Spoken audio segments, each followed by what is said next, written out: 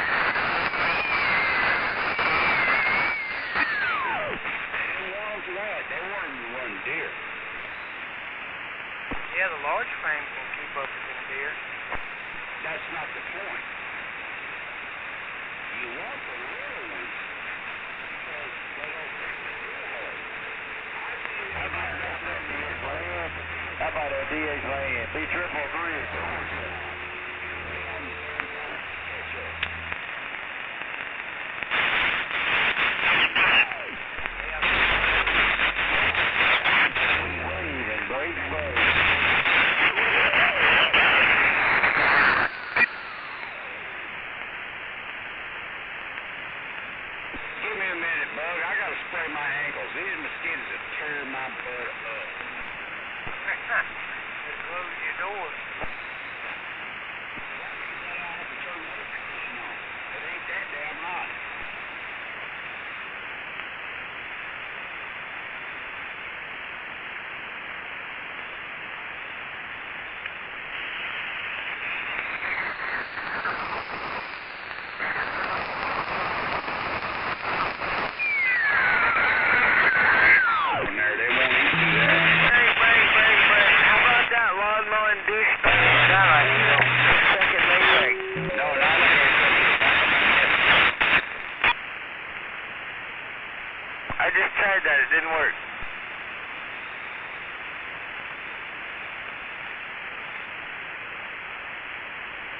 got my pole out. I'm fishing.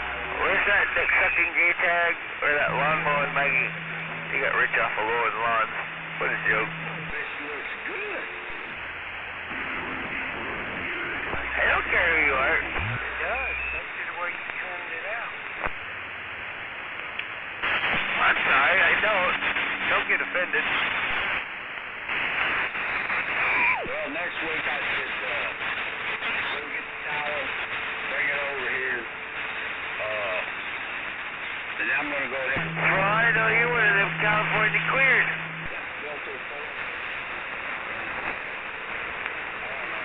I probably won't do it next week, but the week after, I got plans.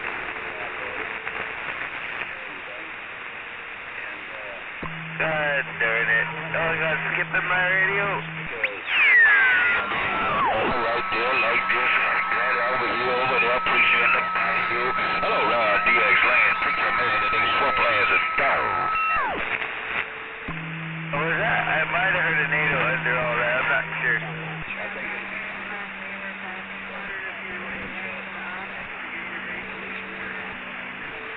No, I had a BLT tonight. I'm at my home biggin.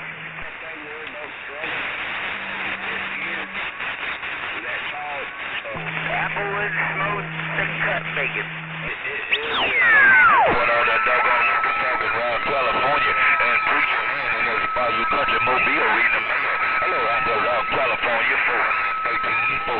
Preacher man, most dangerous preacher in the Bayou Country. Preacher 413. Hey, no.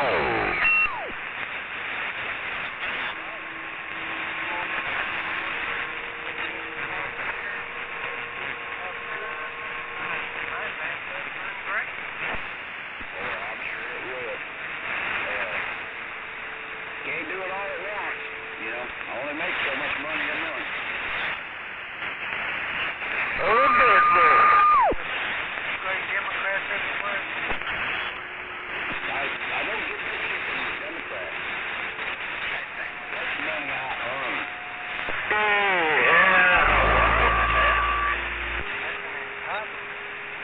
Like all Democrat motherfuckers.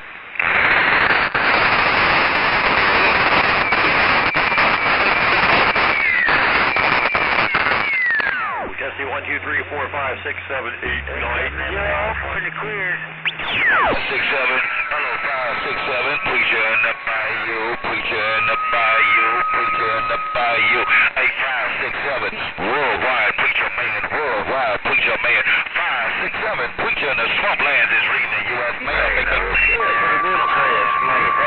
Preacher man, 602 around Seattle. Hello, preacher man. 602 Seattle. I can know we're trying for quick. Because you got a copy on me. 8302 worldwide. 8302 preacher man said, I just want to thank you for letting go yourself again. 5302 preacher man in the Bayou Country in U.S. Seattle, Washington. And I'll see you. Good night. Roger, Mr. Preacher Man, Bayou sounding good around the northwest corner. Oh, Preacher Man around BYU sounding good around the northwest tip. They call me Steve Dave, 602 Seattle. I'm back west. 602, you sound real good across my hood, man. 602, preacher, your baby brother in the Bayou, baby brother in the Bayou. 602, preacher man used to live in Mount Baker, on Mount Baker, overlooking Lake Washington. 602, preacher man, world's most dangerous preacher. Gone. Check. Getting down. Tell me world. Hey, Preacher Man, tell him I'm getting down. Hey, Preacher Man at BYU, tell him 602 is going down. I'm back. Bye.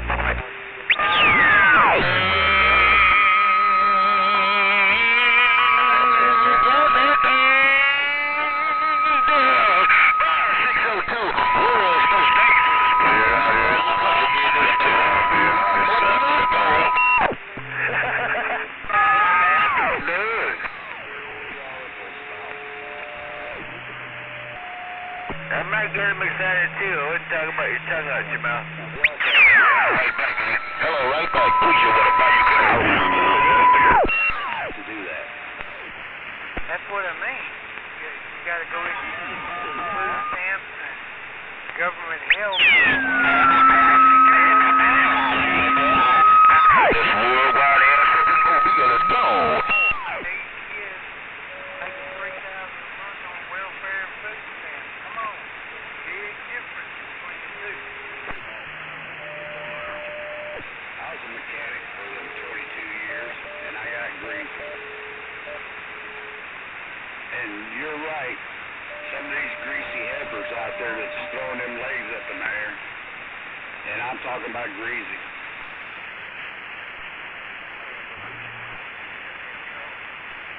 You know, some of them northern judges up there, they're actually ordering them when they have 6, 7 kids, they're ordering the women to get fixed, because some of them just go out there and have kids, and none of these suckers paying child support, but our taxes are paying them. And the part that burns me up, you see some of them kids, they pen, not as big as a house. 18 inches long, and go get her hair done, but her kids ain't got no damn clothes on. That's right. You know, when I had mine, I had freaking 8, 10-year-old blue jeans, work boots with holes in them. They were going to have better than what I had. And you know, what gets me is, think they got a time on it. They don't. Every woman I ever know got the same damn thing on her. Some of them think they made of gold.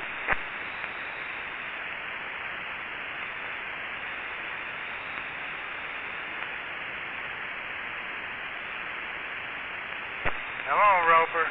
Time to wake up. What up, 900? Not much. I got to leave out here 7:30 in the morning. I got me a different guy to work for now. Who you working for? I got a little house and put a car, power beam and shit underneath there. I'd love up there and do some work.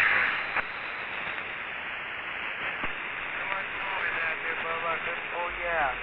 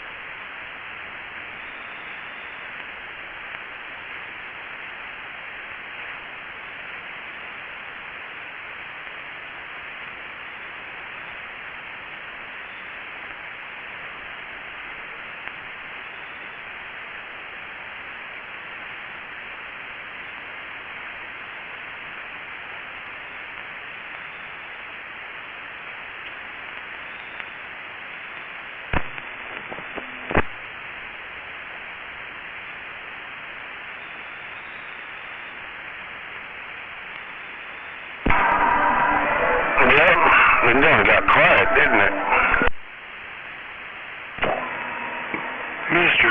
Animal, welcome to your weekend. Gonzo, right back. I tried from the mobile earlier, but man, it was a mess. 10-4 in the mess.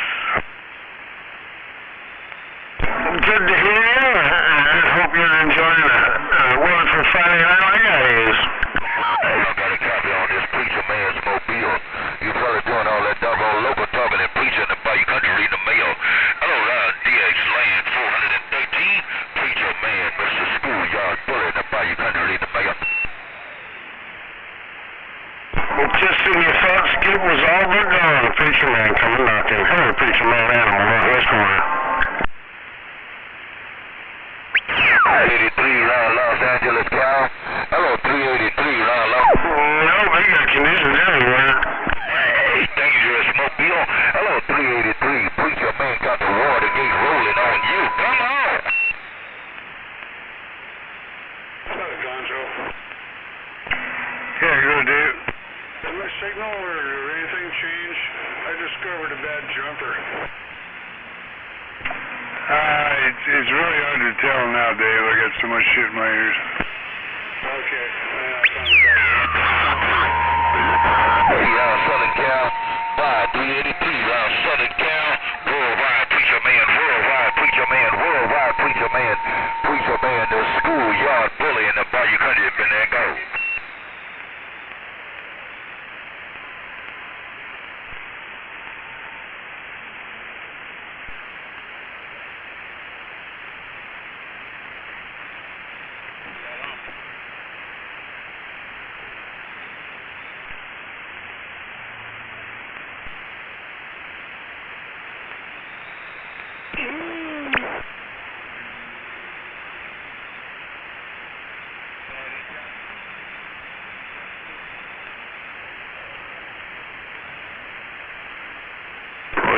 This audio up here around T-Town. Well, that definitely brought you right up in here above the Masquerade in 727. Oh, hello, Animal. Hello, Animal. Hello, Animal. Welcome to the weekend, big brother. Yeah, 10. Yeah, that brought your signal up nice out this way. I'll get something to eat, man. I gotta get something in my belly. I'm freaking hungry. And I need a cola. And we'll see what's going on. Animal, you know it be here around T-Town, MAD. Quick! Good evening, Mr. MAD. Yes, sir, Mr. Gonzo. Guy kept trying to call Animal Gonzo. Oh, Joe, good to hear you out there, man. Hope you're having a good Friday. Welcome to the weekend, Gonzo.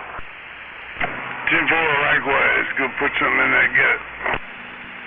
That's just mainly my shit sounding top shelf tonight. Your shit always sounds top shelf. Right back at you. I thought he was talking about me.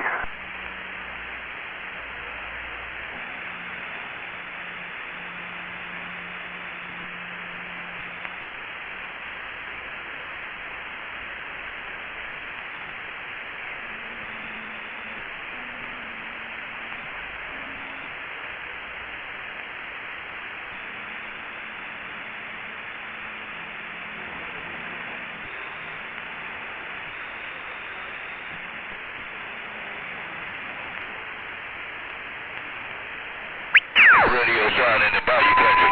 Preacher man, radio sign in the Bayou Country. DX Land, preacher man in the Bayou Country. This mobile, baby. Hey, preacher man, while you working that mobile, you're making a fine trip up here around Washington State. Hey, preacher man in the mobile 727 MAD says howdy doody from the bottom side of Jet City, west side. 943 up here in the northwest corner. Top of the evening to you. You stepped right up. Bayou Country, preacher man in this 2003 Chevrolet Stone.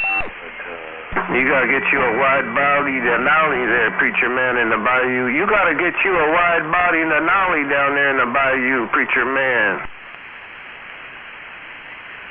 63. There can be only one. Everybody. Preacher man gonna say the Lottie and the Dottie, everybody too.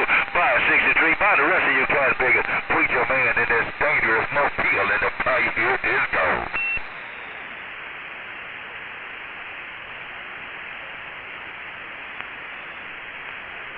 Take a left.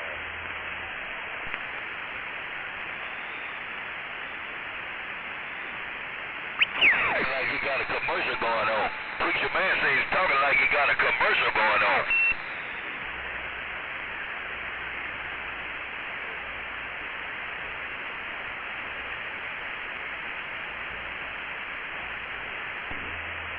Worldwide preacher man getting up.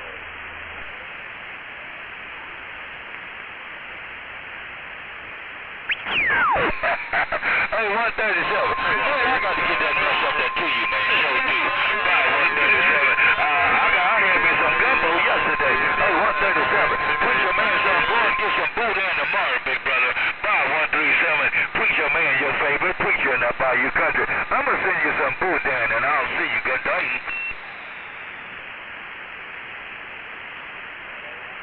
Rocket ship, bye.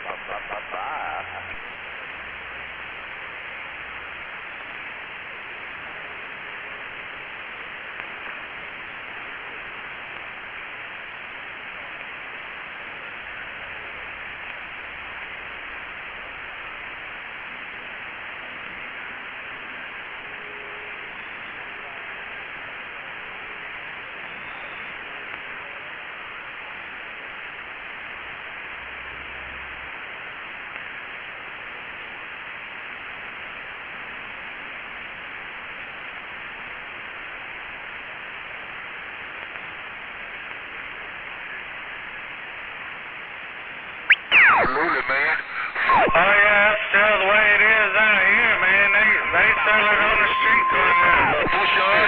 We go down there and get our shrimp, crabs, and all that good stuff. Man, you bringing back too many memories for me, 137. Hey, 137. Preacher man say, look, I grew up downtown in New Orleans.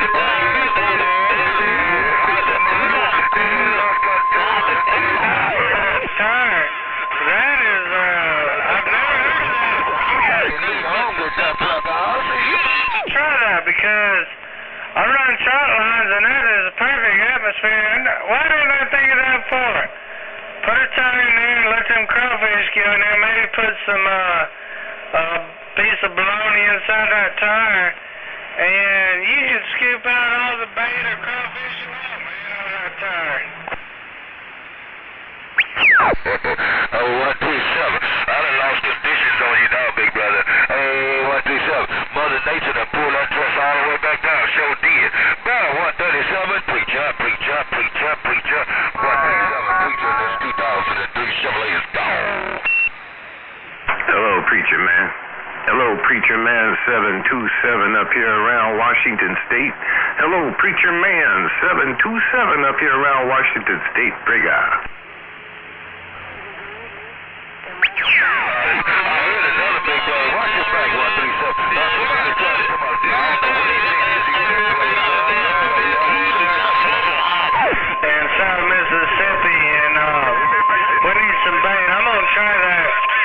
Plenty old truck tires around here on the farm, and I got some old hog legs, hog bones, shit like that, hog hams. Damn, I'm glad I don't have to listen to that every day. Man, I'm glad I don't have to listen to that every day. 727 Northwest Corner. Funny every day. I tell you what, y'all smarter than y'all look out there in California. There's no way 180 here in South Mississippi. We told you, we standing by. Man in this mobile saying bye.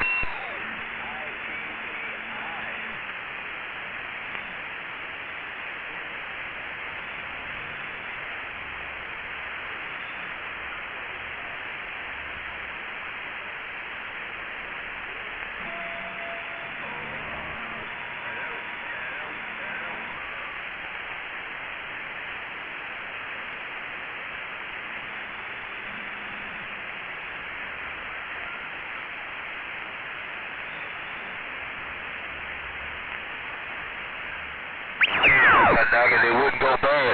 By the time it get to California, it'll just be started. You know they used to do it like that, man. You can't do it like that no more.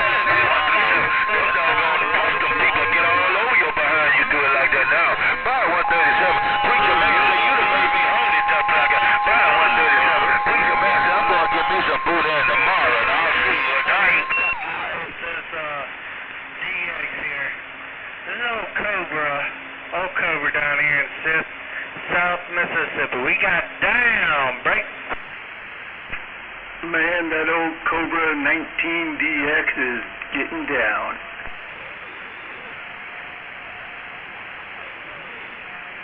If I can make it through the mess before it comes back up home, what's that? Hello, Animal. We hear you out there. Animal, waving a big old hand your way. Don't know nothing about no crawfish. Hey, 137. No crawfish. Hey, 137. Preacher man said we threw the crawfish down in the dirty South in Louisiana. That's all over in Mississippi. All they know how to do is punch sugar cane. They know how to punch sugar cane. Buy 137. Preacher in this mobile said that boy in Mississippi don't know nothing about no crawfish. I'll see you. Good night. West Corner today? No doubt about it. Getting on down.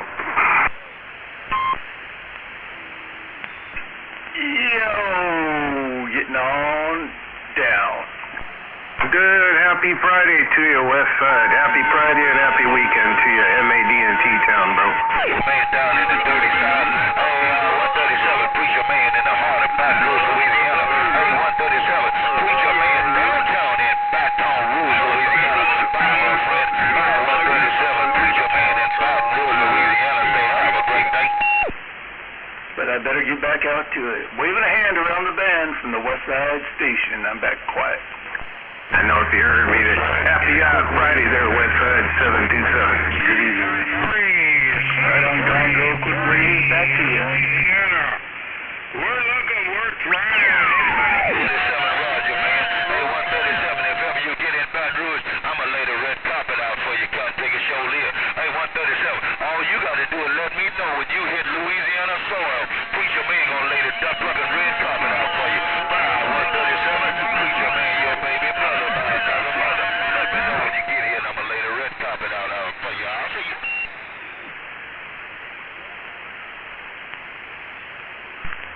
Man, 6 is raging, but where's everybody up here?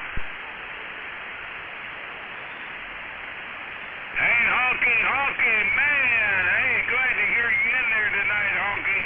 It's always a pleasure. 733 said that in the bayou.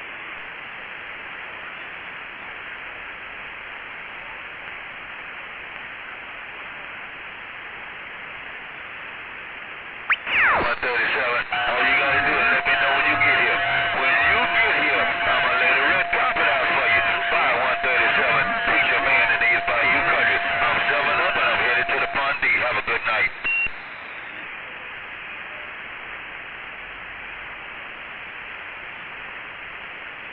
137, I'm from the South, man. I'm from the dirty South. Bye, 137, Preacher man in these bayou country say, I know what all that Cajun and Creole mess is. I'll see you today.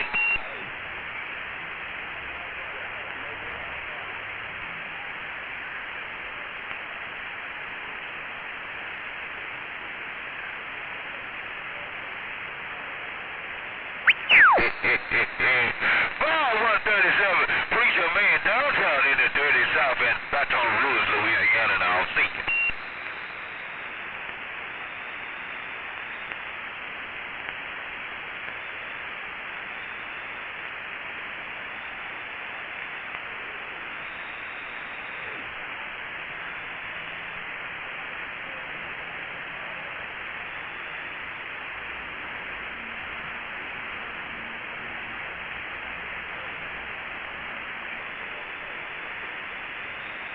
Quack, quack. I got you in there, man. Hey, quack, quack. Now you know Duck Plugger well. I'm going to talk to my radio. Hello, quack, quack. Preacher man in this bayou mobile right back. Come on.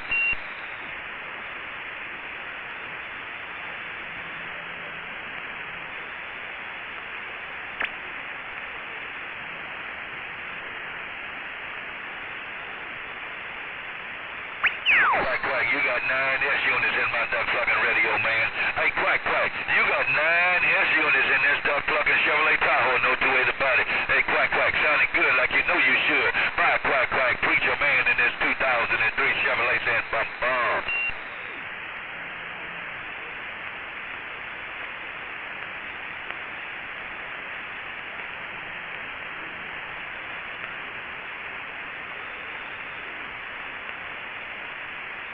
Hey, Quack, before you get out of there, big brother, what kind of numbers I got with this container, man? Hey, Quack, Quack, what kind of numbers this duck plucking radio got in your audio? Hey, Quack, Quack, what kind of audio I got in your radio? Hey, Quack, Quack, what kind of numbers you got on my Richter scale? Break, break, break.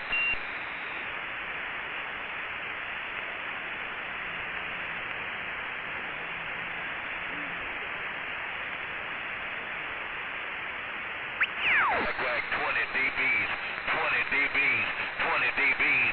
Bye.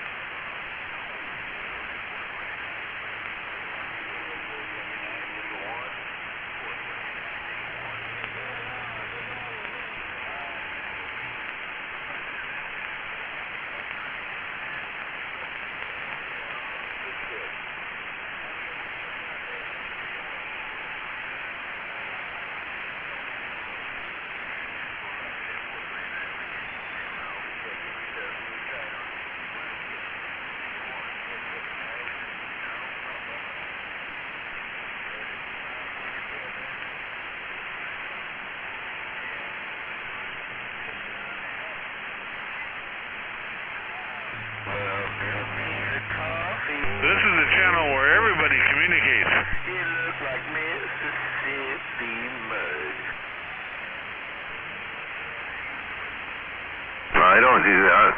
I don't do that at all. Nobody can tell you anything you want to do. Message. This is Potato Head, the most powerful station. Oh, wait a second. I have to put the heat down because Shit for Brains is on the air now. Washington State. And remember, motherfuckers, you think about power? This is not a radio. Stand by. I'm going to switch to a radio that is a real radio.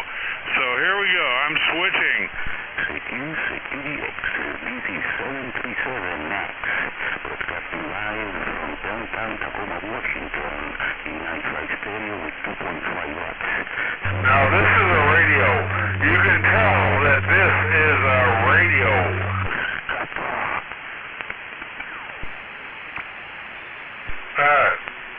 Papa, nobody's listening to you anymore. You're a passe. You know what that means? Probably not.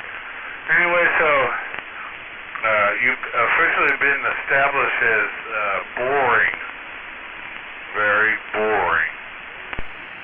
It's Friday night. Do you know where your wiener bender is?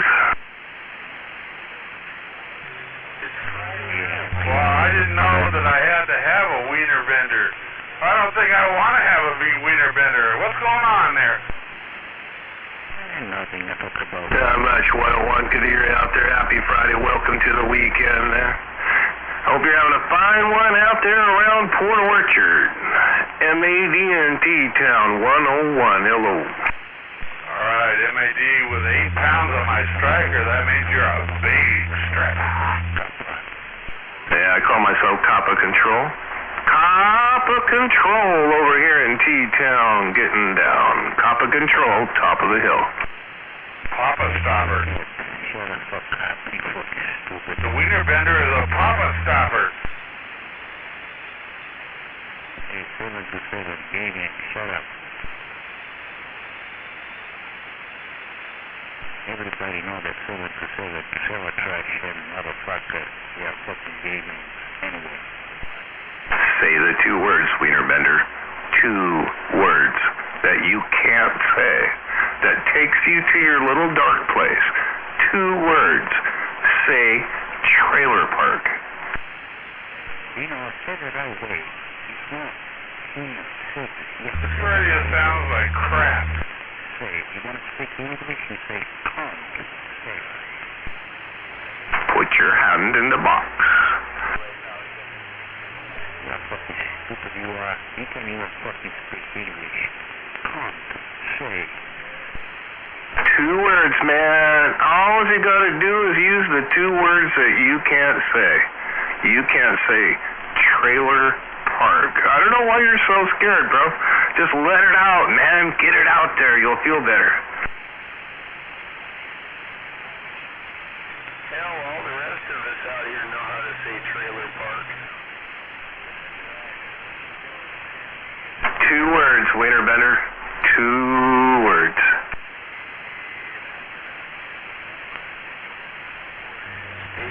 Yes, I am. Trailer park, and you can't do anything about me.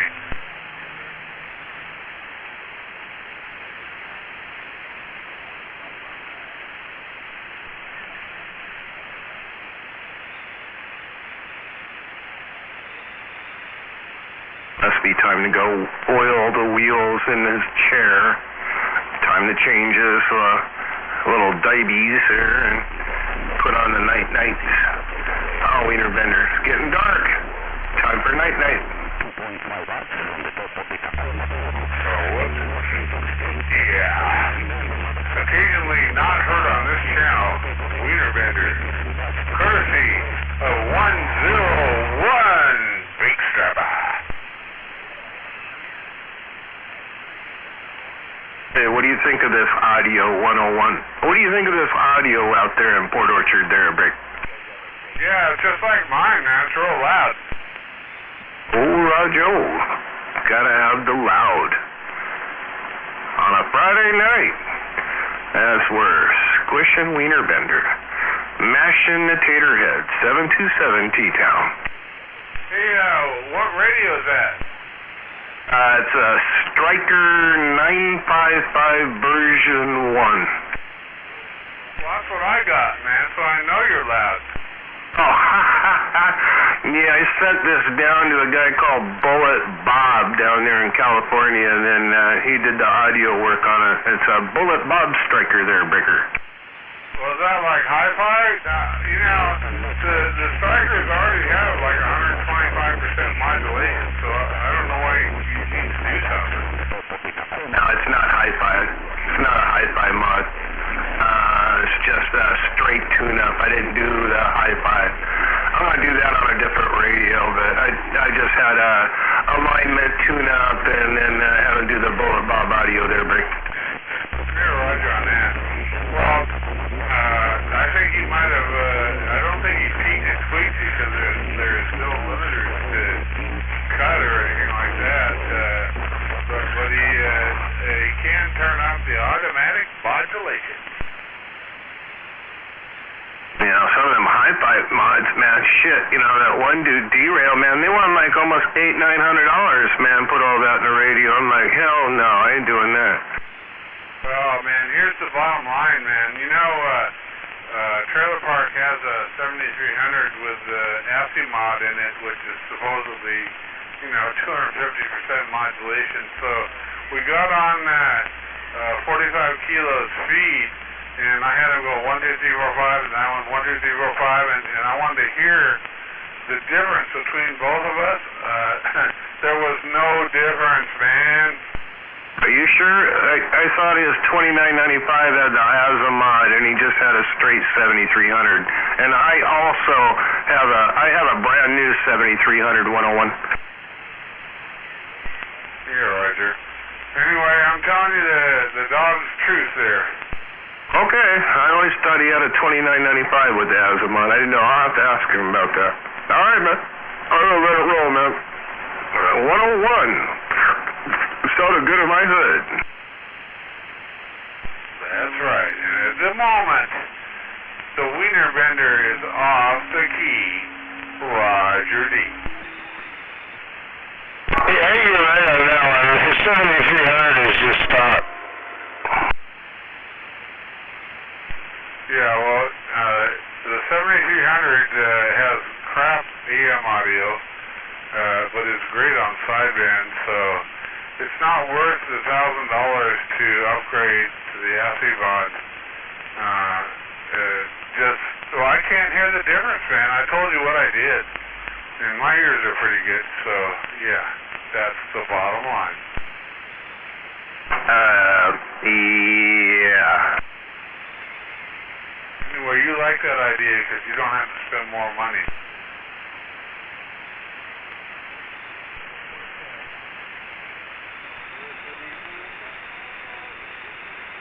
I like Bob's too, because it's not overbearing. He sets them just right, man, because that's letters and wanted to know I was told about Bob.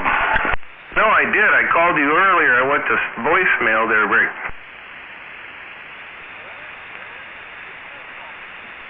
Okay, 10-4. Rojo, Triple M. Good to hear you in T-Town. I'm going to give you a call on the phone. I'm off the mall. Get on out of here.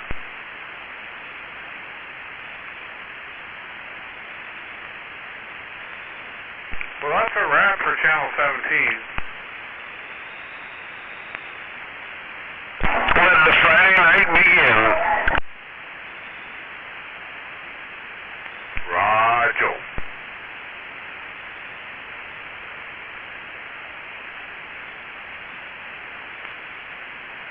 Anyway, I was totally against Wiener Bender, but actually he's good entertainment. For about 5 minutes, and then it's old again. What's happening in 5 minutes? That's about as long as I can handle listening to that clown. Oh, yeah, Roger, same here.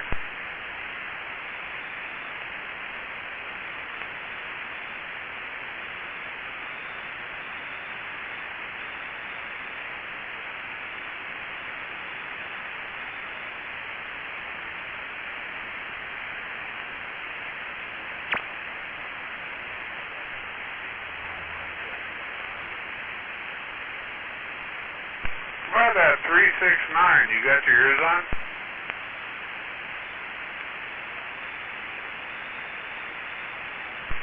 How about that number, 39? You got your ears on?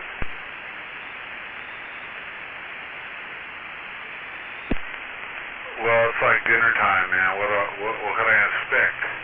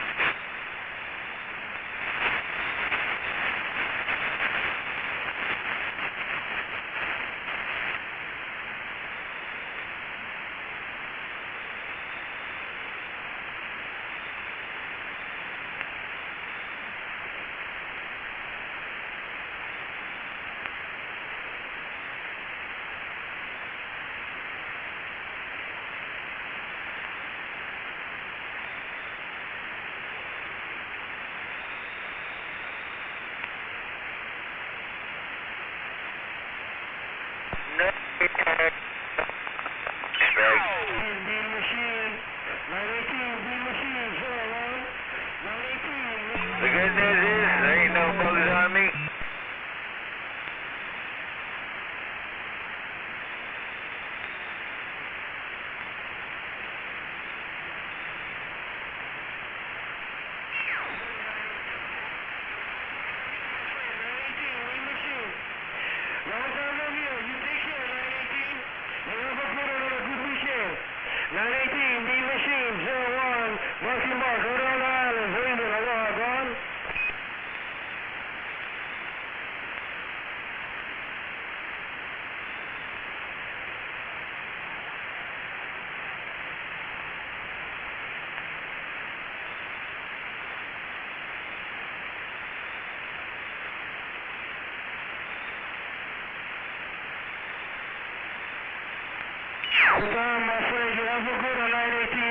machine.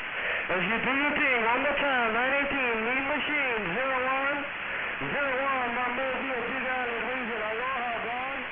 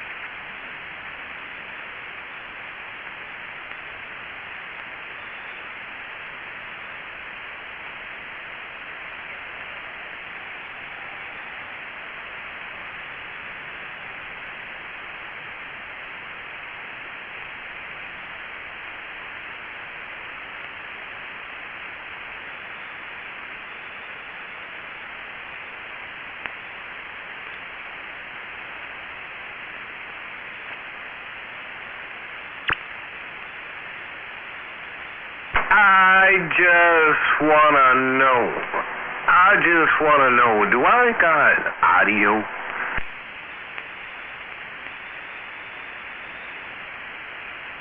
A little bit.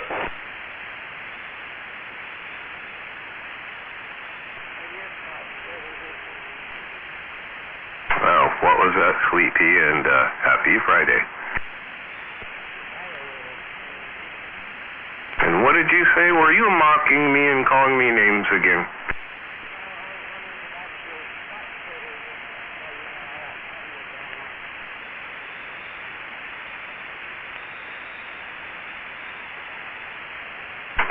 What? Oh, no, just studio microphone and a Striker 955 built by Bullet Bob.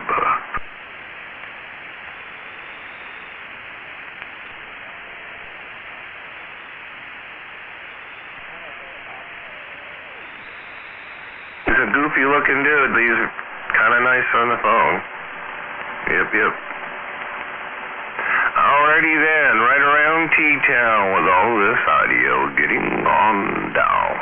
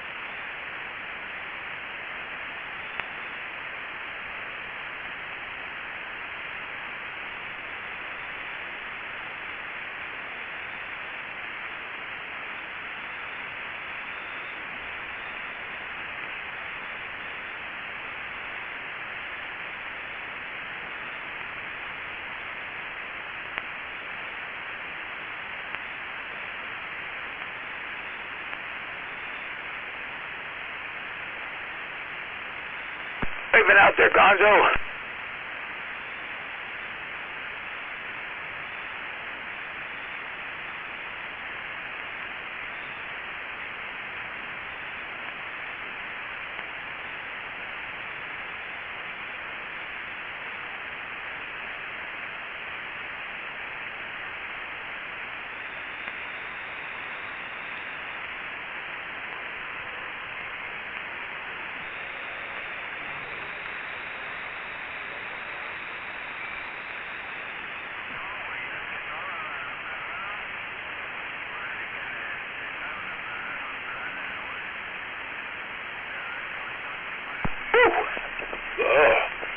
Brain freeze.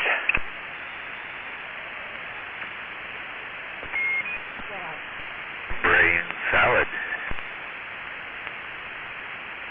Ooh, that ice mocha is just too icy.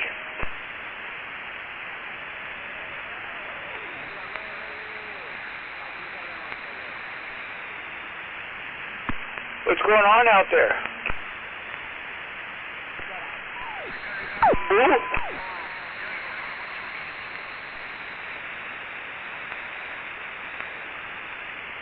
It sounded like you're talking like Speedy Gonzales. You need to slow it down a little bit.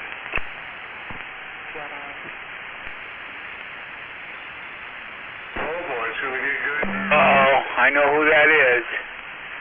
I better tuck my tail under my ass and run like hell.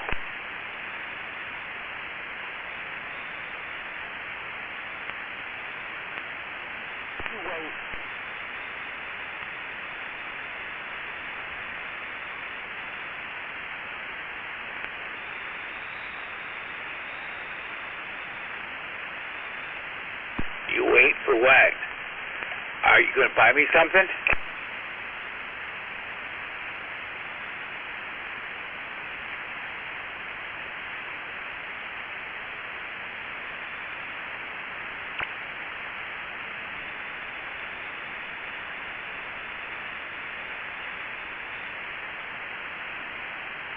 Waving out there, RC. Yeah, waving a hand. 4 fingers and 1 thumb.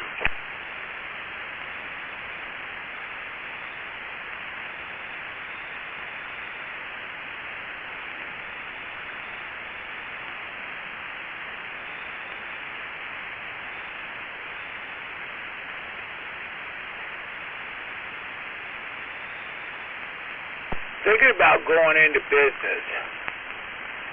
It's either going to be I'm going to sell toothpicks or I'm going to sell Q-tips. Which one do you guys think I'll make more money at?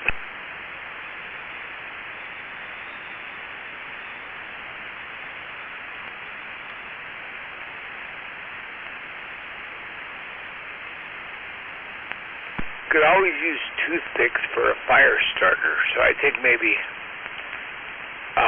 I'll go with toothpicks. I think you should sell meagers. Meagers. That way you could tell everybody that you earn a meager living. Meters? Are you talking about centimeters? A meager. You should sell those little meagers. Haven't you ever seen a meager? Guess I have, partner. You could tell everybody, yeah, I earn a meager living.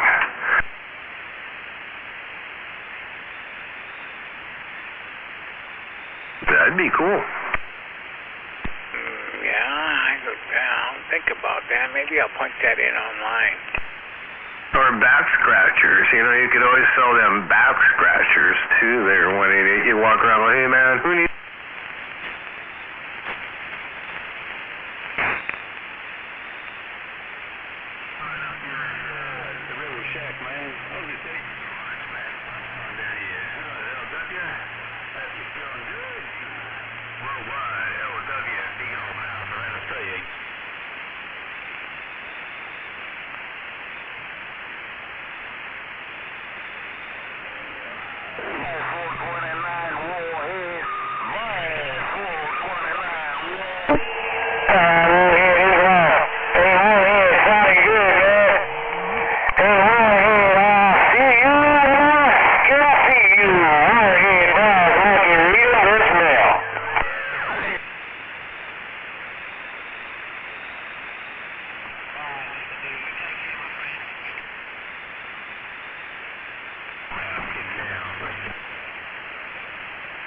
some clam chowder?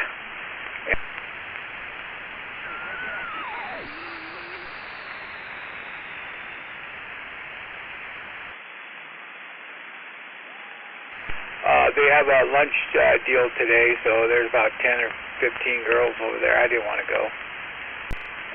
You know, sometimes the husbands come and sometimes they don't. Oh, so you're gonna have like Sour Patch over later?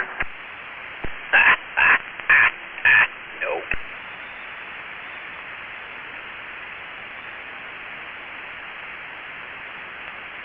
But I would if I felt suicidal.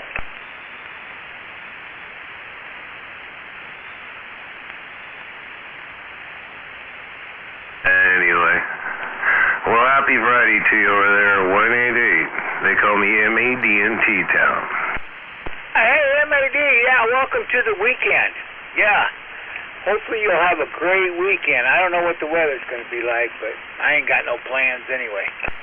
Dude, it's freaking cold out there, man. I don't want to fight on that at all. God damn. But, yeah, anyway, take care out there, 188, and, Sour Patch, I think she wants to come over and, like, tell you a nighttime story there, Brayton. She's used to the boys. She doesn't want a man. But, yeah, I finished up that plane, and, yesterday, right after that big wind spell, I was halfway putting that thing up, and it started getting, it was so windy, it was pushing that aluminum ladder down. I hung it up on the 16-foot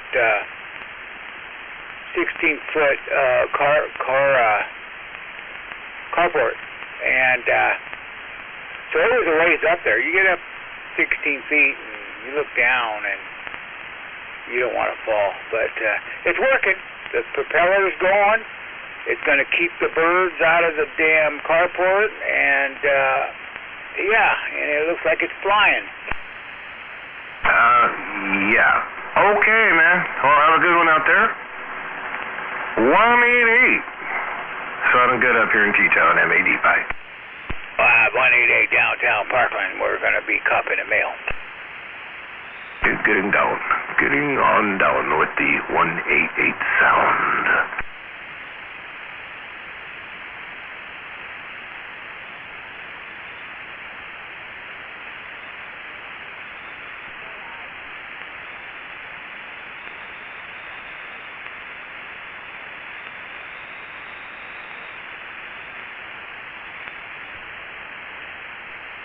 Stalkers out there. And walking on eggshells.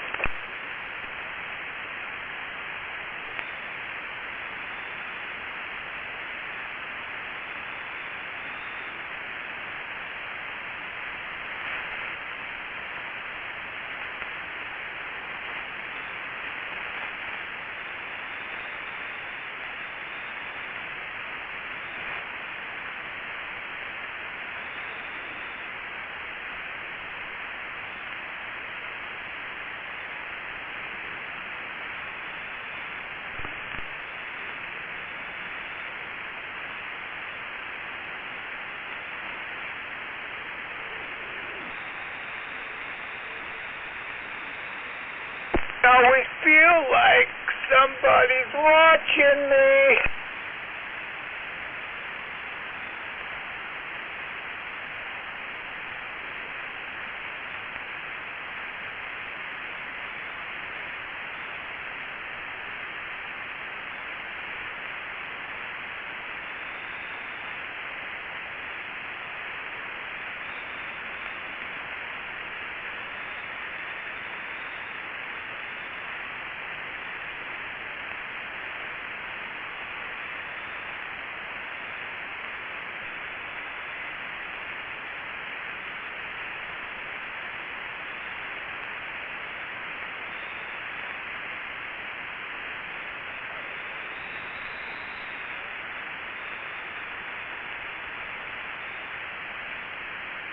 See if that works out there. 1, 2, 3, 4, 5 MAD.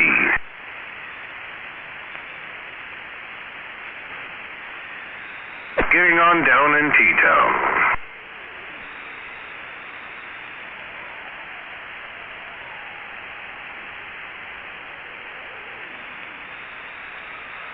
And what does that do? 1, 2, 3, 4, 5?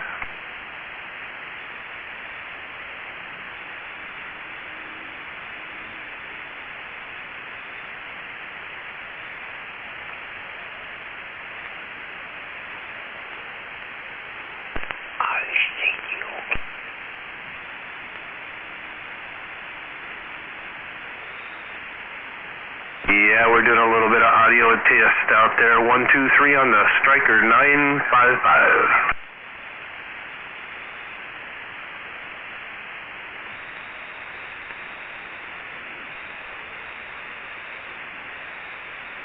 Elmo's got my Striker out today, but I didn't.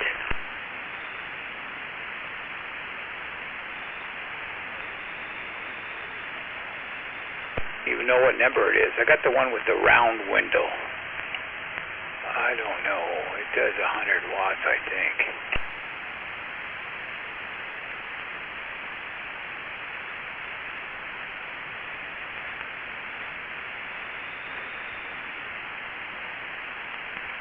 Oh, this is just a 955 I picked up about a month ago. I saw that online. What does that 955 do? Does it do 50?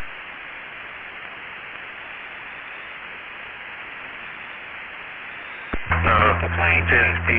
What? Double with you. Is it just a plain Jane or what?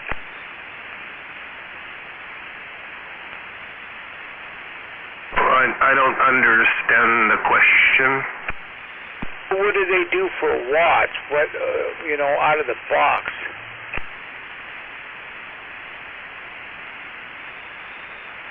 Well, out of the box, probably 50, 60 watts. I think after Bullet Bob this, it does like 100. Oh, that's pretty good then, yeah. I don't know what this one does. It was peaked and tweaked before I got it. Put it on the meter one time, but it's been so long ago I can't remember what it's doing. I don't even think it's doing 100. I think it might be doing 75 or something. But yeah, that's pretty good.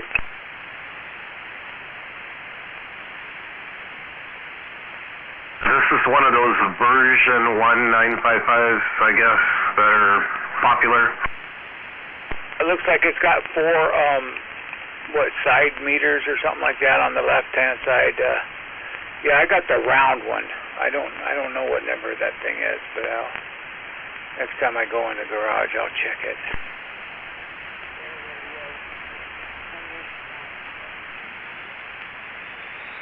Got a square radio and it has 100 of watts in it. All right. Watts. Oh. It does about 100 PEP or so.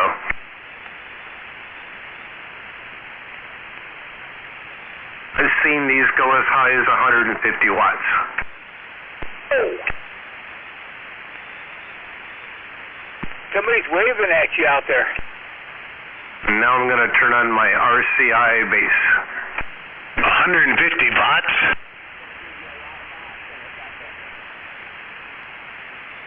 Yeah, they're watts. Hello, smuggler.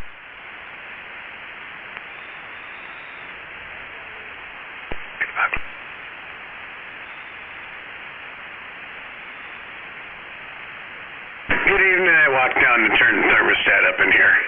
Good evening. Evening time. Happy Friday. Yeah, happy Friday there. I gotta get a cold one.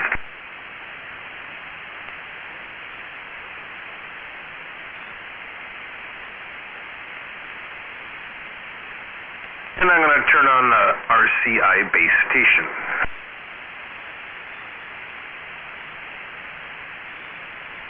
Well, I'm gonna open up this bottle of Uncle Nearest.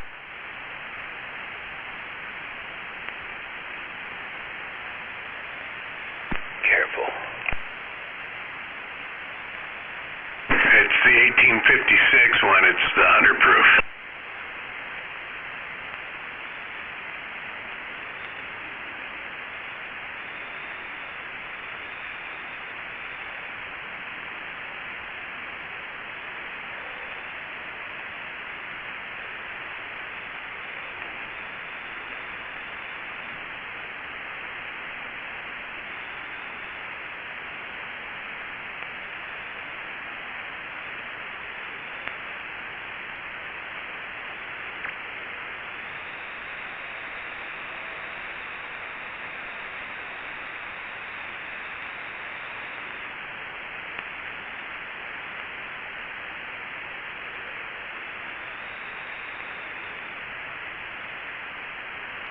waving out there, Gray Ghost, if you're out there sandbagging.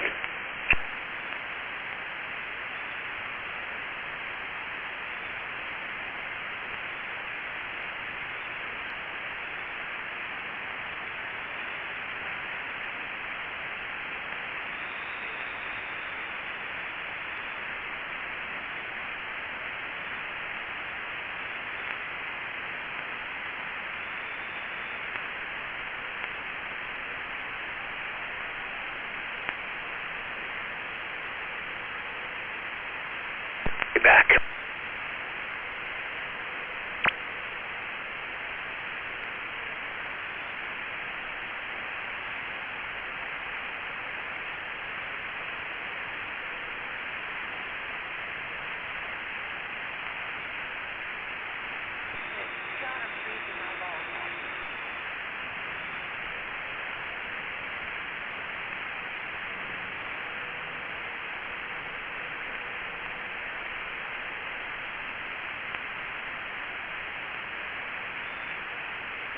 Do it.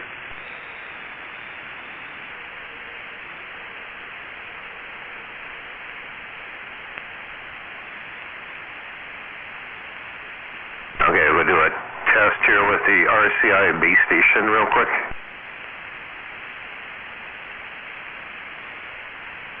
Oh, that's got a lot more bass. Wow.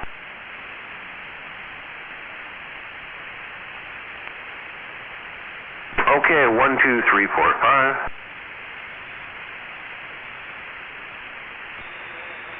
And we're out of here. Where are you going?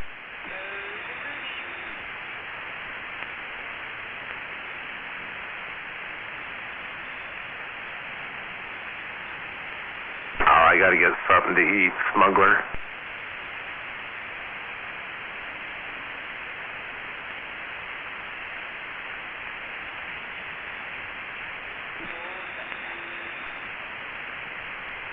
I've been saying it for an hour, I just haven't left yet.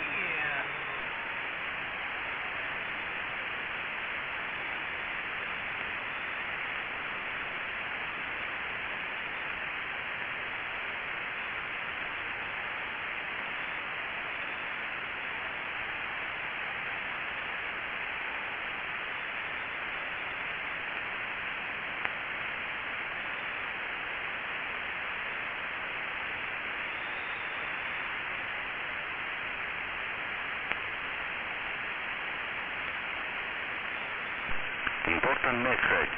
This is Potato Head, the most powerful station in the world, broadcasting live with 2.5 watts from the top of the Tacoma Dome in Washington State. And remember, motherfuckers, if you think about power, think about Potato Head, the bigger and best in the Northwest. South end of Black Lake.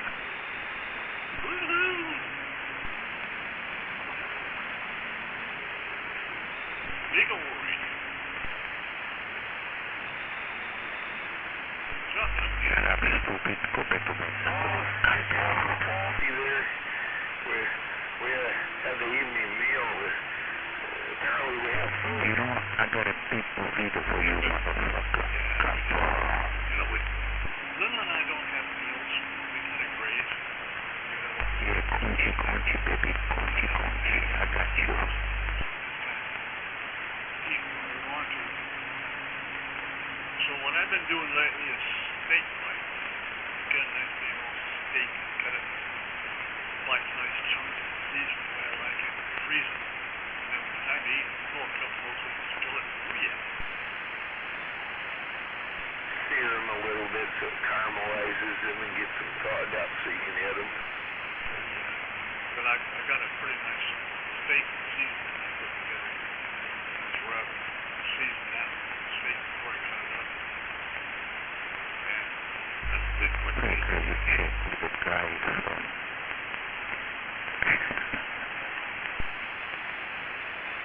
How much fun not do that one? Well, let's do that again. What about this? Great, can you check from the guy with the big huge hot dog? 8 inch long. With a 2.5 watts. Oh yeah. Yeah, my brother. Oh shit, oh bring it on. That's rich. Yeah, I know you like it.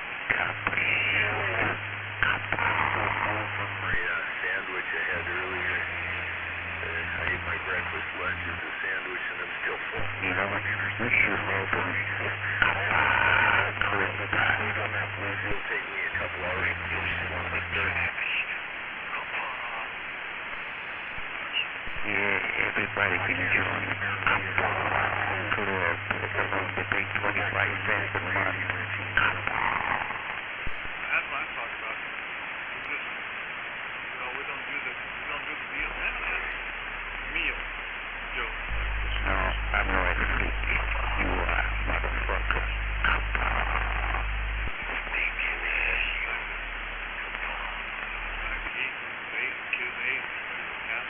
Everybody like Potato Head. I don't remember if it was Benjamin Franklin or one of them guys way back there that said, yeah, people that have 3 square meals a day tend to be a little round. Yeah, around the table. No, that's one of those hysterical reference points, you know.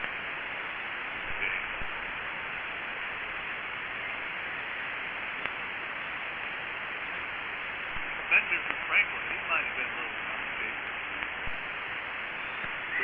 I think he was eating 3 squares a day there.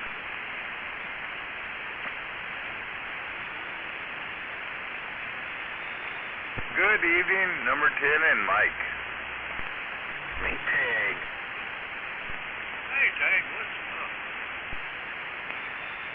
I'm gonna have to go turn my TV antenna. I'm losing channels. Go point that thing this way. I remember building a balance, this tunable balance, and hooking my CB up to one of those TV beam antennas. It worked fairly good for not extended distance. I had to build a match for it, a transformer match, get it so I could tune it, because those things are 300 ohms. It didn't like that CB radio. I had to get the wave ratio down. But I remember using one of those that way. You know, I had a funny thought one time. Remember those big old 9-foot dish satellite antennas? I thought about putting one of those things straight on the ground, horizontal, and putting a CB antenna right in the middle of it, 102-inch width. get it high enough or low enough or whatever, you can get a halfway decent pattern. And just put that dish flat so the surface of the dish was perpendicular. Put that big old 102-inch whip right in the middle of the thing. See what would happen with a tube first. Yeah, you turn that dish so that it's kind of laying on your roof there, but the bulgy side's up and the rim side's down, and you put that 102 right in the center, and you got yourself boilie ground plate. Big old 9-foot.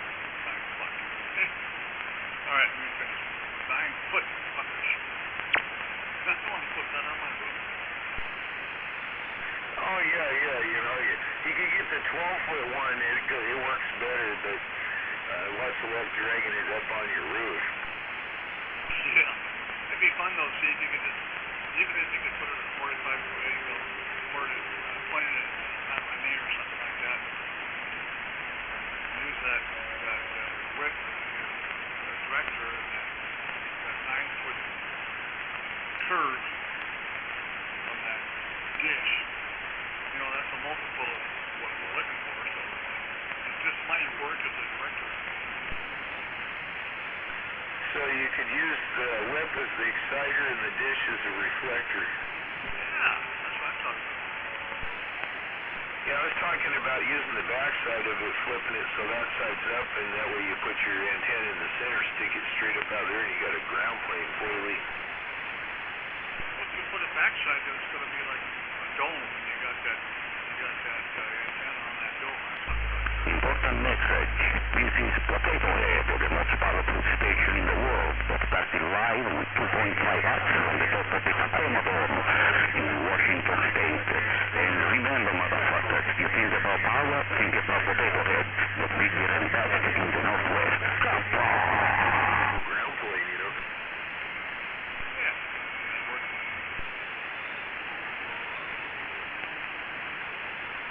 I was just trying to imagine, I'll go for the 28-foot dish. I'll drag it up on sections on my roof. I'll get some brackets over there, and I'll put it so it's down, so it's domed up, and get that 102 in the center of that. Well, I'll have a ground plane. Antenna wars. I think Dave keyed in there, but it sounded kind of crunchy. Is that you, Dave? Is this me? Oh, okay. Was that Dave? Dave must be there because Dave's not here. It's me, Dave. I got the stuff. I'm eating some butt. Come on, open up. I think the cops followed me. Boom, boom, boom. Who is it? It's me, Dave. Dave's not here, man.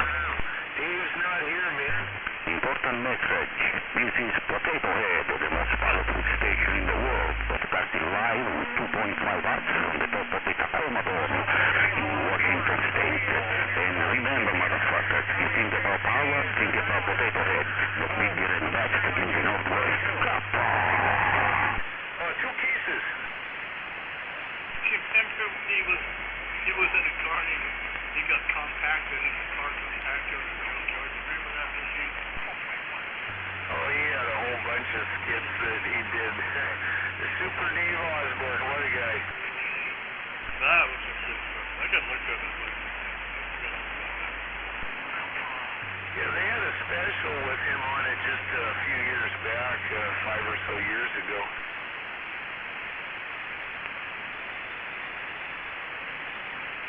Well, I'd invite you to the conference. We're gonna use, something like that.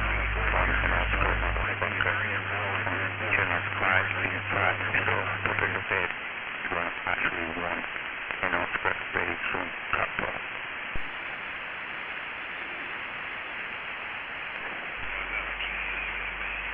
I like the comedy of years gone by. Nobody's cussing and swearing. Like, you know that. Yes, they got the Oscar here awarded to Potato Head. The sponsor will be Costco. Costco, because Costco is actually one of the Gracias, ahora potato out there.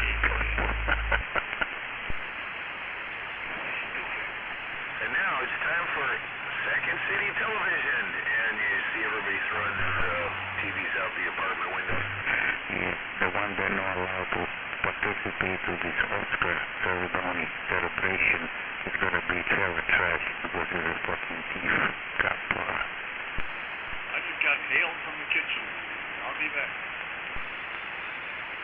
All right. I didn't know he was doing that kind of party. You're going to be Bach. I'll be Beethoven. I'll be waiting. All the rest out there, you know, would be welcome to come and celebrate my Oscar celebration.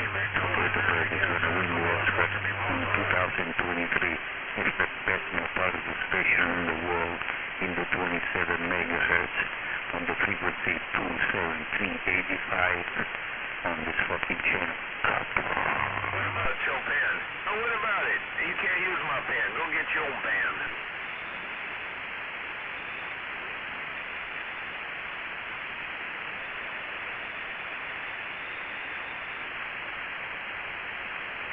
Beginning to wonder if we're dealing with a human here.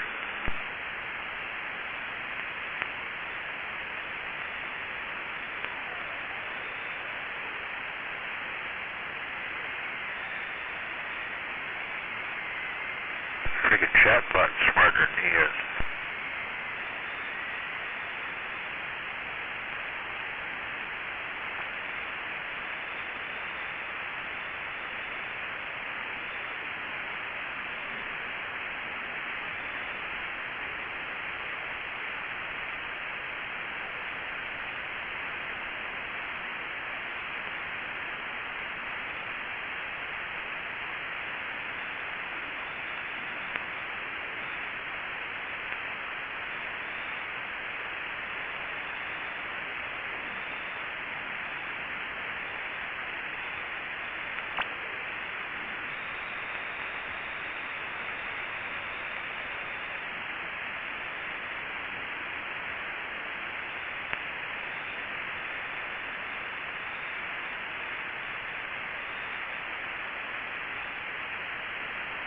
So is that number 10 down at the swamp that was talking about Uncle Nearest, or is that Zodi?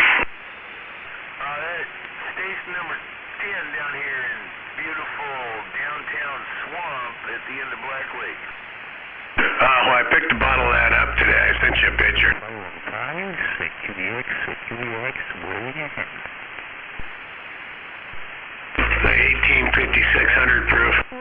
UX, this is 515 Tacoma, Washington State, waving a hand. And 515, this is 516, 555 in Bogota, Colombia. You are 515, crystal clear, 515 in Bogota, Colombia, South America, Kappa.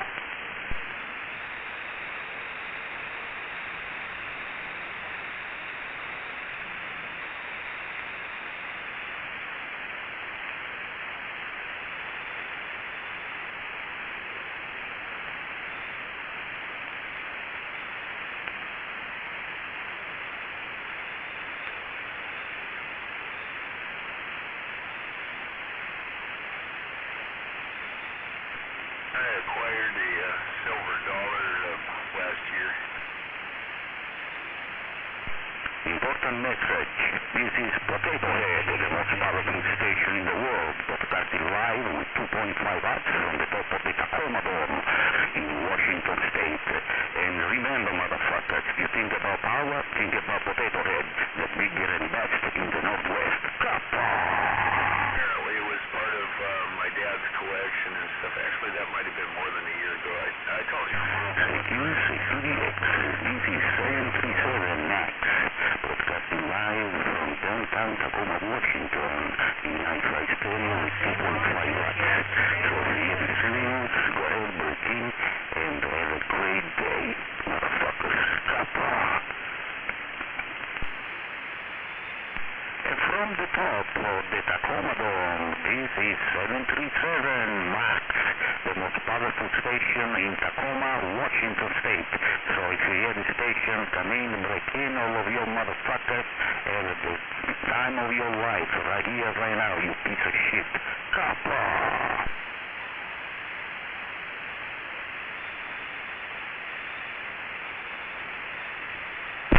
Wow, is that who I think it is out there? I think your signal's getting weaker.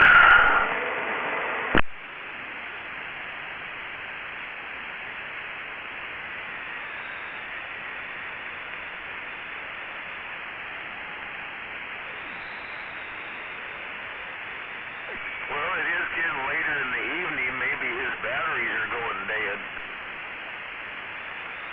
That's a good possibility. Hello! Number 10, that's small. Hello, right back.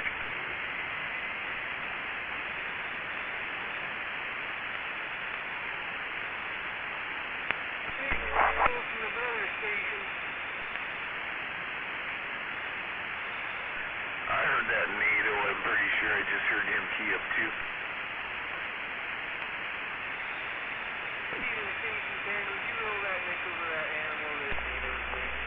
Hey, how about it?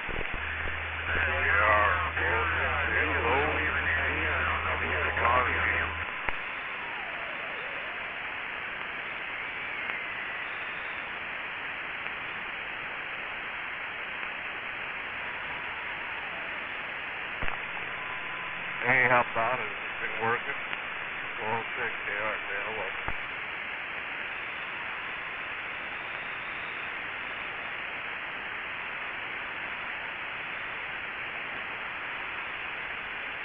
Pretty quiet for a Friday night.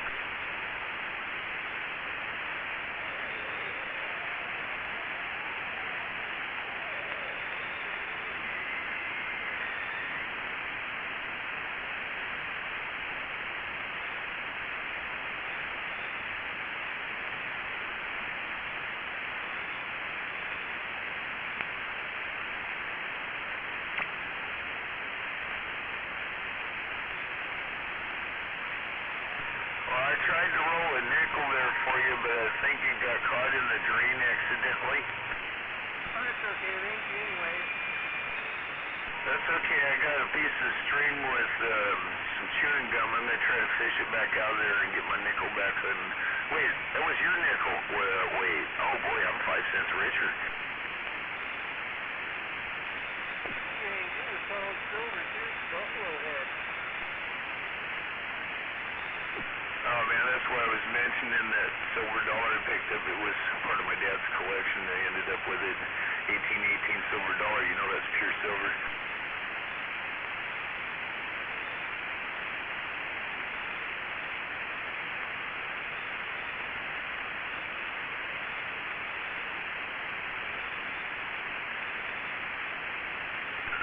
However, it's probably not spendable as currency because my dad took the time to get some silver solder and convert it into a money clip. It's pretty cool looking.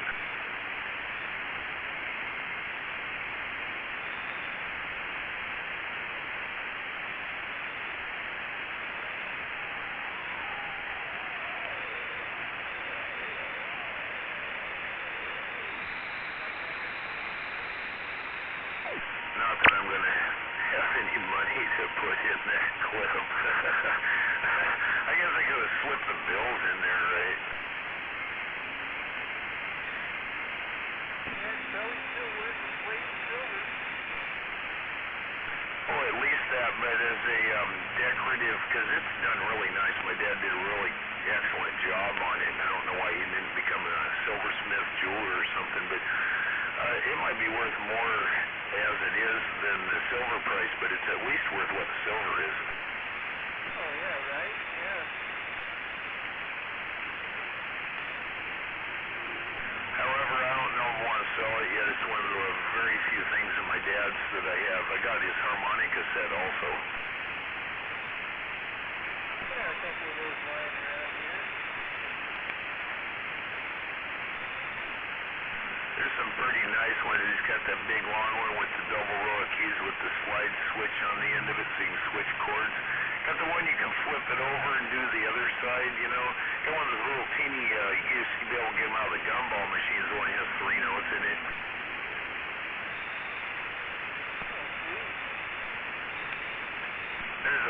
Yeah, there's ones in there.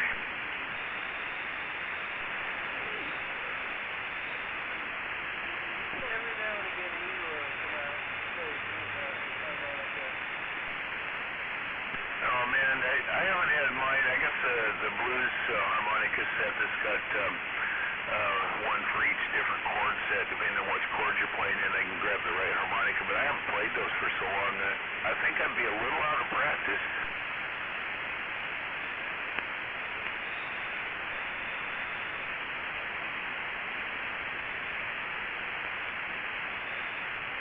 I saw one for sale, and the guy wanted like $280 for it. And it had like, you could flip it over and play in 4 different directions, and it had slides on it.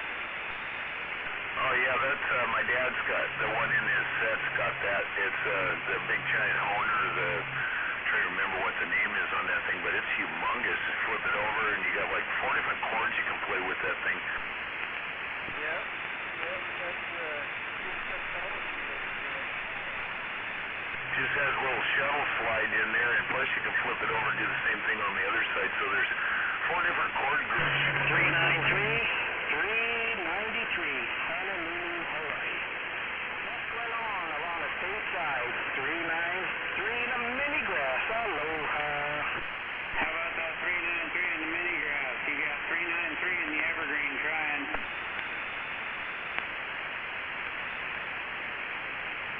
Hello, man. Hello there on the state side. I'm just out here in a little Pacific Blue, man. I'm just living in this little island in this big rich town.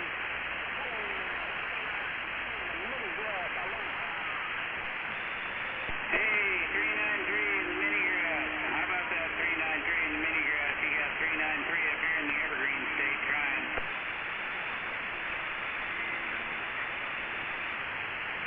Shaka, Shaka, Shaka, aloha. 393, cruising on the Pacific mini grass, Honolulu, Hawaii. Aloha. You're going to have to keep trying. Got that mini grass in the band now.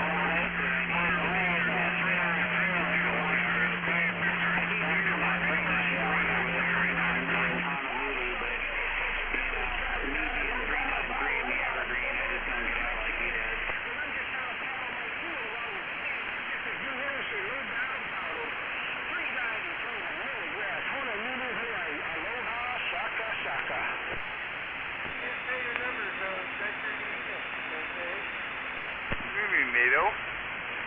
Good evening, NATO.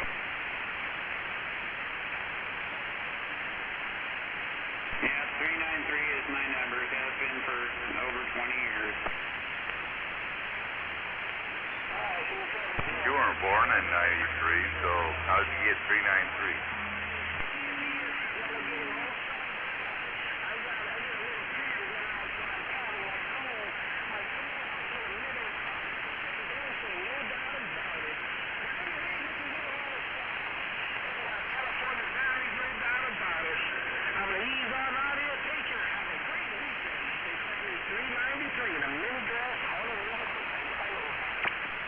Hello, 393. Hello, 393. Can you say 727 over here in Seattle? Yeah, I'm not going to hike over to my other antenna, so, yeah. It is what it is. I gave it a go. No mini grass. Can't get to the mini grass. 727. Back out. I'm just rowing my canoe out here on the Pacific Blue, no doubt about it. 429, Honolulu, Hawaii, aloha. Hey, 393, that's 727 out here in Washington State. 393, 727, Washington State. Hello. Oh, boy.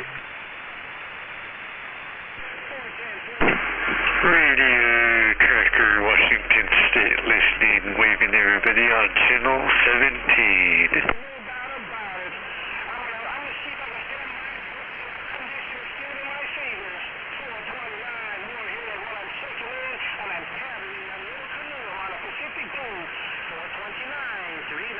Aloha, have a good weekend. excited. I wonder if he's walking around with chubbed up.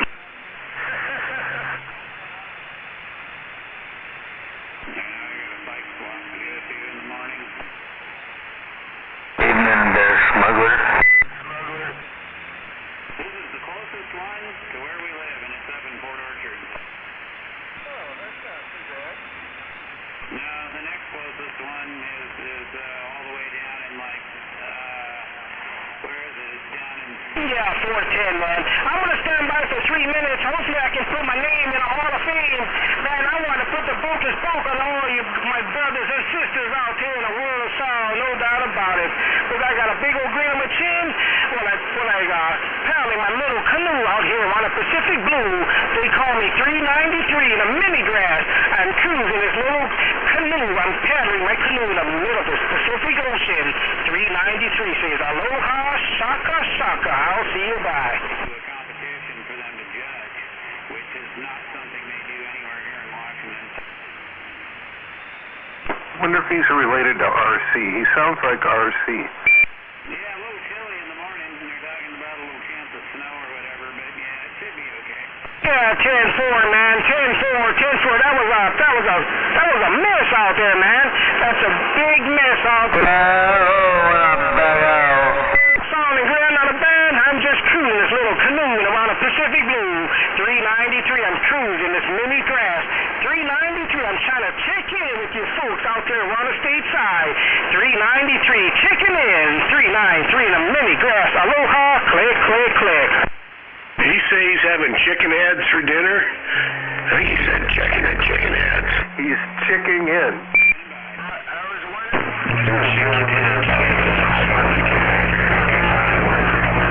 Like that, I gotta get back like a heart attack. Hello, my friend out there on the dock of the bay. Hello, 510-393. I'm paddling this little canoe on a Pacific Blue. 510-393 in the mini grass. I'm trying to check in. Aloha. Click, click, click.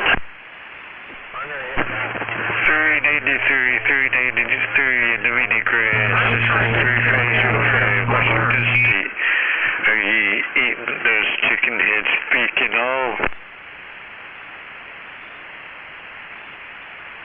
410-510-410-393 Honolulu, Hawaii. 510-393. I'm just trying to do the check-ins with you folks, man. Yeah, 510-393 the mini grass. 393 working this little canoe in the Pacific Ocean. 393 aloha. Click, click, click. I think he maybe had a little bit too much of that Kona blend coffee there. Right. On the Cisco Bay also. 393 the mini grass. Honolulu, Hawaii. You're trying to get it on that Bay Area chicken, huh? Is it nose pickers chicken? Yep. Wait in there, sir. Checking me in. I'm doing a hula hula, I'm doing a hokey pokey, and I'm shaking it all around. Thank you, my friend. 393 in the middle of this Pacific Ocean. 393 mini grass aloha. How about it, 393 Western Washington trying. Base of Mount Rainier. Roller set it, and we're back listening. Yes, smuggler just calling chicken head 393.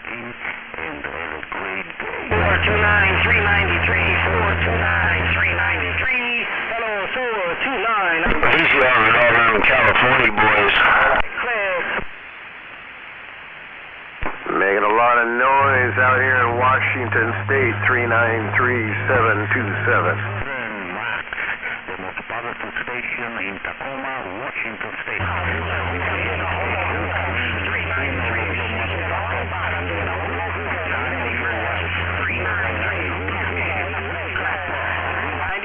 aloha. Aloha. Click, click, click.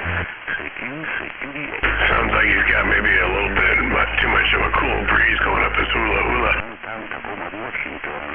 One time, 393, one time, 393 aloha. And have a great day, motherfuckers.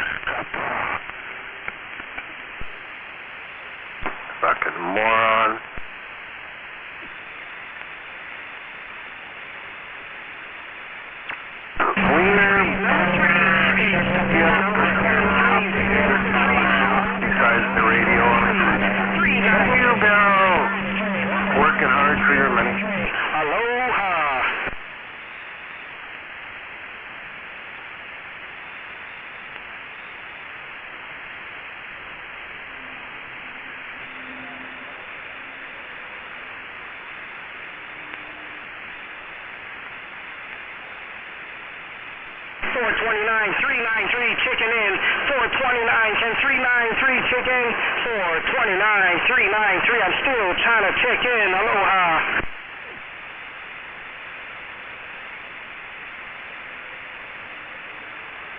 Aloha, hey, thanks 429.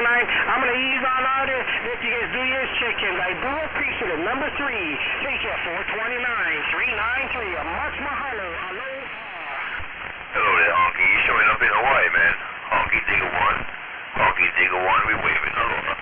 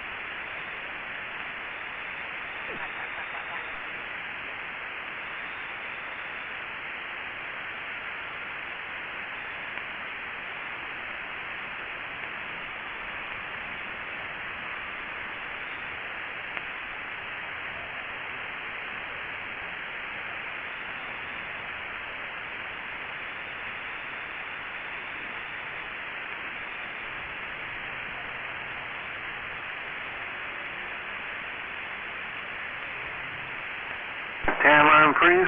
It's frickin' cold over here around T-Town.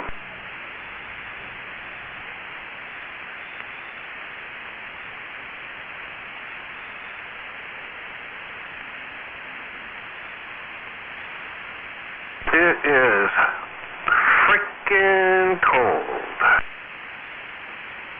It's all due to climate change and Al Gore taking private jets to Glasgow.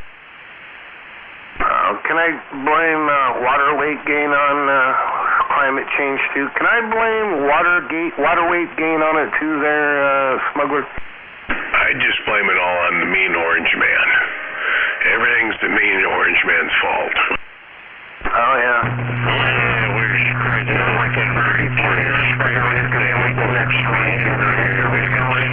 Hey.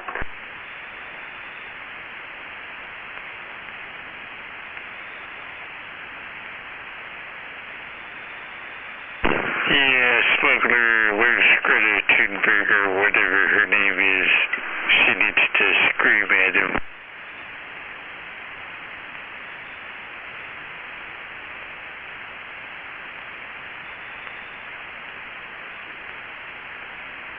I didn't catch that radio tracker. It's my turn to throw darts. Yeah, I was just saying, where's Greta Thunberg or whatever her name is to scream at him?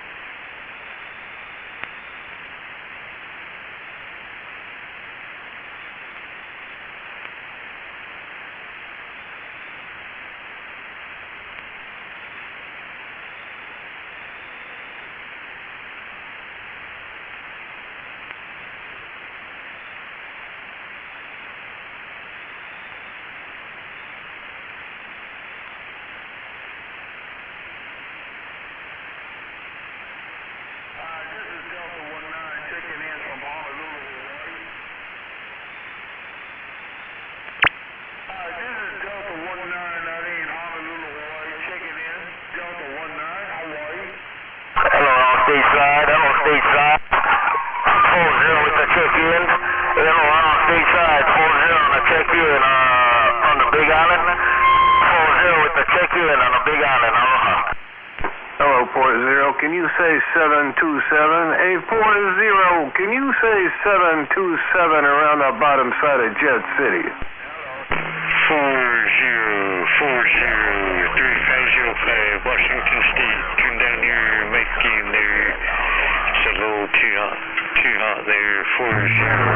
Washington State. 40 right around Washington State, 727. Yeah, hello around Washington State. Hello 727.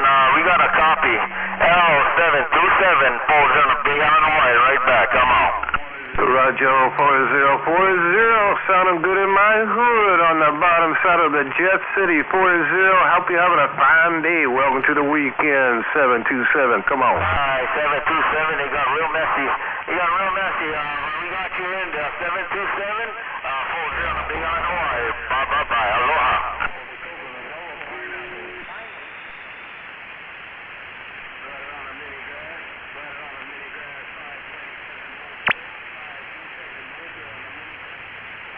The new and improved MAD base station.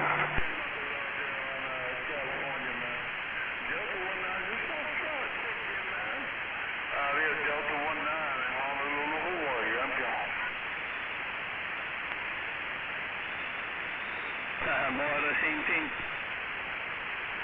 Yep.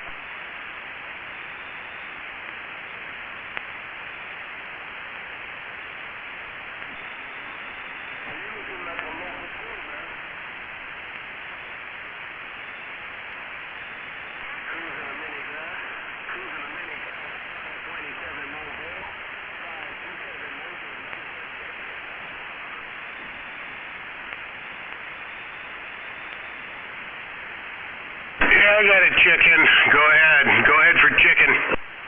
Well, it depends what it is, man. You ever had any of that jerk chicken there, Smuggler? That jerk chicken's kind of good. I'm trying to put a Beaver spin on there and trying to figure out why you're asking me if I jerk my chicken. Hello 777, Coconut Radio, Minigrass. Holy crap, Hawaii just took Smuggler out. Hello, Coconut. Hello, Coconut, MAD. Hello, Coconut, MAD in Seattle. Coconut, MAD 727.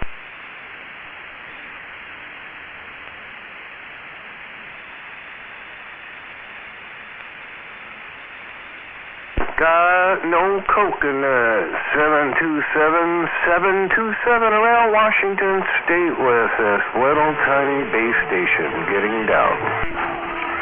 Minigrass, hello 559, Coconut Radio, Minigrass with the check-in. Aloha.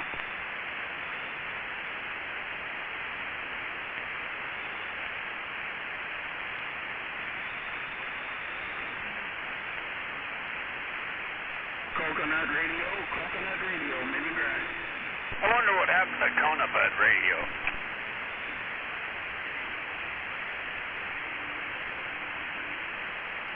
Aloha, thank you. Smuggler, did you get that text?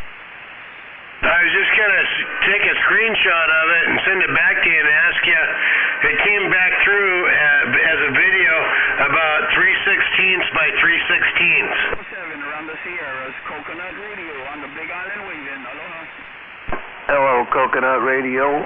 Hello, Coconut Radio 727, 727 around Seattle. Coconut Radio, hello.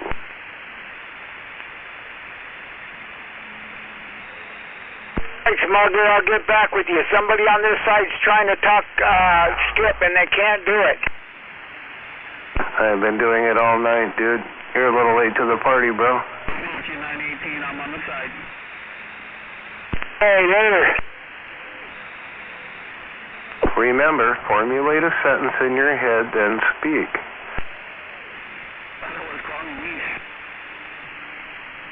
Hey, Coconut, can you say 727 over here in Seattle? Coconut, can you say 727 Seattle break?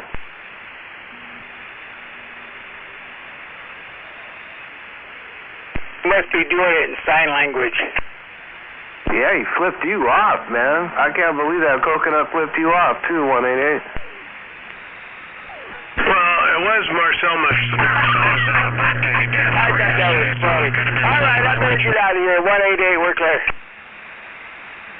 Hey, how many more than 142s you got in that box? 4 of them. I got 4 of those 142s, but they're not all that great. I mean, some of them are okay. Some of them are fair and some of them are junk. Yeah, I'll pass. Roger. All right, little coconut. My little coconut, 188. Bye-bye.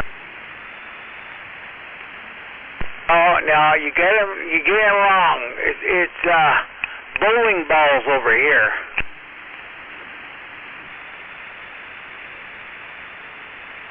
Wiener Bender, you have a breaker.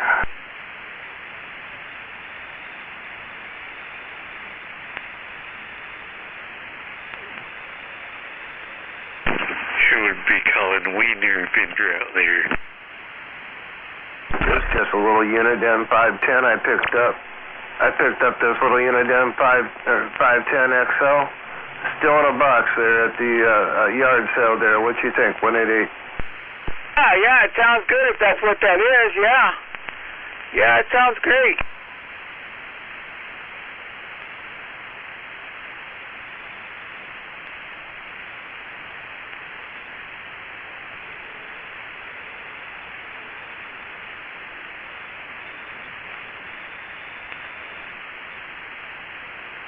Sweet Pea doing? Is she out there sandbagging? I think you're going to have to Jedi about that. It wasn't my night to watch her, bro.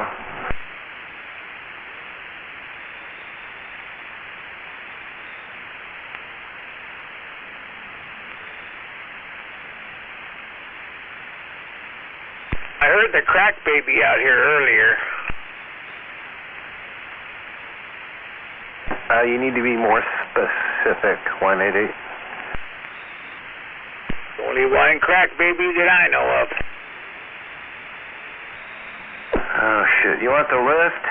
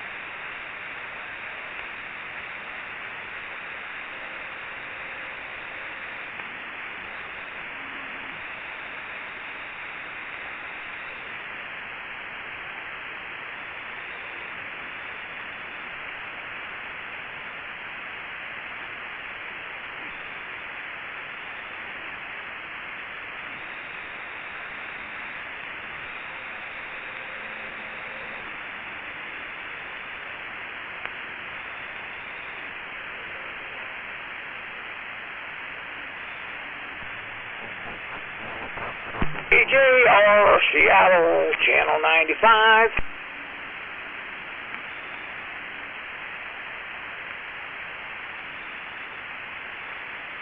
Pretty good. Pretty good.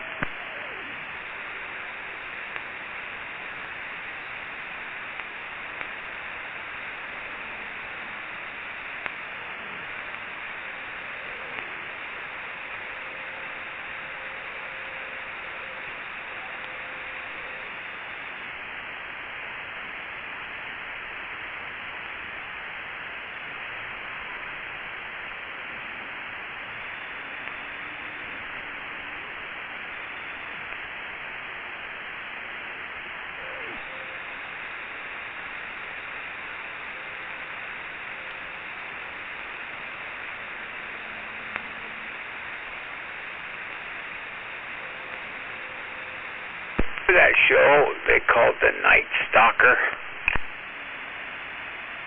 Yeah, isn't it autobiography about you? Oh, that's an autobiography about that gal that keys up out here. Oh, are you talking about Sour Patch? Yeah. Hey, now what were you gonna say? That you were gonna Photoshop it and send it back to me? How come? Well, I circled it, but it didn't go on how big the text was. And it won't let me open it. I tap on it, it doesn't do anything. And it's about 3/8 of an inch by 3/8 of an inch square. So I said, look on your phone. It's that little square dot in the say. Huh. I'll be damned. You must have a cheap phone, huh? Yeah, it's kind of dated. It's one of those antique iPhone 11 Pros. Mine's older than that. I got a Galaxy, Galaxy something. It's pretty old. I bought it at Best Buy.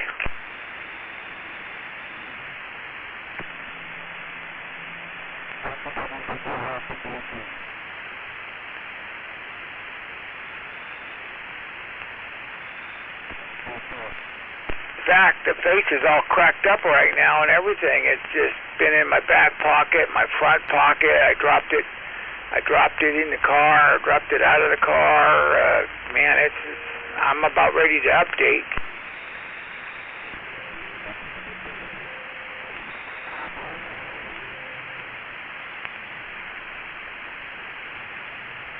I spent $1,000 on a phone. I think this one was $210. You know, but it was cheaper than I could get them on the internet for. You know, a used phone on the internet, and it was a better phone too.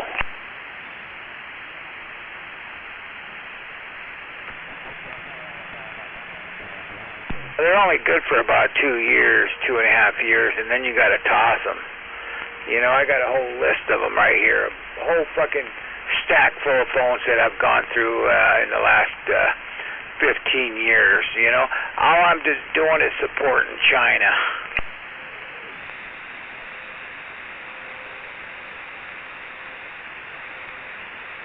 You do a lot of those TikTok videos too there, 188? No, I can't do TikTok videos. Have you been watching the news? All the government workers have to hop off of them. Here goes Hava Woo. Yeah, they're trying to ban TikTok. They want to get rid of it. They're saying that the Chinese government is collecting information, which they probably are, but not any more information that the U.S. government is collecting on people with Facebook accounts.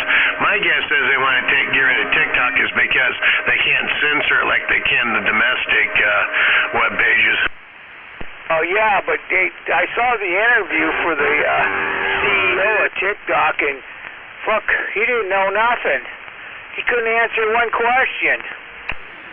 Hell, maybe he should run for Congress. Sounds like he'll fit right in. Yeah, no shit. Yeah, maybe Biden's, he should be on Biden's behalf.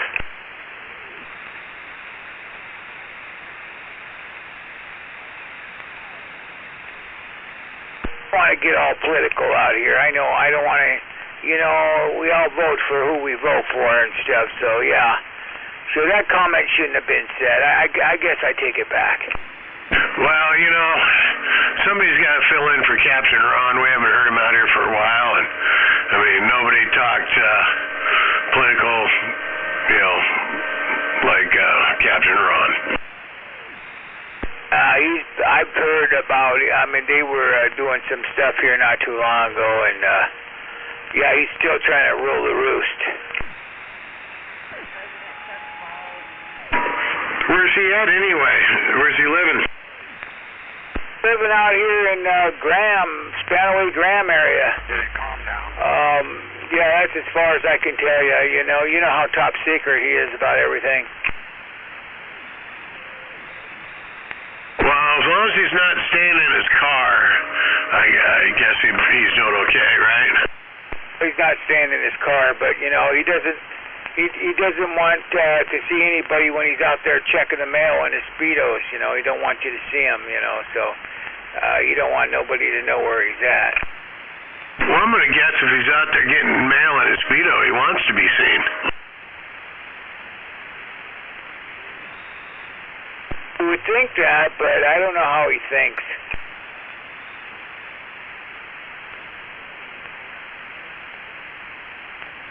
It's not healthy for me to listen to him for too long.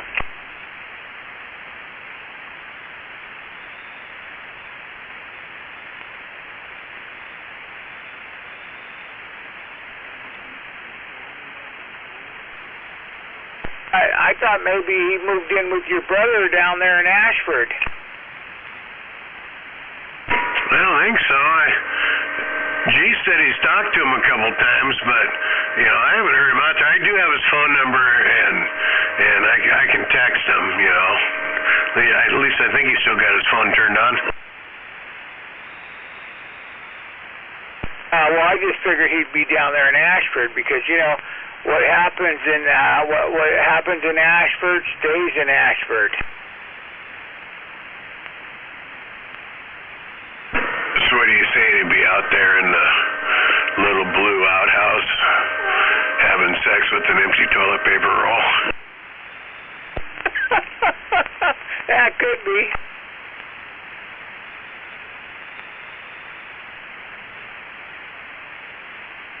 God, I hope he doesn't get a paper cut. Shit. It'd be almost like recircumcising yourself all over again.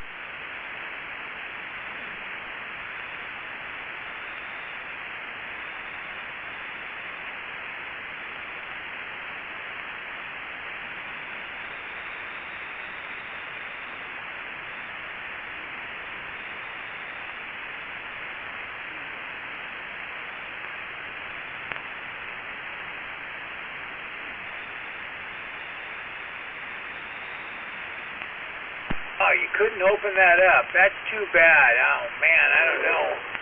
I don't know what to do to make that smaller.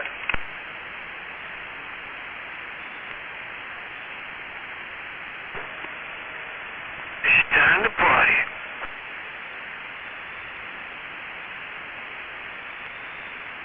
Did you get the text back with the little red line around it?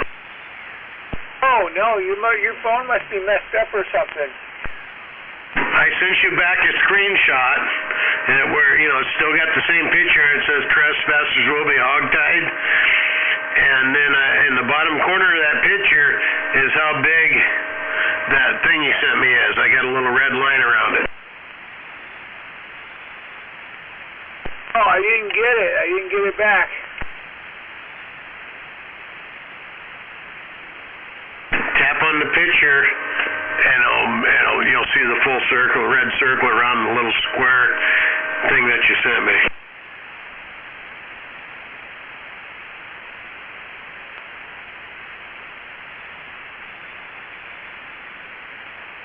I'm able to make it bigger, and it looks like the underside of a steel building, but I can't tell what the thing is hanging from the rafters.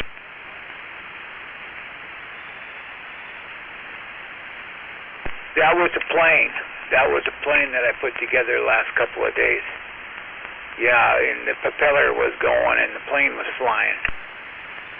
Oh, I thought maybe it was a picture of the guy holding the hand grenade on the 112th Street overpass.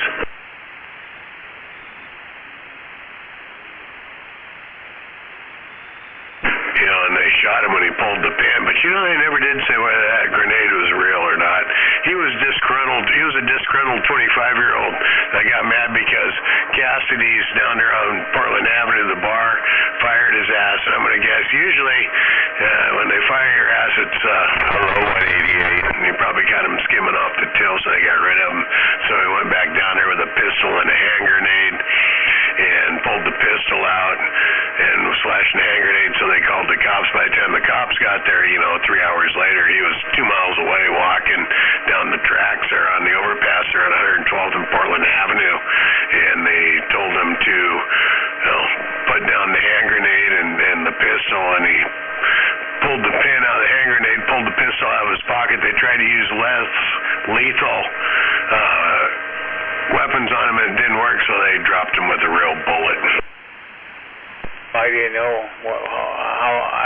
Yeah, I never heard about it, but I see that little circle now. Yeah, it's pretty small. Fuck, that's real small. I could see why. Yeah, you can't see it, but yeah, waving a hand out there around the band. I heard you in there, whoever that was. 188, we're copying the mail and listening. And whoever that was, Akita, I'm sorry I was so long-winded, but no problem, smuggler.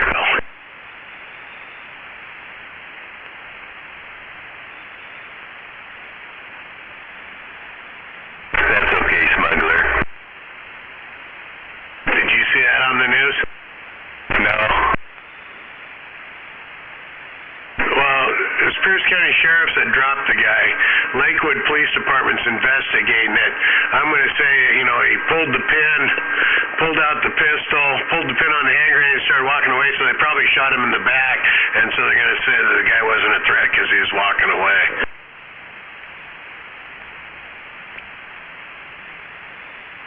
I'm just saying, you know, it's usually how it goes. It's probably one of those plastic hand grenades that we used to have when we were kids. Oh, it was probably a real dummy grenade. It probably wasn't a real grenade. It was probably a dummy, but the pistol was real.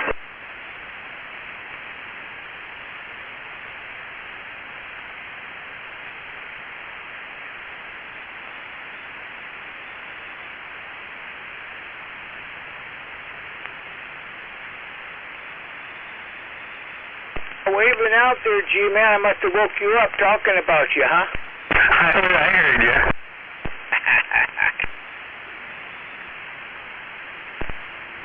It's going to be more interesting, but doggone Smuggler, he's so long-winded, I couldn't finish.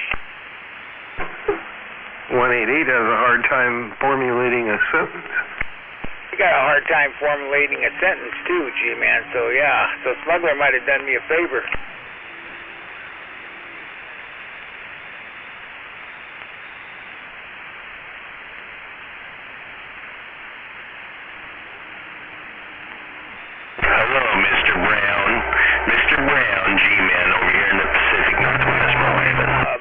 I just got back from, or she's not back yet. They're still. Mr. Brown, where'd you go, Mr. Brown? G-Man.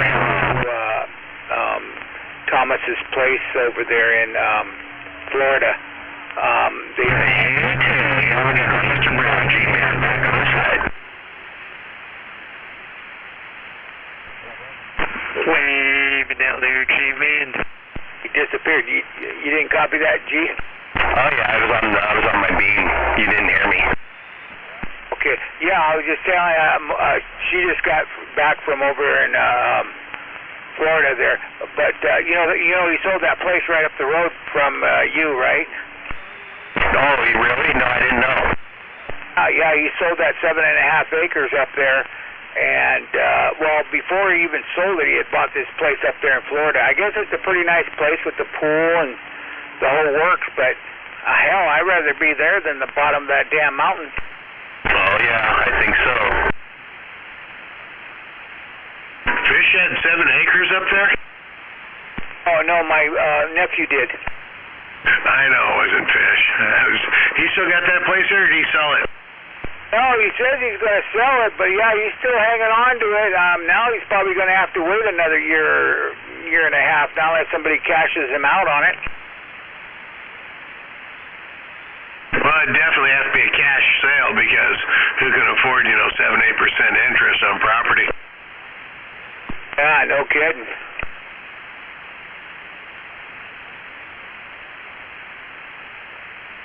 Well, it's all Donald Trump's fault, He signed an executive order and, deregulated some of this banking stuff that Obama had put in, so it's all Trump's fault.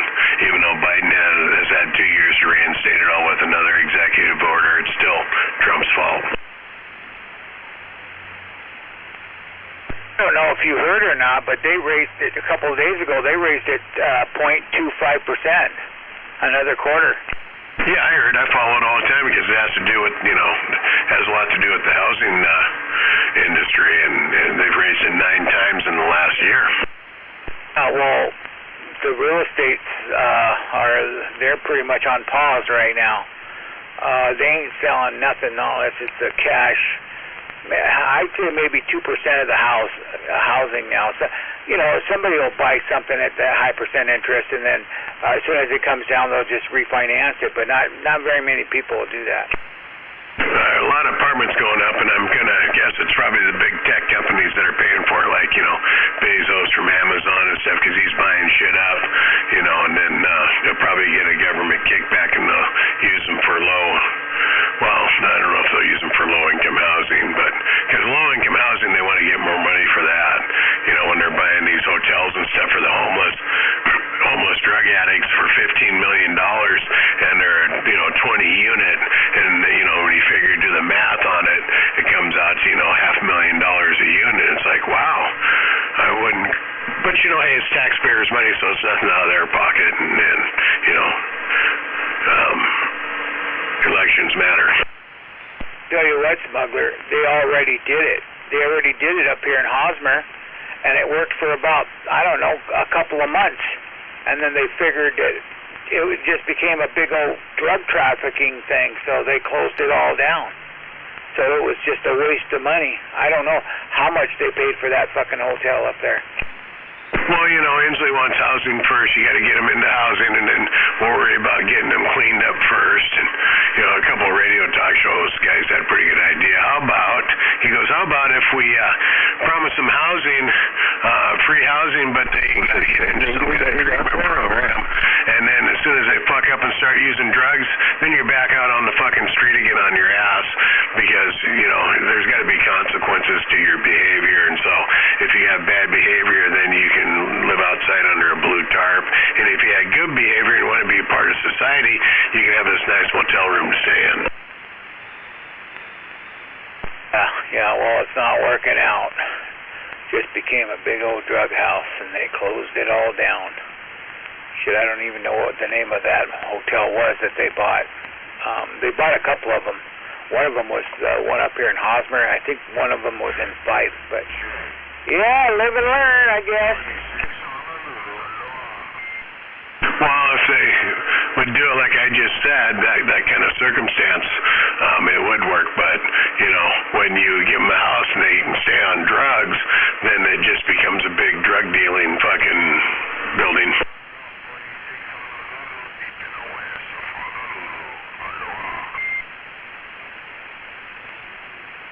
You know, and then the person in, you know, 102B who's selling the drugs, you know, the person that's on, you know, and then another person can't pay for the drugs, so he goes over there with a gun and holds up the guy in 102B that has the drugs, and now you got armed robbery, and then you'll have shootings and all kinds of shit going on.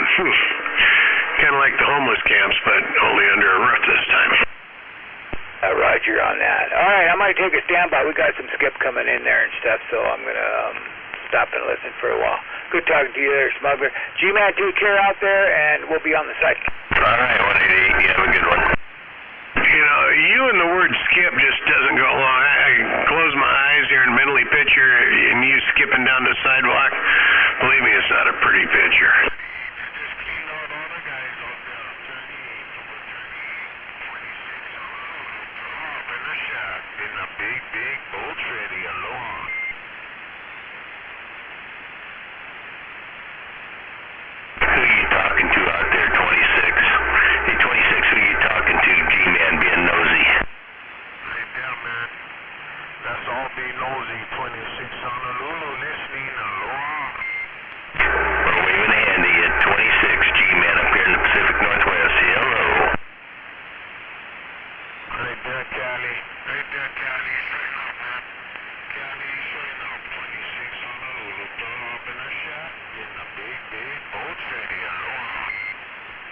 Is that 26 taking a number 2 in the mini grass we're trying?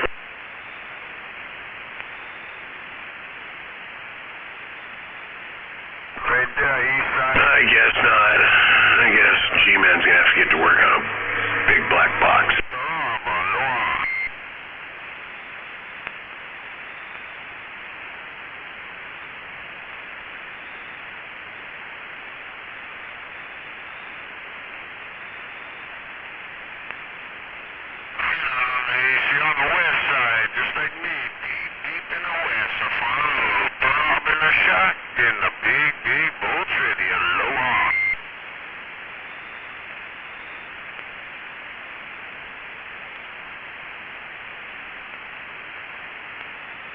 Right there, man.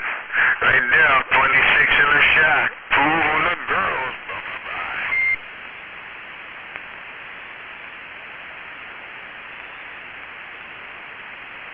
You know, G, if you can buy stripped lowers at Cabela's, they're pushing them out the door, $69. You know, and they do, of course, they do the instant check, but you don't have a 2-week waiting period like you would with a regular AR. The only problem is after Tuesday, you'll have a hard time getting the parts to build one unless you do it out of state.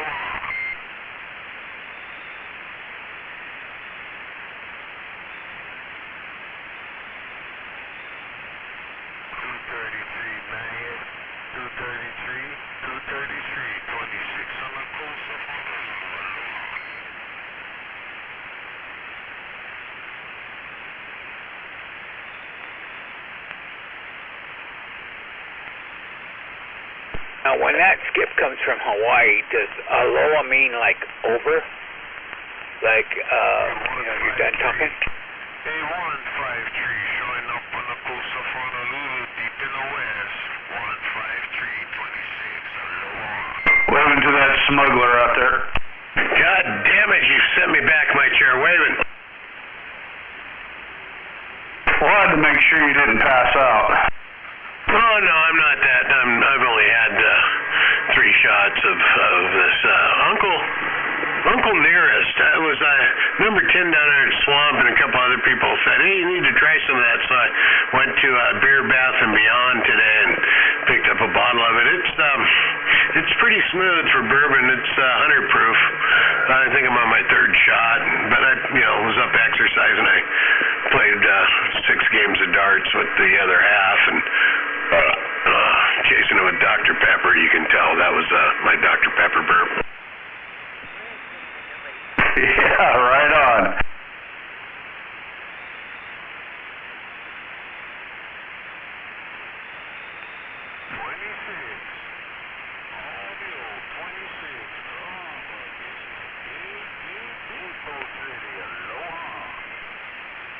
Man, that guy's been out there for a while, hasn't he?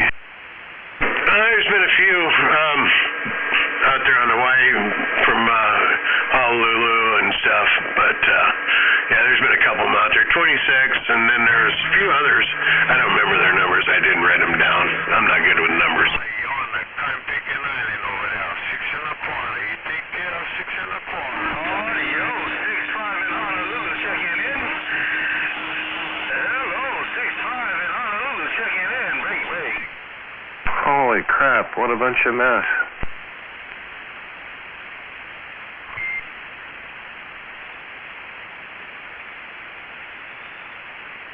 They're having a check-in in Honolulu.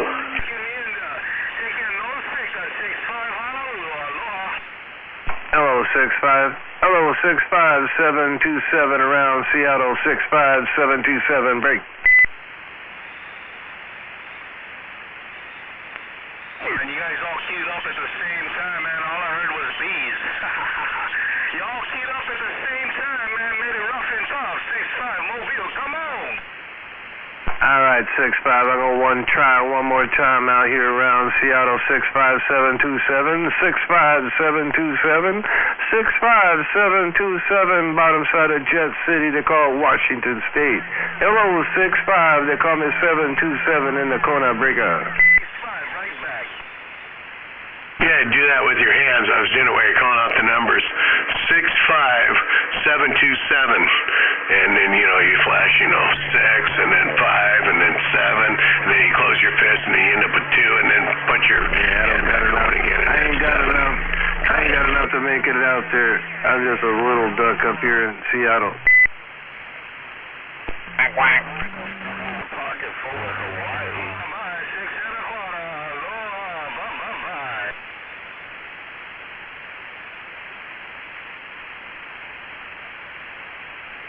I want to know if they still have any witch doctors actually practicing medicine over there in the islands. You know you're not allowed to say that, right? Wait, man. Hey, station, I was going to try to throw the Aloha, man. You can throw the Aloha my way. Come on. I didn't get the 28, but let's go. Come on. You know they do. Getting taken over by the islands tonight.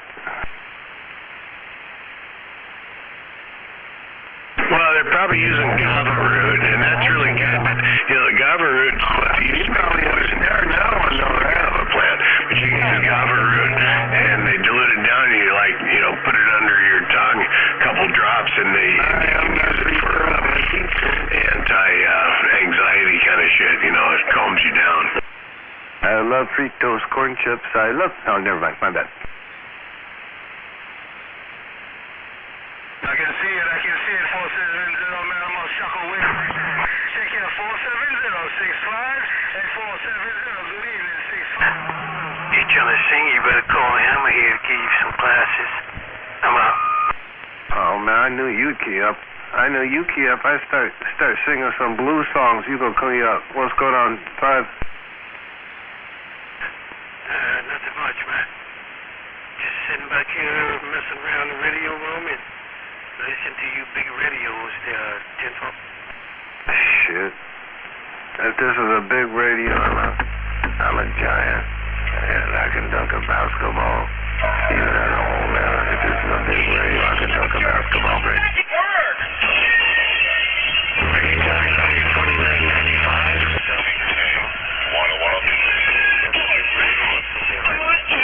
I appreciate that. Now just a little radio with that big audio from your friend Bob Denver. That's funny. Somebody's playing the Witch Doctor from 1959. You need to follow it up with yellow polka dot. I put this 757 Bullard-built 4-pill bass box line there, break. Hey, Tinfoil, that man. So how's it working out for you? I think we ought to play the Hawaii 5-0 song. Audio's good. What are you doing? It's already. You're probably ordering it right now because of the scam. That was pretty funny. Happy with it. I haven't heard that for a while. I remember listening to that when I was a kid, and Purple People Eater and the Pink Polka Dot Bikini. They all came out about 1959. Some crabs, I'm trying to steam up. I gotta go check mine. But either way, Mr. 70% of the big radio and the big audio sound, 521. Yeah, Flora, I just hope you're feeling better. Hope you're feeling good. Everything's good around your location. 521, your friend MAD. Bye now. Yeah, just had to have a little bit of fun with that smuggler. Oh, that was you. I couldn't tell what was coming. You were barely getting over the skip. I could barely hear it in there. But once the radio clears up, you need to play that one again, and then follow it up with Purple Polka Dot Bikini would be a good one to follow it up with. They both came out at the same time. Oh, yeah. Maybe once DXland is completely out, I'll give it a try. And the Purple People Eater song, too. They all were about the same time. I think it was 1959 or 1960. Like I said, I remember listening to them when I was a kid, and it was in the old house, and that's the last house. That's the only house I can really remember, was the old farmhouse off 136.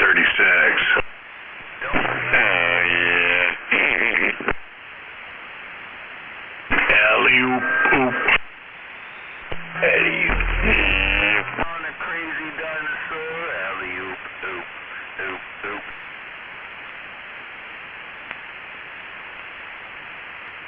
M.A.D. How you doing tonight, my friend? You're sounding good. I'm good. Just chilling over here like a villain. Chilling like a villain, Triple M. How are you, sir? Yep, I'm chilling over here too. Ready to hear the one-eye, one-horn, flying people eater. That's like a daily occurrence down here in my neighborhood. Shoot, we got like 3-4 of them in my neighborhood alone. Well, I wouldn't say there's 3 or 4 in your neighborhood, but there's probably 3 or 4 people in your neighborhood that are actually seeing them. And some of them are people eater too when they get on the bath salt.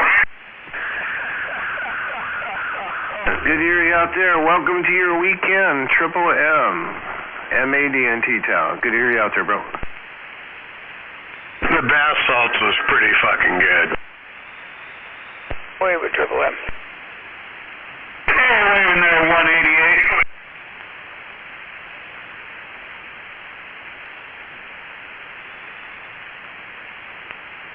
Does anybody know where Cabela's got lowers? Strip lowers for $69.95. Does anybody know if there's somebody out there selling them cheaper? God, I'm not too sure, but I need to hear something about this American Arms or Freedom Arms over there in Lacey. Yeah, they're a private business. I think they build them, but they're going to be out of business probably come Tuesday. Oh, yeah, why is that? Well, that's when they're going to take a vote in the Senate on the new Washington State assault weapons ban. Oh, yeah, I know. Yeah, I've heard that. the House and Washington State House, and pretty much, I mean, they list them by name, most of them, but they do it on the point system, kind of like how the Clinton crime bill was, where when you get it past 3 or 4 points, you know, semi-automatic with detachable magazine and 2 or more of the following, then it's considered assault weapon. Well, Inslee, you know, being the guy he is, he one-upped him, so now it's a 2-point system. So any semi-automatic center fire, which automatically makes that a 1 point, and then any other of the options, pistol grip, flame suppressor, muzzle brake, barrel shroud, any kind of attaching apparatus where you can attach a laser, flashlight, you know, anything like that. Yeah, it's pretty much, it's going to make anything illegal to buy, sell, or transfer in the state of Washington other than a pump shotgun, a lever action rifle, or a bolt action rifle.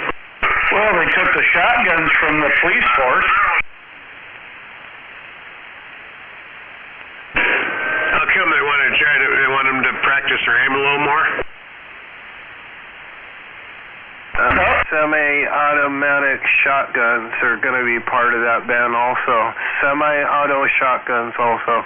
Oh yeah, that's a centerfire. That's centerfire. Yeah, any centerfire rifle, except for the 1022. That one's automatically banned. It's you're able to modify it too much. So pretty much they're banning everything, not on the firing mechanism, but on the cosmetic look of the gun. You know, because all that shit, all that add-on shit is all cosmetic. Flame suppressor, muzzle brake, barrel shroud, M-lock, fucking attachment points, pistol grip. Yeah, it has nothing to do with the firing mechanism. All about the cosmetics.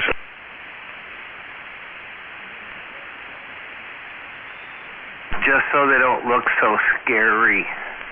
Yeah, you know, mean black guns. You know, they're gonna put it right up there with mean orange man. Black Lives Matter. Yeah, unless you're in Chicago, then it don't count. Black radios matter.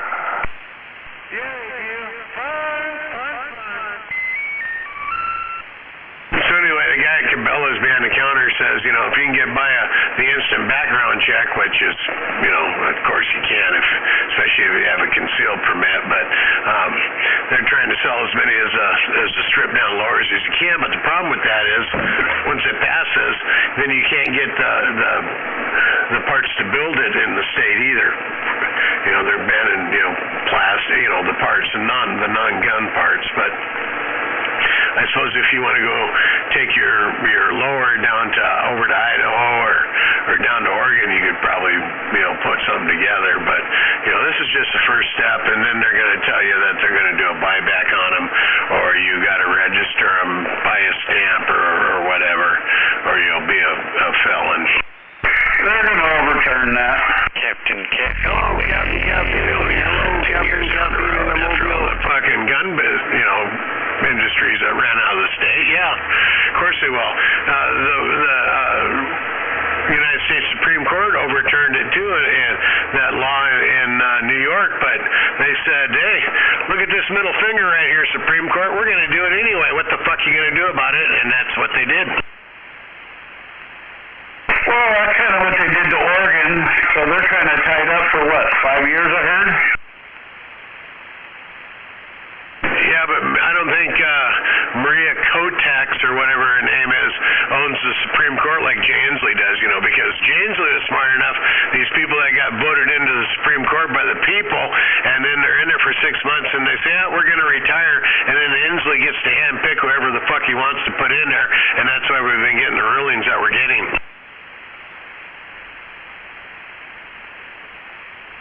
I think I might go get a beer now. I know. I get going on the shit. But it's the truth. That's what he does. Or that's what happened. That's why they can take a capital gains tax, which is basically taxing the income on your investments, and call it a capital gains tax and not an income tax, when everywhere else in the United States it's called an income tax, and still get it ran through by the Yeah, I heard all that stuff today, and it's only 7,000 people is all it's going to affect. Oh yeah, till you go to sell your house, anything over any investment in excess of 250,000. So therefore, all the people that want to leave the state because they're tired of the bullshit, anything over $250,000 profit they get on the house are going to get a 7% tax. Adios, motherfucker! Here, take this in your ass on the way out the door. Yeah, I didn't think that includes your house.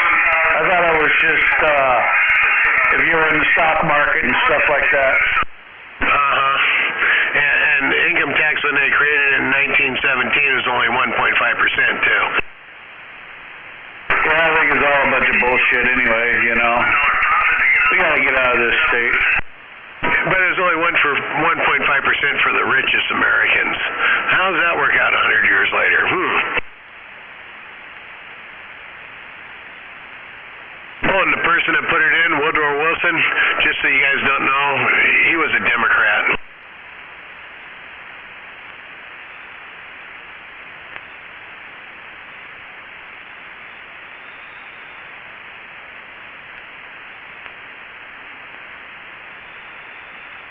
Oh yeah, and it was also under his watch that they created the Federal Reserve too.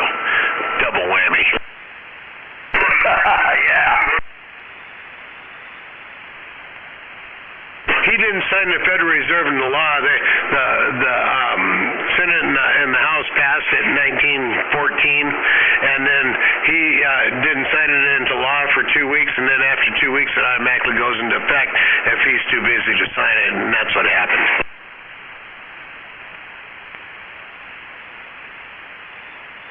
Let's see him pull that statue down. Oh, wait a minute. That's history.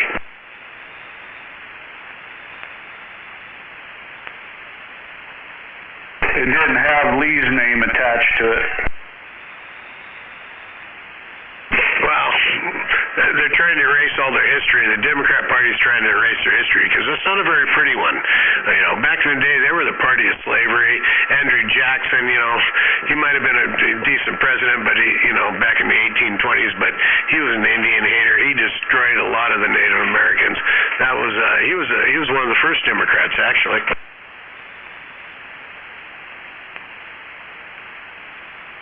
I love history. It says a lot. Yeah, no kidding, right? Yeah, you know, those evil racist Republicans, you know, the ones that were trying to pass the Civil Rights Act in 1964, and the longest filibuster in history was, you know, from the Democrats trying to shut that down. Well, that Glass-Steagall Act is what's going to really screw us because old Clinton, he kind of undone that, so now all these businesses can have a monopoly. You mean like, I don't know, Amazon, Facebook, shit like that? Yep, and they figured that's what destroyed the company the financing the first time is that. On 2008?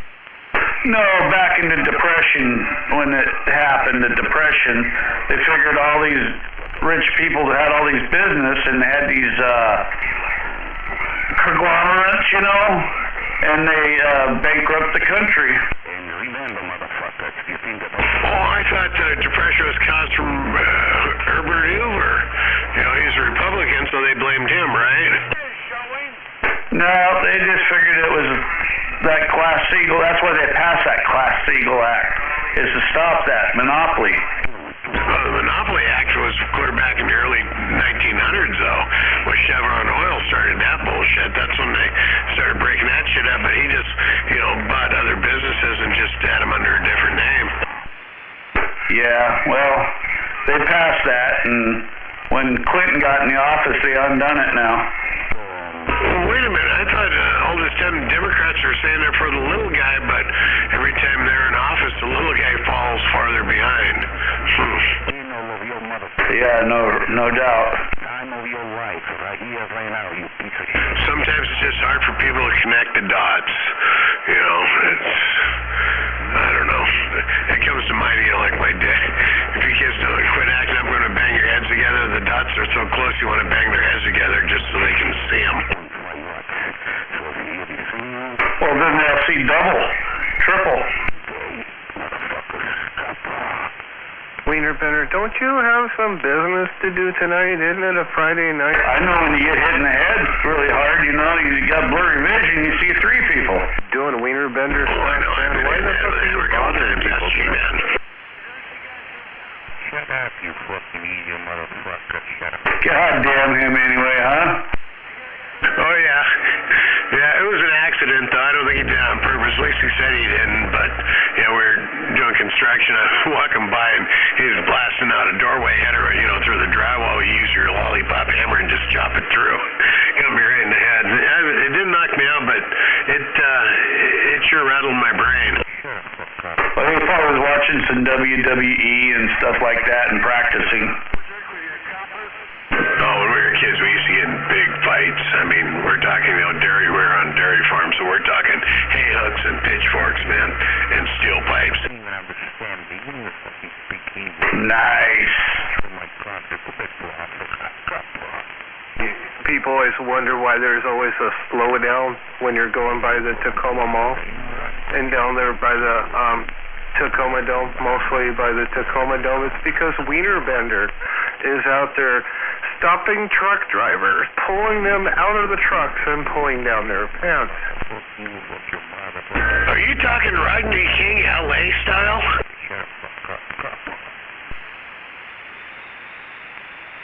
You know, the LA riots, you know, and Rodney King, they made him a human pinata, and that's a joke, by the way. But even though it wasn't funny when he truck drivers and then in their wieners, they were getting shot in their bed, I don't know, gang thing or something later on. Somebody double with me. Hey, 727 Wiener Bender. Are you the gay guy? Wiener Bender's audio just sucks tonight. I mean, he's like, I don't know, it sounds like he really doesn't have any audio. He never. Just like he sucks, too. His lips are always stuck together from bending wieners all day. That's why his audio sucks. His lips are stuck together. He can't make a sound, or they're stuck together from trucker happy juice. So you're saying the reason why they got that big slowdown down there because he's stopping truck drivers, pulling them out of their trucks, pulling their pants down and tongue punching their poopers? Are you fucking kidding me? How you doing, baby? Yeah, it's like everybody thinks that's what, you know, there's like a traffic jam there at the Tacoma Dome all the time. No, it's Wiener Bender out there. He's flagging down truckers, pulling them out of their trucks and pulling their pants down, and then doing the old Wiener Bender on them. Oh, he's doing what he does to a banana? Hey, probably tossing their salad. I'm surprised you ain't seen him out there, Triple M. He's out there, he dressed up like one of them Ninja Turtles. He dressed up like a teenage Ninja Mutant Turtle out there, and then he'll stop a truck, pull him out, and then, you know, and then it happens. Well, I'm hoping he plays Frogger. You know, that way I can just run his ass over. That's a good video game. God damn, I forgot about that one. Thanks. Hey, 727 Gay Man. I like it when people on the radio stir up good memories. Everybody landing 727 Gay Man, Wiener Bender. It's old Wiener Bender over here. 516. The most powerful potato on his block. Come on, 727. The world is out. Everybody. What radio on? 727. MAD, what radio are you on? I'm working the striker. I wanted to put a little bit of audio out there. What you think? Oh, yeah, you're putting audio out there. I don't know the 727 hanging around. Yeah, working the audio and the box. I'm kind of working on that a little bit. Kind of trying to turn down the tinny high side a little bit, make it a little bit more, you know, smoother. Come on, 727. Everybody know you're a gay man. Just admit it. Just say yes, you're a gay man. Dude, go take some Crest, a toothbrush, and brush your fucking fuzzy tongue. man. Get all that chunky, icky goopiness off of there, and then maybe we can understand what the fuck you're saying, Wiener Bender. Come on, shit, you know exactly what I'm saying. You fucking piece of shit, Gary.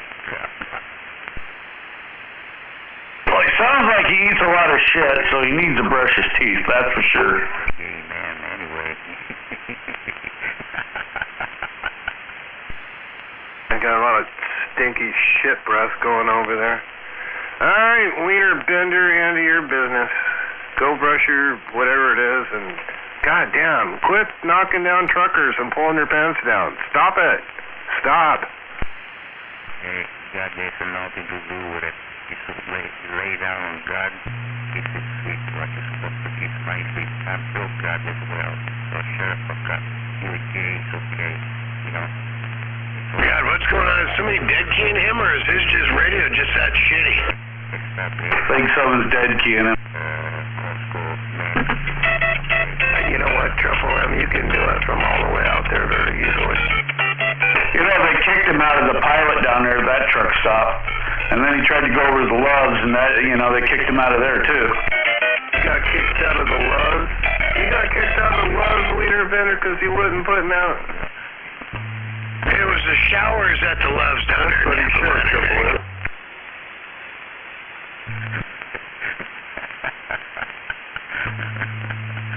You know, the only thing I don't like about this big meter there, MAD, is when you unkey how long it takes for it to drop back down to zero. You know, you're gay, man. They gave Wiener Bender a job down there at the Love's truck stop handing out towels to truckers on shower night, but he never ended up giving any out. Nobody could find him because he was too busy soaping up. Hey, why you so upset? But you know, when you set it on the 2000 range, when you unkey, let's see,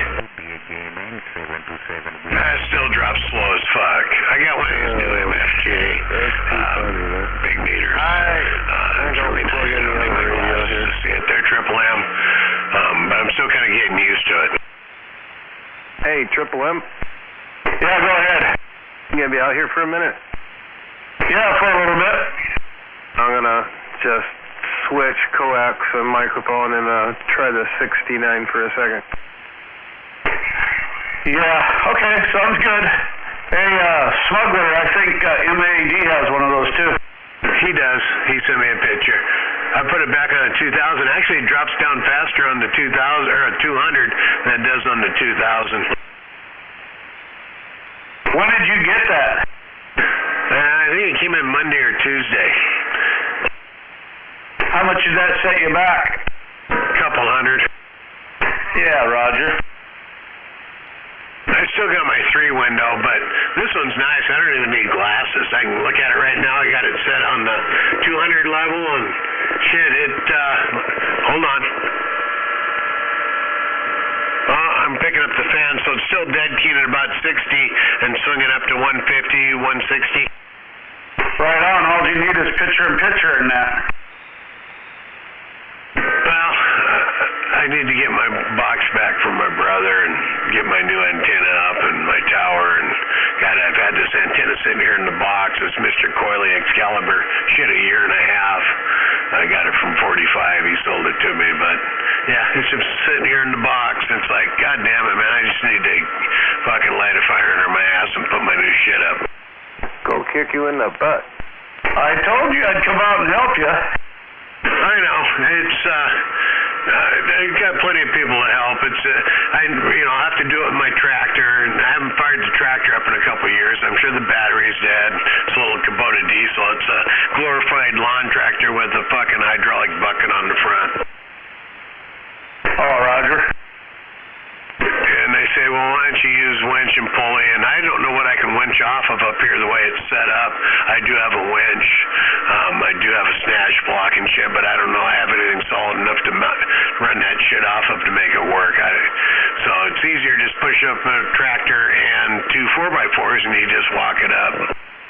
Boy, if Beavis was out here, man, he heard that word snatch, man, I'll tell you what. Oh, God, don't bring up Sour Snatch. What's up, Triple M on the 69 base station? What do you think of this Ranger? Sounds a little different, a little more muffled. Yeah, the radio's not better. We don't want to be muffled. Striker sounded better.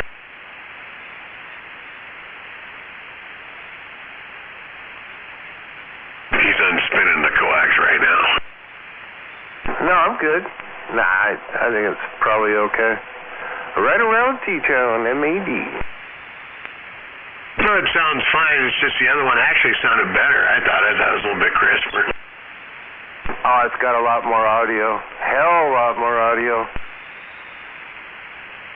It's got audio from hell. Anyway, happy Friday. You should let Wienerbender borrow it so he can get out. He's trying to practice 2 words. He's been practicing all week 2 words and he can't get them out. Has he tried spitting?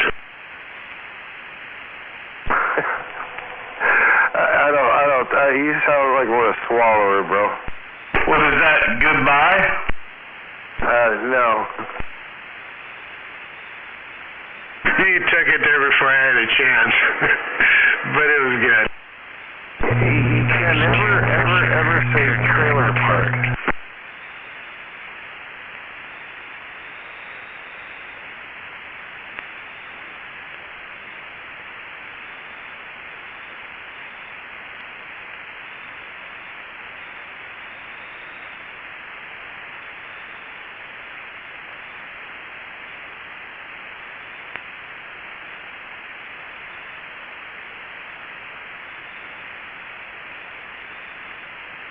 Yeah, usually smugglers already had enough by now and call it a night. Oh, I've just been sipping them kind of. So I've had 3 shots. I put a little dent in the bottle. Didn't I send you a picture of the bottle? I don't know. I don't have my phone by me. The phone's in the other room. Did you? I don't know. I sent it to number 10 because he's the one that suggested trying this, and I picked it up today. It's a little pricey, but it's pretty good. It's 100 proof. It's Uncle Niece. I don't know, something like that. 1853. It's 100 proof. Uncle Nearest. Thank you, Uncle Nearest.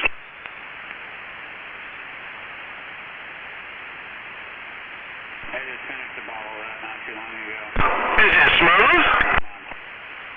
Yeah, it's pretty good. I sent you a picture, Animal. Let's see it right here. Yeah, it ain't bad. Like I said, I've had 3 shots on it now.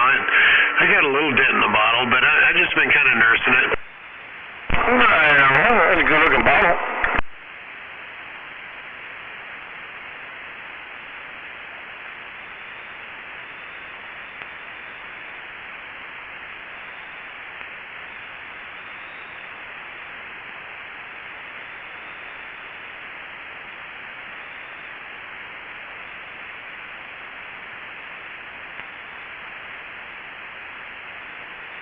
Yeah, I really like that red diesel. Oh yeah, red diesel goes down smooth.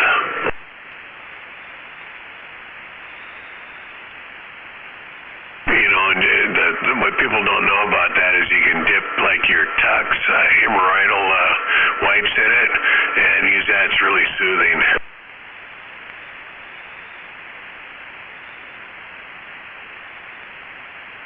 Man, where do you come up with this smuggler?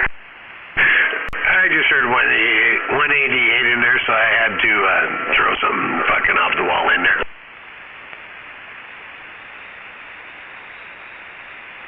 Been keyed up for a while. What are you talking about?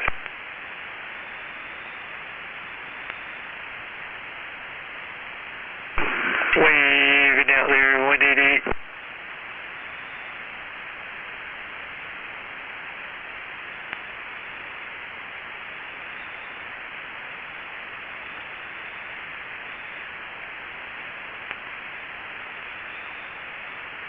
Well, 188 was preaching the pros and cons of red diesel, so I just had to throw pro in there.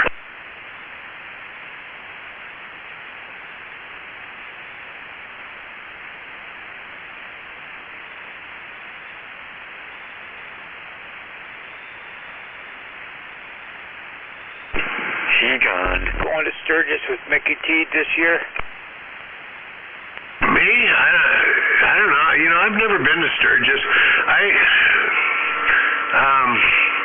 Yeah, I don't know.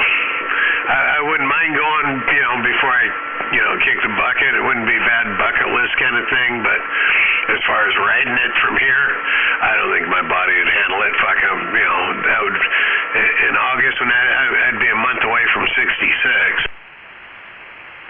Well, I went in 03, and that was kind of on my bucket list. I really don't want to go again. I mean, it was just a pack rat, but it was fun, you know, when it happened and stuff, and I'm over it now. I mean, you'd have to plan it, you know, do a big plan on where you're going to go and this and that. If you kind of just went there, I don't know. Organized chaos, I guess, is where, if you plan it, it'd be more like organized chaos because, you know, it's just a big drunken shit fest. Yeah, I like to go. I was planned at the last minute when I went, but I rather go unplanned, you know, and just go. You know, my old lady, she don't like that. She likes to plan everything, and you know, and I just like to just, hey, grab a bag and go. Grab a backpack with your shit in it and go. Yeah, the planning thing's kind of nice, but I get what you're saying because I like to plan things, and if it doesn't go the way you planned it, then you're a pissy mood. I mean, that's how I get, so I get that. But let's see, 2003, you're what, 2 years younger than me, so what would you have been? Let's see, you would be, what, 41, 42 when you went? Yeah, I don't know. I'm 60, how old am I? I'm 64 right now. I'm going to be 65 this year. So, I think I'm going to be 64 this year, ain't I? Or 65? I don't know. But yeah, somewhere in there. Let's do your birth year. What year were you born in? December 25th, 1958. So I was born September 57, so we're only about a year and 4 months apart. So, yeah, you'd have been, let's see, I was in 03, I was 46 in September, 45. So you'd have been 43. A perfect age. We had a good time. You know, we actually pulled the what do they call a toy box over there, and that's what we slept in. It was still expensive. When we did that, you know, I almost had rather tented it, but I think we all pitched in for that toy box, you know, per night, because they really get you. Toy box, you talking about a trailer to haul your motorcycles over, that kind of toy box? Yeah, we hauled them over because we just had a week, and then on the way back, I jumped off in Spokane. And I rode back from Spokane. Yeah, it wouldn't be bad. That'd be about 6-7 hour ride. Yeah, that's, you know, you'd almost want to rent like an RV spot, that kind of thing. I would, actually, if I went over there, I'd want a trailer to the bike because if I rode all over, I wouldn't even want to ride over there even on a street glide. I don't know. I mean, I'd like to go over to Moses Lake, Ephrata. I don't even know if I can handle that kind of ride without walking around all fucked up for the next week. What you got to do is you got to put a softer shock on the bike. You got a monoshock on your bike? No, I got air ride. It's street glide with the air ride shocks. Oh, well, yeah, I know it's get pretty tough because I get relaxed and my you know, I get relaxed and stuff when I ride, but yeah, it is. It takes a beating on you. That's for damn sure. Even around here. You know, but, you know, most of the highway is pretty good, you know. These streets over here are fucked up. Well, all the money we're paying and we got fucked up streets? No shit. Hell, all the money we're paying and they can't even paint fucking stripes on the street so you can see what lane you're fucking in. That's how shitty this state's gotten. Don't get me started on that, too. But, yeah, even that Dyna, like when I went up to your guys', did I swing by your place too, or just Fish's? No, I swung by yours too. Or did you just help me get that Dyna turned around? That was the last time I actually rode that bike all the way up to Ashford and back. It beat the fuck out of me. I didn't walk right till next Wednesday or Thursday of the following week. Well, when Wienerbender's out there, he beats the shit out of you on those roads. You know what? I rode a crotch rocket. I used to get on that crotch rocket, 929 CBR, and fuck, I'd ride that fucker all day, and I wouldn't get sore. You know what I mean? And then when I ride my, cruiser, fuck yeah, I get sore. I don't know what the deal is. I'm just bent a different way.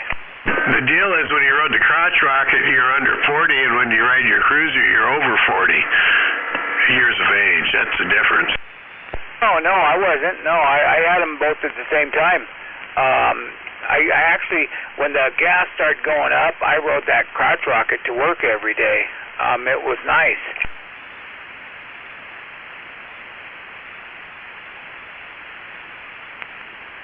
20 miles there, 20 miles back, driveway to driveway. Well, no wonder you weren't sore. You're only going 20 miles each way. I only get sore on mine, but even like going down Pacific Avenue, they got those bumps every fucking block and a half. That shit pisses me off. It's like, what the fuck? You know, it just fucking jars me. Even because I'm only running like 15 pounds in them shocks to keep it soft. If I throw the old lady on the back, then I'm pumping them up to, between 18 and 20. You can run up to 28 in them, but you might as well ride a hardtail at that point. But yeah, I don't know. These roads are shit around here. Like I said, at nighttime when it's raining, you can't even see what lane you're in because they haven't even painted the fucking lines. It's like, where's all the fucking money going? Oh, that's right. Public transit, where all the homeless drug addicts are riding the fucking, the buses and the trains and shit, smoking their fentanyl and driving off the people that they're trying to get out of their cars. The state's trying to get everybody out of their cars on public transit, but yet they don't want to do anything about the fentanyl problem. It's great. I used to get off of work and take that fucking bike and ride up to Redmond and stay up there for about an hour and ride back. On a Thursday night or Friday night, sometimes on the weekend. Shit, I've taken that crotch rocket all over the place. But same with the cruiser too, but it was just more comfortable on the crotch rocket. Yeah, that was when our eyes are good. I don't like night driving anymore. The ride I do like, though, I do like riding the street glide up to Ashford, the dresser, the touring bike. That's just a nice cruise up there. It's not too long. The roads are all right. They're a little rough here and there, but that's just a nice Labor Day, summer, just cruise up there, hang out for the day, and come back kind of shit. Whether it was at, Fish's or G's, or we didn't really have anything going on at your place, but I did swing by there one time. I remember that. Well, the thing I liked about the crotch rocket at night is it just fucking lit up the whole street. It didn't matter. It didn't seem like it was nighttime. Even going down I-5 or 405, it just lit up the whole fucking street. It had a good light on it and stuff. And, the cruisers, their lights are okay. Even the triple trees, okay, but it wasn't like that fucking light on that crotch rocket. That fucker, it was bright. That's because on the crotch rocket, you lean forward over the tank and your fucking eyeballs are following that beam right down to the road. No, they're not. No, it was pretty comfortable. I tell you, you get on there, it's so comfortable, you got to make sure you don't fall asleep. I had a guy we used to party with back in the 70s and early 80s that killed himself doing that. His name was Corey. And he was, I don't want to be mean to him because it's bad to talk about the dead, but he was a little bit slow. But he liked to party. And he was going from one kegger to the other kegger down 410 and fell asleep on the motorcycle at 2 in the morning or passed out and killed himself. You know what? You remember my next door neighbor down there in Ashford, Glen? He fucking did that on the way home from Ashford with his girlfriend in the back of the fucking bike. And there was two of them, him and her, and then his friend, right? And man, it just fucked her all up. She was this little thin, 140 10-pound girl, you know, and he fucking fucked up and laid it down, and she was in the back of that fucker. They both survived? Yeah, he sold that place not too long ago. But yeah, they both survived, but it fucked her up and stuff. And he's lucky he didn't get fucked up, you know. He had a job and everything he had to fucking go to.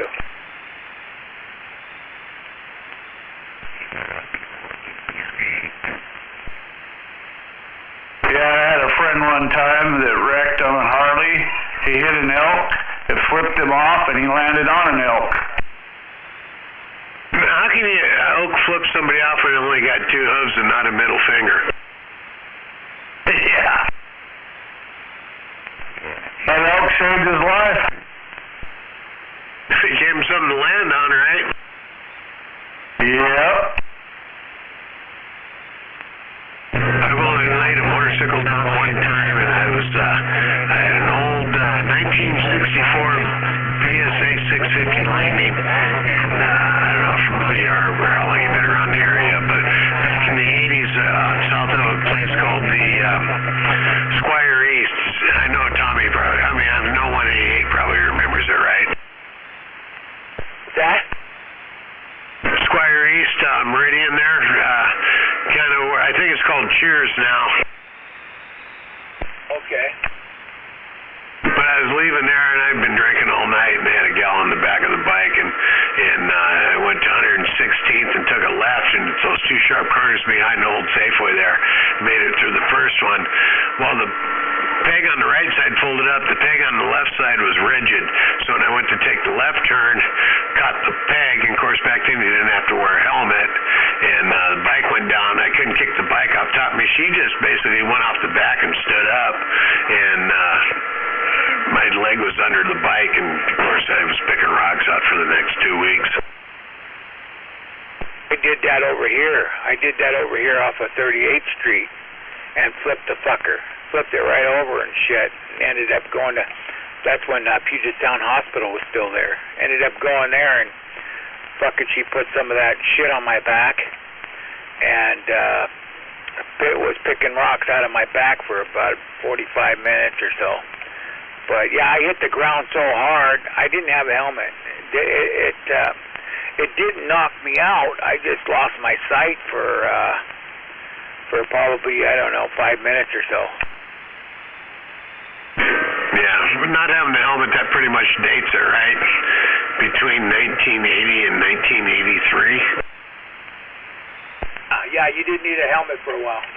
Yeah, I used to ride all the way up to Mossy Rock in the late 70s without a helmet on my Honda 750 that I had, but yeah, those are good days back then. I think they were just good days because I was in my 20s and I didn't fucking hurt every morning when I woke up. Right. Well, you know, in Sturgis, you don't need to, it's not the law. But when I got on my way up there, I said, yeah, I'm wearing a helmet. I'm going to wear a helmet. When I got up there, it was so fucking nice. I said, fuck that. Nobody was wearing a helmet. So I didn't wear one, and thank God I didn't hit nothing or nobody hit me. I know a few times I was on my way home doing about, the speed limit 70, 75. I was doing about 80, 85, and these guys were passing me up like I was standing still, at 2 o'clock in the morning. Well, that's the way it is around here. Speed limit's 55, 60. I do 80, 85 everywhere I go. Yeah, as soon as you hit the Idaho state line, you can pop the brain bucket off.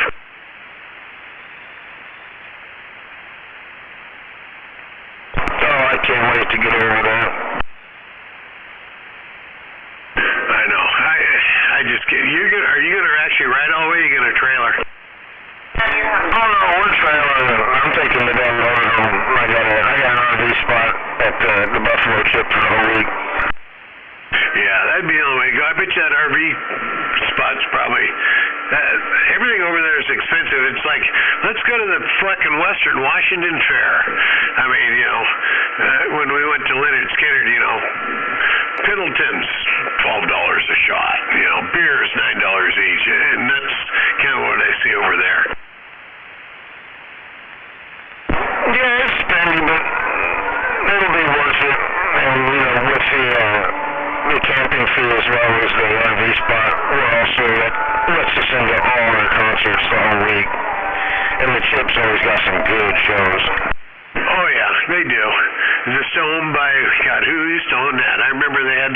whiskey brand there for a while.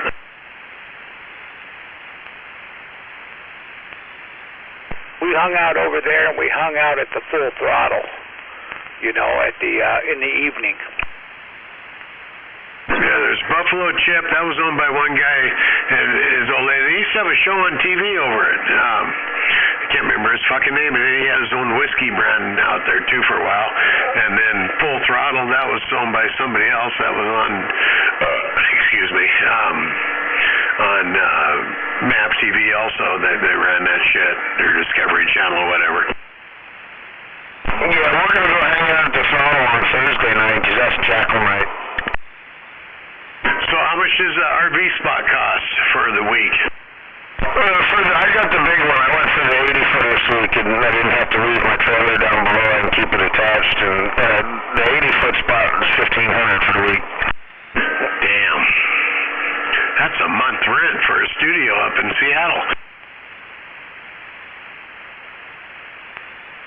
Yeah, exactly. But, you know, it's a big enough spot, too, that all the crew's got to do is just get their campground admission, and they can come pitch right up in my RV spot as long as we don't go out into the road with it. And they're all gonna chip in on the RV spot, too.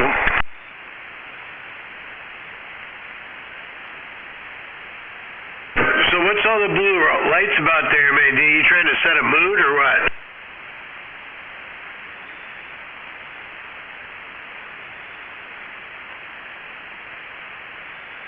Those Friday Night Blues there, what do you think? Well, I'm confused. I thought it was 727, and he showed me a picture of a box here with 757 on it. Did your fingers mess you up? Oh, that's the guy that built it. That 757 Boulder built there in Colorado. That's the guy that built it there, Tim Port. I know who it was. I'm just fucking with you because that fourth shot I just had kind of put me over the top. Oh, you've been drinking that peanut. There you go. Or whatever. I just didn't know if you were for real or not. My bad. Oh no, that's a bottle I bought. I'll send you a picture of what's, and I barely put a dent in this thing. It's like, wow, this shit hits pretty hard. And hello, Animal. Good evening. Good evening again. 727. Waving neighbor. Triple M, good evening.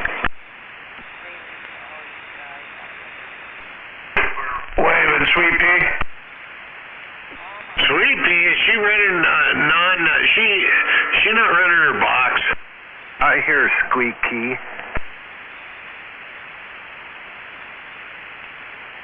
I can't believe she thought I didn't like her. I do not like anybody. Does that make sense? I get along with everybody on the radio for the most part.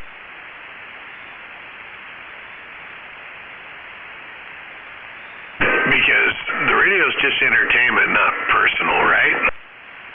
Too much sexual tension. Too much sexual tension there, I think. Oh, is she looking through your windows, MAD? I did notice there was some new licking on the outside of the window, so I'm going to say, yeah, probably. You know, the dead giveaway would be the wheelchair tracks up to the window. 10-4, I'll have to go take castings on that and match it to the tread there, 10-4. She's probably got the late 60s I can't even talk. Schwinn Stingray cheater slicks on the back with the red walls. You're gonna have to do a casting there. Everybody thinks her handle is Sweet Pea, but her handle is Squeaky because of her wheels. She forgets to put the oil on there bigger. She must be out mobile because even when she's barefoot on her base, I can hear her better than I can hear now. Maybe she's trying to run Sour Patch down. Who knows? I don't don't know. I stay out of that Parkland politics, man. I stay out of that Parkland politics there, smuggler. I stay way wide to the side on that there, Big. You know, I have yet to meet Sweet Pea. She always says she's going to come over. And you guys even thought she did. I have yet to meet her. And I probably have met her at one time, you know, at one of the community meetings or whatever, but I just didn't know who she was. Oh. Yeah, she sounds pretty politically and community active. Oh, yeah, I can see that. Well, her parents, her mom just lives, you know, I don't know which one is her mom over here. I don't know if it's the neighbor behind me, if it's the neighbor up the street 1 block to the right, but yeah, her mom's my neighbor. Okay. Well, all right. Well, have fun with that. I'm going to go see what's in the kitchen for a second there. I'll be back. That was Sour Patch, was it? Yeah, Sour Patch I was talking about. And good luck finding that elusive Twinkie there, MAD. Oh, I got good stuff in there. I think, man, I'll be back.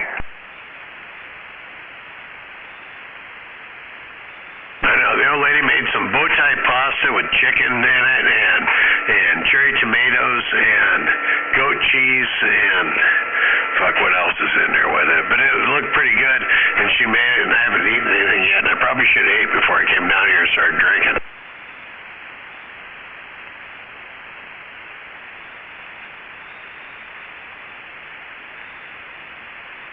Do I got your contact information there, Triple M? Let me look at my phone.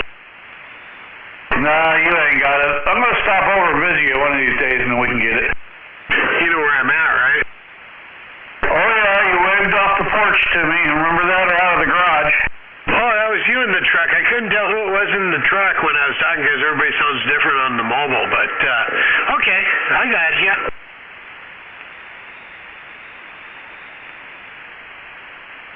Hell, I talked you all the way down to Rainier, almost to Tenino that night. What a fuck fest that was out here.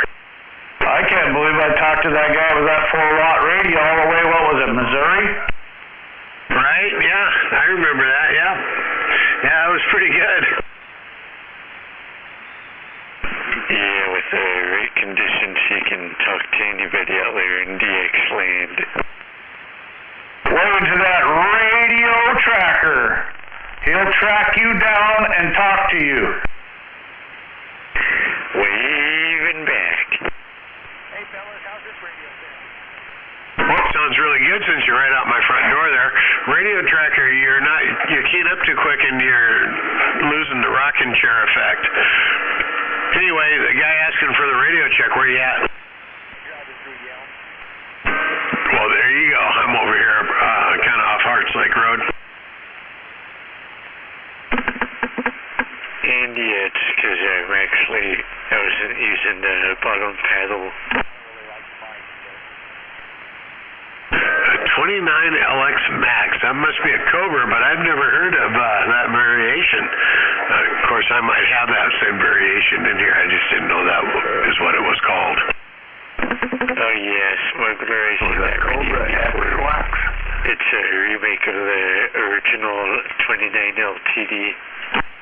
So it's got the classic face, or is it the one like I have that you can change the colors in it? It's all digital. It's got the built-in weather channel, that kind of shit. Yeah, it's got that digital color changing interface. It's kind of rectangular, kind of funky shape. I know you're trying to give me information there, radio tracker, but this guy's pretty close and he's taking me out at his mobile. But yeah, I have the same radio then, I guess. It's the Cobra 29 Pro. I just didn't know it had that many letters behind it. I thought it, I didn't know it was trying to imitate the LGBTQ community, but yeah, I have one of those and it changed colors too. And being in the 2020s, we all like colors. Oh, hold on, you're not supposed to call them that anymore either. Oh, is that one of those Cobra rainbows? Are you talking about those new Cobra rainbows they came out with there, Smuggler? They make two different models of that new remake. Oh, they make two different kinds there, Tracker?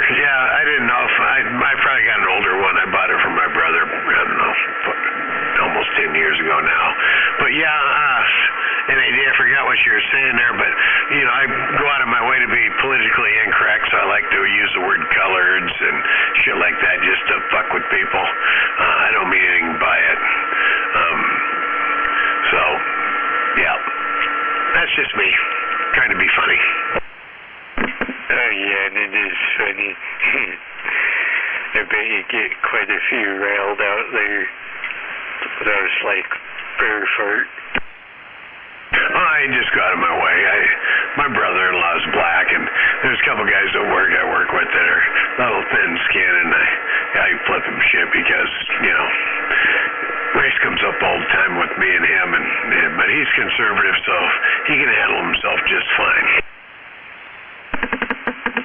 Oh yeah, that's good.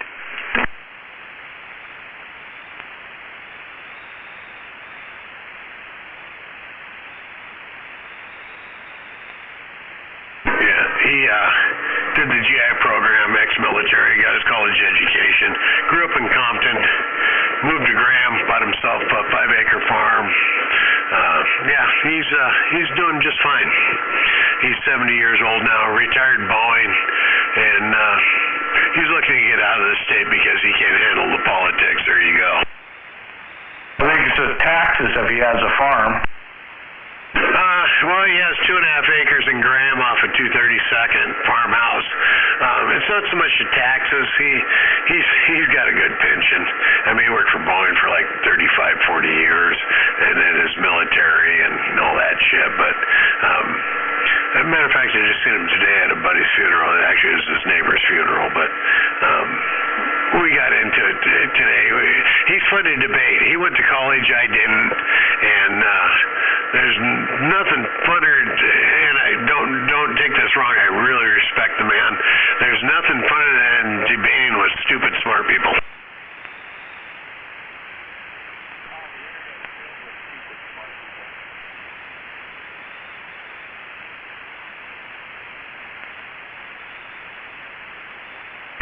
Yeah, it's because colleges aren't really colleges anymore. Brainwashing factory. Wait a minute, Reaper. I got radio tracker in my ear. Is that Reaper out there? That's what he said. Is that the guy in Yelm or the one over there in Mason County?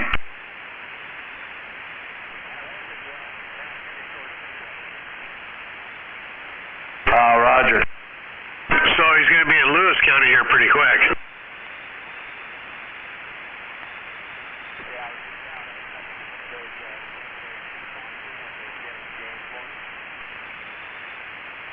Where's he going? Would you steal it then? I didn't know Jesse James had his line of toolboxes. I got one here, but it's a Husky toolbox.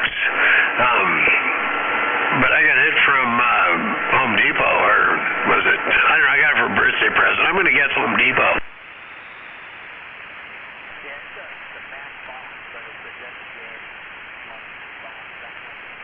Got the same one I got. I got a rollaway from Home Depot too. They were on sale right after Christmas for $99.95. This one's pretty big. This one's a stacker. It's the one that you open up the top thing on it and you can't see in the top fucking shelf because I'm only 5'10".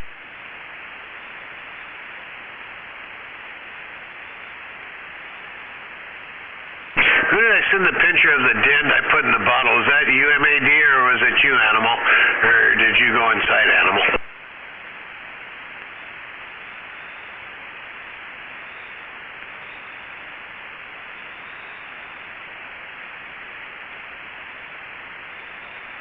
I sent the picture of the dent I put in my bottle to MAD.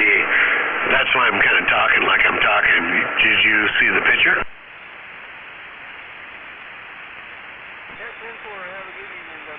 Hey, Smuggler. Go ahead. Hey, did you talk to a guy yesterday that goes by the handle of 18? On what frequency? This channel. Not that I remember. Yeah, I talked to him yesterday. He lives near you know, by the casino where the roundabouts are at over there. But boy, he come blaring in here. He sounded good, but Kilo couldn't even hear him on the gate. We couldn't even see him on the gate. It's kind of weird. Yeah, I don't think I talked to him. Typically anymore when the skip's rolling in, it's so nasty on 17, I go down to 915, 905, you know, and down there, and, you know, 26, 855, those frequencies, and I can talk to Missouri and carry on conversations and shit without, you know, just numbers and names kind of shit going on. Yeah, Roger. Yeah, seemed like a pretty cool guy. But yeah, we talked to him, and it was kind of funny, you know. I could hear him, but Kilo couldn't. You and Kilo are pretty close, aren't you? As far as geographically, or me and you closer? You and me are closer. Kilo is 7 miles from me. You're 4. And it's location, location, location. Well, Mr. Ed's probably plugs your ears too, because he's over there by Hanson Farm, and Red, he's behind the Allen Road store there. Yeah, I can hear them guys, but I don't hear them out there that much. Did you copy what I said? No, because Triple M was in my ear. What did you said? I was telling AAA, or Triple M, that I could hear him from over here, but I just didn't key up and say anything. But I could hear him just fine over here. He was hitting me like I'd say about 2.5 pounds. Oh, Roger, yeah, nobody else could hear him but me, I didn't think. I heard him trying to get on the gate and stuff. Couldn't find the right number. He kept pushing the number that took him back where he came from. You remember talking about that? Oh, yeah. Kilo got him straightened out. I gave him his phone number, and he straightened him out, and he's on the gate now. Roger. But, yeah, I was just surprised I could hear him over here. And I don't know, somebody must have had static or something, but I heard him fine over here.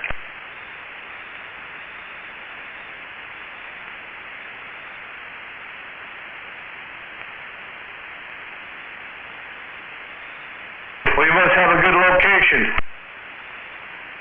Not really, but I run some superior equipment over here. Just ask MAD.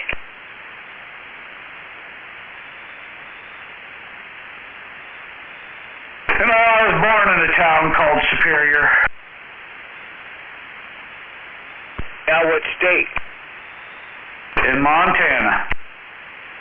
Oh, that's all right. Right off of 90, isn't it? Well, anybody can guess that. 90 goes all the way through the state. But yes, it is. I don't mean it's right off of it. It's right on it, ain't it? Pretty much. I've been through there, too. I had a grandma that was over in, where's that college at in Wyoming? Not Laramie. So I used to run back and forth there, you know, a couple of times and look at all the little cities.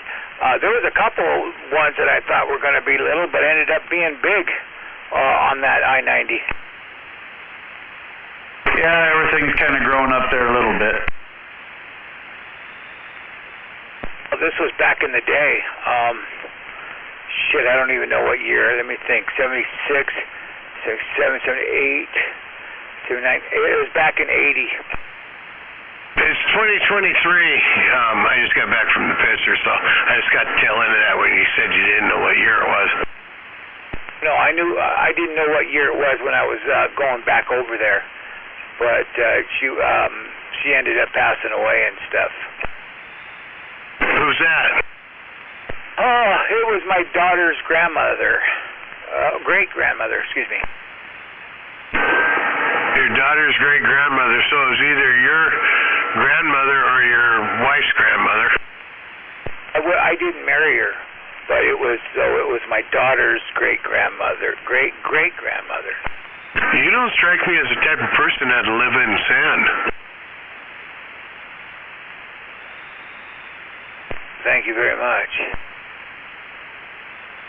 You're welcome. I just figured I'd throw a term out there that nobody's heard for a while.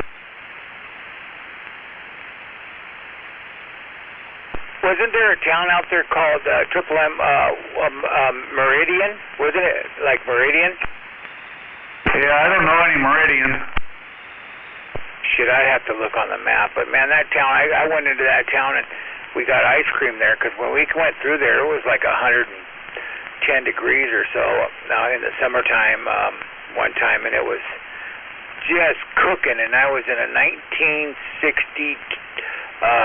I think it was, short bed pickup with no AC.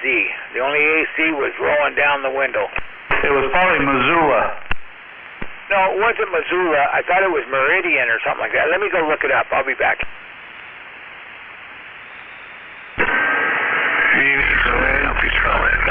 Or Fred's Topless Bar in Missoula. Oh boy. You've probably never been there, huh, 111? Which one's that? Oh, Fred's.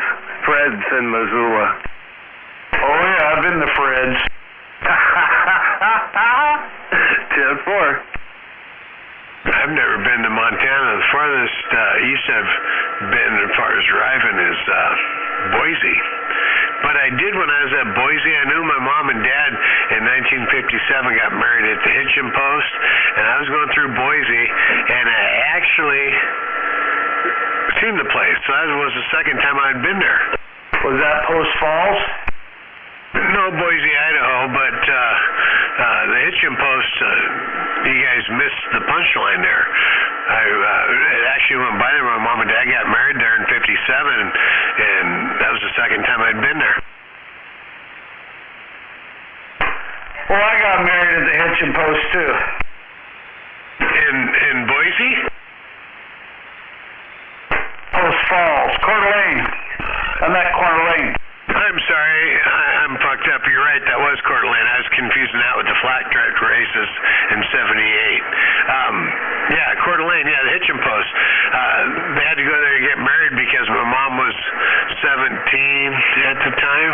Yeah, 17 or 16, and my dad was 19, and it wasn't legal to get married that young here, so I had to go over there. But that's because she was pregnant with me. That's why I said it was the second time I had been there. That's pretty funny. Well,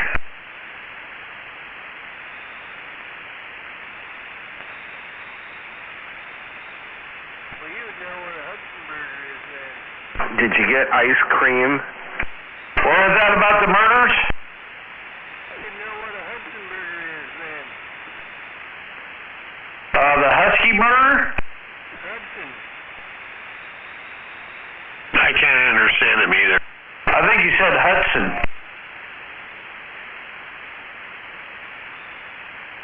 The only Hudson I remember is when we used to slide down the hill. We had a 1949 Hudson hood we used to do it on. And, boy, you get cooking pretty good once you got the snow packed. We used to pull them around on snowmobiles out in the big fields, you know, because the snow used to get up about 4 feet, and it'd be right over the top of the fence post and everything, and we'd hook that on that snowmobile and put a big 30-foot rope out there and go like hell. God, how long ago was that? Because I remember getting snow back in the early 70s and stuff, but we used to do it down 136, you know, there'd be compact snow and ice, and my buddy Terry Pfeiffer, he's gone now, but we used to tie a rope to a snow disc and go that route. Yeah, well, this was in Montana.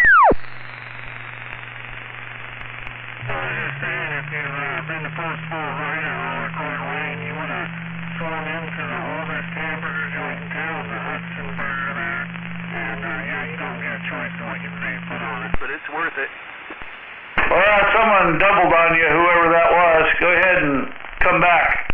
Yes, that was weird. That was, they took you out, too. I didn't even say anything.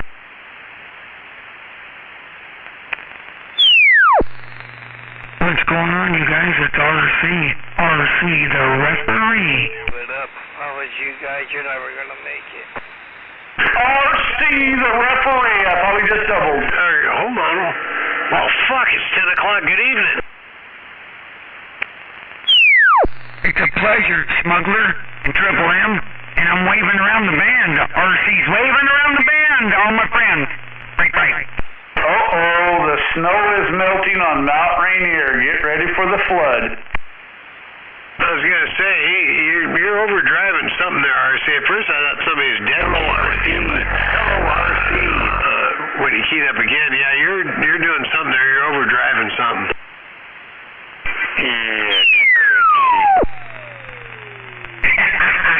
Let's see here. All right, here we go. Oh, break. That thing clean it up there. Break. There you go. Now let's do 20 more minutes of radio check. We'll probably have you dialed in. Waving RC. Oh, it should work right there, smuggler. It should be cleared out. Oh, yeah, you're sounding bodacious. You're really good. You probably take Triple M out of my receive, and he's only 3 miles away from me. Myself, I like it the other way. Well, I'm just a mud duck anyway. Waving G, a mud duck. You're quiet compared to them two. Brothers, anyway.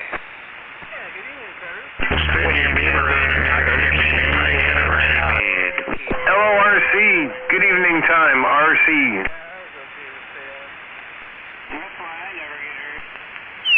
RC waving, hey. RC waving right back there. MAD and the TC, MAD and the TAC, RC. Good evening. Good evening there, MAD, and everybody else out there. Break. Break. G-Man's back out there, too. Don't tell anybody. I was just saying, some of those guys might not be able to hear you. They might not have sophisticated equipment like this one here. I know, you're right. Waving there, RC. Hello there, G. It's been a while. I miss you, brother. Good to hear you. You already know. Yeah, copy that, yeah. Good hearing you too, RC. I've been pretty busy lately. I haven't even been getting on the radio. I already know. That's what I figured. Either that or you're taking a break. You already know you're missed. Of course we get the clear weather tonight. He needs to get out here more in the morning when the rest of us are out here. Sure wish we would have had the clear weather. Just remember, RC, you have to splatter to matter. That's right. Doggone it anyway. Waving, G-Man. Good evening. Of course, because we could. G-Man had to make me put my glasses on so I could see which knob the mic gain was. Am I splattering yet, or do I need to put a new battery in this 104? No, you're good. Gee, I'm stuffing another three beside this three in the Ghost Rider. I'll have Siamese twins in there before long. Because I got it set at 200. Right now we got like 3 days of possible snow showers here, so we ain't gonna see them, I'm glad Cutter's out there giving us the weather report. You Cutter? I think I haven't heard that Cutter for a while.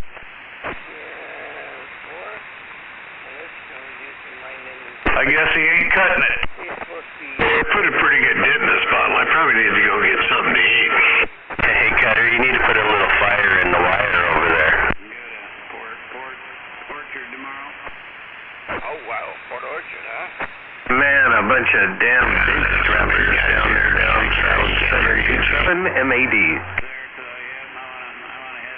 Hell, MAD probably took me out. Mm-hmm. No, not over there, he didn't. Well, if he didn't take me out over there, then he didn't take me out of G's. Sounds like a trailer park. Waving 727. Frozen, yeah, so whatever you get.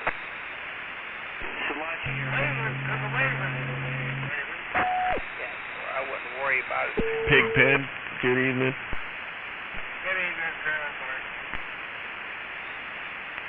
Waving to that trailer park over there. Triple M, waving.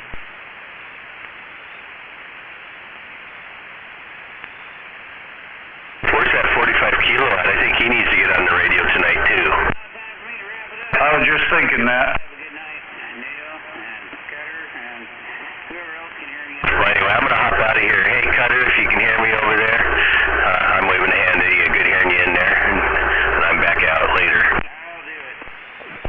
G-Man.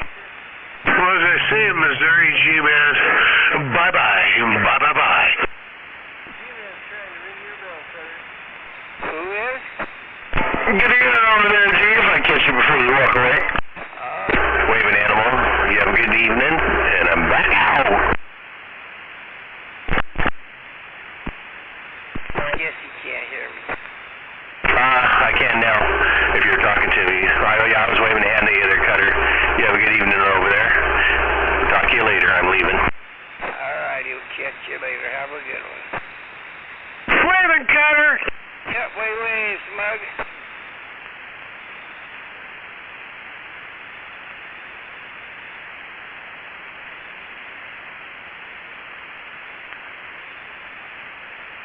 I sent you over a picture of my dent there, animal.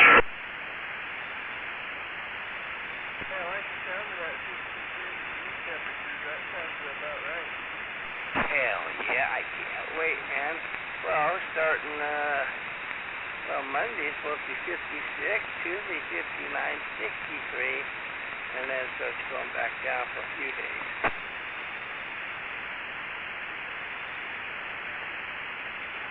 Still sounds kind of cold. What about global warming in the ozone? I wouldn't worry about it. Well, somebody needs to tell Jay Inslee that. Yeah, that's a good little nap. 100 proof. Oh yeah, it's damn near got me slurring. Unless I am slurring, I just don't realize it. I think somebody needs to drop a bomb on him, Bob Ferguson, and get rid of both of them. Now, come on now. You're starting to sound like a homegrown terrorist. God damn it. I thought both of them deserved a bullet 2 or 3 years ago, but that's just my opinion. Well, freedom of speech. If you actually don't threaten them, they can't get you, right? That's true, and a bullet can be a suppository laxative too. You know, it just depends on your definition there. But of course, you know, the left they change vocabulary all the time. You know, so you know God, where was I going with this? I almost forgot. I've been drinking. Can you tell? Anyway, affirmative action. You know, that was they ruled that not legal, and got rid of affirmative action. So in order to keep it in place, they changed it to something diversity, and they still practice it. So instead of hiring somebody that's actually capable of doing the job, they got to hire somebody that fulfills the quota. And typically the quota is gay, lesbian, a person of color, and a female. And it doesn't matter what education you got. If you have those three, you're hired. And now I know I'm slurring, so there you go. Yeah, okay. I'll send you a picture, Cutter, why I'm slurring. Well, I've been listening to you bucket mouth now for hours. Thanks for the compliment. You're welcome. So yeah, I know. Hey, how about that roller yoker? I don't suppose anybody's heard of Ringer out there lately, have you?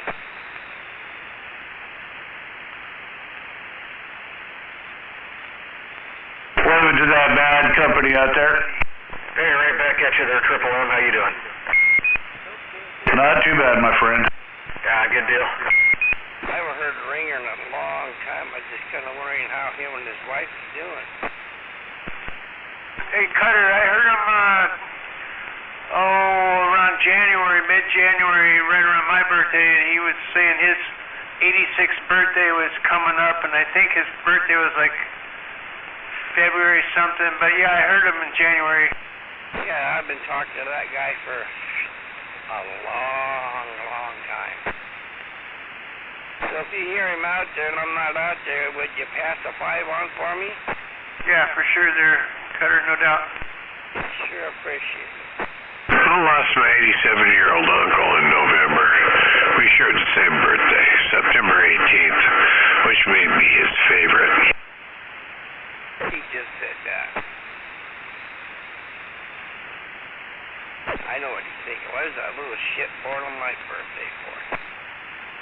Right. No, he told me I was his favorite nephew, but, I was the first one, too, because I'm the oldest in the family, but, so my cousins and stuff live in Oregon and Florida and all that kind of stuff. So they pulled the headstone. My aunt was already buried there, and they shared the same headstone. Back in November, it took them clear till, the beginning of March. Finally, they got it reset, so I finally took a picture of it and sent it back to my cousin Deanna. But it was like, what the hell, man? It took them a long time. 10-4. I'm looking at your bottle here. Now you know why I'm babbling. That's 100 proof, and I cracked that this morning, or not this morning, this evening. 10-4. It shows like 3/4 or so. How much is up now? It's still the same. I just took the picture. I've had like 5 shots, and so 5 shots, 100 proof. Yeah, I'm a lightweight. That's good. Now, that's not what I do when I have a good stiff drink. It'd be something like 5 shots. Yeah, I don't want to have any more because I don't want to be pissing on my leg like, when I overdid it last time. Well, I don't. When I start drinking, I just don't talk on the radio. I don't worry about it. Well, it's all about the entertainment, like when Catman was talking about how he had to shit that time and shit in the urinal and it went all over himself and stuff. I mean, that was entertaining. Yeah, I miss that old coot. I miss that old guy. A lot of people. God, my God, I can't believe how many people are gone now. I know, it's bad, especially looking back at that, people in high school, too. We're probably, I don't know how old you are. I think we're probably close to the same age, but how many people I've lost and, that I went to high school with, it's almost like one a month. It's ridiculous, but, I don't know, Catman, when he used to go out to G-Man's on 4th of July, a couple of years in a row, we just kind of hung out and kind of got to know the guy. Well, I used to go with my wife. We'd visit him quite often. Yeah, it was a great time. Well, he got kind of crabby, but, he called it as he seen it. Oh, yeah, well, I took together in my old phone book with everybody's names and numbers.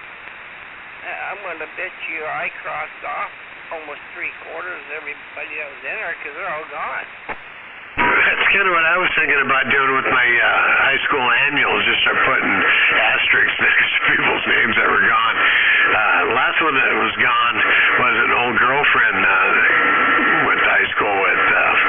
She just passed away at 65. But that's all time. But, you start looking back and you go, God, and then you start thinking, how many of these people have been vaccinated that are going? And they're going by heart attacks and embolisms and strokes.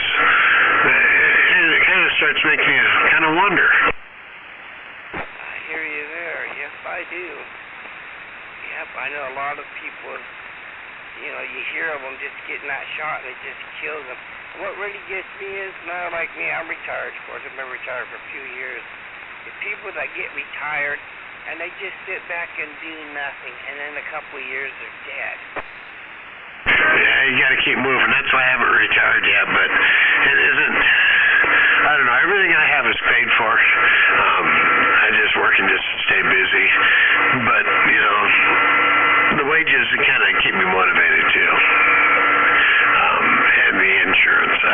I'm not on Medicare. I am going to be 66. I got a Medicare A, which is hospital. I didn't go Medicare B because with all the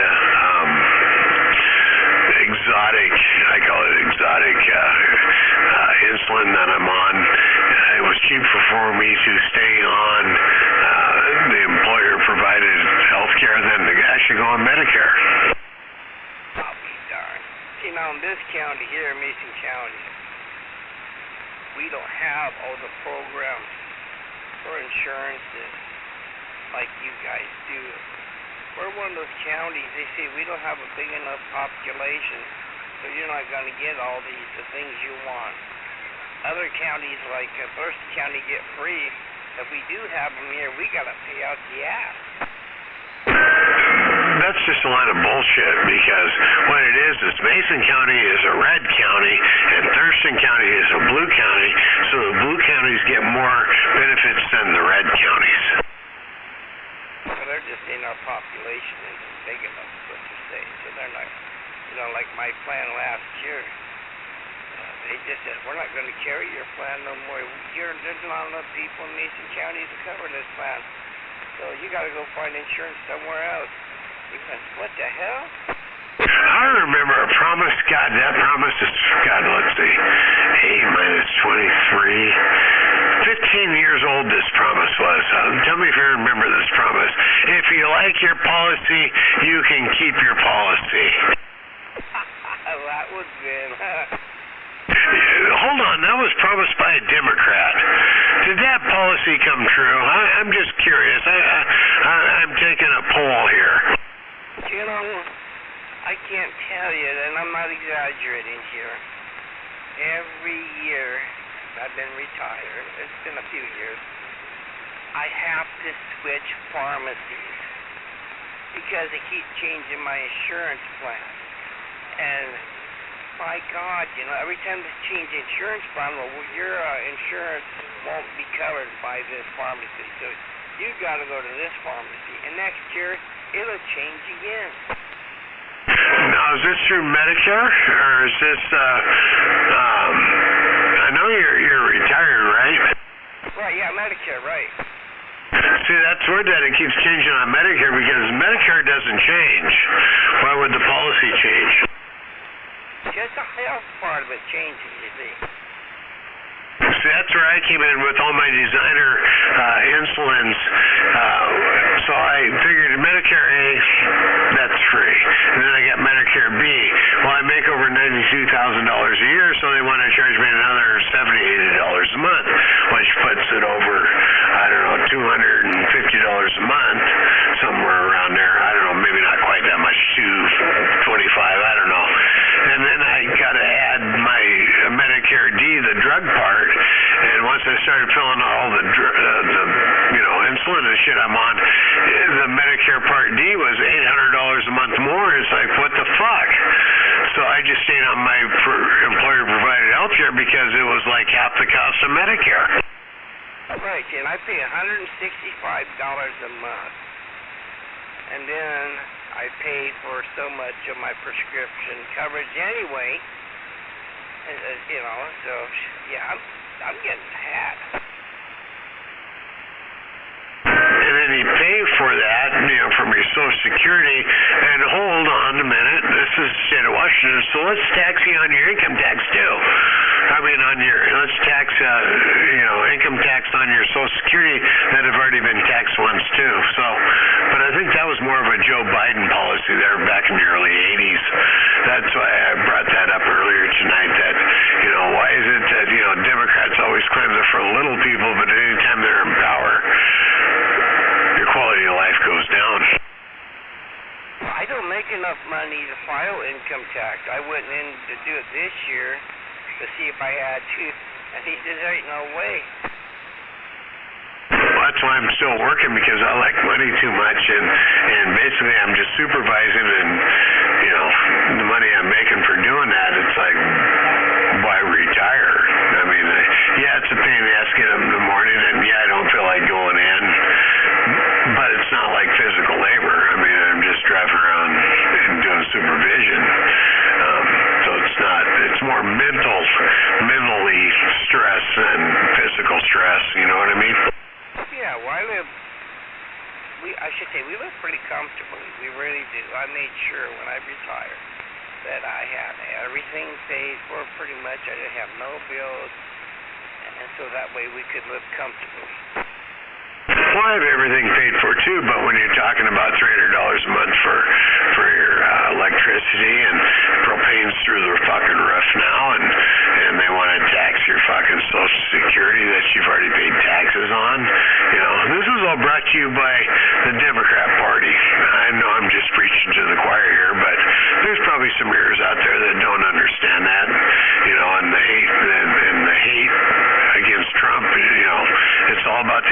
Trump, and who cares about the shape of the country?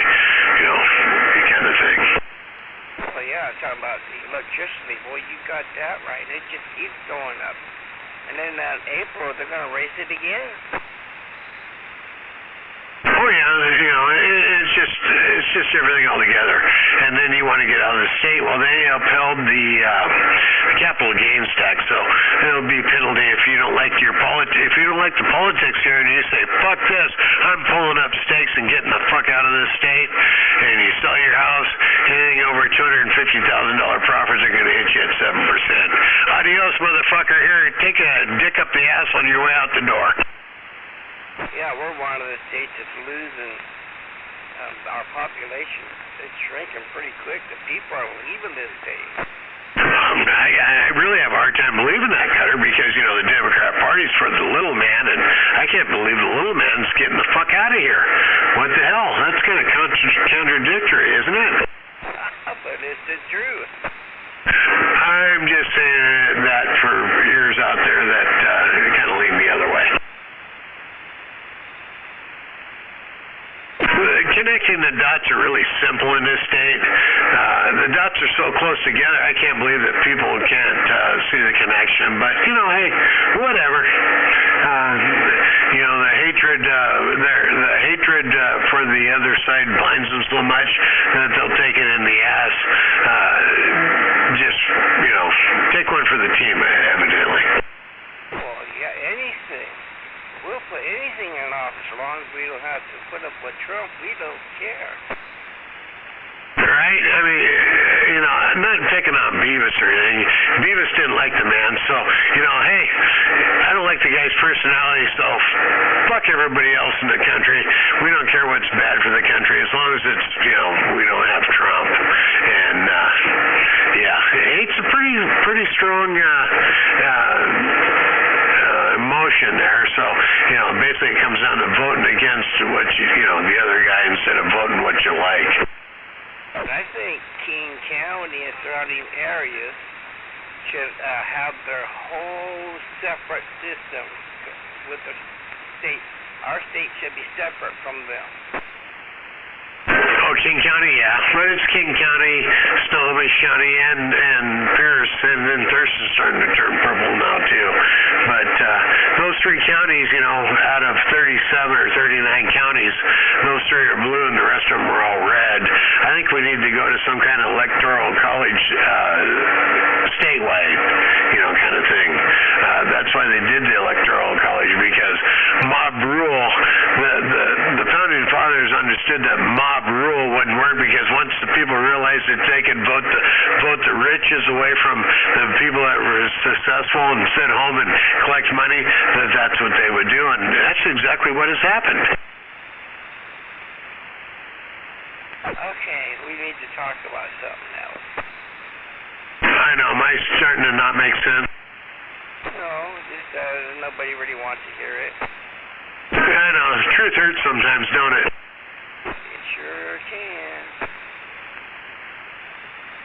You know, kind of like, you know, even the old English bulldog, Winston Churchill. You know, you can't tax yourself into prosperity, and socialism works as long as you don't run out of other people's money. Bottom line. You're hurting my feelings. Did I hurt your feelings? Oh, I'm sorry.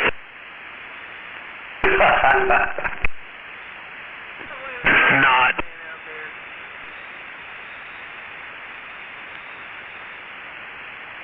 Kind of comes down to truth is truth and bullshit is bullshit. Waving to that cutter out there. Yeah, wait, is that Triple M?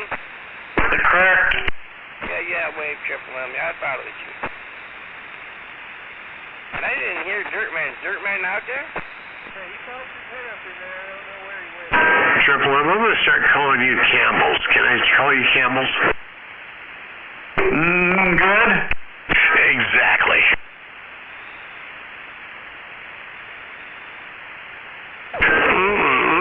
Good.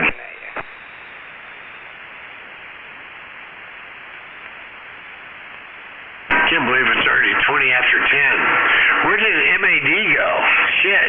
He's usually the ringleader of the group. No, I'm right here, man. I'm just chilling. All right, I just didn't want you to feel left out. I'm sorry I've been kind of diarrhea in the mouth, and, you know, when you get me rolling on politics and shit, I just kind of take the ball and run. Now, it's all you big strappers down south, man. It's all you big strappers down south makes us all up north feel left out there, Brig. Why, me and Smoker were a long ways apart. Well, they left Wiener Bender out. Oh, no, it's all good, Smoker, man. Carry on, man. It's all good, bro. I was saying, yeah, 'cause between Smoker and us, we're a long ways away. Oh, you're in Shelton, right? Yeah, I'm outskirts of Shelton there. Actually, I'm 15 to 17 miles northwest from Shelton. God, I was down there. When was I down there with Mr. Ed? Who was I talking to down there? Well, I know that Catman was over there by Lake Limerick, right? Catman? You talking about the one that went up to G's a couple of times? Yeah. You Summit Lake, you dingbat. Well, I don't know what lakes are what down there. Fuck, I don't get down there unless I got a house down there or, you know, something to do. That's a whole county away. I mean, last time I was down that way in Shelton there, I was over by Ridge's place over there by that little fucking store. Oh, you were out there at Timothy was store, the Agate store. I can't remember the name of it. Yeah, something like that, Agate or whatever. And I know when you got to the four-way stop, I took a right and headed to the house. I went right by Ridge's, and if you take a left, you go down to by Humbug's. God, what's his son's name? Fuck, I forgot. Yogi's place. Yogi, right? Hey, do you hear Rip out there ever? Who are you asking? Cutter. I hear Rips all the time. Why? I haven't heard him out there in a long time. I talked to him yesterday. Oh, right on. Probably sandbagger right now. Waving, Rip, if you're sandbagging. I'm usually the one sandbagging, but I thought tonight I'd just get in there a little bit. Now you wish you didn't, did you? Oh, it don't matter. You took the whole 9 yards, that's for sure. I'm just, running a little bit, so I'm not trying to overpower nobody. Oh, you're doing fine. Actually, Cutter, I'd turn it up a little bit. Run it up about 950, 1,000. No, I'd have to run it on low to do that.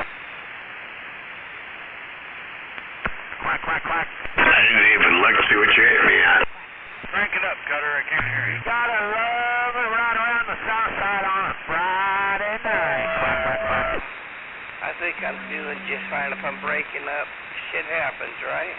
Smoking some fine marijuana and gonna eat some ice cream. Good solid 9 over here. Waving, Zody. Good evening. Waving, Zody. Evening time to you. Hello, hello, and hello.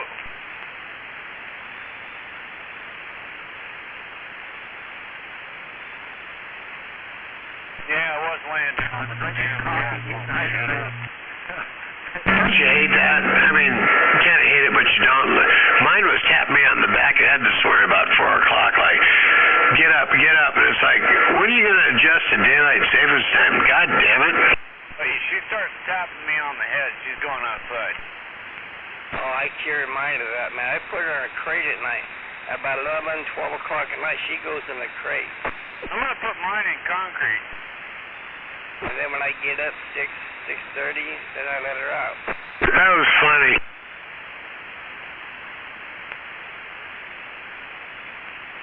The planets are lining up tonight, tomorrow, and Sunday. We'll be able to see all 5 planets. Are we in the age of Aquarius again? You see that? Yep. There's another song. Right, and then followed up with my beautiful balloon. It would be really cool. The night the planets line up. That's the night that the planets line You do it all the time. Last time I think it was 1996, I believe. I don't remember. It's somewhere around in there, because I remember I got the telescope out. Yeah, it's been a while. Well, they got that other comet coming this way, and it's supposed to be so bright, you don't need nothing to see it, supposedly. Smuggler, did you sing that in choir? No, I didn't do choir. I did band. I played the trombone.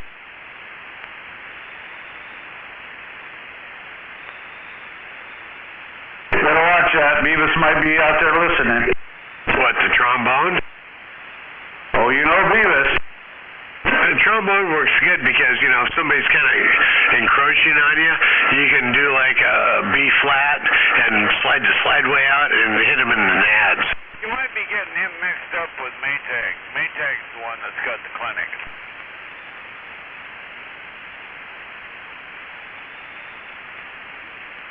Beavis has a girlfriend. Maytag has a clinic.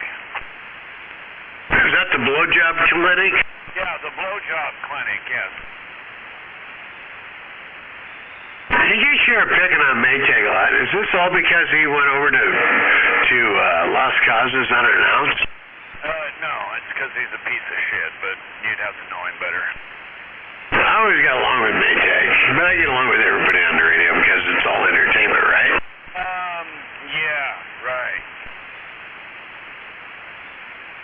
I wouldn't go to war with him, and I wouldn't count on him in a fist fight, and I certainly wouldn't count on him as a brother. Period. But that's just me. And I wouldn't count on him putting out a trail of gunpowder and lighting it to set off your cannon either. Well, yeah, I'm not gonna bring that shit up, but...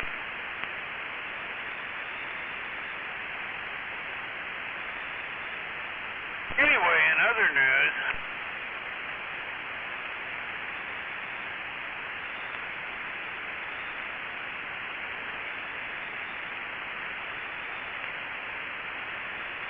This is a good moment for some gelato.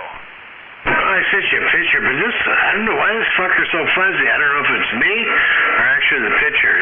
You tell me when you get it. You got fuzzy pictures?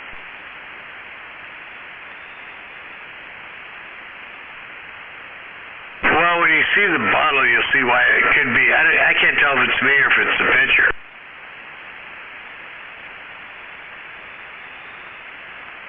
I'm going to say, since my little Harley Davidson shadow box Christmas tree ornaments are kind of fuzzy, I'm going to guess it might be me. Okay. I'll have to find my phone somewhere around here.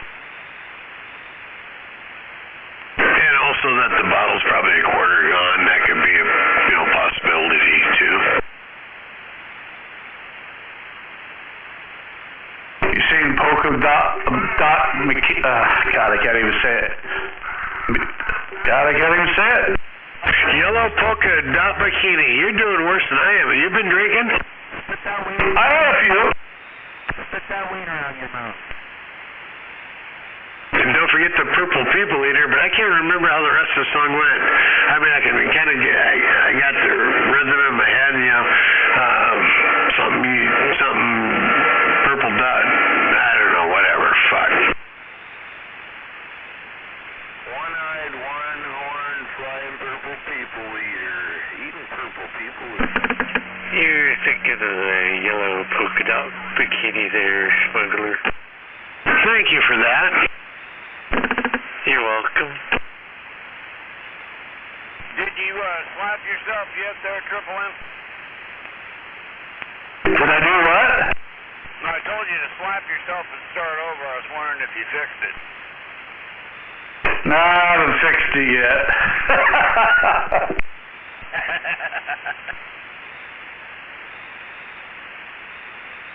Instead of slapping yourself, you pull your pants down and thump yourself in the nuts. That'll really wake you the fuck up.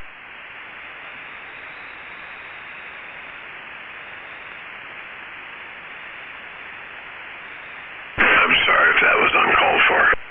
I think it was appropriate. No, when you put your shoes on, you have to put them on at the right time, right? I usually put them on sitting down kind of with my pants anymore. I don't even try to put them on standing up like I did 10 years ago. I was like, well, it isn't even worth it. Why fall over for nothing? So I sit down and I put my pants on, and then I put my shoes on. But I put my socks on before I put my pants on, but I'll leave that out. Oh, that sounds like you've been doing it a while. Oh, yeah. Well, you know, I'm going to be 66 in 6 months, so yeah, I've been sitting down putting my pants on, but the neuropathy's so bad, you know, my feet, I don't know. I just get irritated with shit. I'm not growing old very gracefully. I'm pissed off all the time. I can't do what I used to do, and I used to be able to do a lot. Cool bottle. Isn't it though? It's like a quarter gone. Not quite a quarter, but it's hitting me now. I mean, that's 100 proof. Well, when it's gone, you'll have to get another one. Yeah, I don't know. I made a special trip to Beer, Wine, and More. I call it Beer, Bath, and Beyond. Out the door, it ended up being like $75, but number 10 told me about it, and I don't know if you did too, but I thought, well, you know, I was here, I was killing some time. I had a funeral to go to today, and I thought, you know what, I'm up here on South Hill, I want to pop in there and see if they got it. And I asked one of the, you know, workers there, and they said, oh yeah, it's right here. And so he got it for me, and it was 1883 and 1850. What is this one? 653. Anyway, I got the 53 as 100 proof. Excellent bottle.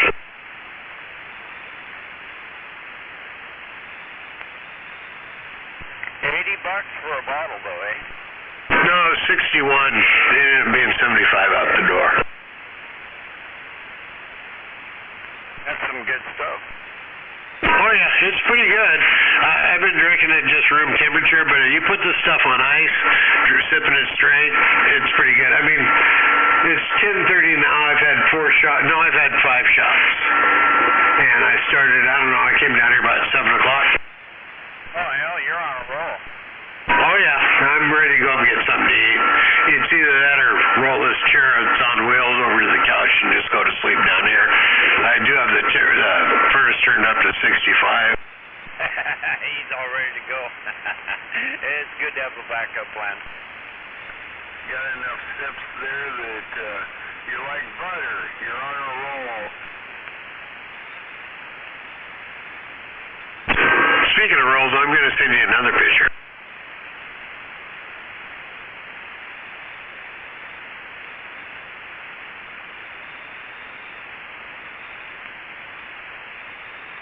Hey, MAD, give him, Smuggler, my phone number.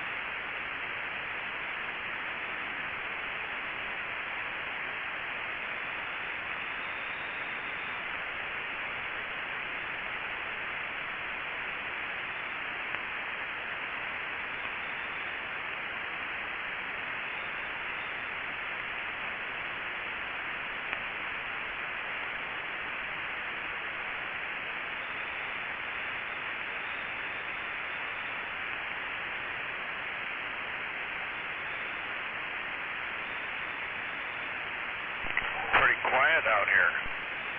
Oh, for 10 seconds or so. I'm still waiting for phone numbers to come through.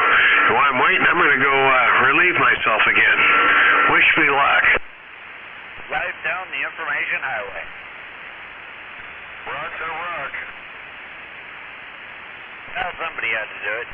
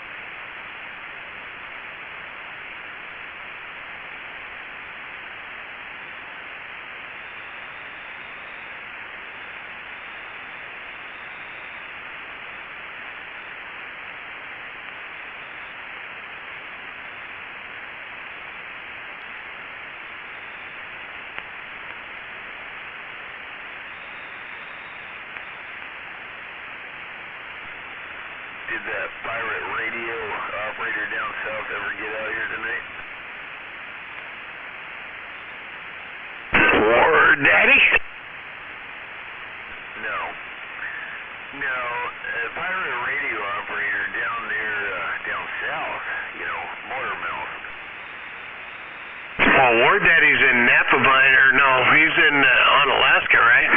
That's pretty far south. Yeah, but he's not private radio operator. I thought War Daddy moved up to Tacoma. Yeah, me too. I don't know, I'm a little behind the times. Did you get a picture of those loafers? That's actually a man out of French bread. It's National French Bread Day today, in case you didn't know. No. Jimmy. You get that phone number?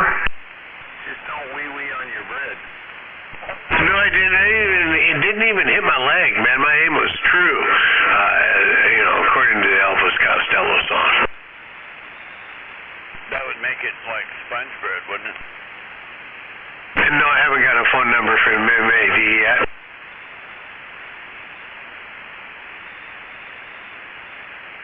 But I did send MAD a nice picture of some French bread cut into slippers, loafers.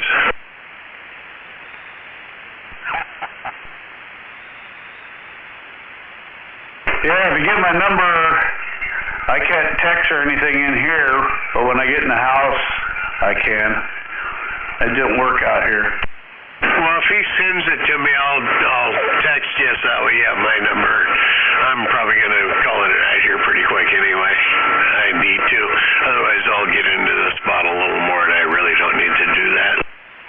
Yeah, Roger. MAD, did you send him that number? Yeah, I can tell right there. Number 5's the magic number. Am I slurring and don't know it? Hey, top of the evening, animal. Smuggler, Triple M. Well, you're a little slow on the draw. Even Mick. Who was that out there hauling that Triple M? Oh, just me, Mickey T. Hey, Mickey. How you doing there, buddy? Hey, I'm doing pretty good. And I'm waving at that smuggler dude, too. We're waving right back at you, Mickey.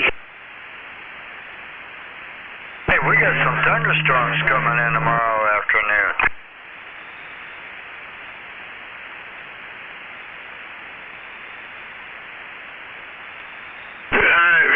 MAD must be opening up a can of beef or honey or something, or maybe even SpaghettiOs. I don't know. I'll be out here for a minute or two. Kramer Kitty, he came up. He wants some levies, so he's on my lap. He's going to snuggle up for a bit. Neat new spaghettis you can eat with a Animal. SpaghettiOs. Somebody way down there yelling. Try it again. Oh, did I yell? I thought I was speaking pretty normal. Quack. Oh, I just got a lot of noise in my ears. Man, I sent those pictures over to my bro. We'll see what he says, and we'll talk. Oh, yeah. Got quite a bit of glass, too. Thermal and single pane.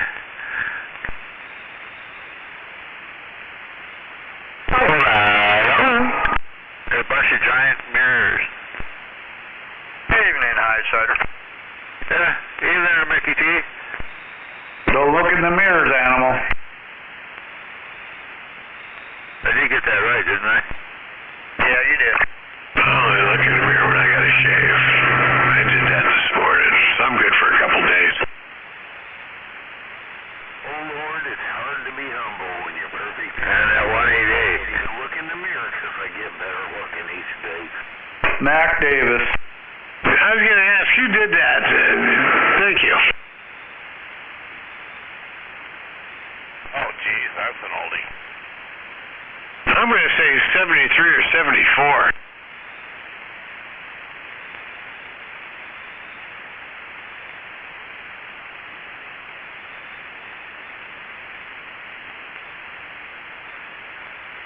I didn't go with putting another log on the fire.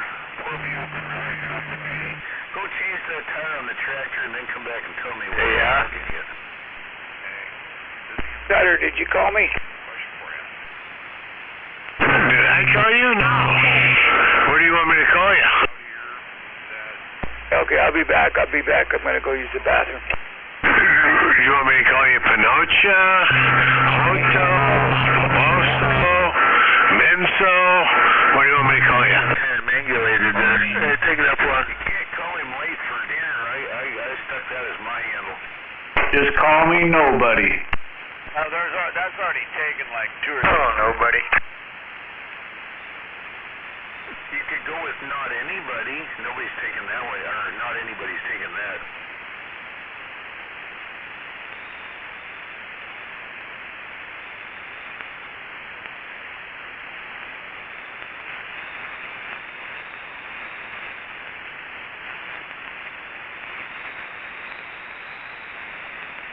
Yeah, I don't know what happened to MAD. He's MIA, so MAD is MIA, and I'm probably going to shut her down here pretty quick. I'm going to go turn the heat down in here and start turning off some lights.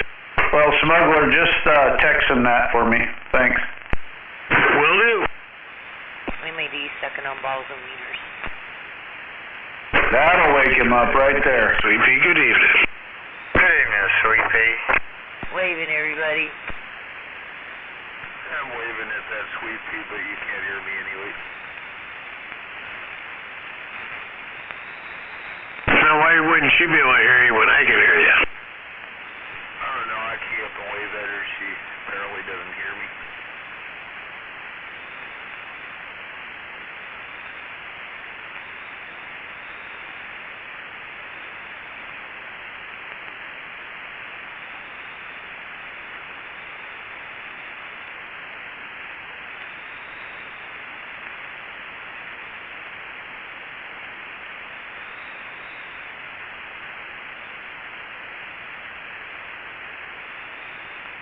Anybody heard from Bad Company? Pads are in the way with my transmit, right? Yeah, Bad Company was out there earlier. And waving to that number 10 in the swamp. Triple M. Dang, I missed Flat Side Friday.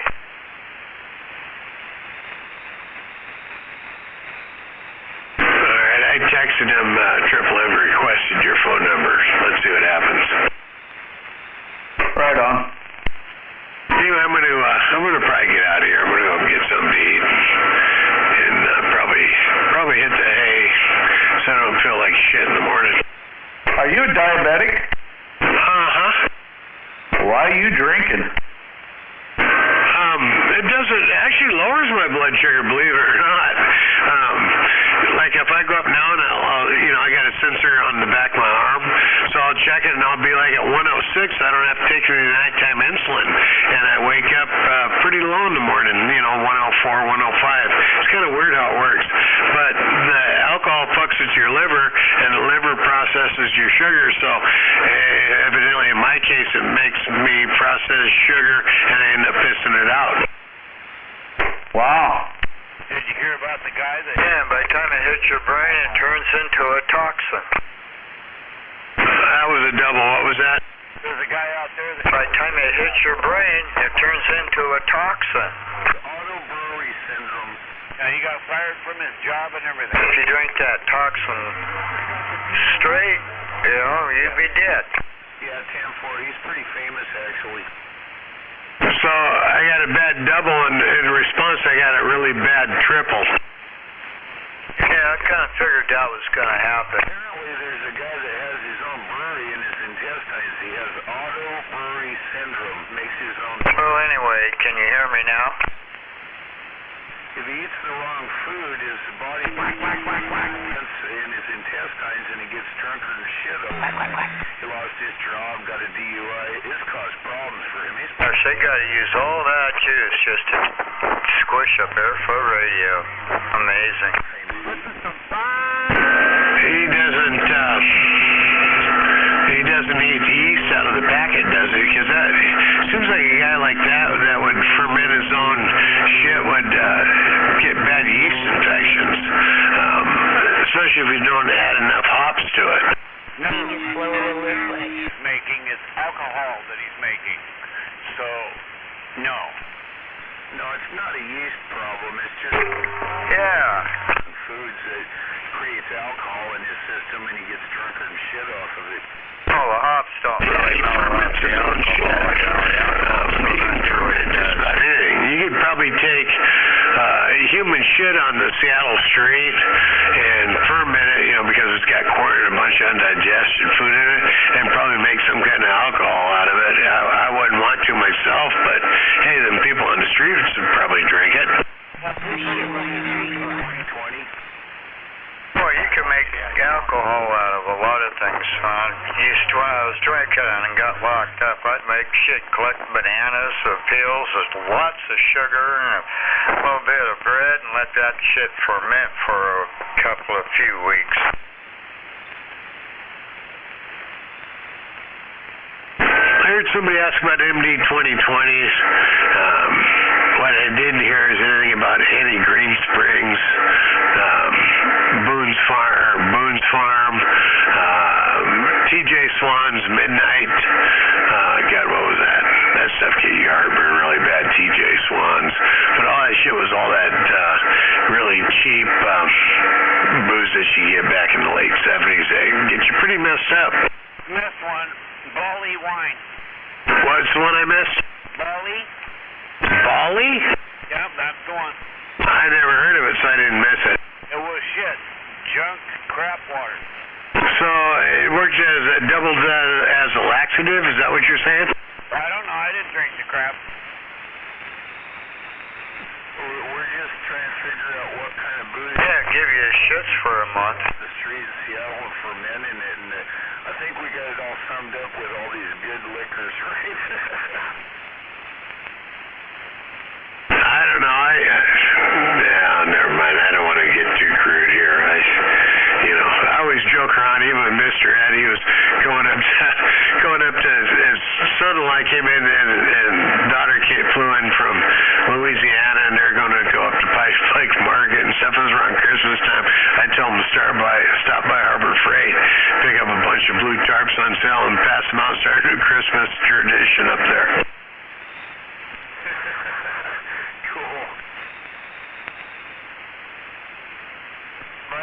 Condition that guy has is called auto brewery syndrome. If you look it up, you'll find out about it. It's real.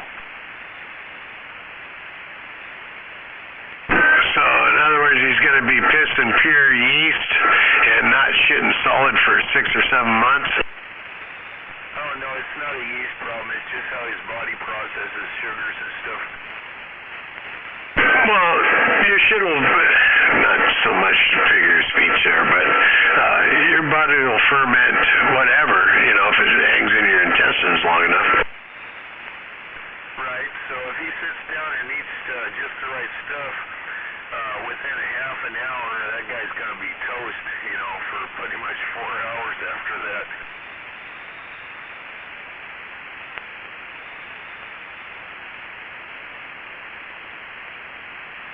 Is it really almost 11 o'clock? It is really almost 11 o'clock. I'm going to get out of here, guys. Y'all have a good evening. If I'm out here in the morning, I'll catch you then. Yep, you take her easy, bud. Yeah, wake up good in the morning there, smuggler. Channel on the TV there.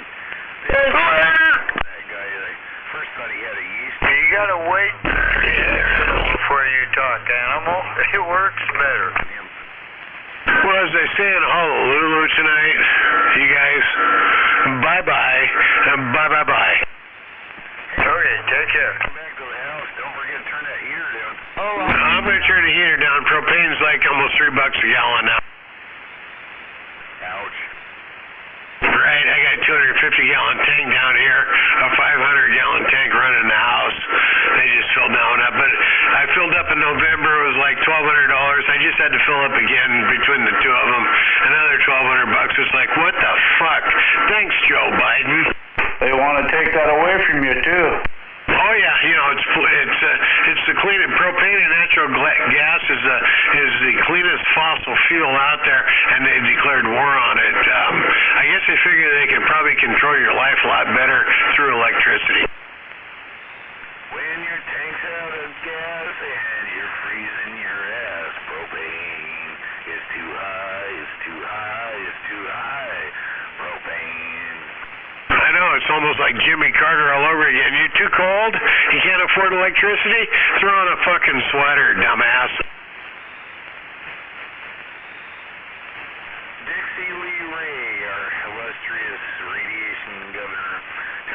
turn her thermostats down to 68. She's standing there, and what that statement, I remember this on the news. Thermostat behind her says it's 76 degrees. Who the hell is she telling to turn her heat down? I know, and it doesn't make sense because as overweight that she was, you'd think that she'd want her around 65 just so she didn't overheat herself. Well, you think they would have took the picture from a different angle. You guys turn it to 68. Never mind that mine says 76.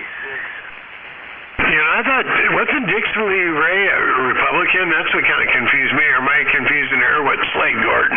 She was a governor. I'm sorry, what was that? She was a governor? She was a governor, but at what party did she belong to? The big party. Democrat. Okay, I didn't realize she was a Democrat. I was pretty young then. I wasn't into politics then. I didn't get into politics till after I went through rehab. Yeah, we fondly refer to her as Dixie Lee Radiation. Why was she's the one that fucked up the Kelso nuclear power plant down there, and they've been sitting dormant for years? Well, if not, then she was responsible for the radioactive duct. There was some radioactive stuff there that she was involved in that caused a lot of the people to start calling her Dixie Lee Radiation. I think one of those nuke plants was involved in it or something. No meltdowns or anything weird like that, you know.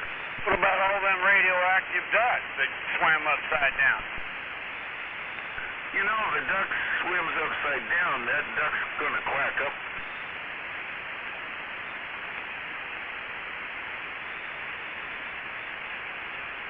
Anyway, you guys have a good evening. I'm out of here. 99 Alex. Alrighty, night. Don't forget, Jimmy Carter used to bring his 9-year-old daughter out during the fireside chat to tell us how safe nuclear energy is. Well, that's the thing. In the United States, nuclear energy probably is pretty safe. I mean, it's so safe that, you know, we're going to ban it here, but we're promoting it around the world. That's what kind of gets me. Well, Jimmy Carter was a part of the first nuclear navy, and Dixie Lee Ray was a nuclear physicist, so they might have known what they were talking about. Wait a minute, Al. Anyway, I'm going to get out of here. Good hearing you out there, Al. I'd like to debate the facts, but we'll have to put that up till tomorrow. That's right. She was a nuclear physicist. That's why she was called Dixie Lee Radiation. Thank you. I knew there was a reason. Yeah, Dixie Lee Ray was a nuclear physicist and wasn't responsible for the building of the Texas nuke plant, and it was following leadership that got it canceled. She was trying to push for it. She was trying to make it happen. Because nuclear, during the energy crisis, nuclear power was kind of the savior. Right.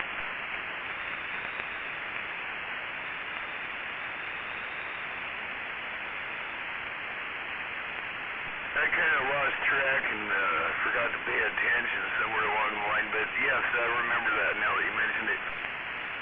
So she was the one that got it built, but after 3 Mile Island and how close that came to actually melting down and pretty much making most of the East Coast uninhabitable, people started to not trust it so much.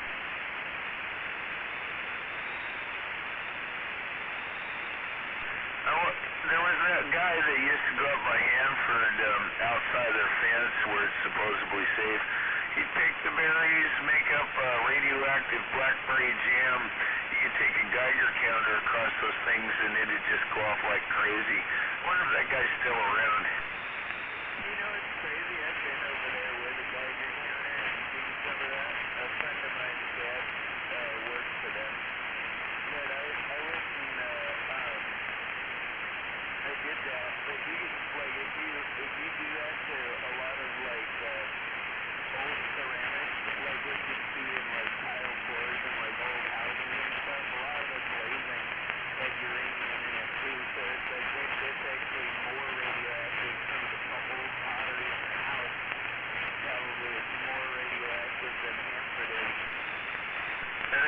of that quartz that's floating around and been turned into things that, gee, that's where the radiation hides in that quartz there anyways. So yeah, if you go around to like nuclear places like that where they started to get the cleanup and stuff like that, it's mostly stored in sealed, unsealed stuff. So some of the radiation does actually leak out a little bit, but it's supposed to, and it's supposed to dissipate. And the readings you actually get out of there are typically lower than what you get in like some of that radioactive pottery or like an old glow-in-the-dark watch that has that, what is it, something trinium or whatever in it. And some of them actually have like radon, radium.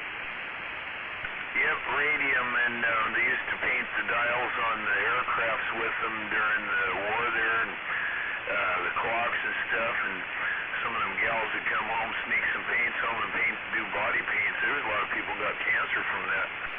Yeah, the radium is a lot more radioactive than the tritium. It's even more radioactive than the uranium you typically find in the pottery too.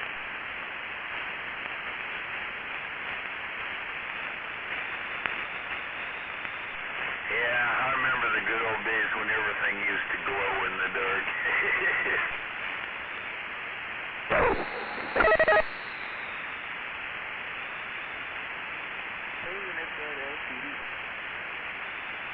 I'm waving out that big owl. Light tipping daddy from Colorado. Hey, we're waving out that number 10 in the swamp over there. Yeah, 10-4, we're all getting no radium. Hey, LTD.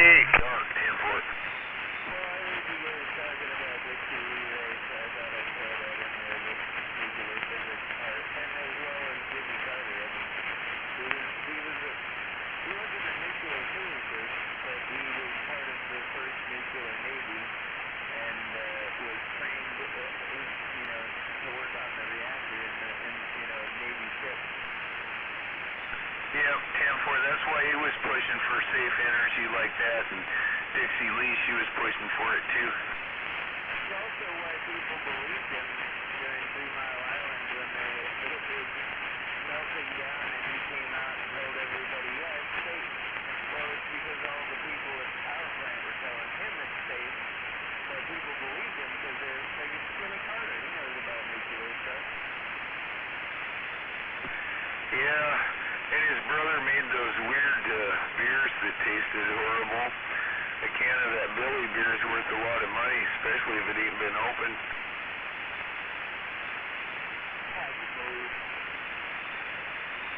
That's absolutely nuts. I don't know, I love Jimmy Carter though. He's a good, I don't know that he was the best president ever, but he's a good person, you know what I mean? He was a people person. He was very likable, very cordial, very friendly.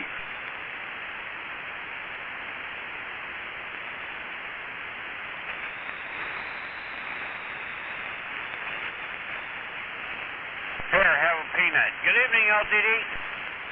Hey, we're waving at that Zodiac over there. We're waving back. Jimmy Carter walking around his peanut farm and he says, found a peanut, found a peanut. Now, Jimmy Carter may not have been the best president that we ever had, but he was the best post-president that this country ever seen or hadn't they ever thought of. He was one of the most people-friendly presidents in a long time, let's put it that way. The people liked him.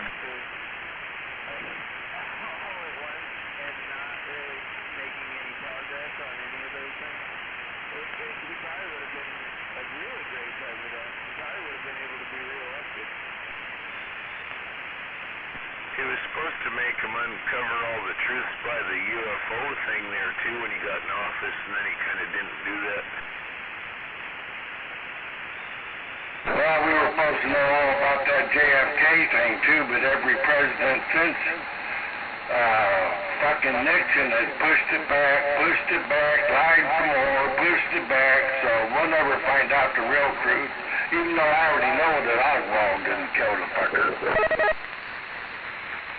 Yeah, we were sitting in class. It was during math, the math class part of the day, and the loudspeaker crackled to life, and the principal's on the other end of the PA system, and he's crying practically, and he's trying to tell us, took him a while to spit it out, that the President of the United States had been assassinated.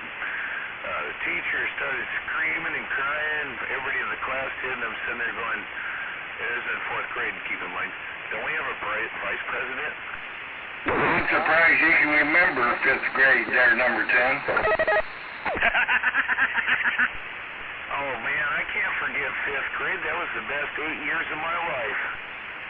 Well, the two best, I mean, I kind of understand why you didn't want it, nobody wants to tell anybody about the UFO thing, because A, either there's aliens, which is scary, or B, it's top secret government stuff that they just haven't said, they don't want to tell us about yet. And then the stuff with the Kennedy assassination, the two best options for that was, it was a the three best options was a mafia hit squad, and they were upset about not getting people back, or it was the KGB and the mafia, or the CIA and the mafia. And either way, you don't want to admit as a government that the mafia, the KGB, or the CIA off the president.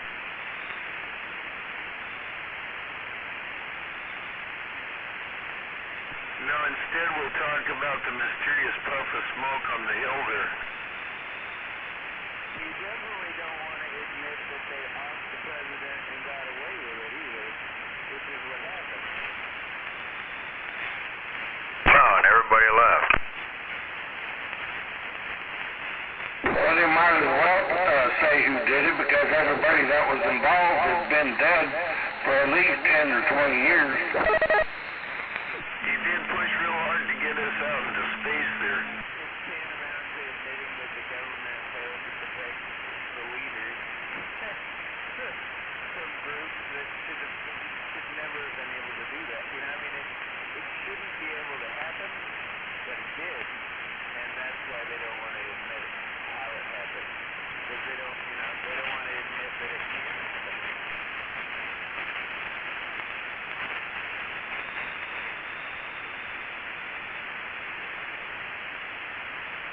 It could happen again.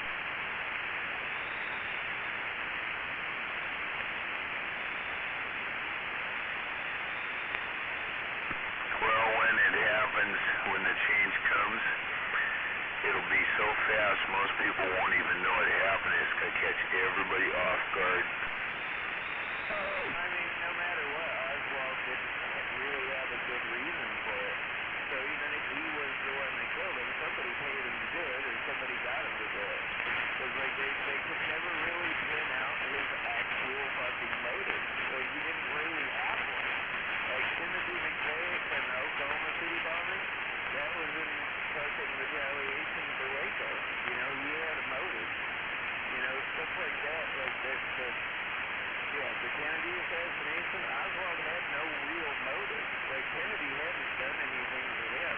He was maybe a political radical, but he was, he had no real motivation.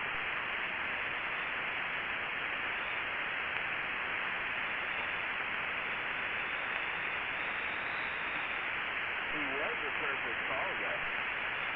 That's primarily, most likely what happened there. He was the distraction fall guy.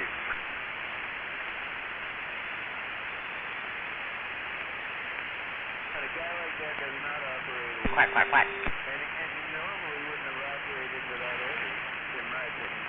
So, Waddle, waddle, waddle. I'm pretty sure he was part of a whole team. Waddle, waddle, quack, quack, sexy. Oh, okay. I better get another coffee before they drink it all up. Wait, is it after 11 already? How are you doing this night?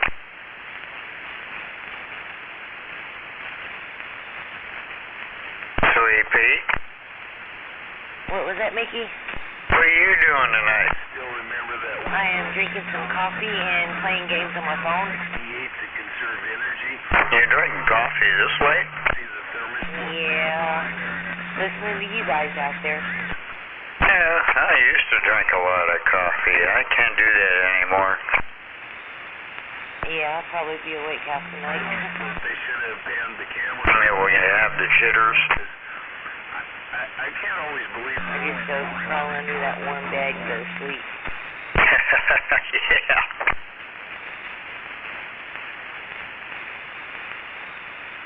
Quack, quack, quack. Quack, quack, quack. Waddle, waddle, waddle. We're all just a bunch of dogs. Sweet pea. Oh, yeah. I'll turn that down a little bit. Audio's got a little too loud. I think MAD must have got lost in his kitchen. Oh, well. Trying to get some coffee and see what kind of mischief I can get. That'd be hard to do. Get out of here in a little while, though.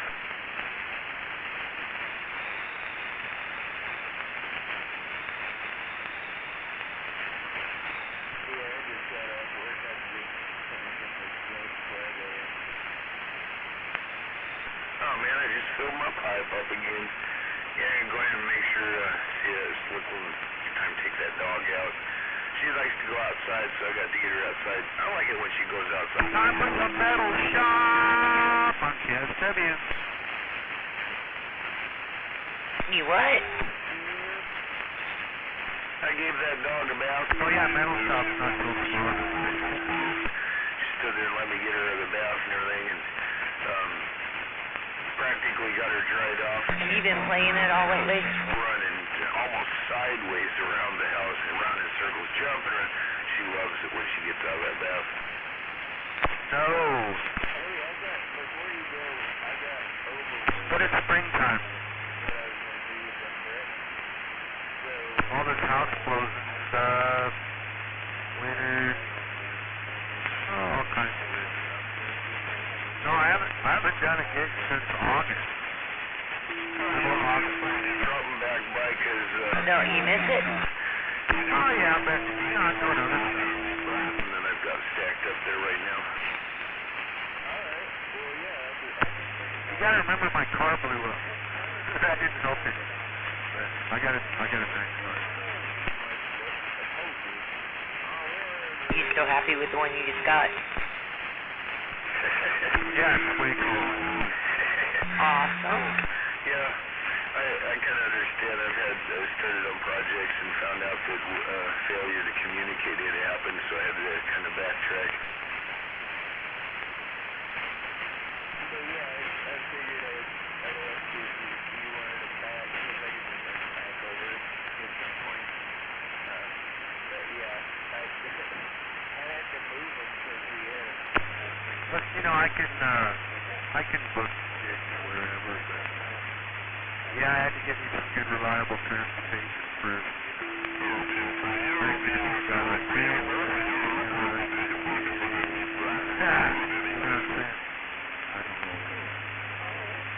That don't mean I've been out singing and playing quite a bit.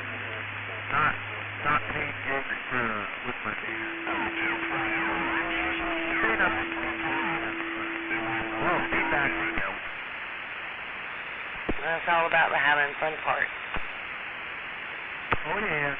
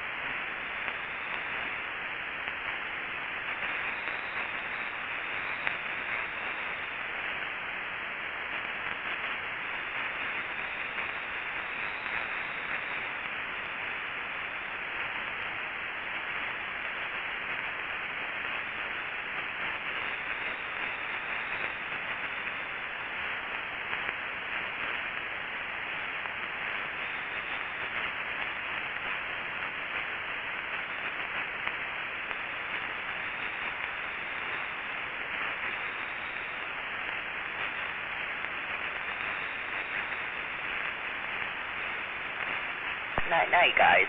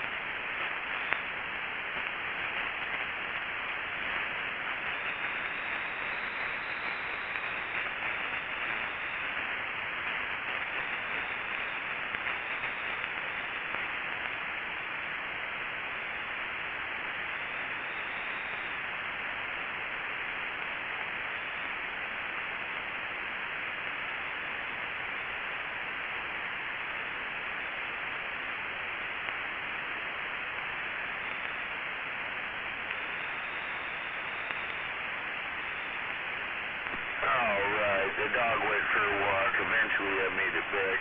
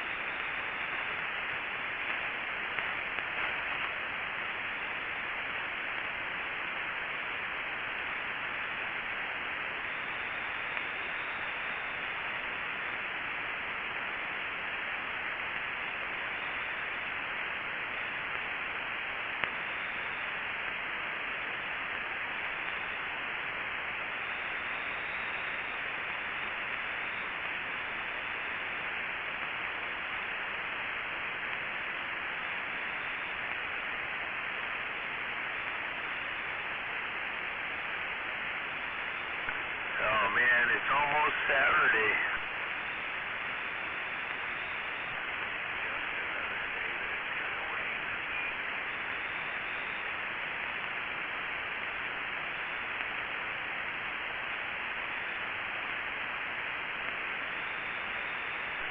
I was trying to think of something whimsical to come back with about another day of rain, but I can't because I know you're right.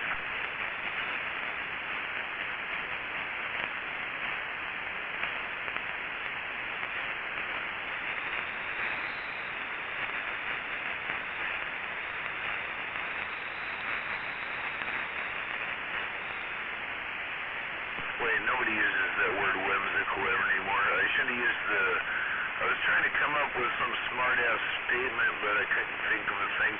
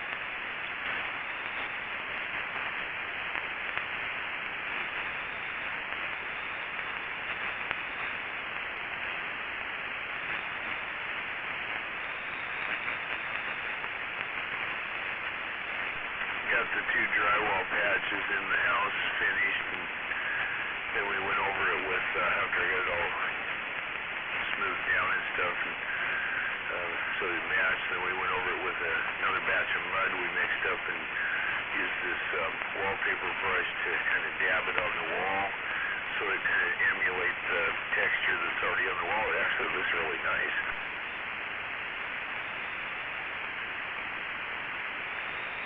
The one spot was about 2 foot by 2 foot where the doorknob went through and the door kind of messed it up bad. And the other spot was down closer to the floor by the heater vent. It's about 3 foot high and almost 2 foot wide, but they don't exist anymore. Those have been patched and retextured. They need to get painted tomorrow.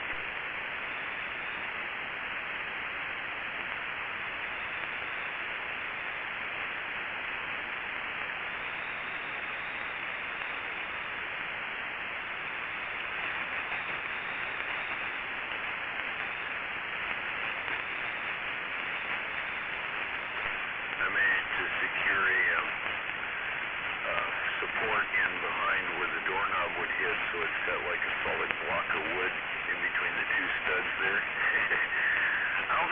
poke a hole through the drywall and crack that spot anymore.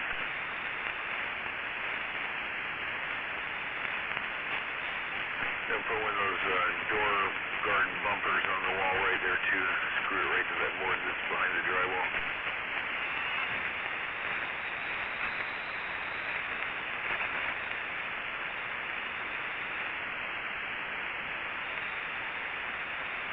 I got one of those big octagon-shaped ones that's made for the doorknob to strike it.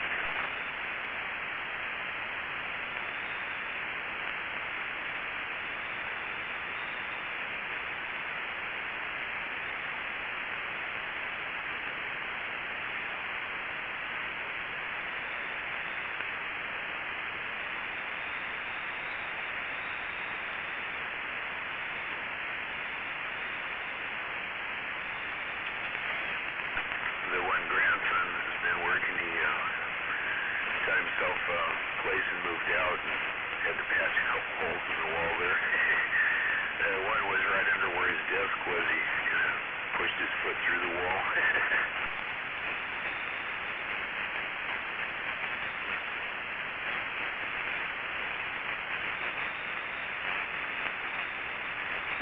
The other one, the door, kind of took that part out.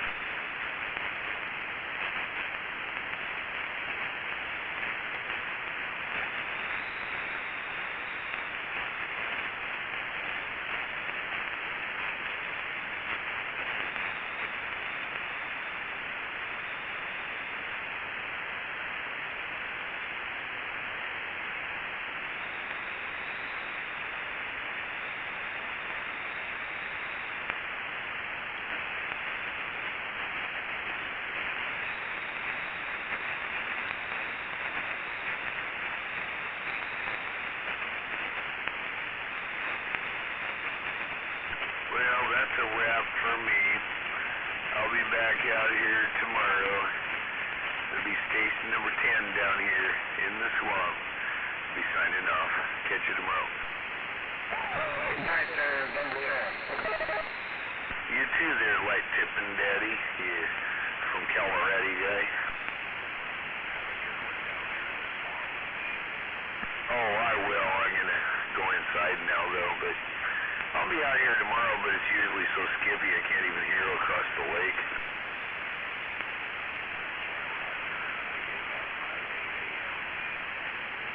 Yeah, I checked in and out of here during my breaks while I was working on stuff.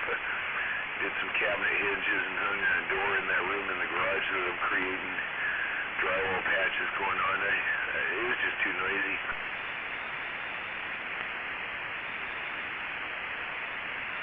I'm out of here. Good night.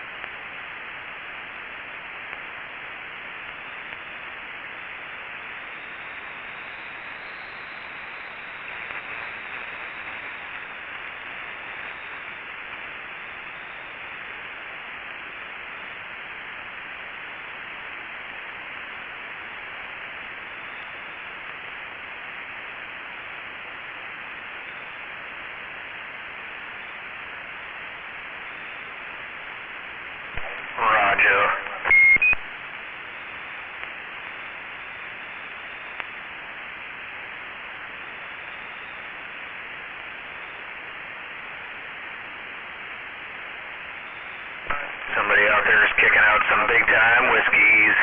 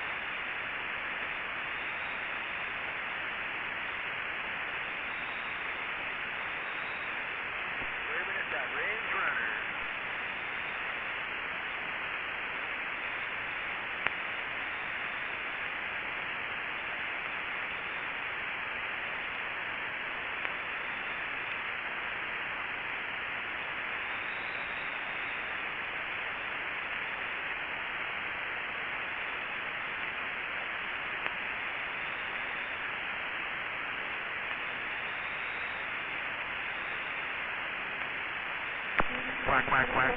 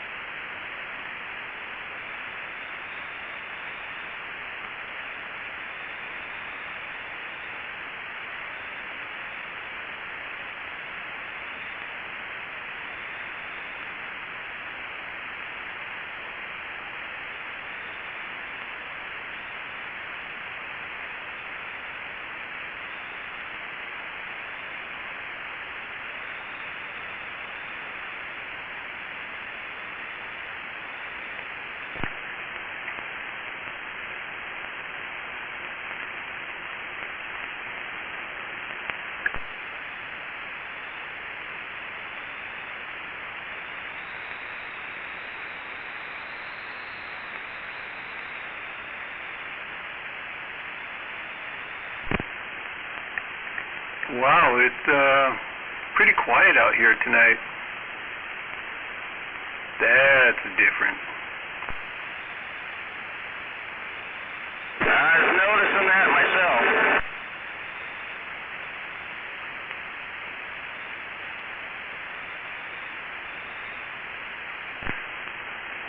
I guess every now and then people just have to take a break.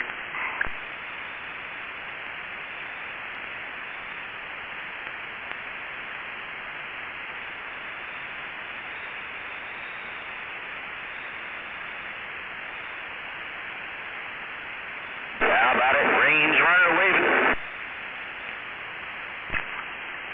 Hey, Range Runner, we're waving a hand back to you from over here in Bremerton. Oh, 101, right? No, how close am I? Well, you're really close as in stations, but no, 101 lives over in Port Orchard, and I live over here in Bremerton. West side. Range Runner, West Side Station, waving a hand your way.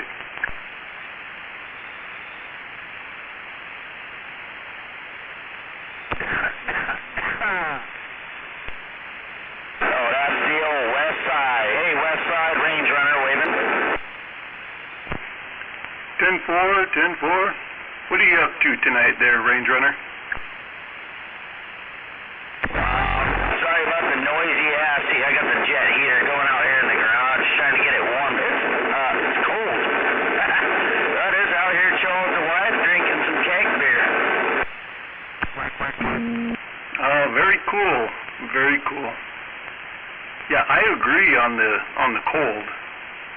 Holy smokes, I've been outside wrenching in my driveway on my son's car for the past few days here, and man, last night and today was really cold to be doing that.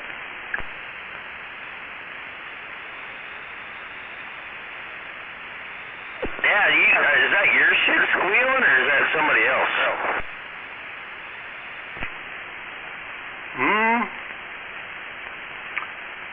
I don't know. I'd have to put on my headphones to see if I'm squealing, but you know, I seriously doubt that I'm squealing. I mean, it don't show up on my meters, so it's probably not there.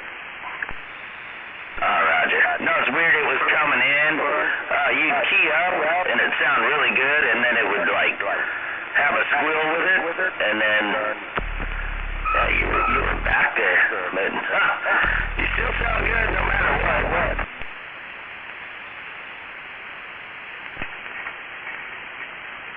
All right, I'm checking it out.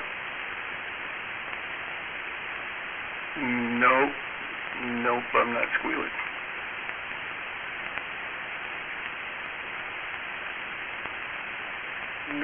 No squealing over here, so that means, that probably means somebody else was out there keying up with me. Oh, Roger. Yeah, no, that radio sounds great over here, man. Hopefully this old GE's still getting out good, huh? Let me check something else out here.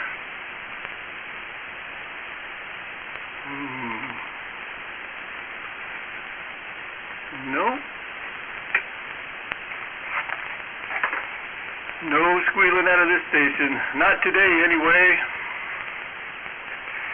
Not today. Well, sorry, Westside. Yeah, it must have been somebody keying with you. It was just 2 times, too.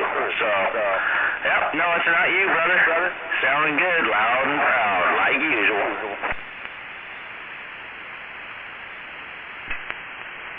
10-4, well, that's how we roll there, Range Runner.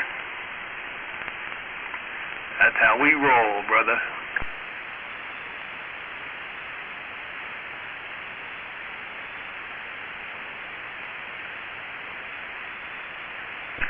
So where is, let's see, MAD. Where is 747 tonight? Is he out here by the radio? Isn't he 727? Or is that Mud Duck Station in Tacoma? 727? You know, now that you say that, I don't really know. 747 or 727? But MAD. Anyway, MAD. I forget the numbers.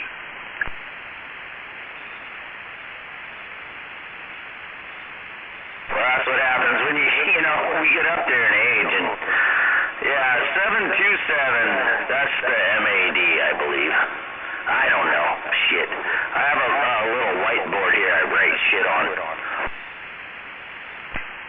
Well, man, that's probably a good idea.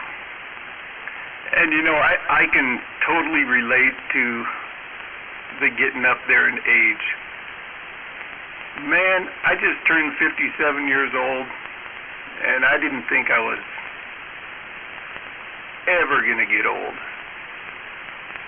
let alone even still be around at 57. I don't know. And I mean, I realize that 57 isn't like the old man on the block, but sometimes it sure does feel like it. Yeah, somebody's keying with you, man. God damn them.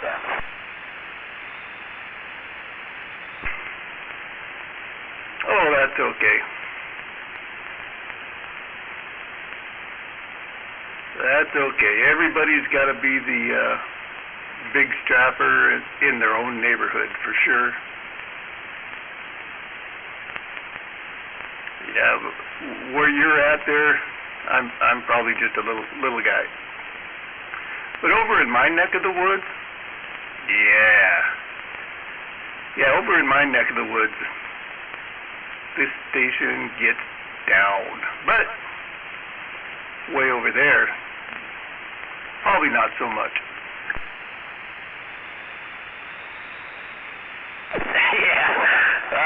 You know Leroy, right? That's my competitor here, but we're friends, so we try not to, stomp on each other.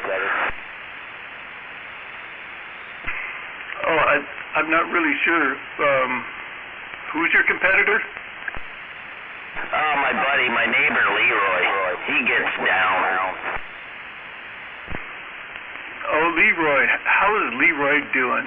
I haven't heard him out here too much. I heard him out here the other day, but I don't spend much time out here anymore, but I heard him out here briefly the other day. How's old Leroy doing? Well, shit, I think you know as much as I do. I mean, yeah, I've heard him. I haven't been over there to visit. I kind of feel bad. I probably should spend more time with him. Poor old guy, But no, he's, last I heard, he's doing pretty good. Well, good deal. I remember when Leroy used to start smoking the wacky tobacco, and he'd get out here and play on his harmonica. It's kind of regular for a while. Haven't heard him do that.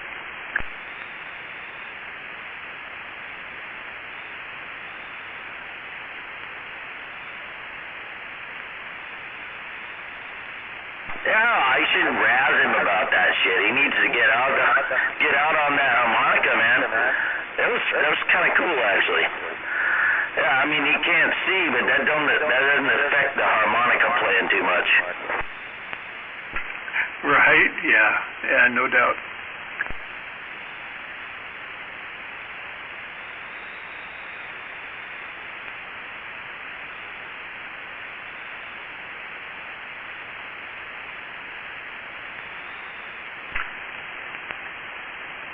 So are you up there by Covington, Range Runner?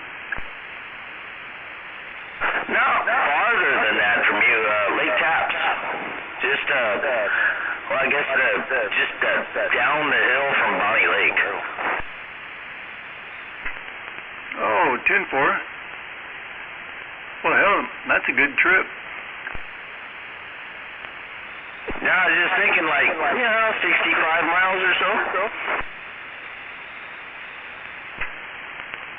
And to think, when I was down there at Walmart picking out my radio, that salesperson told me that my radio is only good for about 5 miles. I thought, 5 miles. This is where I got to get my stuff. Right, well, there's the location thing, and then the antenna thingy, and then there's a little bit of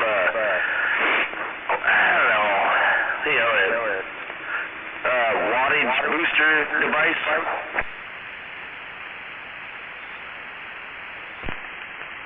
Yeah, I suppose. But I don't have a very fancy antenna. Just a ground plane, and my elevation isn't too bad, it's right up there about 400 feet. But I guess it's okay for 400 feet. But a decent location, I guess. Yeah, we're probably eye to eye. I just have a whole Serial Game Master, and I think it's sitting about 80 feet up, and we're at 485, so I'm probably 600 feet, to the tip. And just, running regular 2.5 watts here.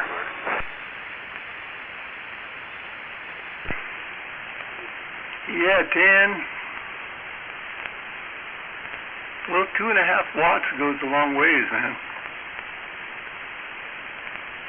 Yeah, I run an amplifier. I admit it. but you know, it's only one transistor. It's just a one pill.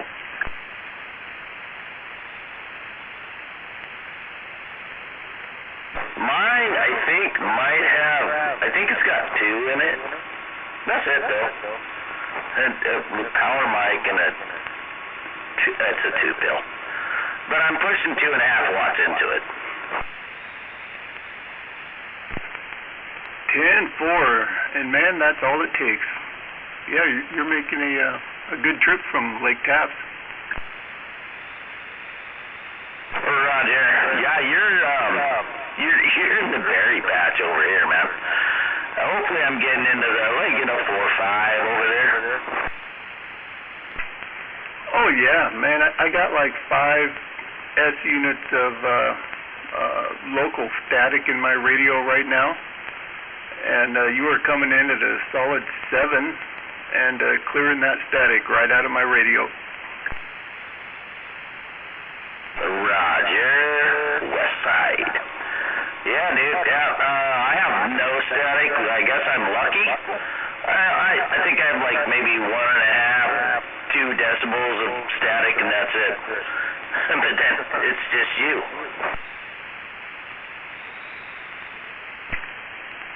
Man, I tell you what, I would kill to have that quiet of a receive. Seems like over here on my very best day, right? I'd say very best. I got between 2.5 to 3 S units of static, and then on the majority of the time, an average day, I got about 5 S units of static. And then on a bad day, I got like 7 S units of static. And it's just a cycle between all that all the time.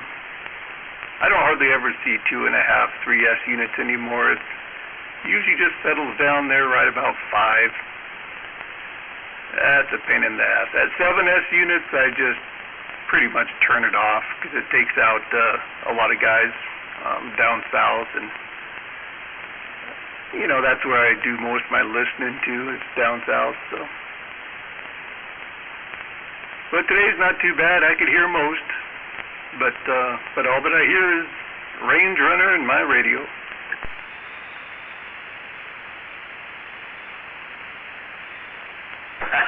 Well,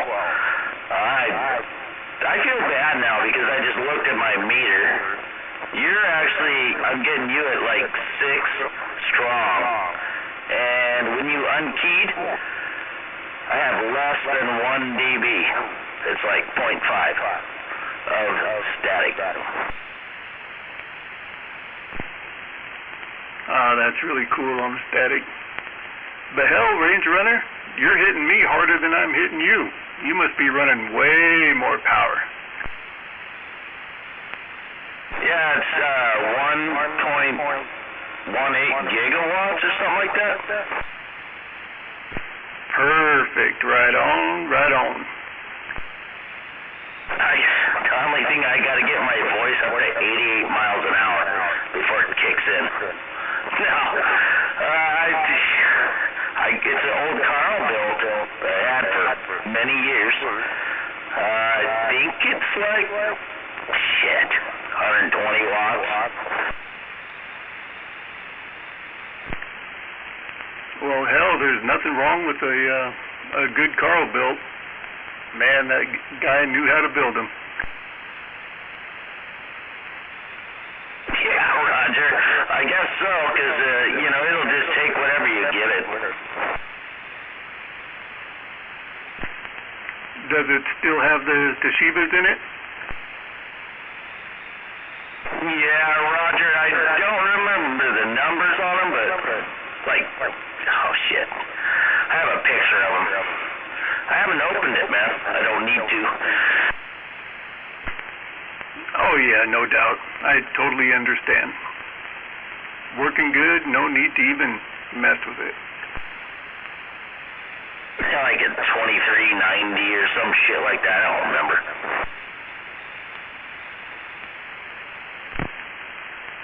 Oh, maybe it was a pair of 2290s. That would make total sense. Yeah, I knew it was 20-something 90. Are you still using Pablo's driver? Transistor. Oh my WSI. Are you still running Pablo's driver out there, things like that? Roger, animal, waving. Oh, yeah, that's the new black belt. So it's the HTs, and I think they are 2290s. There's 522's old driver for Pablo Escobar. Oh, 10-4. Oh, a couple of HGs 2290s. Well, that's kind of a rare box then, because you don't see too many of those out there.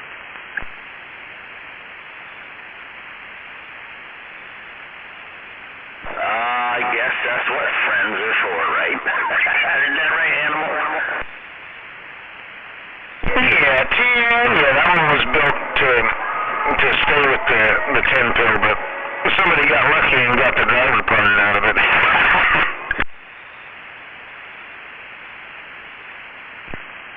Well, it sounds like it went to a good place.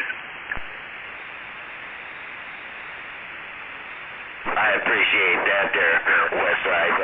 Yeah, that's what he was saying. You know, certain people just shouldn't have power, you know? And then there's some people that should have a little power.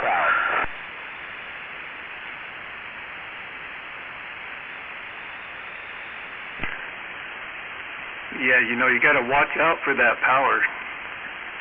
Power corrupts.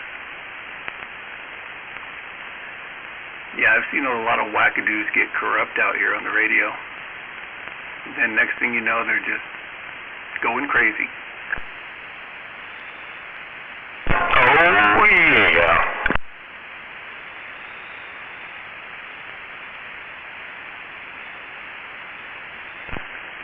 Everybody likes power. I know I sure do. Yeah, but we don't like them wackadoos. That's funny shit, man. Yeah, well, you gotta, I don't know, out here on the CB radio, I just take it as it comes. I figure it takes all kinds, it's all good. Peoples are peoples, and, yep, that's cool.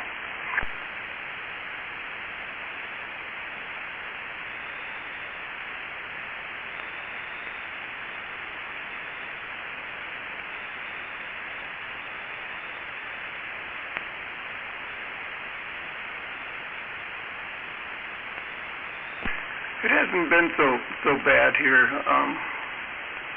since I got back on the radio, but when I first got off the radio, let's see, I think I got off the radio in like 2002 and a half or something like that. I got off the radio because I had my son was born. And my radio room was my spare bedroom, and that was my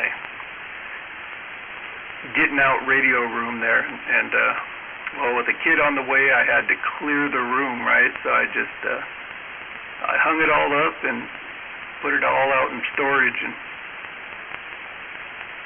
And hell, now he's 20 years old. But since then, since I got back on the radio, I just moved it out to my garage, and that works too. But back in those days, back in, oh man, I don't know, seems like 95 to 2002, holy smokes, there was the power-hungry wackadoo people that I'm talking about. Tacoma was alive with big radios, big amplifiers, and more spun out people than you could shake a stick at.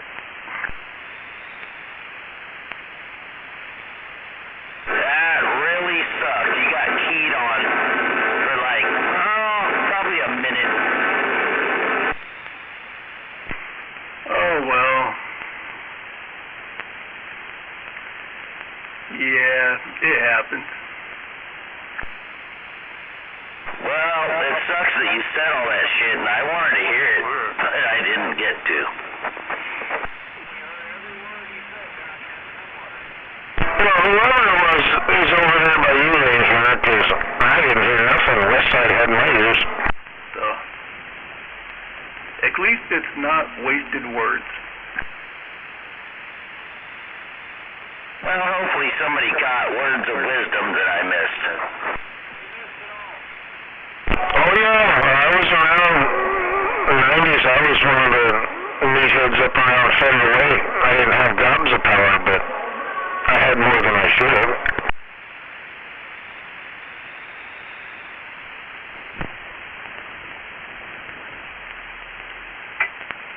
I don't know. That's a hard thing to put into perspective there, Animal. To have more power than you should have. I mean, there's nothing wrong with gobs of power. I don't know if you can have too much. I guess you can run too much on any given moment, depending on what's going on, but is it possible just to have too much? I don't know. I'd have to contemplate that. But I was an asshole. I used to go park in the woods behind the old truck stop and fuck with people and truckers and mess up drive-thrus and in-store music, sound systems, and I'd run over everything.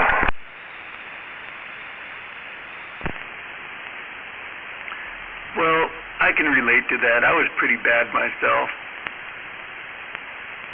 Back then on the first go-around, getting into CBs, I was buying every amplifier I could find and blowing up transistors and playing with tube amps and just trying to work my way up bigger and bigger. And yeah, I could say there's a lot of hashing and trashing. I used to shut Bremerton down on channel 22 because that was my home channel back then. 22 here in Bremerton. We had about, there was different groups of people that had different channels, 13 and 5, and I think there were some guys on 8, and then 21 was Mason County, and there was a couple more channels in there, but yeah, tons of hashing and trashing. And of course, if you're hashing and trashing, there's where the big amplifiers really do good. And then some of that hashing and trashing got shot over there to Tacoma because somebody would say something smart ass. And it was kind of cool back in the day because I ran these ceramic tubes, right, that hell, as long as I kept air blowing on them and the fan blew all the time, it's like I couldn't overheat them. So I used to love that. I would just fucking pound, throw down a carrier with music and walk away, come back in a few hours, it's still blasted. Shit like that, I don't do that no more. I'm cool now. Cool as a cucumber. Getting old, I guess.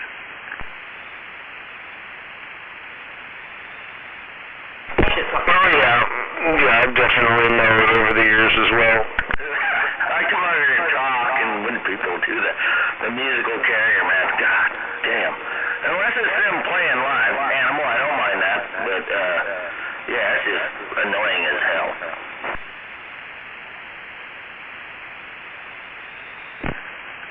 Well, I imagine you guys still got to put up with that over there because your CB population is considerably greater than the CB population over here on this side of the water. Now that the hobby is faded in a lot of people's eyes, yeah, we just don't have those guys over here anymore.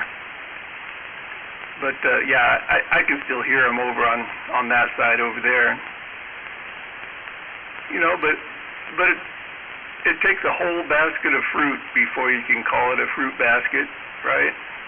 Takes all kinds, and yeah, still fun.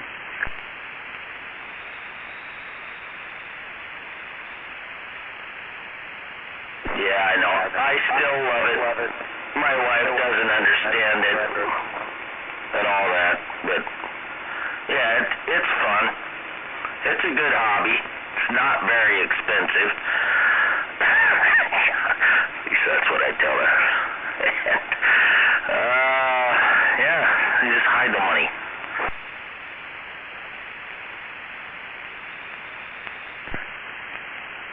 Oh yeah, man, I can't even contemplate how much money I've spent on CB gears during the years that I've played with it. Yeah, I don't know, if I could take it all back, I would have did it a little bit different. But that's part of learning it. You got to start off with what you got, and you just build your way up. It seems like at the time it's hard to justify laying down a big chunk and calling it good, right? So you work your way up. Yeah, that's just part of it, man. I love it. I still have so much CB junk over here, I don't know what to do with it all. I don't know, maybe one of these days my son will get into it. But maybe not. He's more of a computer guy.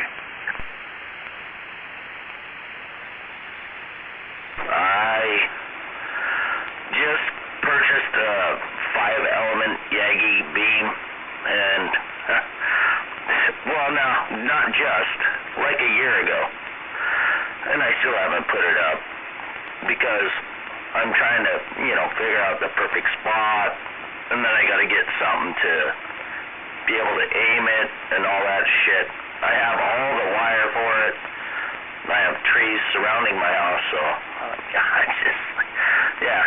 it's us guys, man. We just do this crazy shit because I don't know. Someday it's gonna do us good. I know. Well, a 5-element Yagi beam, those are good ones. Hell yeah. And I don't know, you mentioned trees all around you. Man, I don't know if I'd put a beam up in a tree. I mean, people have been known to do it. But, servicing that sucker up in a tree is really tough.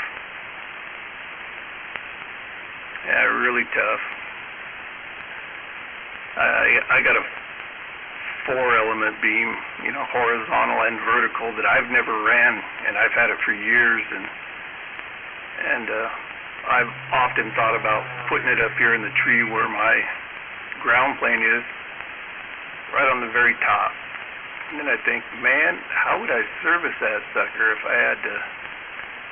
I mean, it would be hard enough just to put it together, get it up there and get it all set up, and then to have to service it too? Yeah, up in a tree is pretty tough.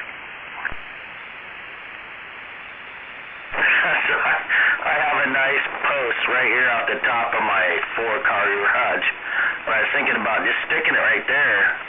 But I want a motorized aiming system. I have plenty of room to swing it around here too. So I'll keep it low. It'll be it'll still be at 500 feet, but it's just god damn. Figuring out the motorized stuff and all that stuff, I'm having a hard time with all that. I gotta get it up. But I don't want it just flopping around. I want to be able to aim it. Well, keep your eyes open, man. Keep your eyes open for a good rotor. I mean, they're out there. There's some nice rotors out there that are just sitting and doing nothing. And with a 5-element, you don't want to get a cheap piece of junk rotor, right? You don't want somebody's old television antenna rotor up there turning your 5-element beam. So you're gonna have to get a decent rotor, and they're kind of spendy. But if you keep your eyes open, you'll find a decent rotor. And those things are often rebuildable. You open them up, go inside, clean out the corrosion, lay down some new grease, button them back up, and boom, they spin right, they spin left. Keep your eyes open. You'll find a decent rotor out there for a good price. Yeah, just jump on it when you find it. I'll send you a phone number. There's a guy who's got a shop, his shop or sales room called Rotor Time. He rebuilds all kinds of rotors. They look nice when he comes out. And not really that expensive. And Highsider's got some tower parts he's looking to liquidate too. Fucking Highsider is my neighbor, man. He's right across the valley.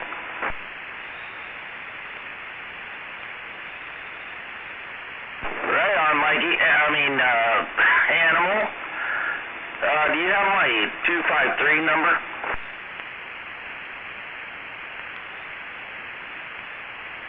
Actually, I'm going to look it up. Hold on. Yeah, 'cause my work phone took a dump. It's, the smartphone took a shit. I'll be right back. I got to run in the house. Radio. Nope, I got the old work number, the 206.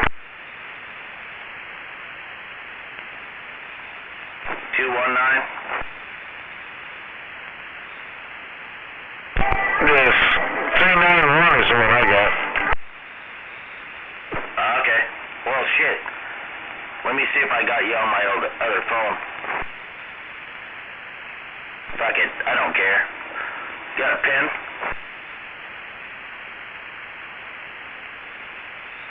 Go. 219 6992.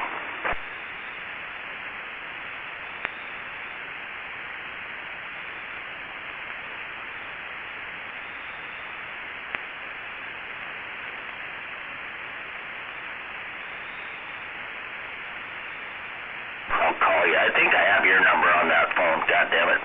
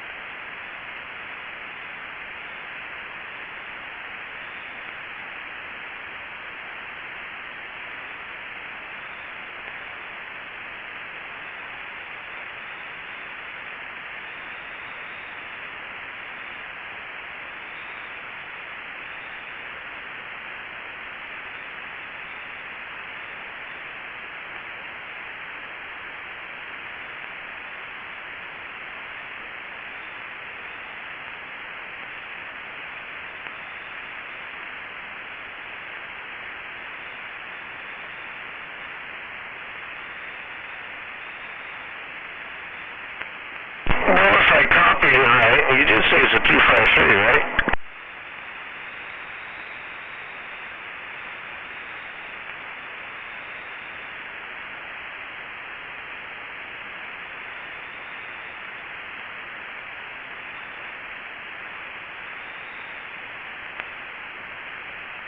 Yeah, you got it, bro.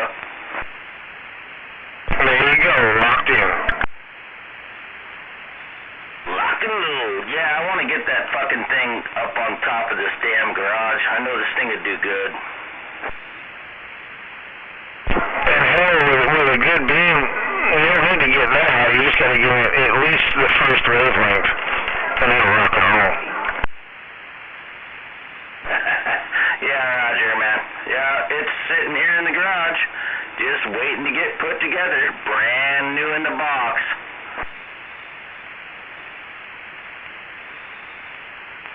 Nice. Yeah, I'm supposed to go over and see Highsider. He's got a bunch of old lumber and stuff he wants to get rid of. He's liquidating and thinks they might be moving in the next year or so, so me and my buddy Roy got to go over there and go shopping through his wood pile. But I'll see what he's thinking on this. He also he's got enough for 2 40-foot towers.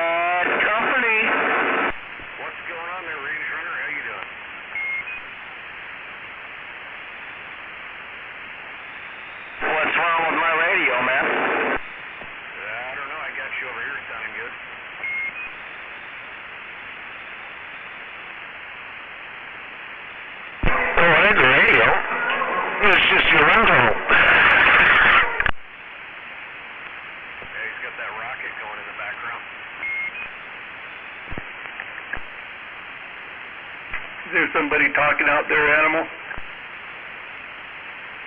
Oh yeah, old bad company piped up out the other way. Yeah, it might just be that I'm looking the other way too. They're going the other way. So there we go. How's that doing there, Range Rover? How about it? Much better. All right, that's what it was. Yeah, I'm not pointed your way, and I was running less than a watt. So there you go. Well, I'm talking to west side and little Animal over there. Oh yeah, waving a hand out there, Animal, or west side?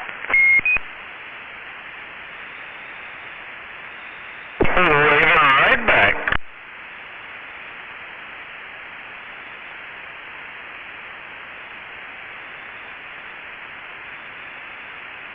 Yeah, we're just kicking back. It's Friday night. Well, Saturday morning now.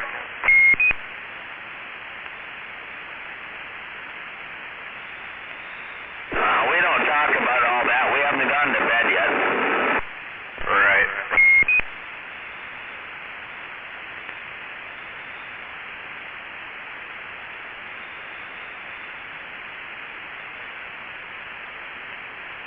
Give me like 2 minutes.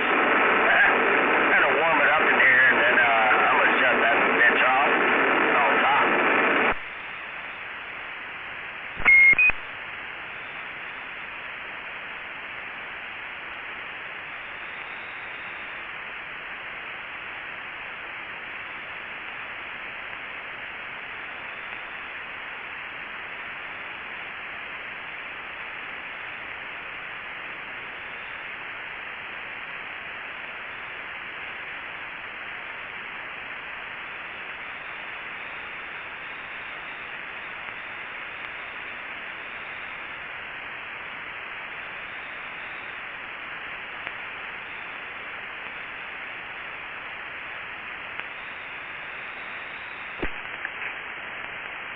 Brake channel, is it clear out there?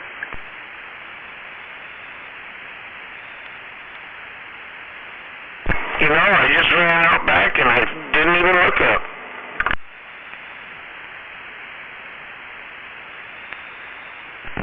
Yeah, I can hear you.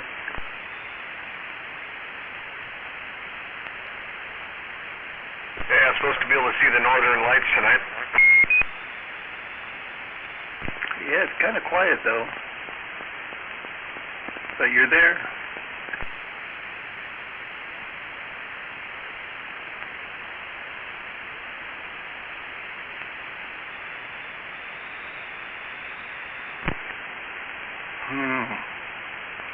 That's pretty low.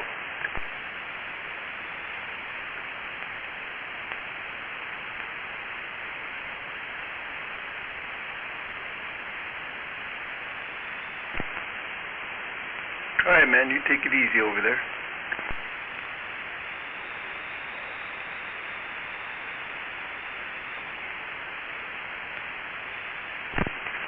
So I just looked at this mail I got from the City of Bremerton Photo Enforcement Program, and I you know, they gave me this sheet here that has 3 pictures of it, and my truck is right there.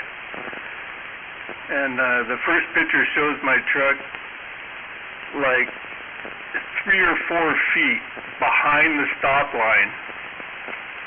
And when you look up, yep, them signal lights are red all the way across. And then it has another picture of my truck like 3/4 of the way through the intersection, and those darn lights are still red above it. And then there's the last picture is a really good close-up shot of the back of my truck, and you can see the license plate like clean as day.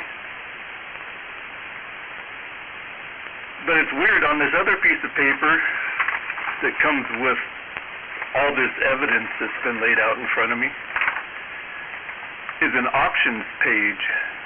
And on this options page, I could either go ahead and write a check and pay the amount, which I'm not sure what the fine is Oh, $139.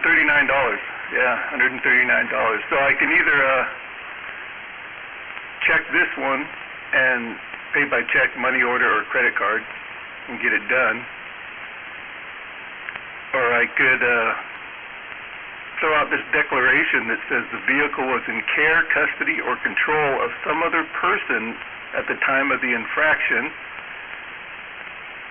or I could check B, which says this vehicle or license plates were stolen at the time of the offense. I could claim one of those, or I can just schedule a court date to see a judge.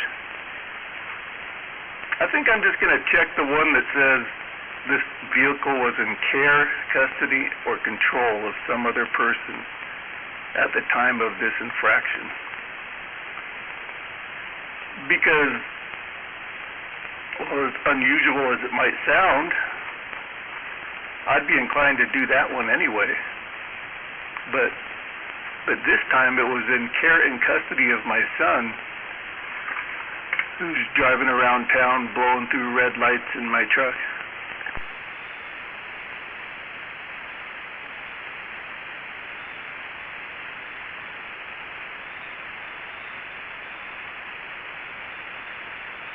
Why can't you just shoot them in their head? I mean, I don't get that.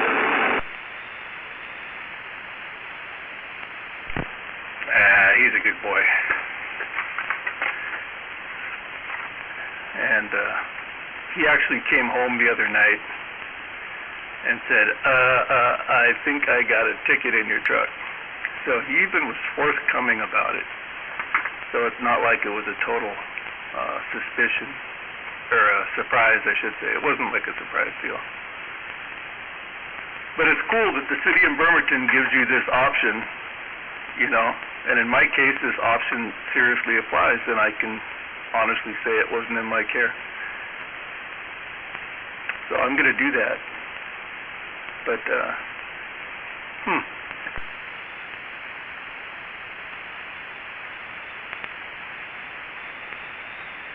Yeah, I just got a notice from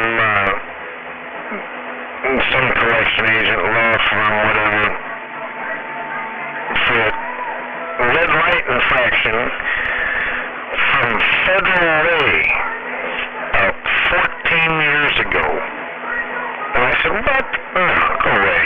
They're totally disputable, unless you just have nothing to say, because it's, you know, it is what it is. But yeah, it's my understanding that if a cop doesn't actually see you do that infraction, they're not supposed to be able to hold it against you. But some areas aren't like that. Some areas it's like the traffic cams are the law. So I don't know. What's it like over there?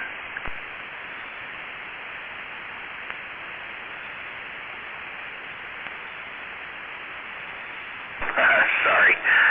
I had that damn heater going. So over here, you just pay it.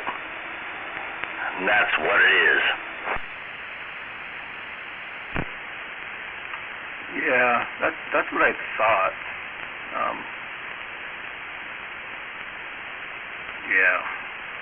Well, I'm going to bail out of this one, and I know what to check. I had to do this once before, and you know, I don't know what they do or if they even bother. They probably don't even investigate them when someone denies it. You know, you can't deny it's your vehicle, but when the driver denies it, I don't know how they would. I don't think they could really prove that.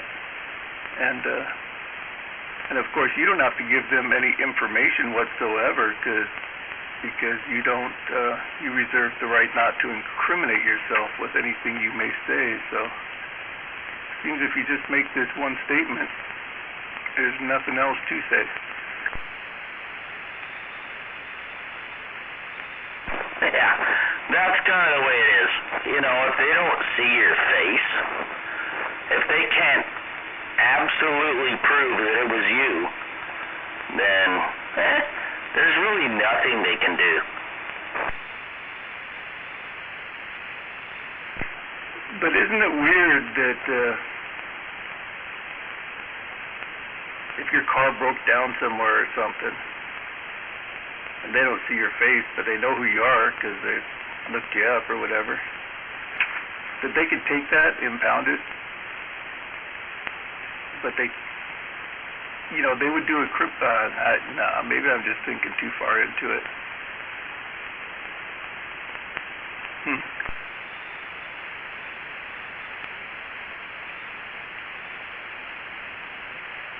Or maybe they're thinking too far into it. Oh, they just want a foolproof system, man. Just a foolproof system that keeps some steady revenue coming in. You can't blame a enterprising company to not want to make money, I guess.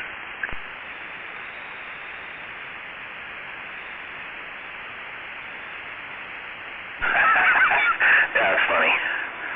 Somebody out there I heard Range Runner out there in the background. Who that? Alright, I'm done. I'm out. Later. Oh, West Side? You ain't gonna dip out like that. I'm here. I'm just background. Well, I heard somebody out there calling for Range Runner. Just want to hear who it was.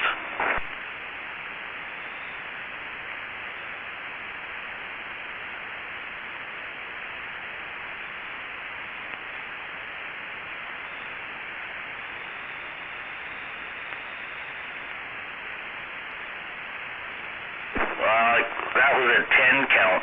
Well, I didn't hear no one. Back to it, Westside. Oh, I'm just sitting back here looking at these images that they sent me.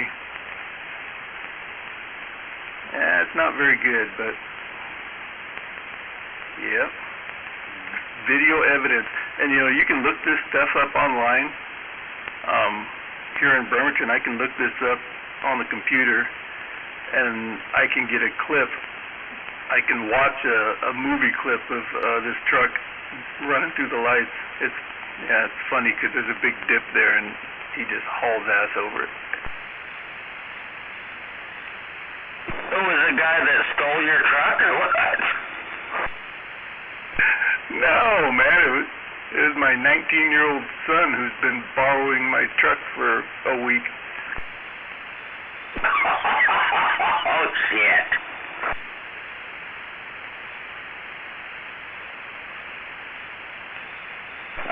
The things I miss while that jet heater's going on, damn. I miss a lot. Yeah, it did.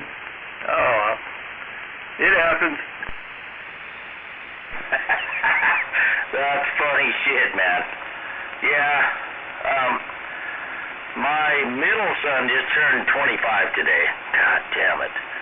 I hate getting old, dude, because I'm like, alright, so you're like less than half as old as I am, you fucker.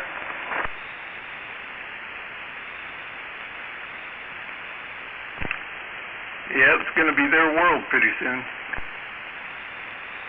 Yeah, and we're not going to be in it. Yes, thank God. Oh, man. Right? Fuck, man. I remember, like, 97, when I got my first cell phone, I was like, oh, fucking, and there was, like, all this .com bullshit, and I'm like, oh, what the fuck is this? .com? What does that mean? I'm already dipping out.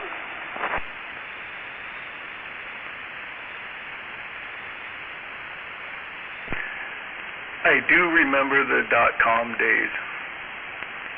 A lot of talk about that. A lot of people got rich too. Holy smokes. But I remember those days. Yeah, I didn't know shit about computers back then. Nope. Yeah, and then there was .net and fucking .other shit. Yeah, I know. Well, I mean, hopefully you're a professional too, like me. I'm still gonna have a retirement, hopefully. I'm just hanging out waiting to see what happens. Yeah, I guess I got no choice because, as it turns out, my set in stone retirement plan wasn't so set in stone, so yeah, I'm going to be working for a good long time. And that's just my reality. Yeah, it sucks. I'm gonna work till I die, and hopefully I can leave something to my children. I love my kids, man, but I just hope I can leave them something, you know? Something. The government's chewing all our asses out so bad that we're not gonna have anything. I just hope I can leave them like property or a little bit of money, you know, something. I don't care. Myself, I know I'll work till I die. Whatever. That's just the life I got brought into, but fuck, here we go. And, you know, obviously you're totally aware of kind of a great head start our offspring will have if there's something for us to give to them. I mean, how could it not help? Yeah, I'm the same minded. Yeah, I am. Yeah, there's no robot that can do my fucking job, dude. That's kind of where I put myself, and you know, I didn't realize it when I did it, but now I'm here, and I'm like, okay, nobody can do my job other than me. So that's where I'm at, and I got my kids into the same shit. And my daughters are teachers, so, I mean, hopefully they can still do their jobs too. Yep, 10-4.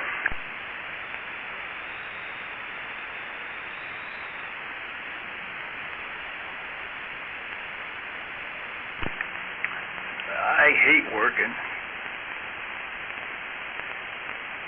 Yeah. I don't know, man. It's only not work if it's something you enjoy doing. And, I don't know. I'd like to find something that's more enjoyable, where I feel like I'm working less. Yeah, that would be cool.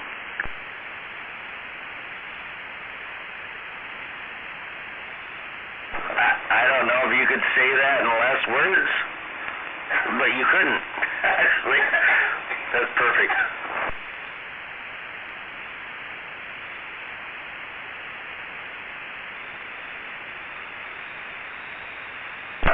Mama hit the nail on the head. She said, well, retirement's pretty enjoyable. I don't want to hear from no Army brats. I said, fuck you. No Army bug. Toasty. Oh, well, you know, it was one of them. I knew it was one of them. Yeah, she did good. Got a retirement. Yeah, that's a good thing. Oh, yeah. I enjoy what I did. I just don't enjoy it as much when I ain't got enough work lined up. I don't like to see trucks parked in the yard now that I'm in control. Oh, I bet you don't. But isn't that season going to take off here pretty soon? And, yeah, start cranking the stuff out? You ever try and get contracts with the cities or counties? Or maybe, I don't know, maybe that's all you mostly do, but seems like they would pay more. You know, they do get on a bid on certain counties. We got beat on our Woodinville. We had Woodinville for emergency calls, and man, that was sweet. But yeah, but just construction season starting to kick off, and all the cities are going around doing their storm drain inspections. We're starting to get connection orders in, so, oh yeah, it's going to take off. I was just hauling dirt on a job site where they cut a trench in this asphalt, right?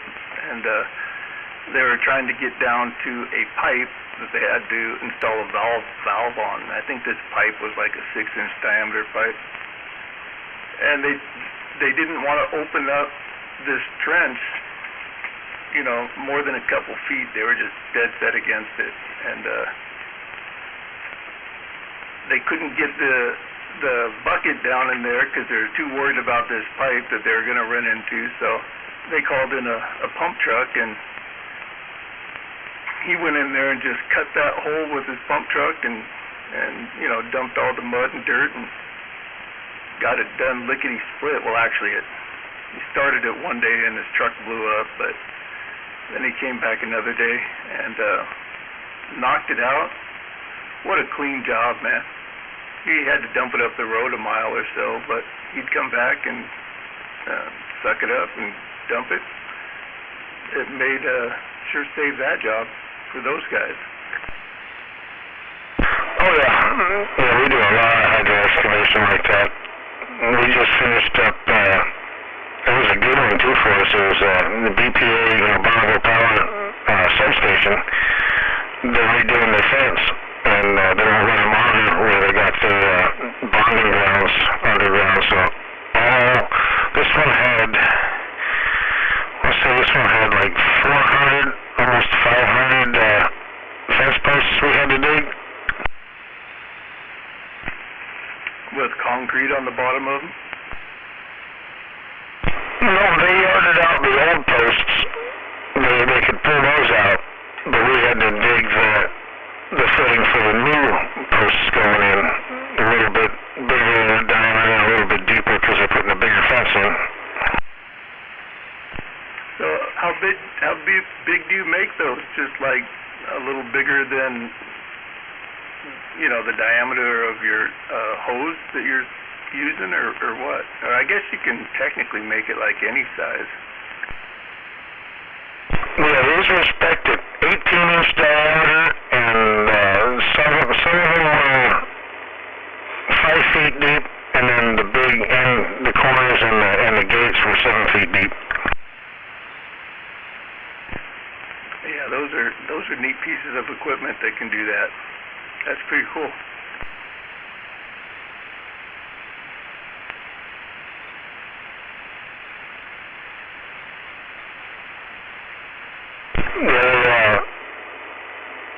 One guy left on it on Thursday, I think, and he wrapped it up. We got 2 more control boxes to dig the footings for, but that won't happen until next month. And then the next one we got from him is right down there in the Port of Tacoma. We're going to do another one, and I think that one is 600 some posts. It's a little bit bigger substation.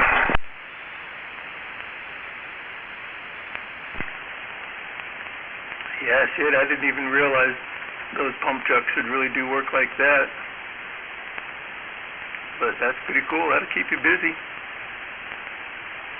How do you keep that shit in a straight line? You just straight line it? Or you hook up a laser? No, usually they'll, kind of paint it out or mark it out on the ground and just kind of hope to keep it as straight as you can. Yeah, 10. Hey, too bad they don't have a chute on those pump trucks that instead of dumping everything in your tank, if you're just working with dirt, say, in the right environment, too bad they don't have a chute that you could just shoot that shit right off into the woods or something, or, off into a hillside instead of having to haul it off. I mean, I think that would be a cool option. Yeah, it would. A lot of places, though, it depends on the city, they consider as soon as it hits the tank, it's contaminated, and they don't want it on the ground. So it's got to be hauled off. Oh, yeah, that makes sense, I guess. Yeah. Huh. Yeah, but then they got to pay for a contaminated soil fee. Is that what you're saying? Because, you know, that's usually more expensive than just clean soil to dump at a site. Well, that's the funny thing. The county or the particular city considers it, you know, contaminated once it hits the truck, and they don't want it dumped back on the ground. But then we can take it to a landfill and dump it as clean dirt. Right. Right.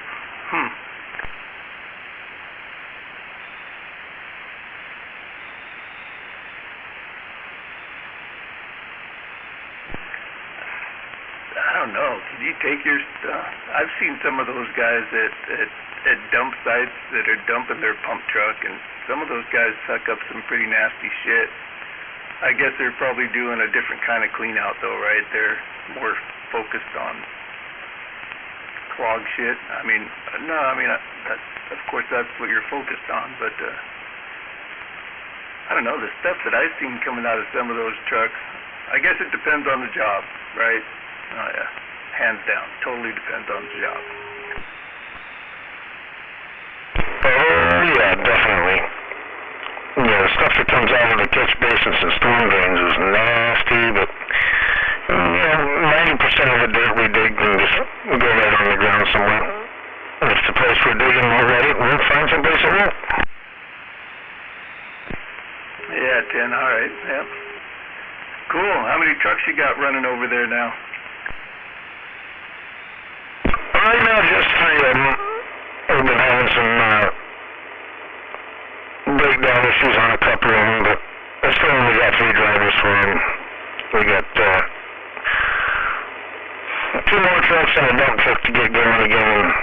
As we pick up, I should be able to hopefully pick up a couple more drivers. Well, 3 trucks expecting more is pretty cool. Yeah, my place, man, where I've been working, it's, you know, they've been kind of shut down here, hit and miss for the past few weeks, but every one of their trucks except this last one that I was driving is tore apart, needs engines. Our trucks need engines and transmissions, and so right now they're trying to rebuild the whole, because they were down to 1 truck that I was driving. And then the injector line started puking fuel again, and I don't know, the mechanics always have a hard time with the hard lines on this particular truck, even though they've been replaced like 5 times. Anyways. So yeah, they're going through a truck load themselves. I know my employer bought this Kenworth, right? And it's a Kenworth Super Dump. He bought a couple of them. And the first day I drove mine, it spit the driveline out. I mean, just going up a small hill. This was the first time I drove it because it's new to the company, used truck. And then the other guy got to jump in this other Kenworth, and his has been a saga of braking every other day. It's something new. And they've gone through 3 radiators on 1 truck in like 3 weeks. Serious, dude. 3 radiators in 3 weeks at $3,500 a pop to replace. And it's like the first one just showed up with a gouge inside the fucking splitting open the radiator, right? Oh, something flew up, hit the radiator. So they replaced the radiator. It blows out in a week, less than a week. It blows out and it has the same gouge. Well, now they notice the tip off the fan, off the engine fan, had busted and gouged this radiator in the same spot. So they fixed it again. We learned our lesson. Fucking. So now they got this second radiator in, and it made it like a week, maybe a week and a half. And the fan broke and blew through the radiator.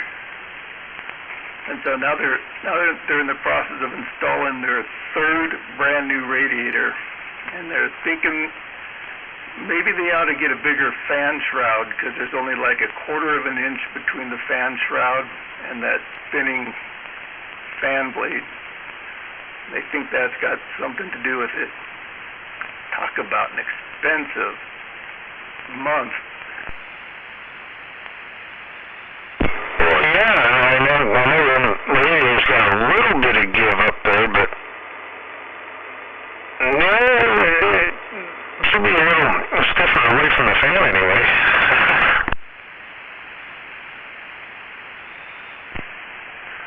Yeah, I don't know. I'm not with the driver, so I don't know how he drives that thing, but I wouldn't think the fan blade should be having problems and being shrapnelled into the radiator so many times in a row. And it looks like it's all stock. Maybe somebody swapped on a different shroud or something, but yeah, it sucks.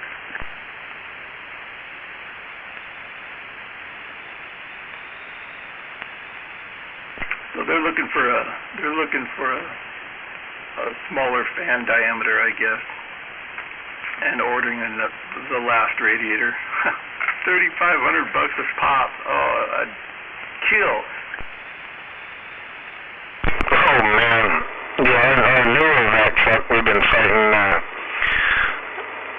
electronics shit after we had the DPS filter baked and all that kind of headaches with that shit, and finally we wound up taking it down to dealership and they got it right. We just got that one back today. Oh, the electronic stuff, this can be the worst, and what really sucks about that is for you to be able to do it yourself, you got to be able to hook it up to equipment because the computer pretty much tells you where the problems are.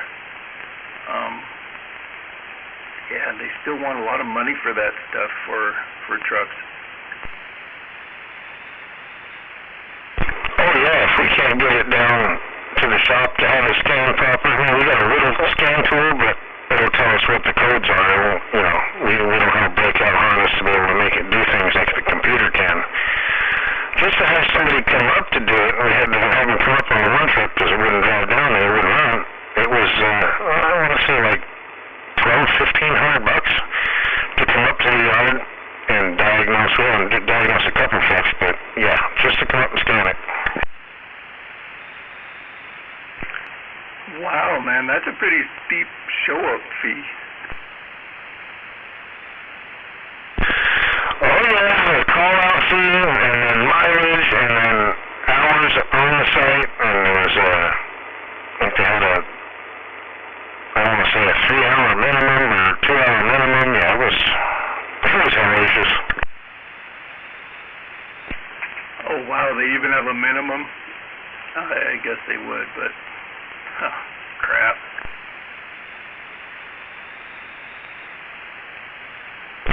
Oh yeah, but the newer crap, we had to have it done, so we had to figure out exactly what was going on with that, DPS system, and that got us in the right direction and got all that stuff changed out, and then had to send it down to get it cleared and the levels reset in the computers, the soot levels and all that crap, and so we wound up spending more money just to have it recomputed after we fixed it all.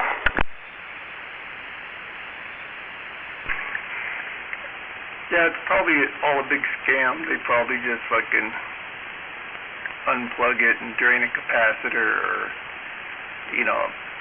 turn the key fob 75 times to the left and 400 times to the right to trigger a certain system that just resets it.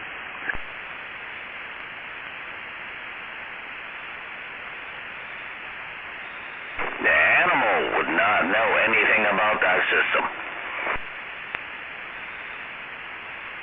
No, I like the old trucks, old mechanical trucks that don't have that stupid emissions crap. Yeah, right.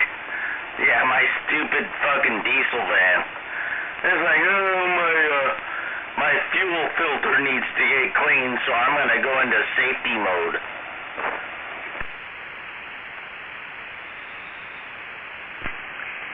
I had this one Mack I was driving, right, another auction truck.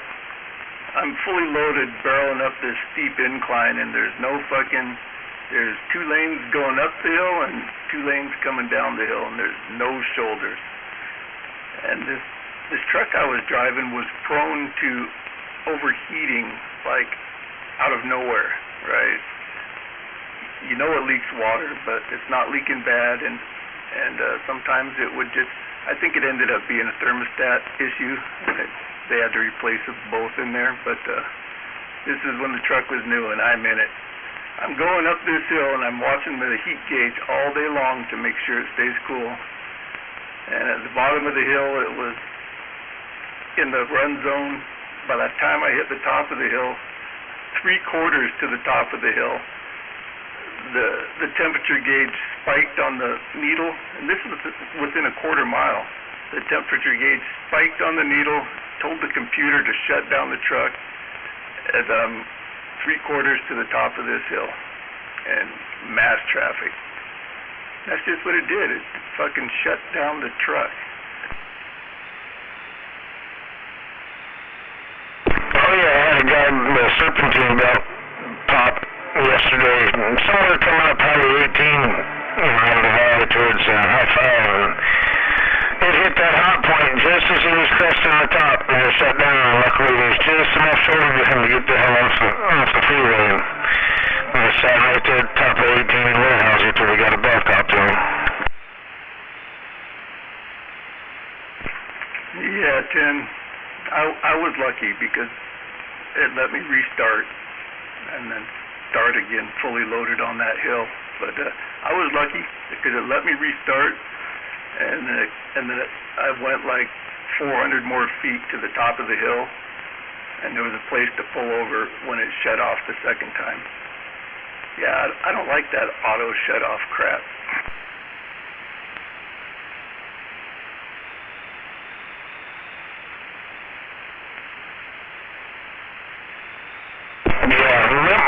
Just as bad when it'll let you get over 2 or 3 miles an hour.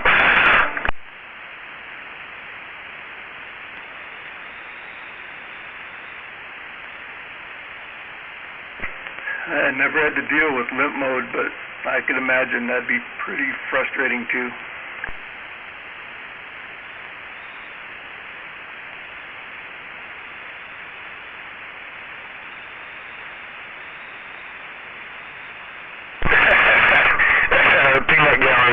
You're a blessed man if you've never had to deal with limp mode. Well, I've just never had any vehicles. I pretty much deal with it just like everybody else. Yeah,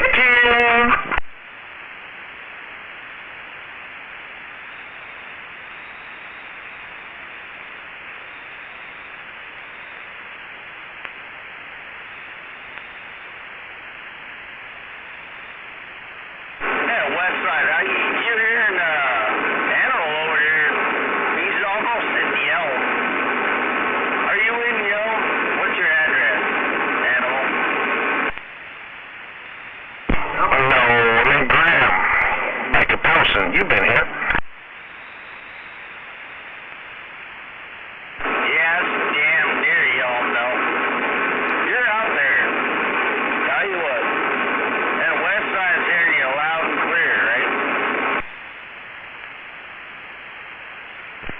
Yeah, I'm hearing him, no problem. He's over my static line and good audio.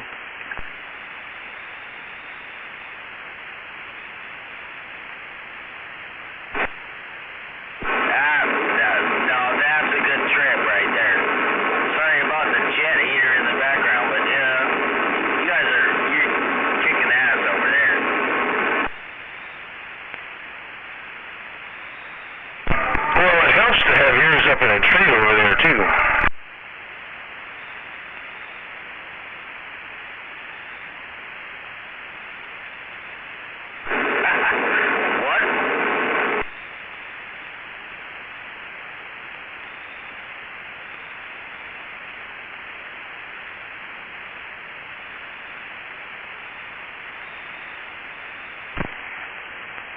man, you got to have ears.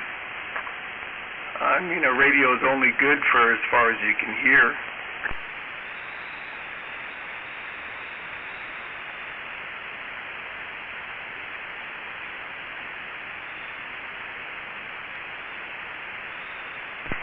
Maybe I should say a two-way radio is only as good for as far as you can hear.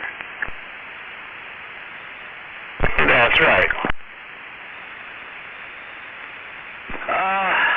The heater's off. Yeah, sounds better now.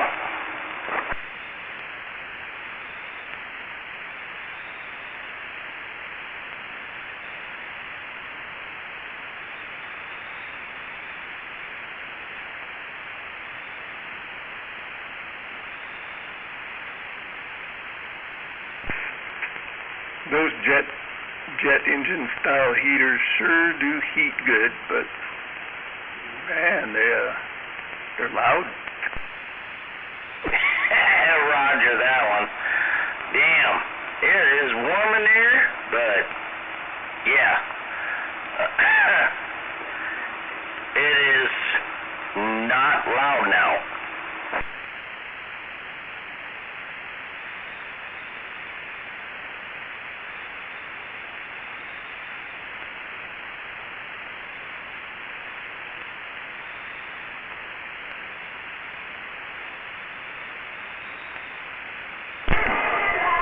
So is your bench still under construction over there, my son?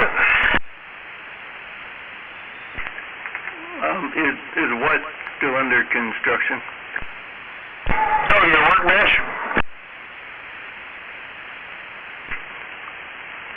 Yes. Yeah. Any resemblance to a functioning garage is, are we talking about my garage or my workbench for the radios? I better clarify. No, the radio bench. No, I don't have time to do nothing, man. Yeah, that's still in mothballs. Alright, I'm just checking.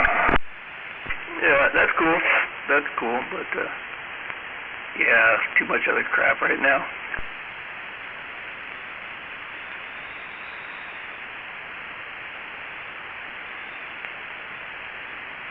And I'm not going to say that I'm like overloaded and taxed out and I can't take any more nothing, but yeah, I'm just trying to get what I got going, keeping it straight without distraction.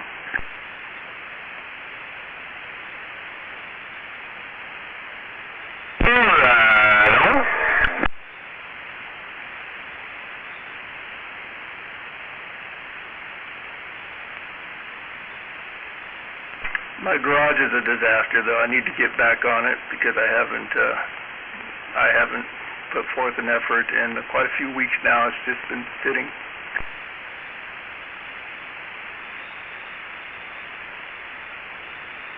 You know what a bad garage is? It's when your wife's car's in there, not yours. So you're not fixing yours. You're like, looking at hers. It's more like work that way. It's like a honey-do list.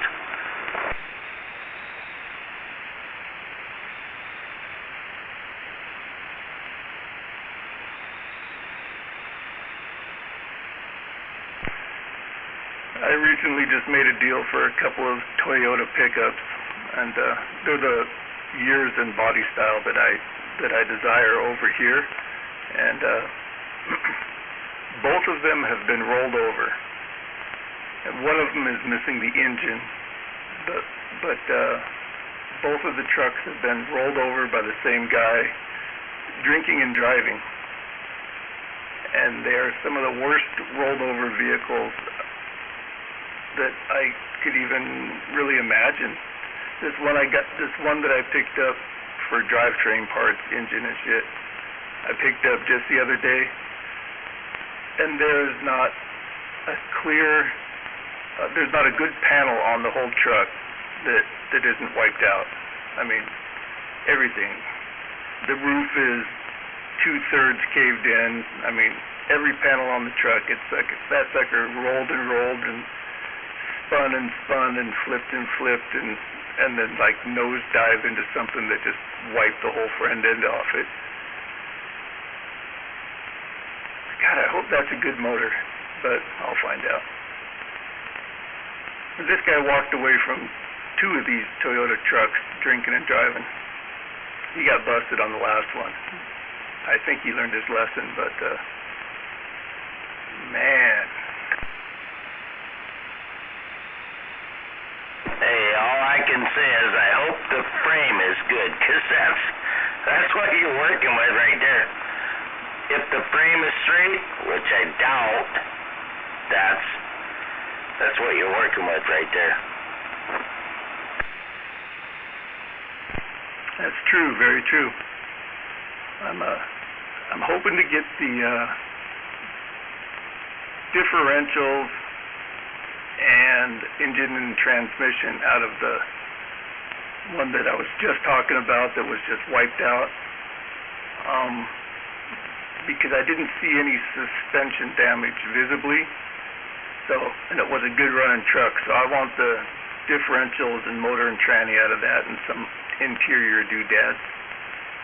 But the other truck he has, where the engine, but the frame of this truck that I want to get these parts off of are trashed, rusted, frame's gone, not worth saving.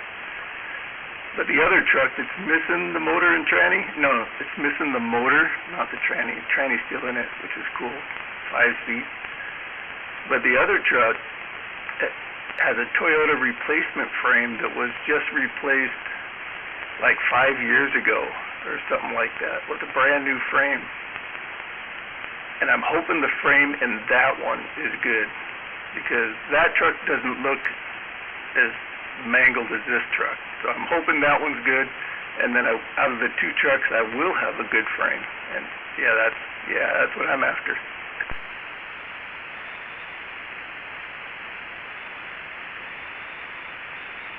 Yeah, get a good frame off one, nice cab off another one.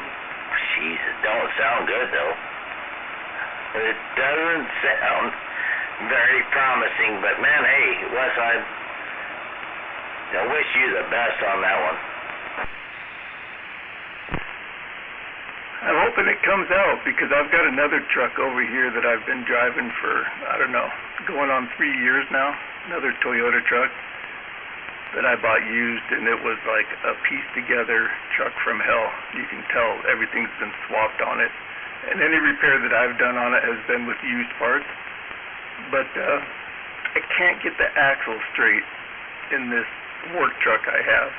I've tried to straighten the rear axle, and no matter what I do, it always ends up the passenger side rear tire is like a 1/2 inch kicked back further than the driver's side rear tire. So the axle's crooked just a little bit, and it goes down the road straight, and it doesn't wear tires.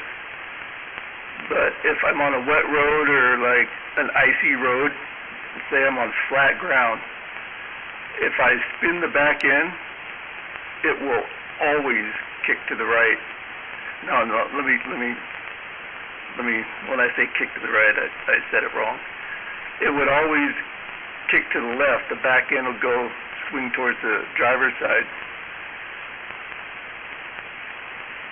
because that's how the axle's tilted, and it corners, going around corners, it corners better. I think doing, left turns? No, corners better doing right turns, because that axle's back further. Yeah, I want to replace the frame in that truck.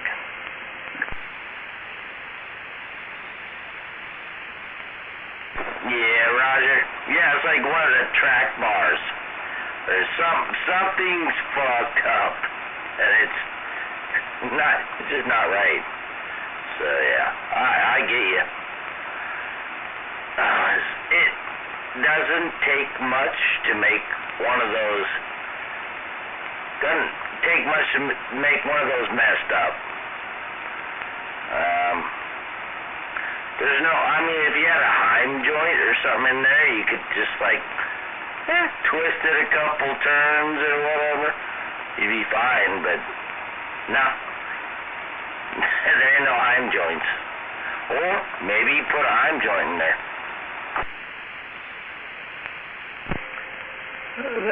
That'd be cool. Whole different suspension, basically. But yeah, no, this is the standard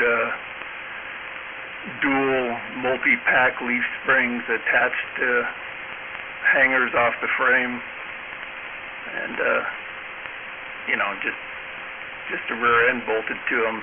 Yeah, they don't do anything fancy in these early model Tacomas, but yeah, so it's got to mean the frame's bent. I mean, it's out of whack. You can see it, man. Because I've followed my truck before, and it's like, God damn, that fucker dog legs. Damn it. I can't get it to stop.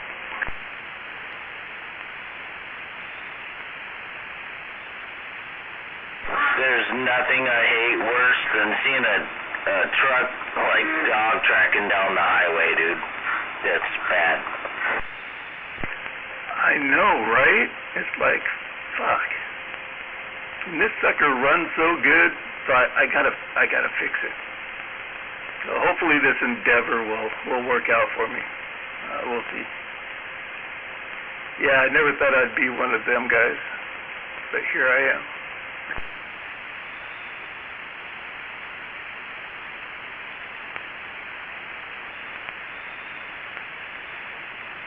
I've never been behind my F-350, but I hope it don't dive track. That's just like, oh, wow, that thing got fucked up. You know, you look at it and you go, wow. That's all you gotta say. Right.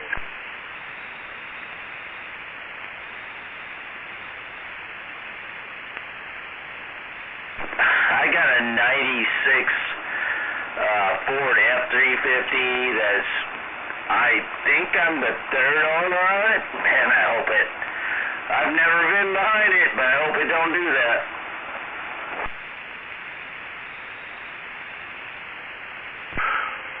Damn. A Ford 350, huh? Is it gas or diesel? 460 gasser. Oh boy. Well, they're probably fairly reliable, huh? The 460? Oh man, I've had it for 14 years, and you know, the only problem I have with it is it pukes fucking water out. It doesn't like to keep water in it. So like, yeah, there's that. Now, it runs all the time though. Run, go. Well, that's the important part. Yeah, that it's there when you need it. Yeah, I keep having to put fucking water in it, and I flush the radiator like fucking, I don't know, 8 times, something like that, and it just keeps puking out this, like, I don't know, rusty shit. I think I just need to do the core. Radiator needs to go, and shit like that.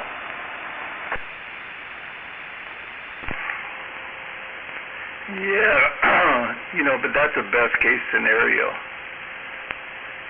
You got a big engine in there with great big rusty water jackets that if they're plugged up with anything, especially up by the head gaskets. Now, I'm not for sure what a 460 head gasket looks like, but I imagine it looks like pretty much the rest of them. And, you know, some of those things got big holes in them, cut out in the right spot, let water through, and some of those things start getting clogged up with debris. And then the spots on the head gaskets where it's just a little hole because they just want a little bit of water going through there. Well, those get clogged up completely. Yeah, I mean, I've been pulling a lot of heads off engines, it seems like lately, because of the projects I'm doing over here, and seeing different blown head gaskets and engines that are just worn out. And it's amazing how bad water jackets get inside a lot of these older cast iron engines, or, you know, even if they have aluminum heads and a cast iron lower end. Yeah, if that truck's in its 90s, man, yeah, it might be due for some head gaskets. I hate to say it, but nobody wants to replace head gaskets until they're blown, of course. But a lot of blocks die from shitty head gaskets, or I should say bad water flow conditions. Oh my God. I was hoping that you didn't say what I was thinking, but yes. So this truck, I bought it, so the guy that originally owned it put like 109,000 miles on it, and then a second guy bought it, and he put like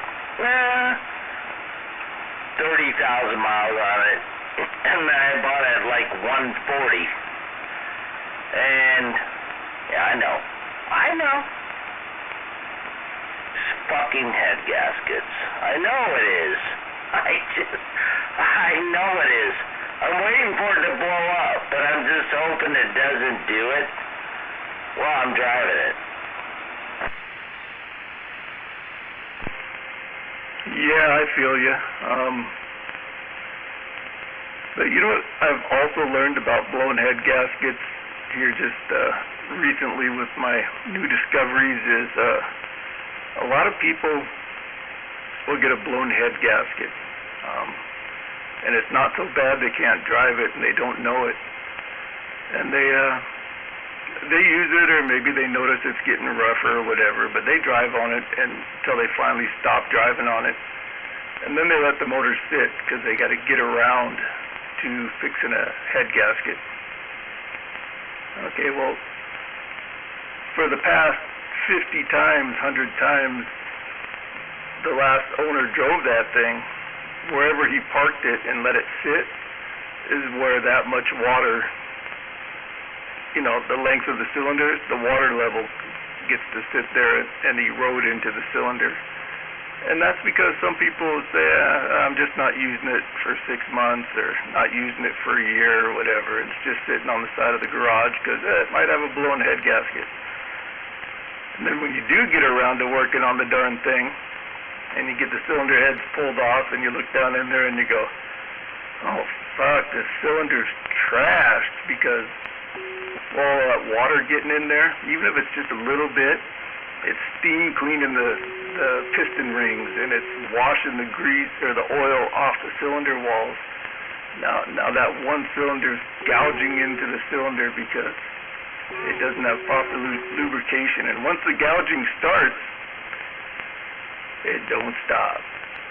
And yes, I've been coming across these engine blocks that are supposed to be good that are trashed because of blown head gaskets.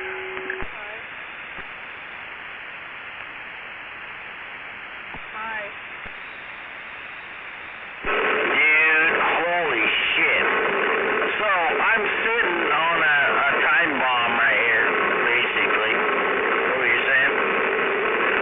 I mean, I can't do anything about it, because I drive the fucking truck like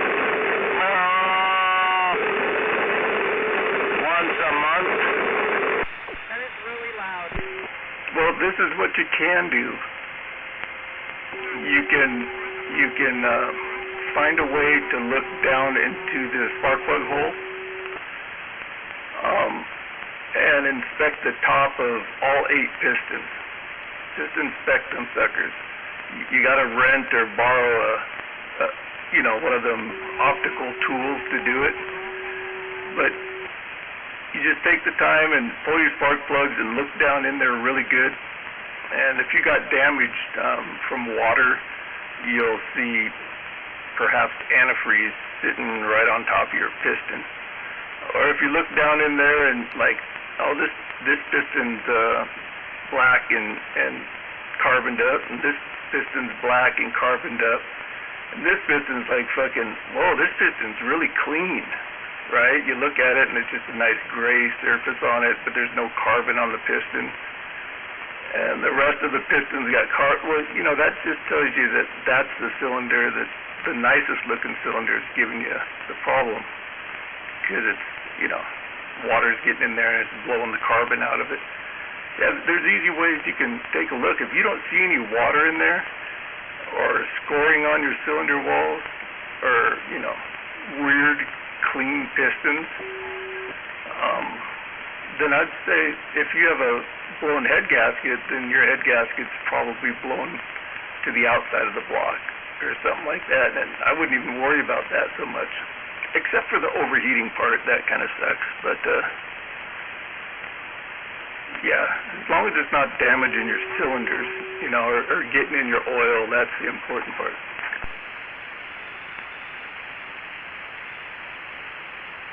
Yeah, Roger.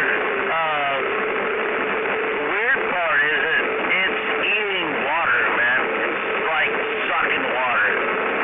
So, yeah, it's probably a fucking head gasket. God damn it. Oh, yeah, brother. If you don't have water hitting the ground underneath your truck,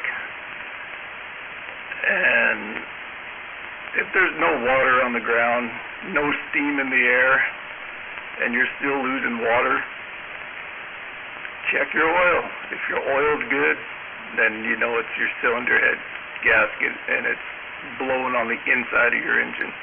That's kind of better than leaking into your oil pan if you get it early enough.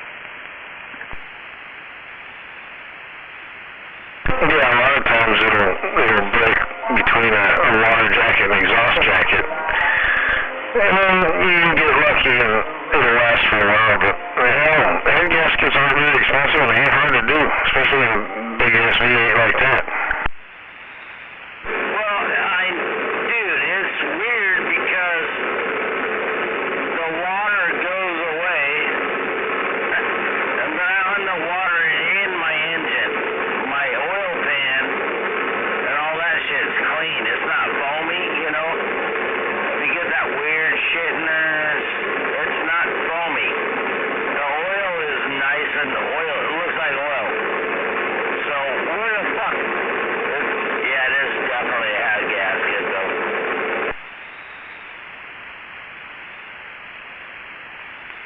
Yep, probably just steaming itself right out the exhaust. Doing a 460 in something like a 350 truck is the fact that it's in a 350 truck, which is, I've always thought they were a bitch to lean over and work on, right? And all trucks, I think all trucks are a bitch to lean over and work on. And all the accessories that I imagine you probably have hanging all over the front of that engine. And then even when you get down to the manifold and cylinder head, 96, isn't that like a nightmare year? Or that whole generation? I don't know. You might have all kinds of shit to fight through. And then once you fight through it all and you got the intake off and the exhaust off and you got to pull that cylinder head, it's like fucking thing weighs like 385 pounds all of a sudden.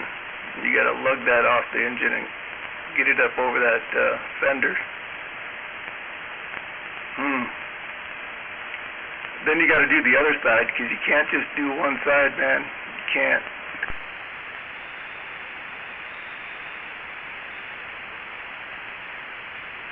Welcome to a Ford fucking, it's a 460.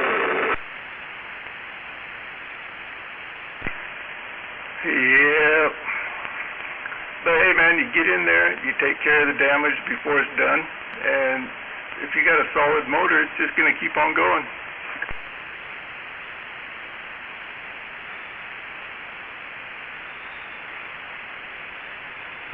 like Animal said, gaskets are cheap. Oh, gaskets are fucking cheap, man, but you're getting in there. Getting in there. You know what? I got a nice spot to do it in. It's all covered. Thank God.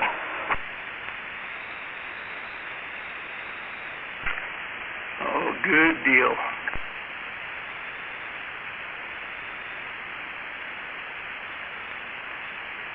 I think I could actually build an engine hoist out of this fucking garage right here.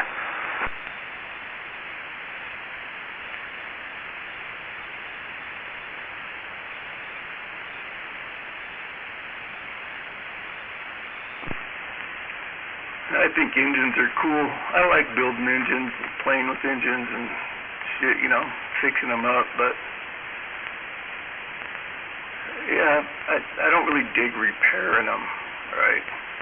They're broken. And I know that's just part of the deal, but fixing something's not as fun as fixing something up is. You know what I mean?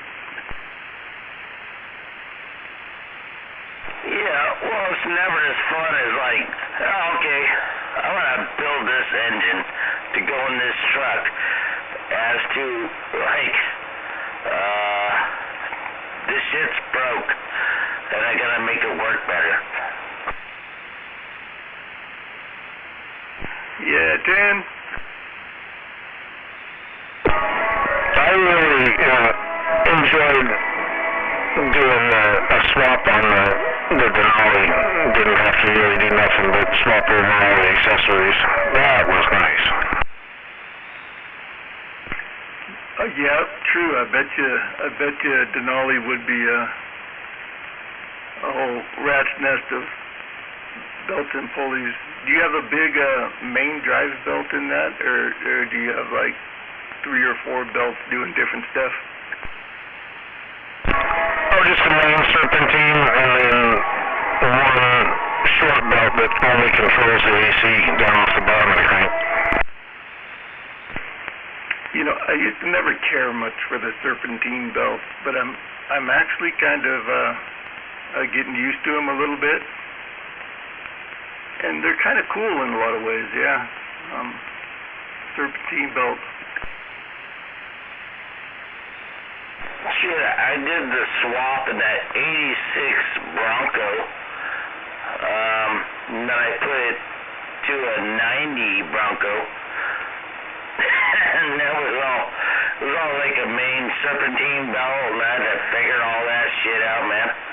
Well, I did it, and that mother ran good, man. I'll tell you what, I drove it for like 12 years after that, and then I sold it for like, I'm not gonna even tell you.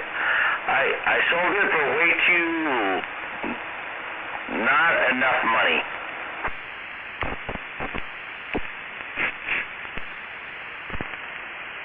Broncos are doing pretty good, holding their value right now. I know. I could have sold it for like fucking $10,000 more.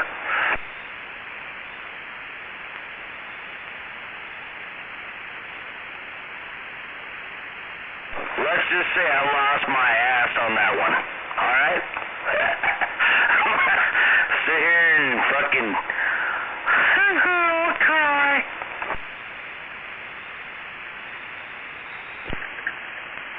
Yeah, that's part of cars. You win some, you lose some.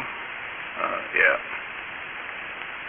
I'm hoping I'm not going to do much losing on this deal, but I got both these Toyotas for $500. Alright, so I think I'll be okay. Even if I don't get my frame or my engine, I should be able to, I don't know, without a frame or an engine, what are they worth? Not crap to me.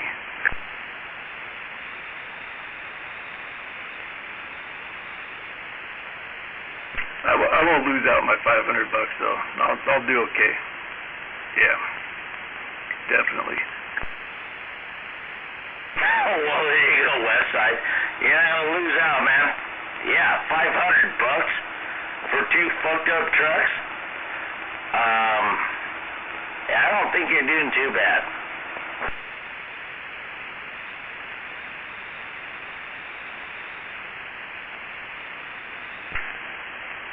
Well, that's good, because I'm really trying to keep this on the cheap.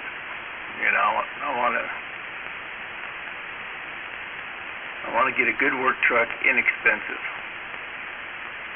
One that I can pull in a parking lot and not have to worry about someone bumping into it or dinging my paint. You know, a work truck, but something reliable.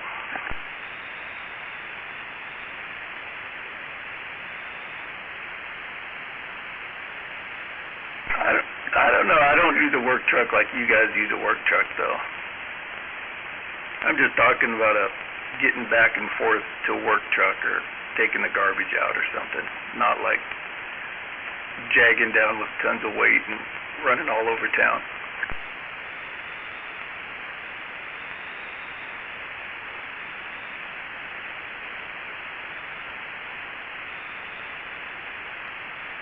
I just want to make it my next full-till mobile up here in the northwest corner.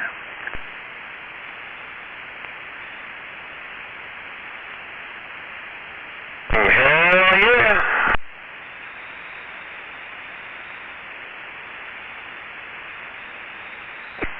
All right, fellas, I gotta head out. I think I'm gonna turn in, go get a shot of this rum right before I pass out.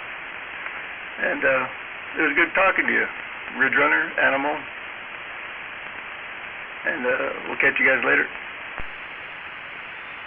Holy hell, yeah, it is about that time, isn't it? A pleasure as always there, Westside. We'll catch you again. Are you guys ignoring me or you're just 10-4.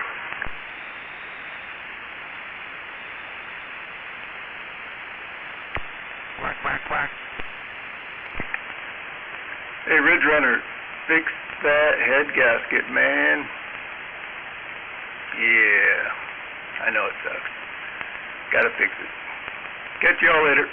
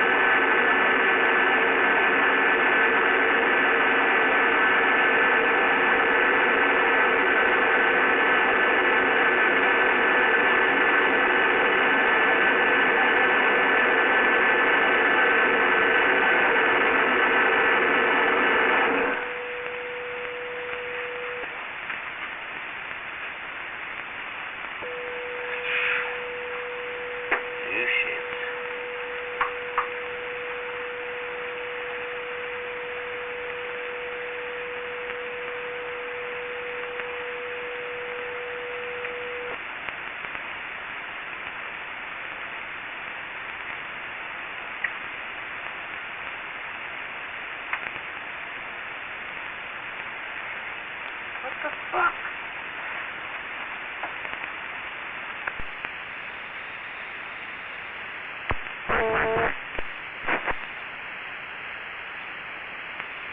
How about it? Sorry about that long key. Jesus Christ.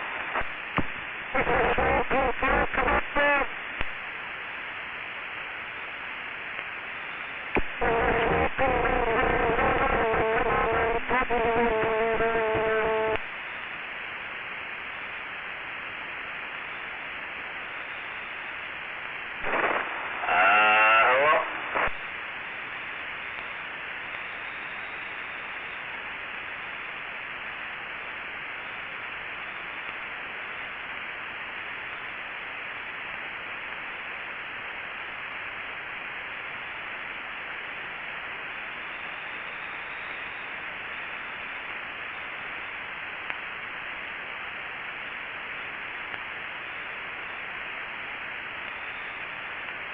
Hello?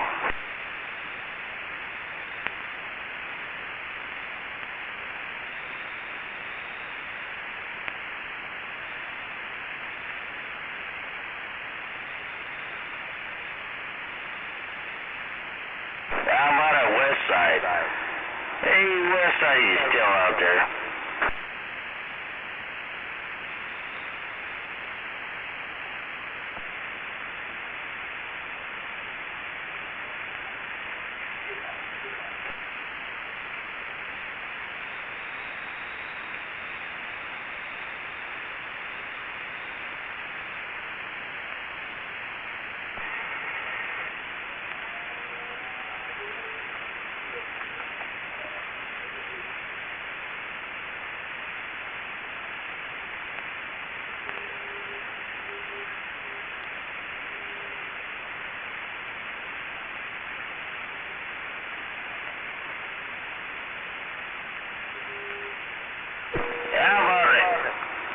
How about an Animal? You still out there? Hey, Animal. You still out there on that radio?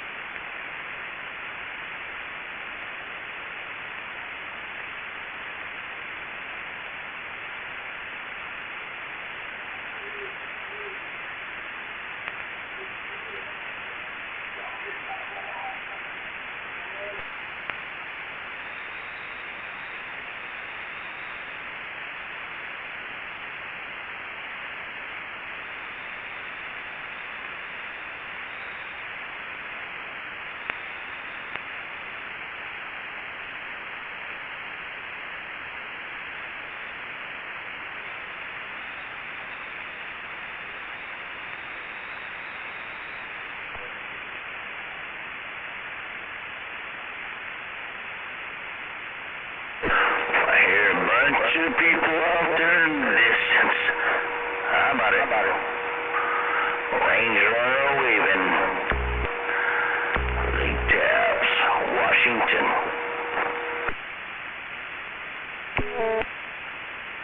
Go ahead, this is Sweet Pea. This is Sweet Pea, Range Runner. This is Sweet Pea waving. I hear somebody out there. Range Runner, we're waving back.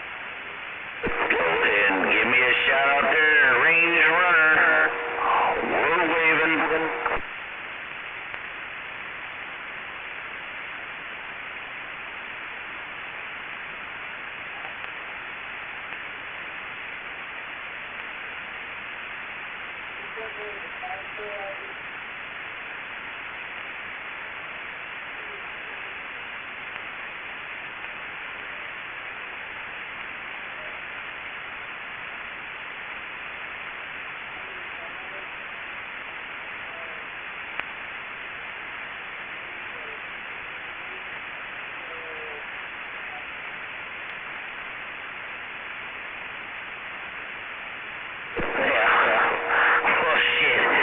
Sounds like we're gonna have to let the next wave roll in, 'cause you know, I had you round the edge right there.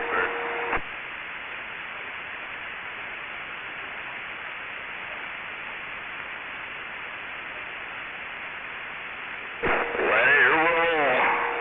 Let it roll, man. I want to hear that DX out there.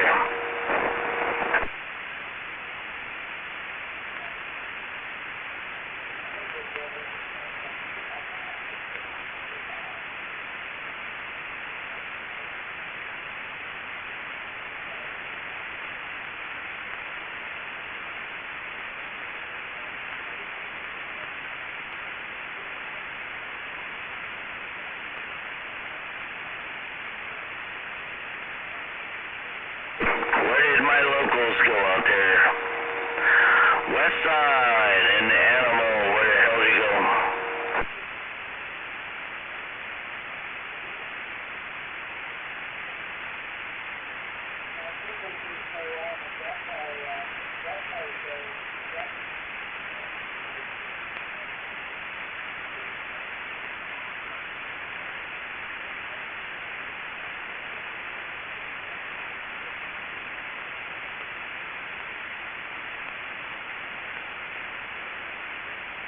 How about my locals out there? West Side, Animal, where'd he go?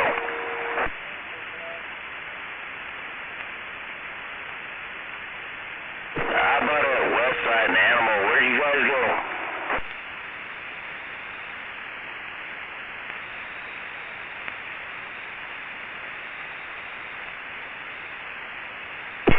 Oh, I'm still sitting over here, just had the volume down for a minute, was talking with the better half. Oh, right on. Say hi to that Ronnie over there. Animal. What do you, Animal Bear? No, Mama Bear. There you go. There you go. Now you remember.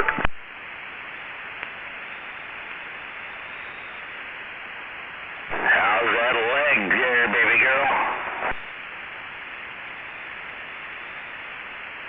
Well, it's starting to heal up again, but there's another surgery on the horizon.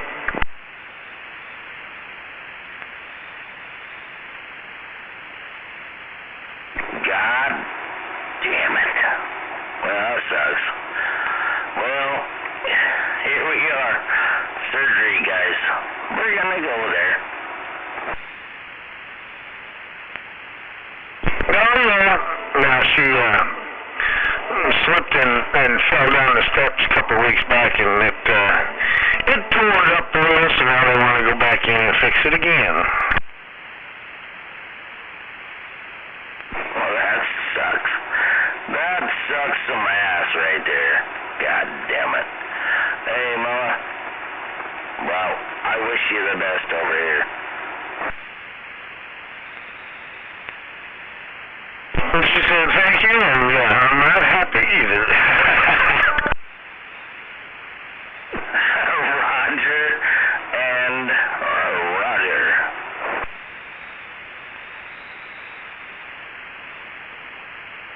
Well, you know, I know how much that shit hurts, man. I don't want it no more. Fuck. 2 hips. I'm good.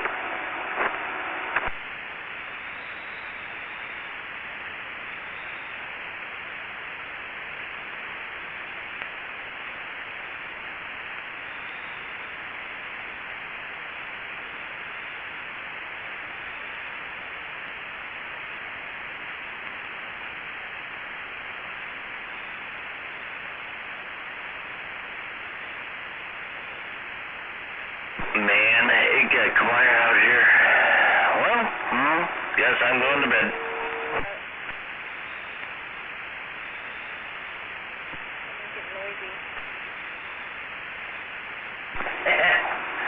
What? Can you hear me? Did you say you're gay?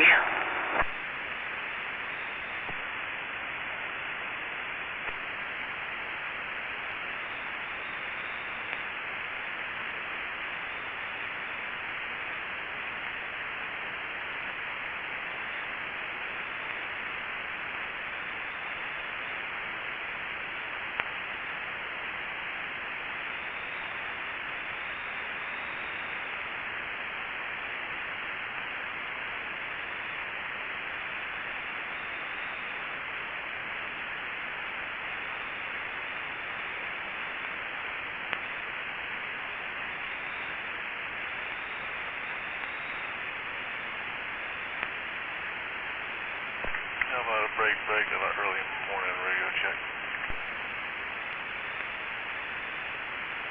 No.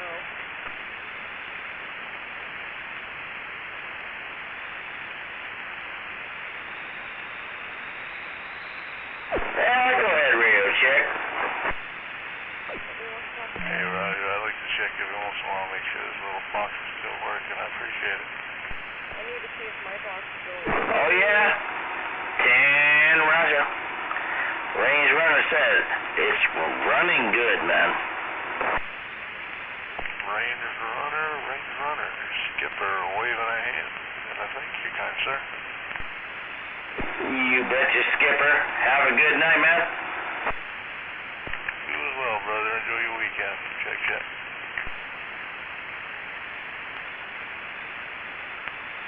I have to give you a beep then.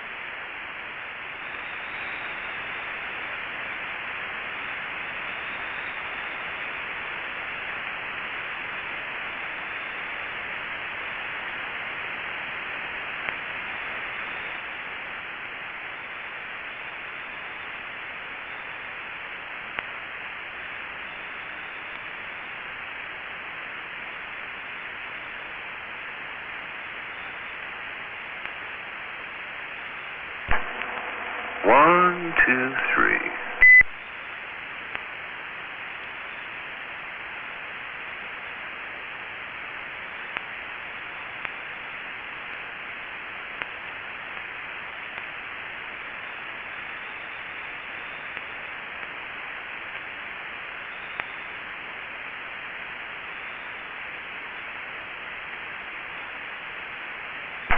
Audio, audio, audio. 1, 2, 3, 4, 5.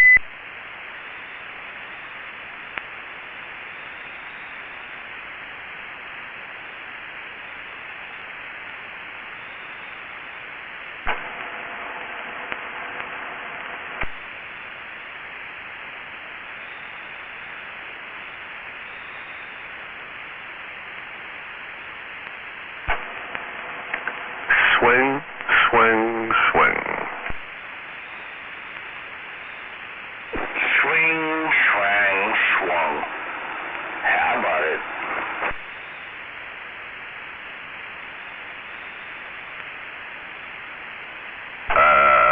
Yeah, how about it there? Breaker, breaker.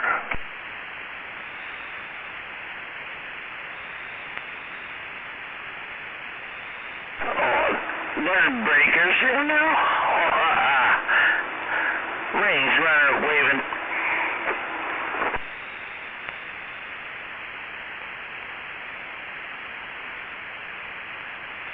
Yeah, right back at you, Range Runner. Hope you're having a fine night tonight, morning, so far.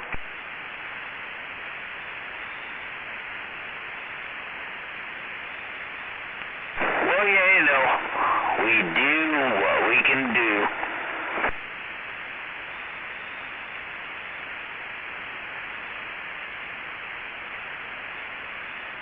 Just doing a little audio testing out there, because there's nobody out here this late. So I do a little audio testing. Well, it sounds pretty damn good. Hopefully mine's still getting out there just fine, too.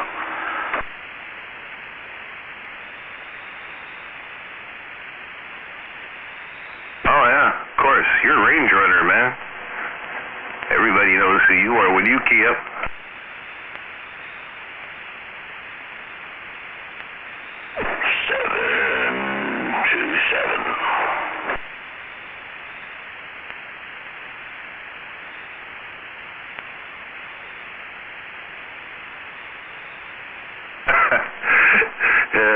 Hello, Kilo.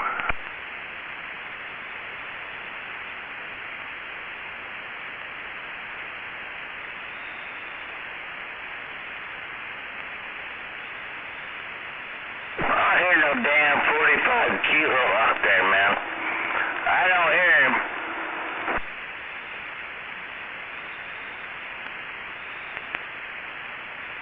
Oh, yeah, there's always somebody listening.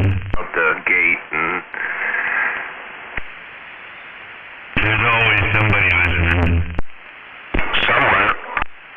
Yeah, there's... There you go, 45 kilo. Morning time, Range Runner, and you may need. Right back at you, 45 kilo. Yes, sir, right back at you.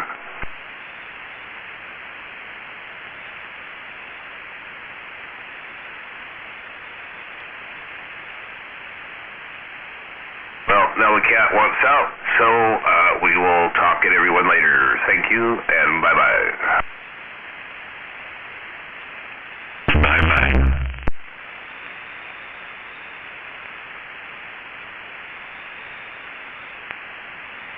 Well, shit. God, that's creepy when you do that and you got headphones on and all of a sudden this giant God voice comes out. Side.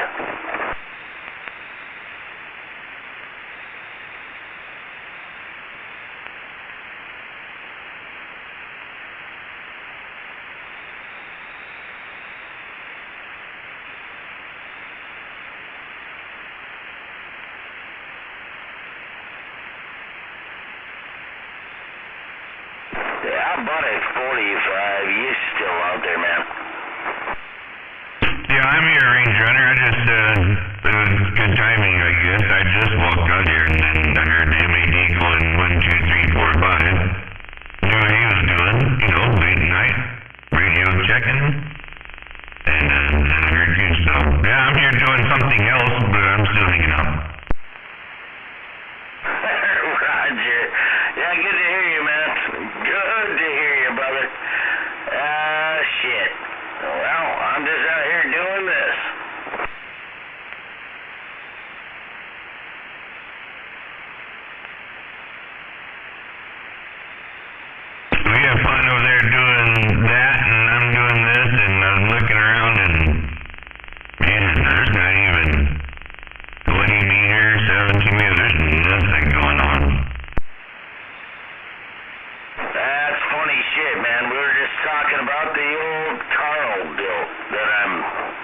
know, possibly running my radio off of now. I don't know, but it's still getting out there. Yeah, still working for you. I don't listen to the gate, man, so I need to get on it.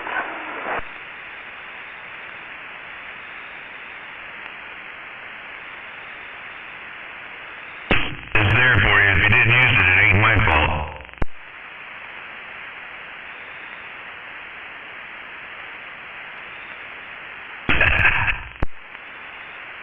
It's your fault it's there, man. It's always good, man. I just slipped under the gate the other day, and I was like, man, I should key up. I was going right past your house, and I was like, I'm gonna just hang. Fuck. Range Runner don't exist anymore. So what I'm hearing, a ghost? Yeah, he does.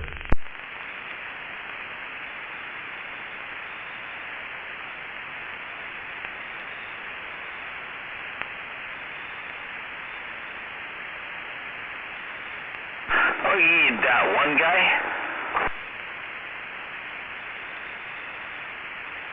Yeah, he's that guy. Remember Range Runner? He's that guy. Yeah, that guy over there that says, hey, what a Range Runner 515 guy.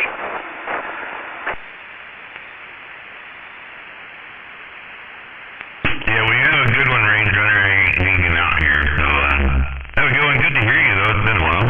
So, back out. 10, Roger. Good to hear you, too. 45 kilo. I think I'm going to hang out over here on the side.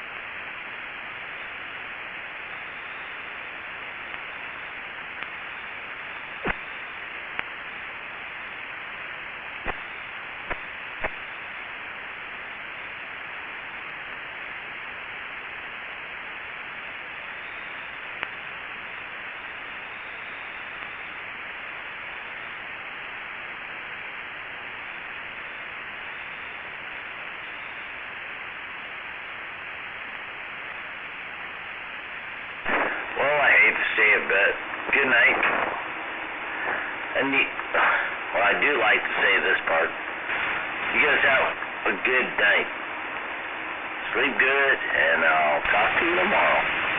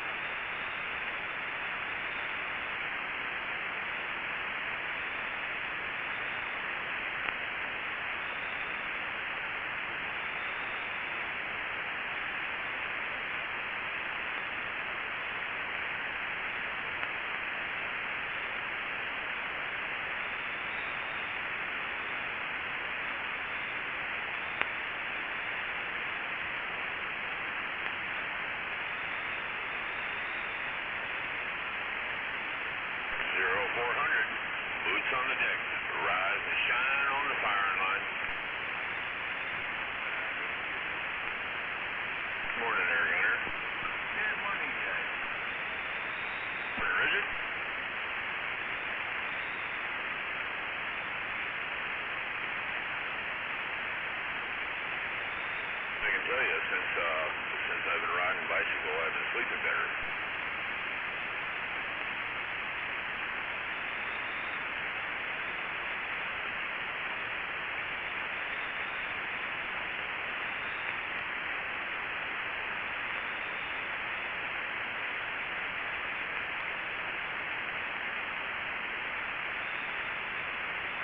Well, that makes sense.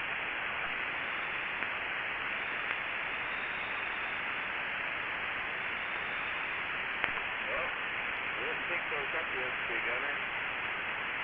Got 3 rolls. Got all my plaster up put on yesterday, so either I go put the chain link up today or maybe tomorrow, I'm not sure.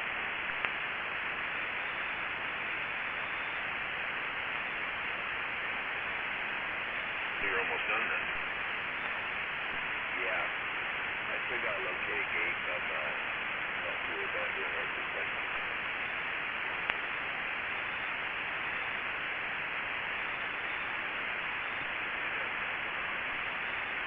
Yeah, no power for them.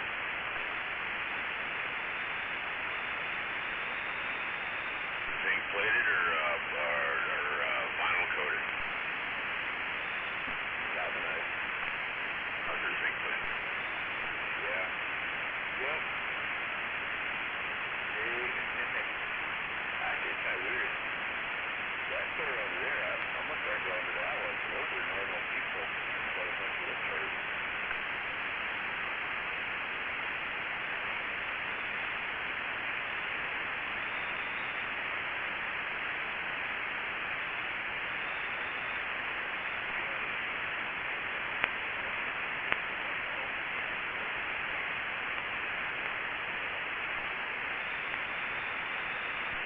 Yeah, it's just, I don't know.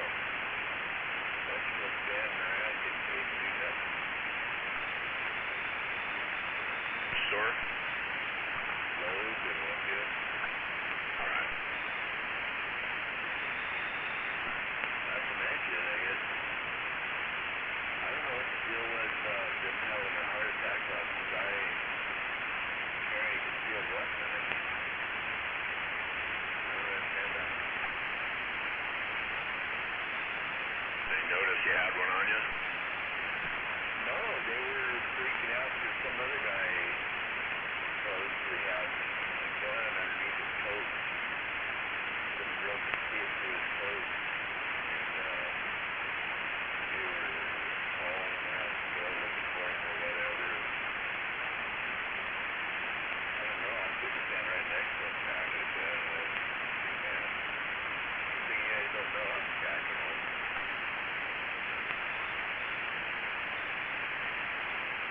Were they gonna kick him out or some shit? I think they were. I think, yeah. They were looking for him. There's 3 management people, some pop glass girl. Some girl, she might have been like 21 or something. Pop bottle glasses. Probably couldn't see more than 20 feet in front of her. And said she could see a gun through his coat. So they had all management and everybody looking through the store trying to find this guy in red and black.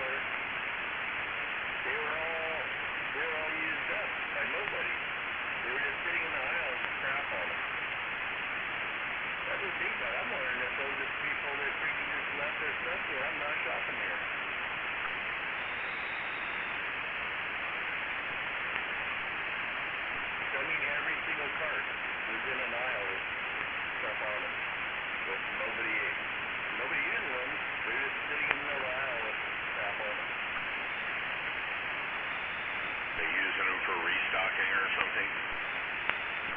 That's what I was thinking. I don't know. The more I think about it, I go, well, you know what? If I seen that, if I was seeing that on a steady basis, I'd probably just walk out and not go back too. Well, I seen it one time. I'm not going back. I'm going to the other one. I'll probably go a bit further to go to a freaking bum over there.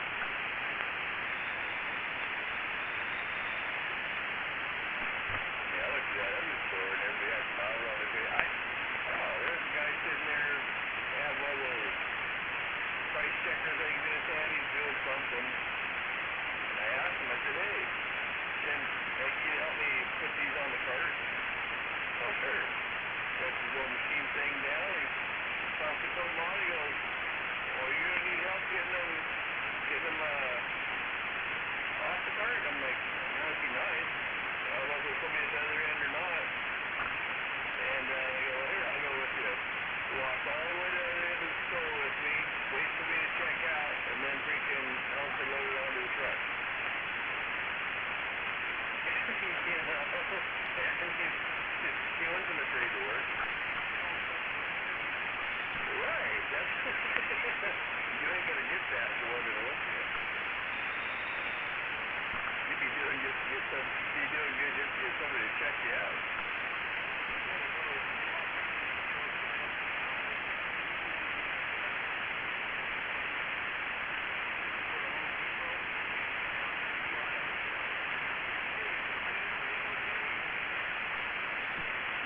Some of that is Home Depot, so you can financially support their BLM.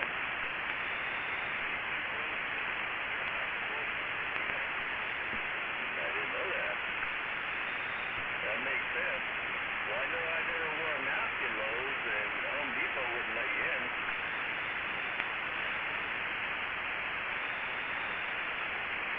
So which Lowe's was this that you had the problem? Across from Tractor Supply, the old Kmart. Right, in Olympia itself, not the one out on Yelm Highway? Yeah, Yelm Highway, those guys are totally cool. That's the one I go to. That's what I go to now, I think.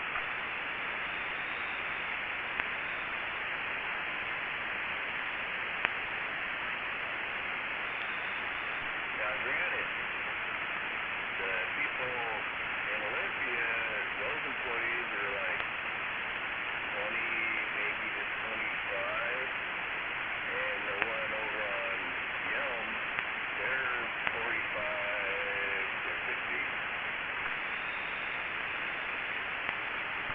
I think that has a lot to do with it.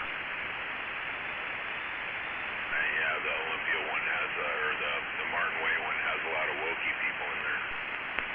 Freaking lazy.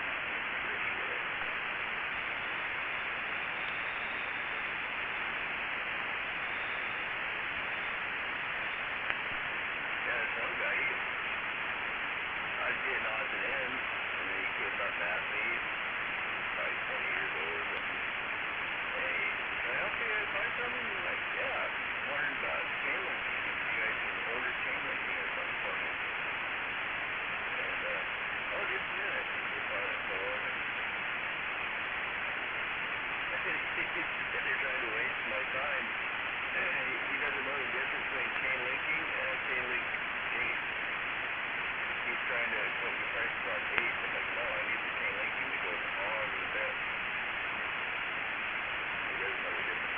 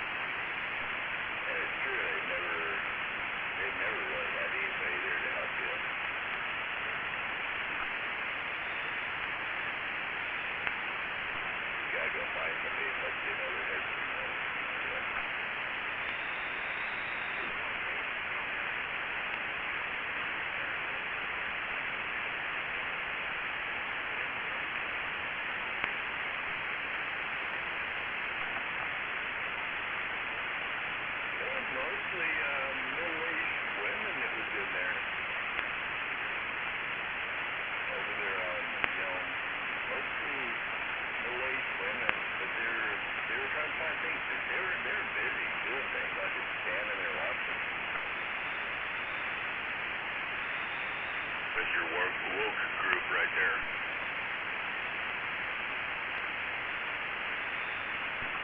Hey, what if I was just, if I tired that whole freaking story.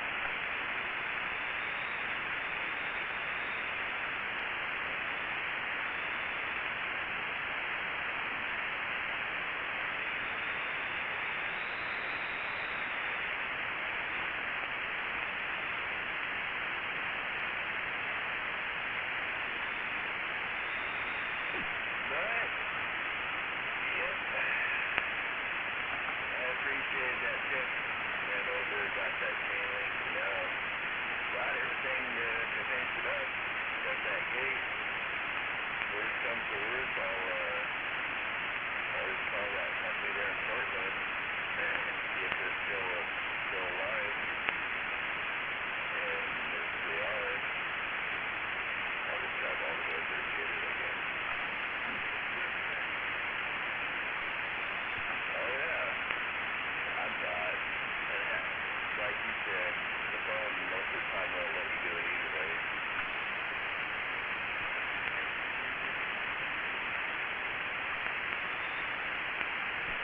I don't know. Someday I'm gonna have to look back and see it. It's easy. You'll pick it up quick, man. I think a lot of it's just excitement. I like to go in and meet people and coach with people and yeah.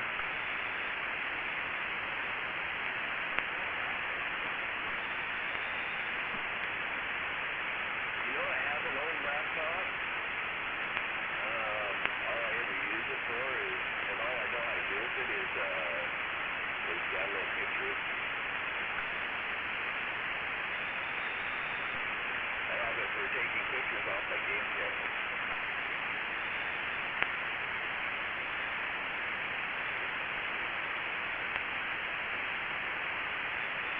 Get a pretty decent desktop computer refurbished at Newegg, man. That's where this one, my browsing computer, is like I paid like $200 for it, $225, and it's pretty good. It's an older computer, but they put new components in it and shit, and it works good. It's been working for years.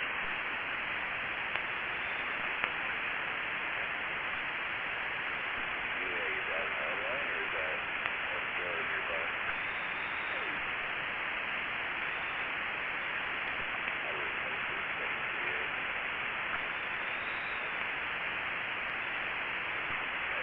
I know that you're supposed to, there's RAM and there's memory and there's all this other stuff that you're supposed to know about, but I just don't know anything about it.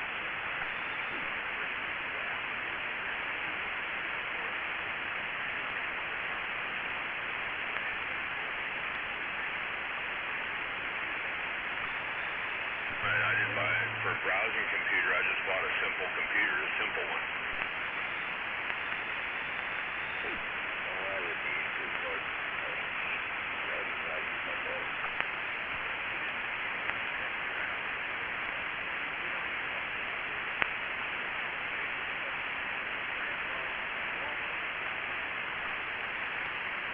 Yeah, I don't use the game.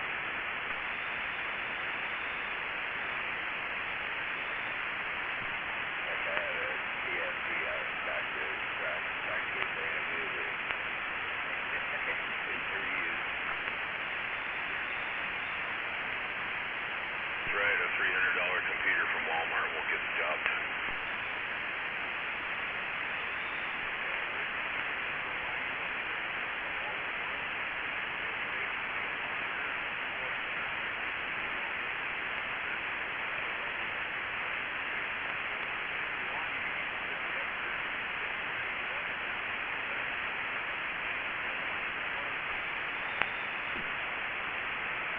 Actually, what I'd like is,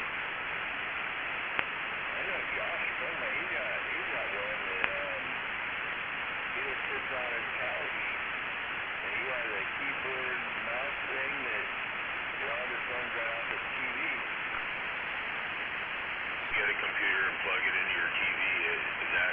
Some people have been thinking about doing that for another computer. I was thinking about that.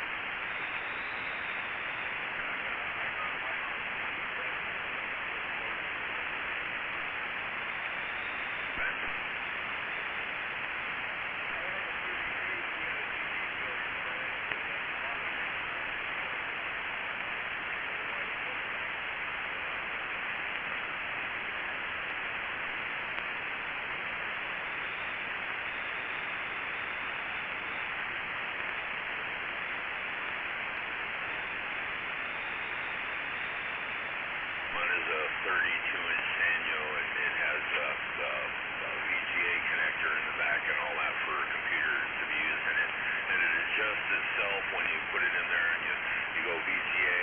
It says computer on the screen, and it adjusts itself for the resolution of the computer, which is pretty cool.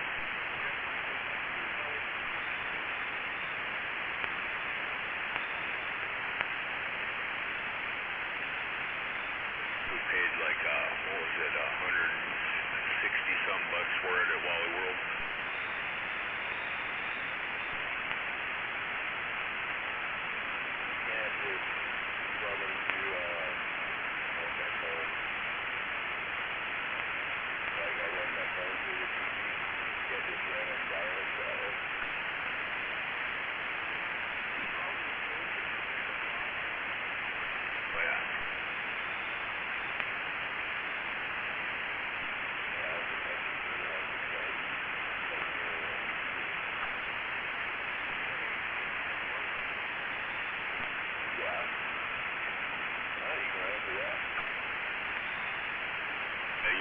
Depending on the computer, you might have some resolution problems with the fitment on the screen, though, depending on the computer.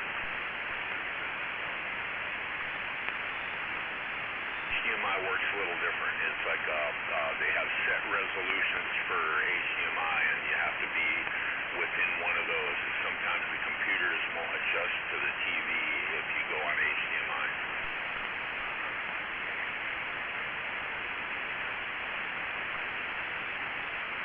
Some of them will do that, some of them won't, though, with the HDMI, though. You'll have to do it manually. I think one of my big TVs, I had to do it manually.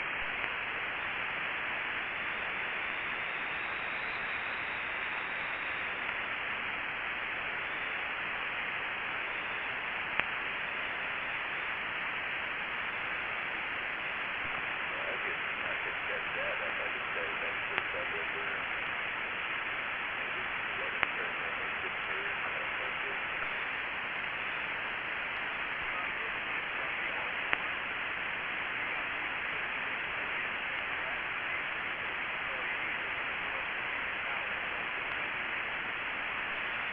That's a good point about the home. You got a designated area in the house for that screen to hook it up to the TV. You don't have to just have a little space there somewhere where the TV is. You have like a desk or something where you'll work on whatever that you're working on or something in the house, don't you? Not really. Oh, okay. I'm set up on the clock that way. It's there too.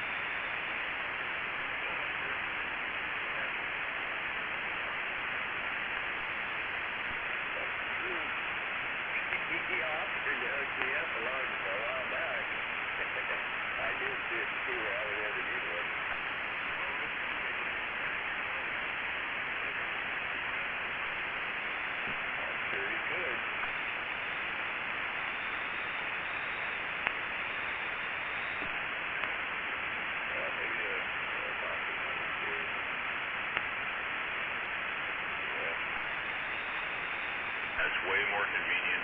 You get more information, and it's a lot safer online-wise.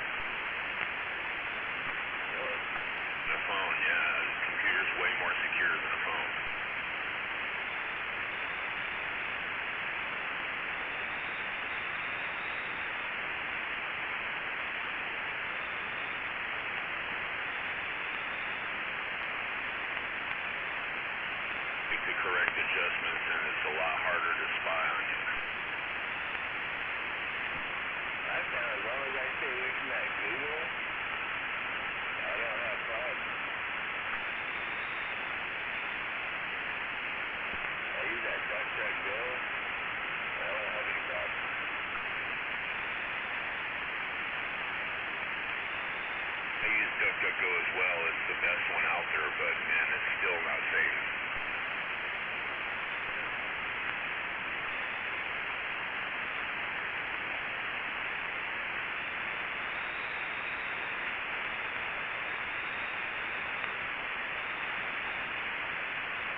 And they use that Google and all that other take over your freaking phone.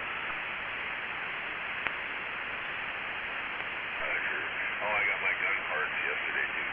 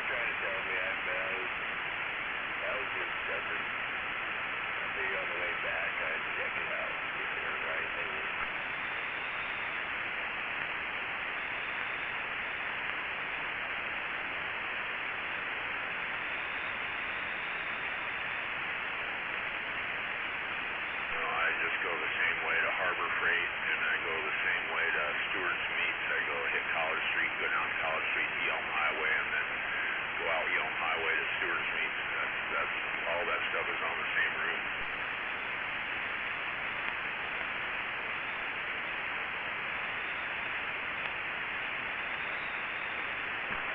I got an extra roll of fencing to work on some of the side fencing too. That's cool.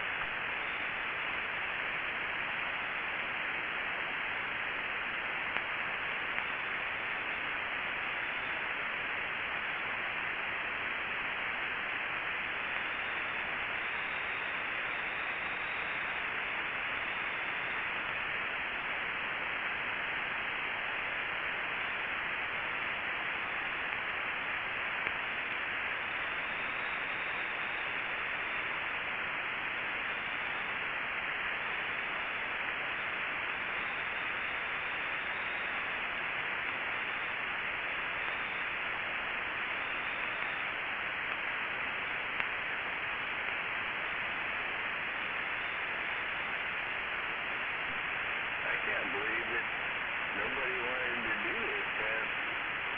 It's looking by the time I'm done with it, there's going to be $2,500 in labor there. Heck.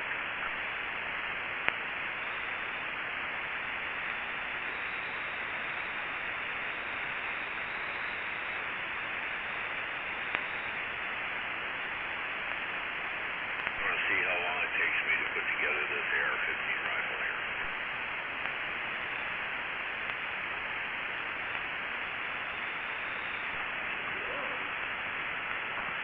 What do you think of those breakdown or holdover AR rifles? You seen those? Ones that fold in half. Yeah. New ones out there. There's some new ones out there, like, what is it, the Jackal by Palmetto, where it's actually an AR. It's more like a SIG where it has the recoil spring is inside the receiver, so it's a side folder. It's an AR with a side folder. Yeah, I see those. This is like the barrel there where it folds over. That's a 9mm though.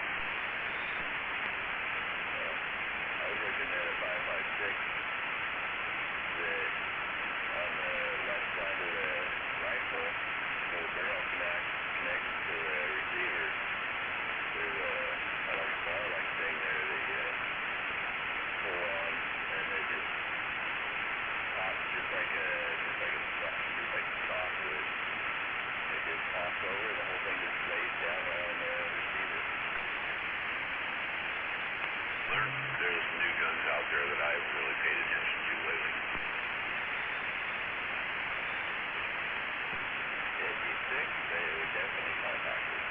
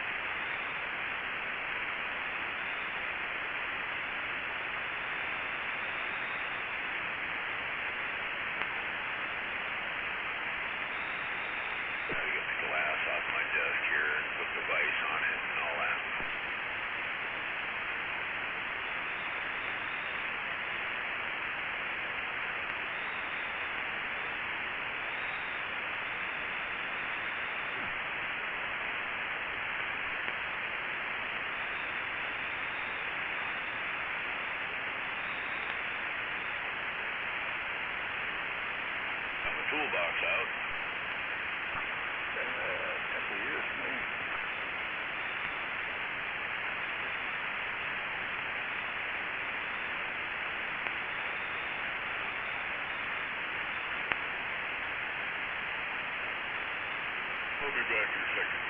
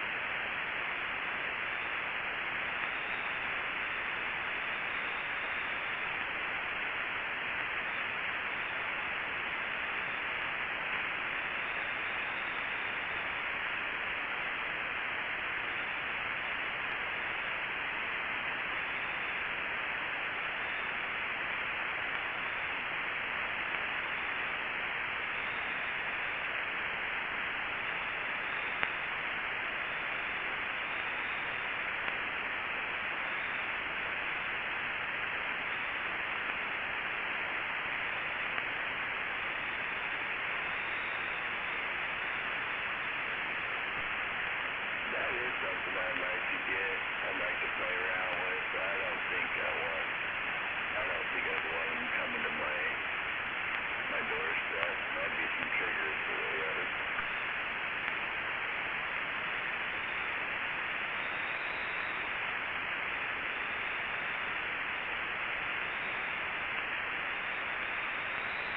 No, as long as they're not like duplex triggers or anything like that, you ain't gotta worry about it. You can still get a regular old like match trigger or something. That's not a big deal.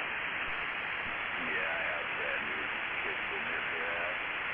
But yeah, the duplex triggers would be kind of fun to play with.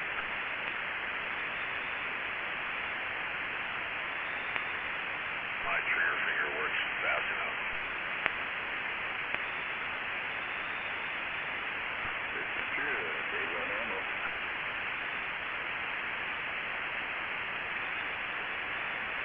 I saw a couple of videos where them duplex triggers where they weren't timed correctly and they went on when they went off out of battery and that blew the guy's gun up, blew the magazine up the bottom and all that. That's why I never played with them, because I figured I'd let them perfect them first.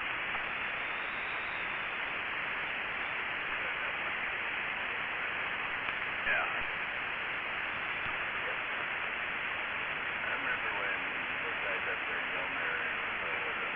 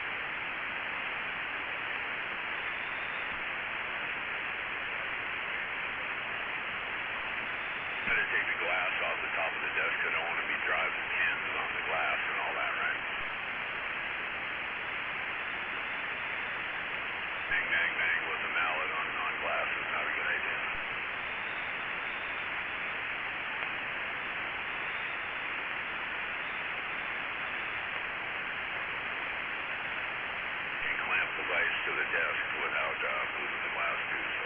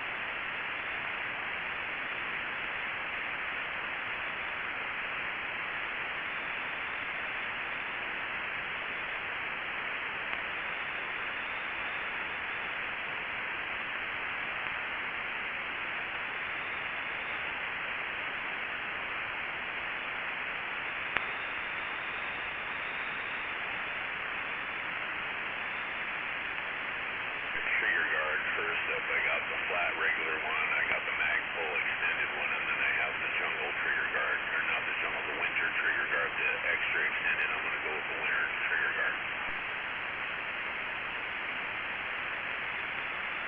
We'll use up some extra speed parts, right?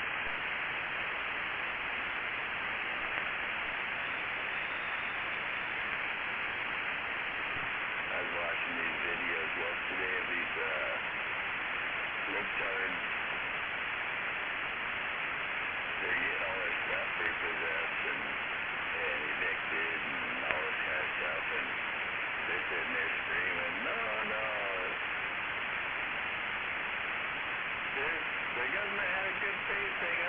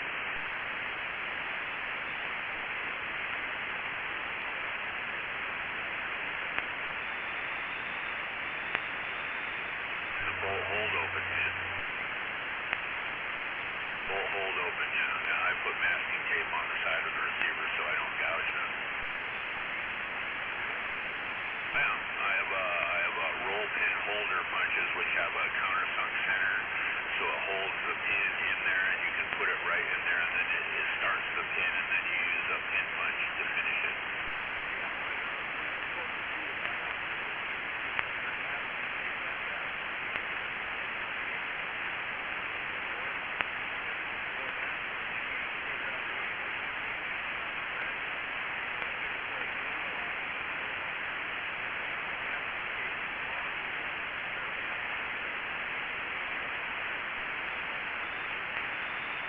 About a set of roll pin starter punch.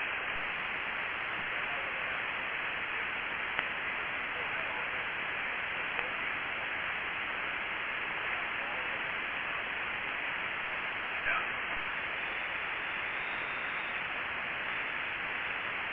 Do they make a kit to where you can modify an AR to where you don't need the buffer tube, buffer spring?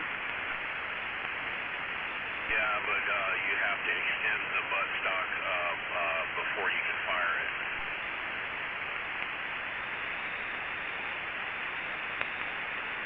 Captures the buffer spring and the buffer in the buffer tube. So when you push the button and you hold the stock, if you have a round in the chamber, you can fire that one round, but the weapon won't cycle because there's a lock that holds the bolt carrier in place. Oh, for a folder. I mean, without the folder, like Sig made one and didn't need the tube. Palmetto Arms makes a Jackal now, which is a upper that has the recoil spring all encapsulated inside the upper receiver, and it fits on a standard AR lower. That'd be pretty nice for the pistol. Oh, it's a Jackal.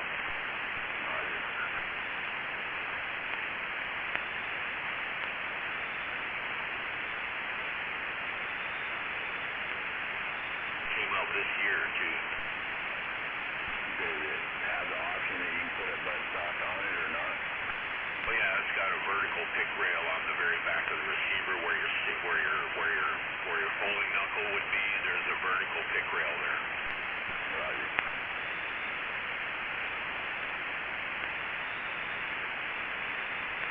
Pretty nifty. If I wasn't like out of the gun thing, I would go that way. I would try one of those. Yeah. Yeah, it sounds pretty good. I know I had heard some of it. I just don't know. Sorry, I'm very tricky to do. I got plenty now. Got these because I was like, I had a couple of receivers hanging on the wall, and pretty soon with this new fucked up law, we ain't gonna even be able to get parts anymore either.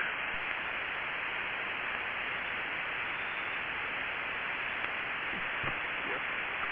If you're gonna do anything, you need to do it now, and time is running out fast. I'm still in the idea that I've had for a long time, as long as I have the ammo guns will come. Does the asshole sign that law yet?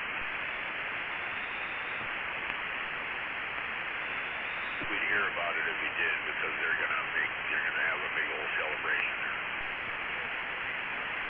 Yeah.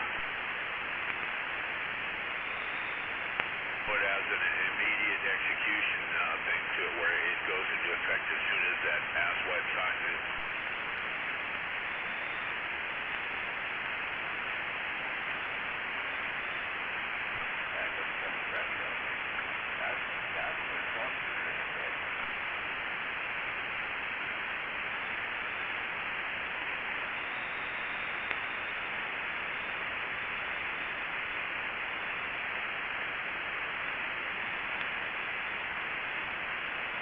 Trump's problem is he's a businessman, and because he's a businessman, he relies on experts, and well, they have to do that because he needs experts in fields which he's not an expert in, and they led him astray.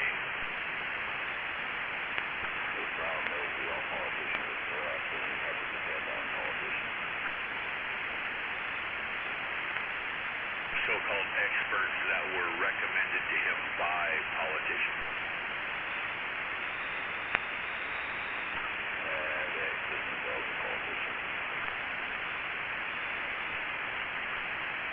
Yes. Kind of like Fauci. You say the scientist or all he is, somebody goes there and brings himself ties about life.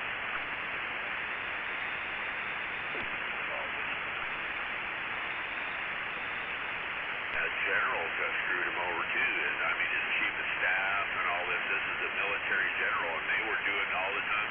Trump wanted to do this, and they were saying you can't do that.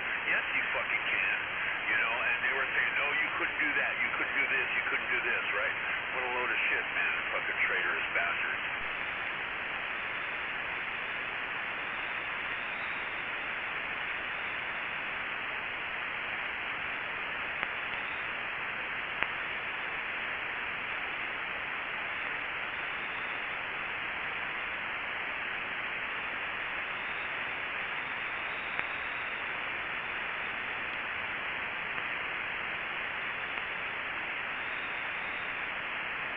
Comey was a corrupt piece of shit, so he got rid of him. And I guess it was Mitch McConnell and these other rhino Republicans that told him to pick Christopher Wray, and he was also a fucked up piece of shit.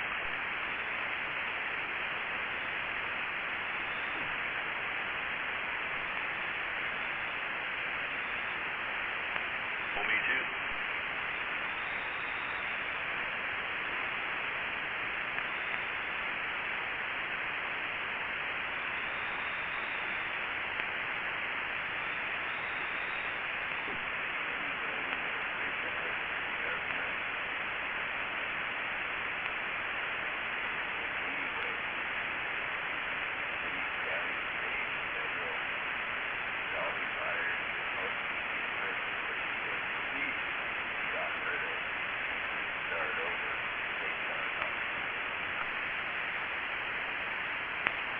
So hard to find the good ones from the bad ones now, you know?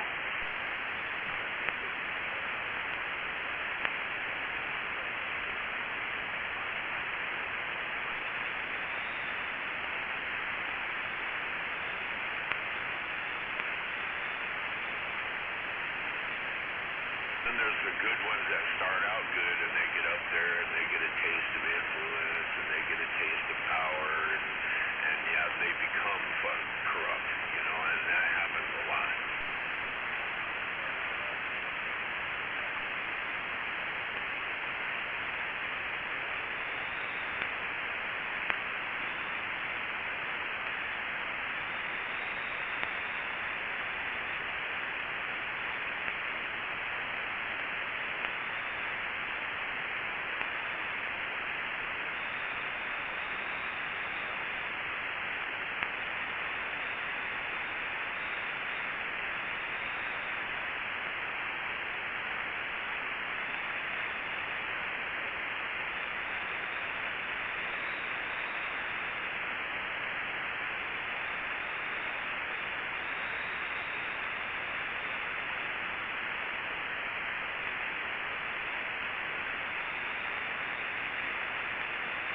The founding fathers broke the government up into different sections where you can't get too much power.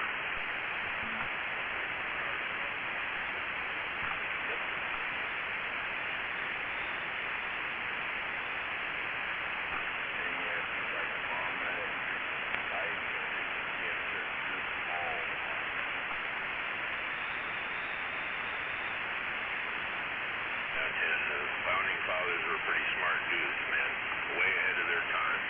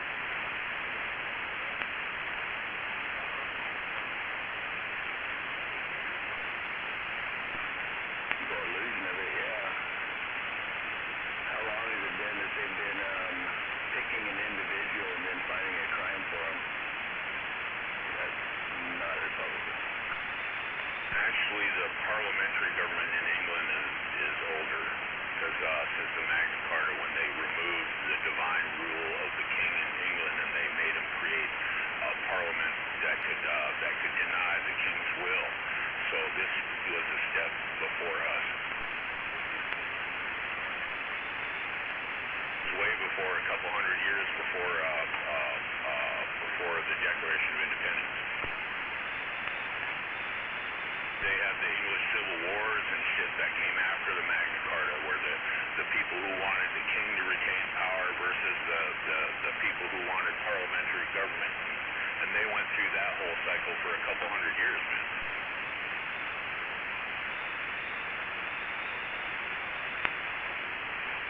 Oliver Cromwell and all the Cavaliers versus the Roundheads and blah blah.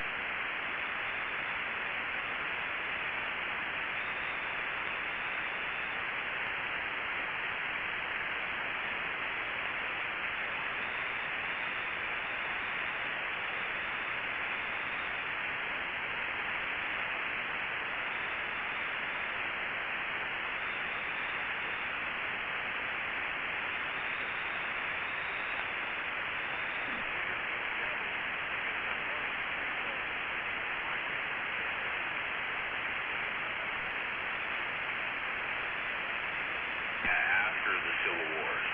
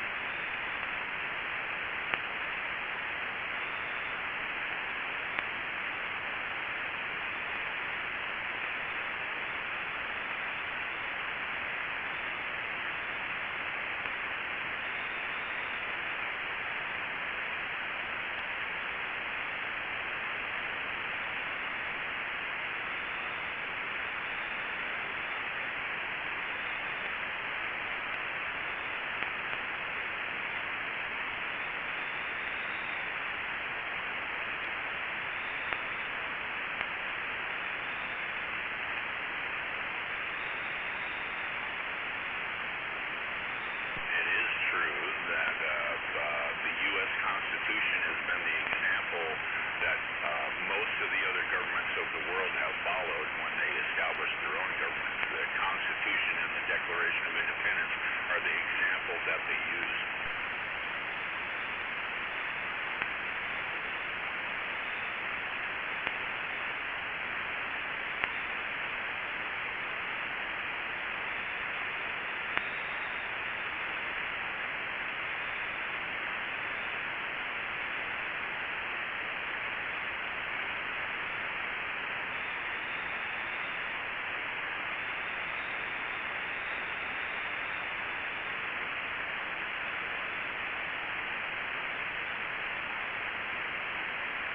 The Declaration of Independence and the U.S. Constitution, no doubt, changed the world.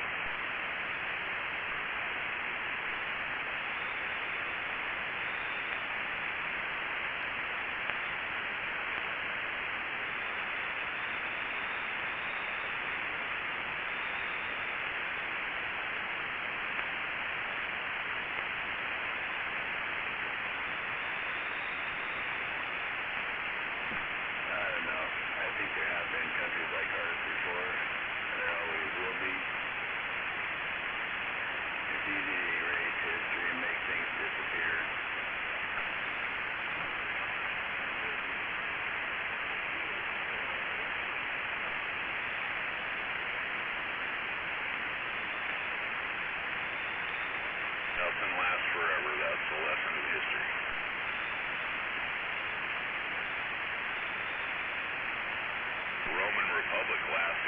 1,000 years.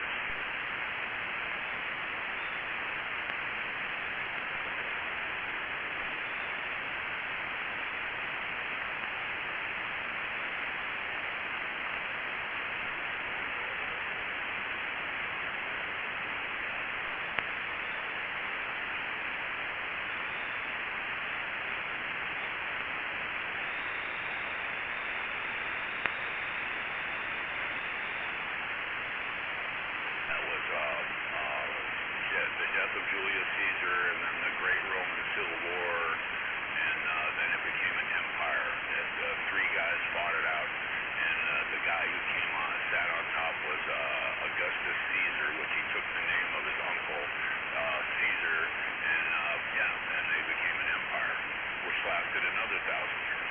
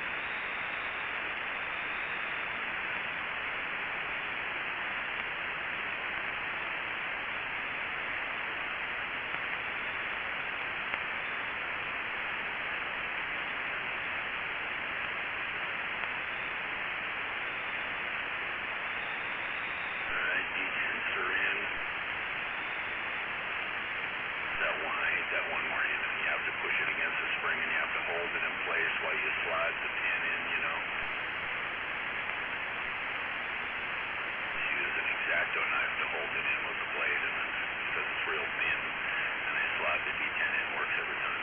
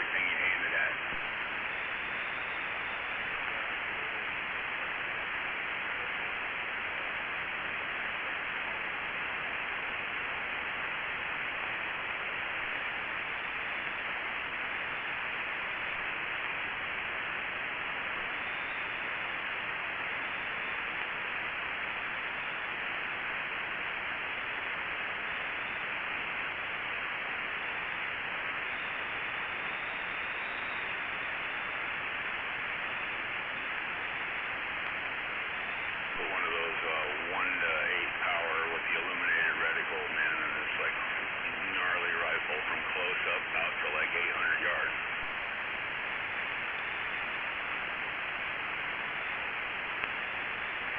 Sitting on the rifle rack right there. First one I grabbed.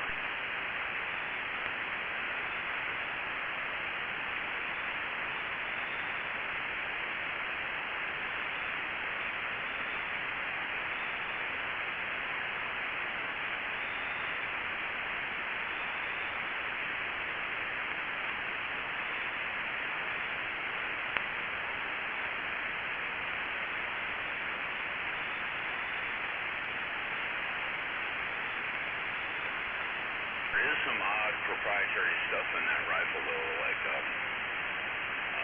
the buffer tube and the buffer tube spring are odd, like switch it over, but you have to switch the whole buffer and the buffer tube and everything, and there's some little odd stuff on that rifle, proprietary, you know. All the AR-10s are that way, like all of them.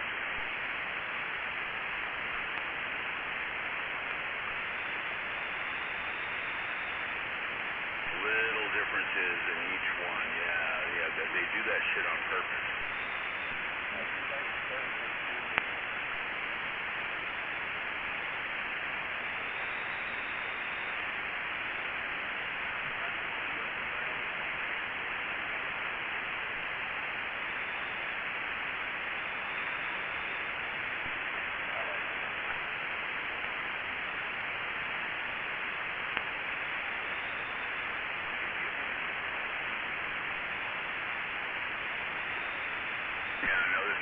Proprietary is the charging handle. Goofy is like you get the Raptor ambidextrous charging handle wouldn't for an AR-10 wouldn't fit in the M&P-10.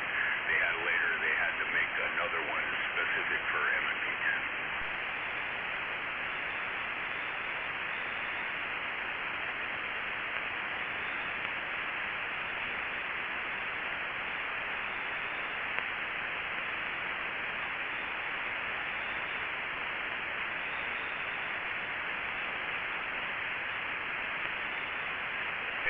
The rest of the controls are all fully ambidextrous, right and left. Magazine release, bolt catch, and safety are all ambidextrous on the M&P-10. Everything but the charging handle.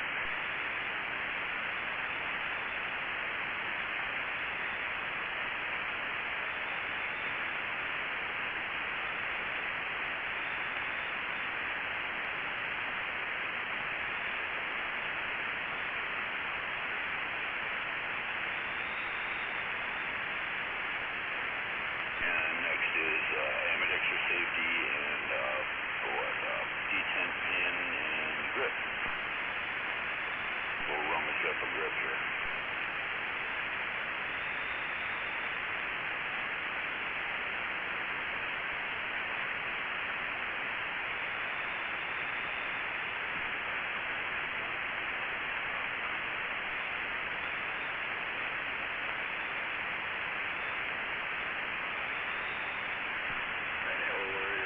Multi-function thing with this AC and stuff because I see right-handed, so it doesn't matter.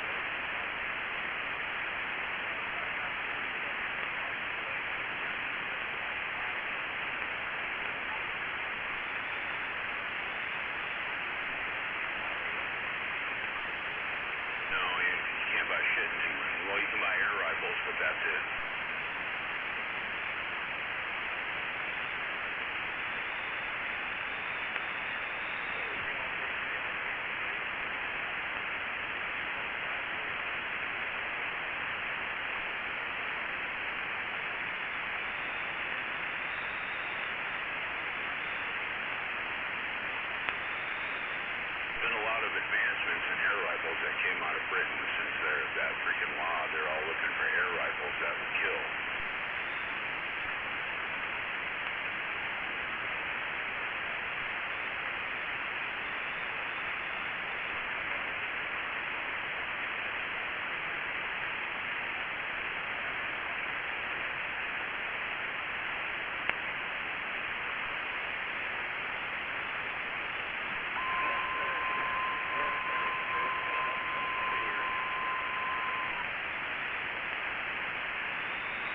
Selected out of my buy, picked an OD green A2 type grip. I have a green one that came from one of those companies in Israel. What is it? Oh, CAA.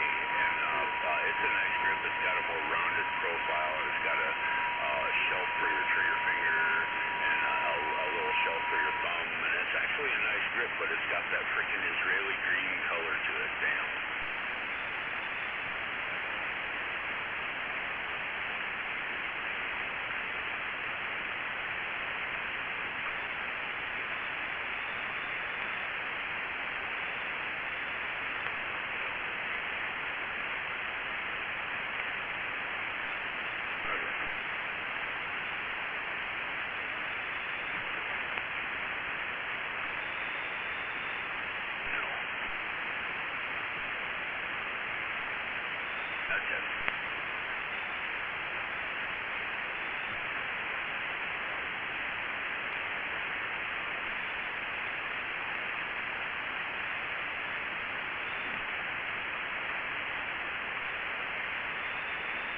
It's a little bit different than regular plating. Higher voltage, and I forgot. I have it in a book here.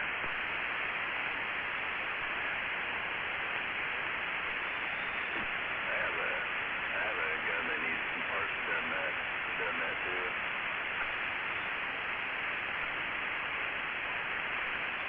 Yeah. Sure coated. There ain't room for the Duracoat.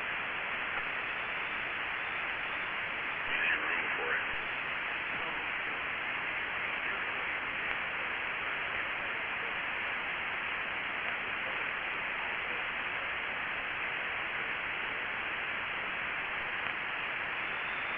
Serves that purpose as well. You don't have to add color to it. If you're going to have colored anodizing, you have to add the color to it. I have a whole manual about all the different plating processes. I was planning on doing some of that, and I never got around to it. That's why I wanted to make it black. Duracoat it.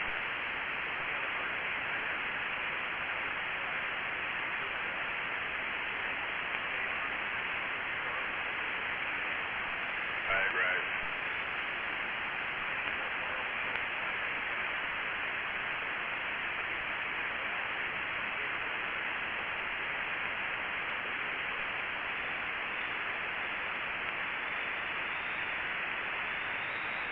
Some of this stuff is regulated chemicals like chromic acid and shit. If you want a hard chrome, chromic acid, and that's like a controlled substance.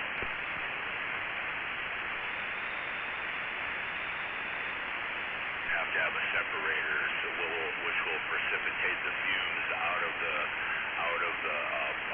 chromic acid fumes because it gives off a chromic gas.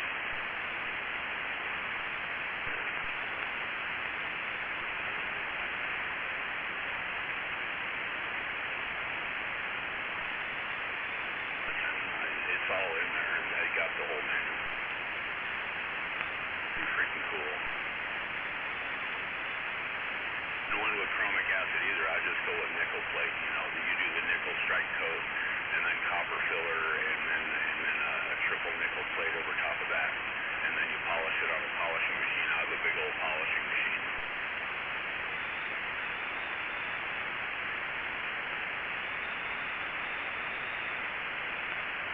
I'm just going to use big old totes from Walmart for the tubs. I bought this a long time ago. I bought this MP5 knockoff, and they painted it. And first time you go to clean it, its paint comes off. Yeah, that's that cheap powder coat shit that some of the places use. Duracoat is better, because I don't know if you've ever used it before. It works freaking great, man. It's like you clean the part with acetone to make sure it's completely degreased, and then it's a two-part. It comes. I bought the spray can stuff instead of the mix your own stuff. So it's got a button on the bottom of the can. You have to shake it a while, and then you push the button on the bottom of the can, which bursts the second half of the paint, and it starts to harden the paint even in the can. So once you push that, you need to use it all up at one time, or maybe two times, right? Because it'll harden the paint in the can. And it's like you have a heat gun there, and you spray the paint on a thin coat, and then you heat gun it, and you dry it all out, and you spray another layer on it, and with the spray can, and on a thin layer, and then you harden it with the heat gun. And after 3 layers, you pretty much got what you need. And yeah, the shit's like double tough, man. That's what I need to look into, I guess. Yeah, when you want to, I got the website here. What's cool is the OD green is they have a specific OD green color that matches Magpul, so that damn Israeli green, Israeli field green, is a different kind of green. It looks like shit when you mix it together.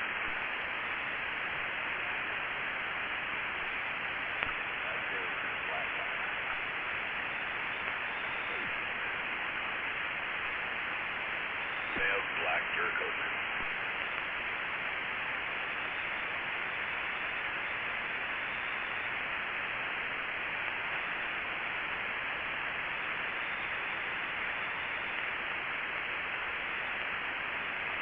People get all elaborate and they do Duracoat camo, right? Pretty nice if they do it right, but I'll pass. I like the two-tone green and black. Yeah, this stuff has this that has plastic hardware on it, and plastic all black. It does. It works on plastic. You have to sand it with like what is it? 1,000 grit sandpaper though. 1,000 grit sandpaper or 800. I think it's 800. And then you hit it with the stuff and you just heat. You do it with the heat gun and which locks the shit all in there and it's tough even on plastic. That could be cool. Love me some Duracoat.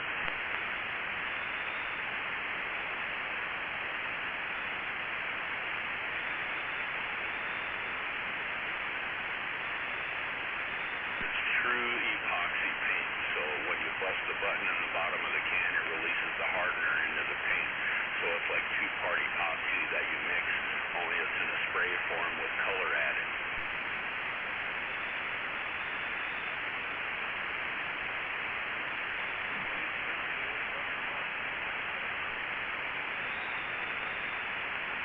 You hit it with the heat gun, and man, boy, it locks it right onto the surface.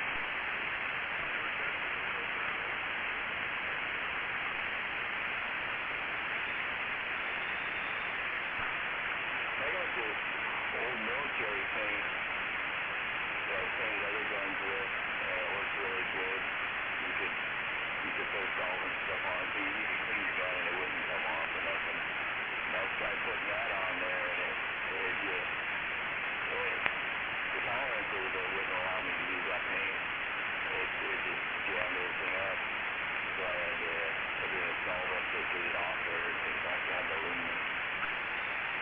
Next time you come by, I'll show you something that's been Duracoat.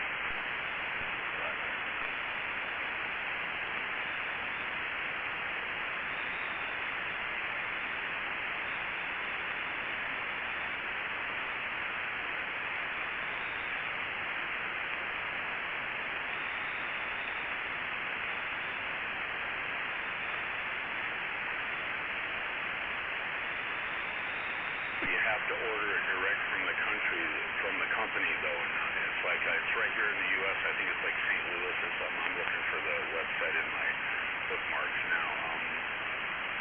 It's like you can't. They have no suppliers that you can buy from. You can't from Amazon or anything like that. You have to buy it direct from the people that make it.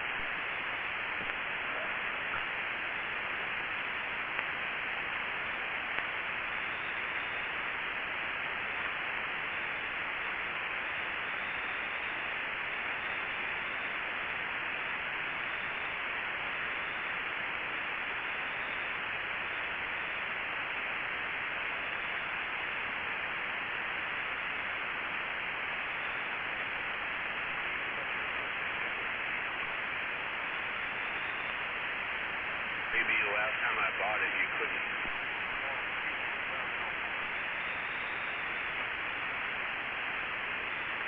Well, Brownells has been around so long, I'm sure they may have a agreement with them or something where they allow them to be a supplier.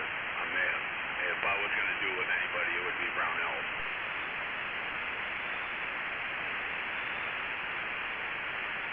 So last time I bought it, that was not an option. I had to buy it direct from the manufacturer.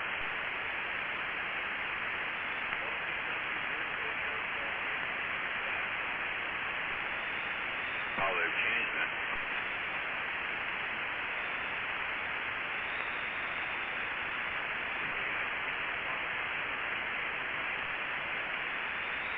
Oh yeah, I don't know what the deal was. Back then, it was not available anywhere.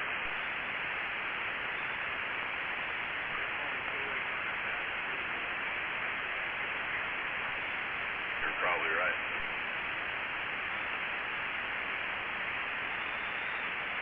There's Cerakote too, and the Cerakote is a little different. It's got ceramic in the paint. It's basically the same two-stage paint and all that, but they got ceramic in it. Oh yeah. Wouldn't shake a stick at the difference between the two.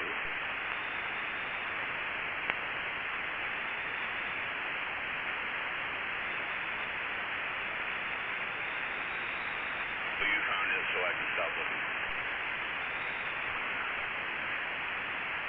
And for the company and my bookmarks, I know it's in there somewhere, but I got so much shit in the bookmarks, it's kind of hard to find stuff sometimes.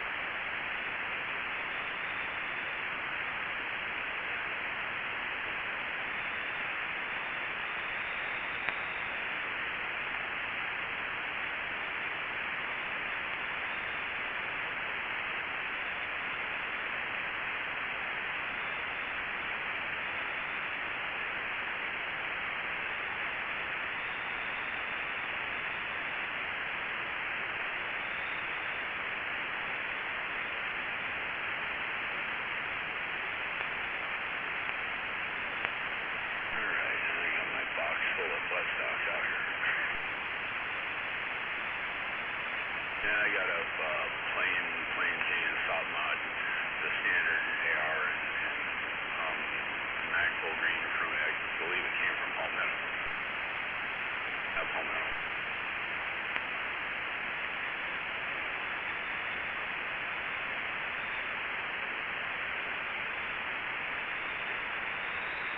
Almost done.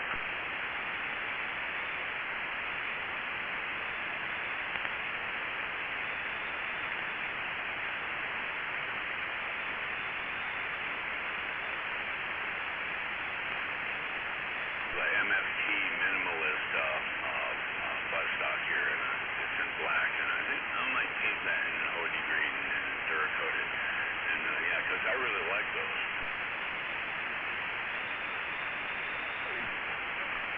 Right. Fit's really good, man. They have a really sweet fit.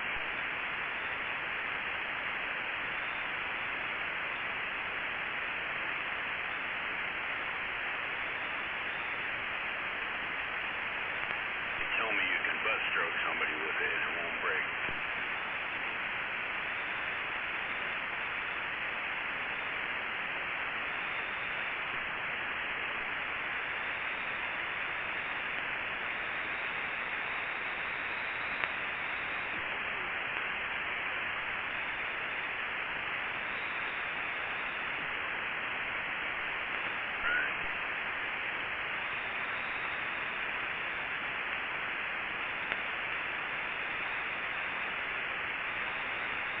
They'll make one in green, though, in the right green. I think they make one in the Israeli green because it comes from Israel, so it's like, but they don't make it in the Mag Full Green, so I bought a black one.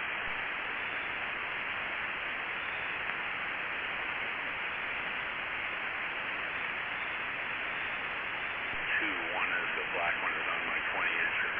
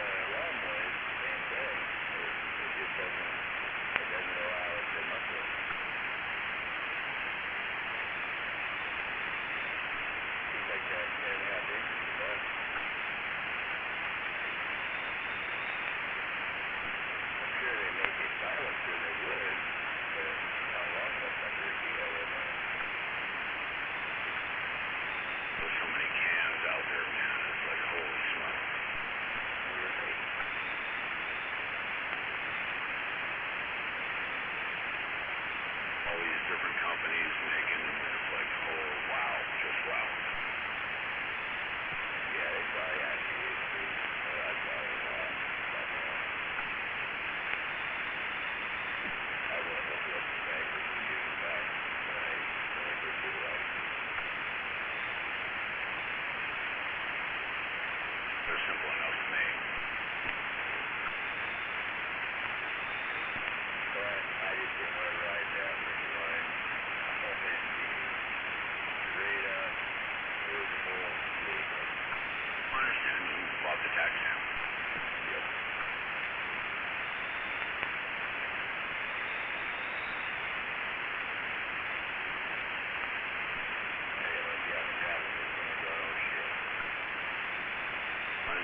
I would make one of those after the situation changed enough where I would need one.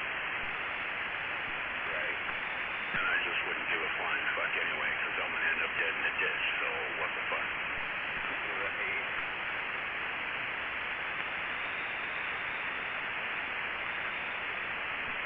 Totally understand that.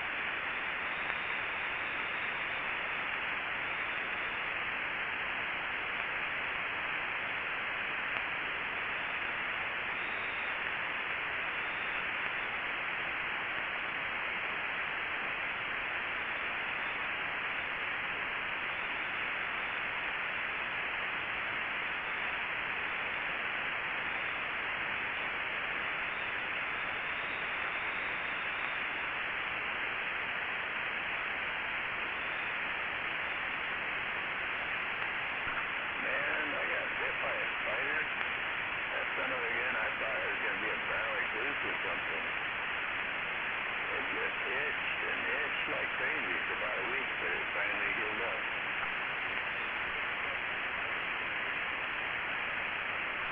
Yeah. And my body must have fogged it off, but boy did it itch.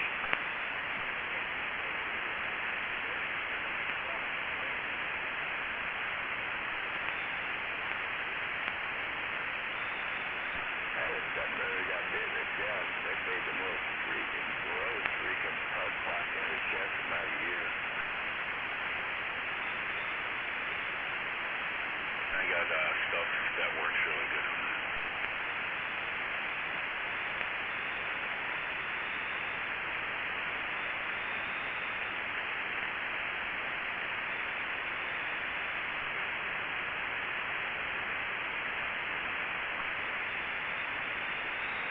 I use the POTUS. Takes about a week.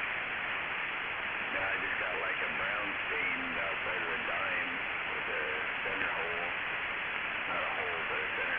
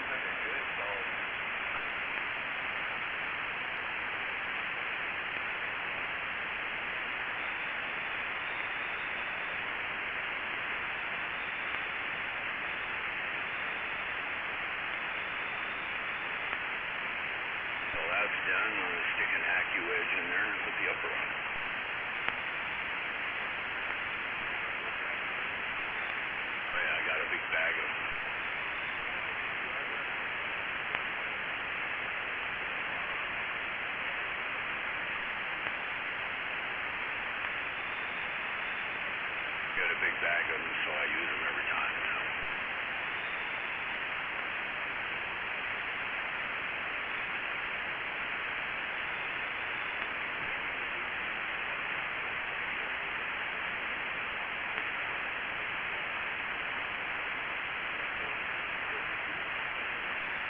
Yeah, they do that.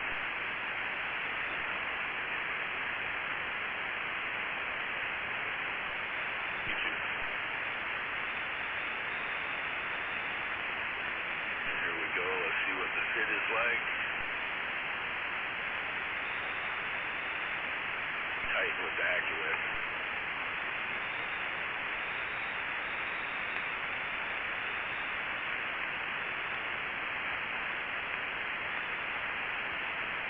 Check if I can see any light in it.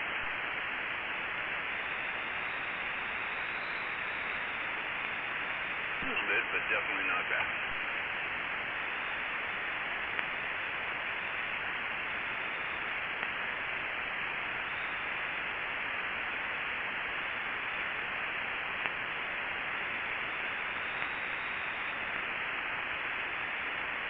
I got another green 16-inch patrol rifle. It's a bayonet.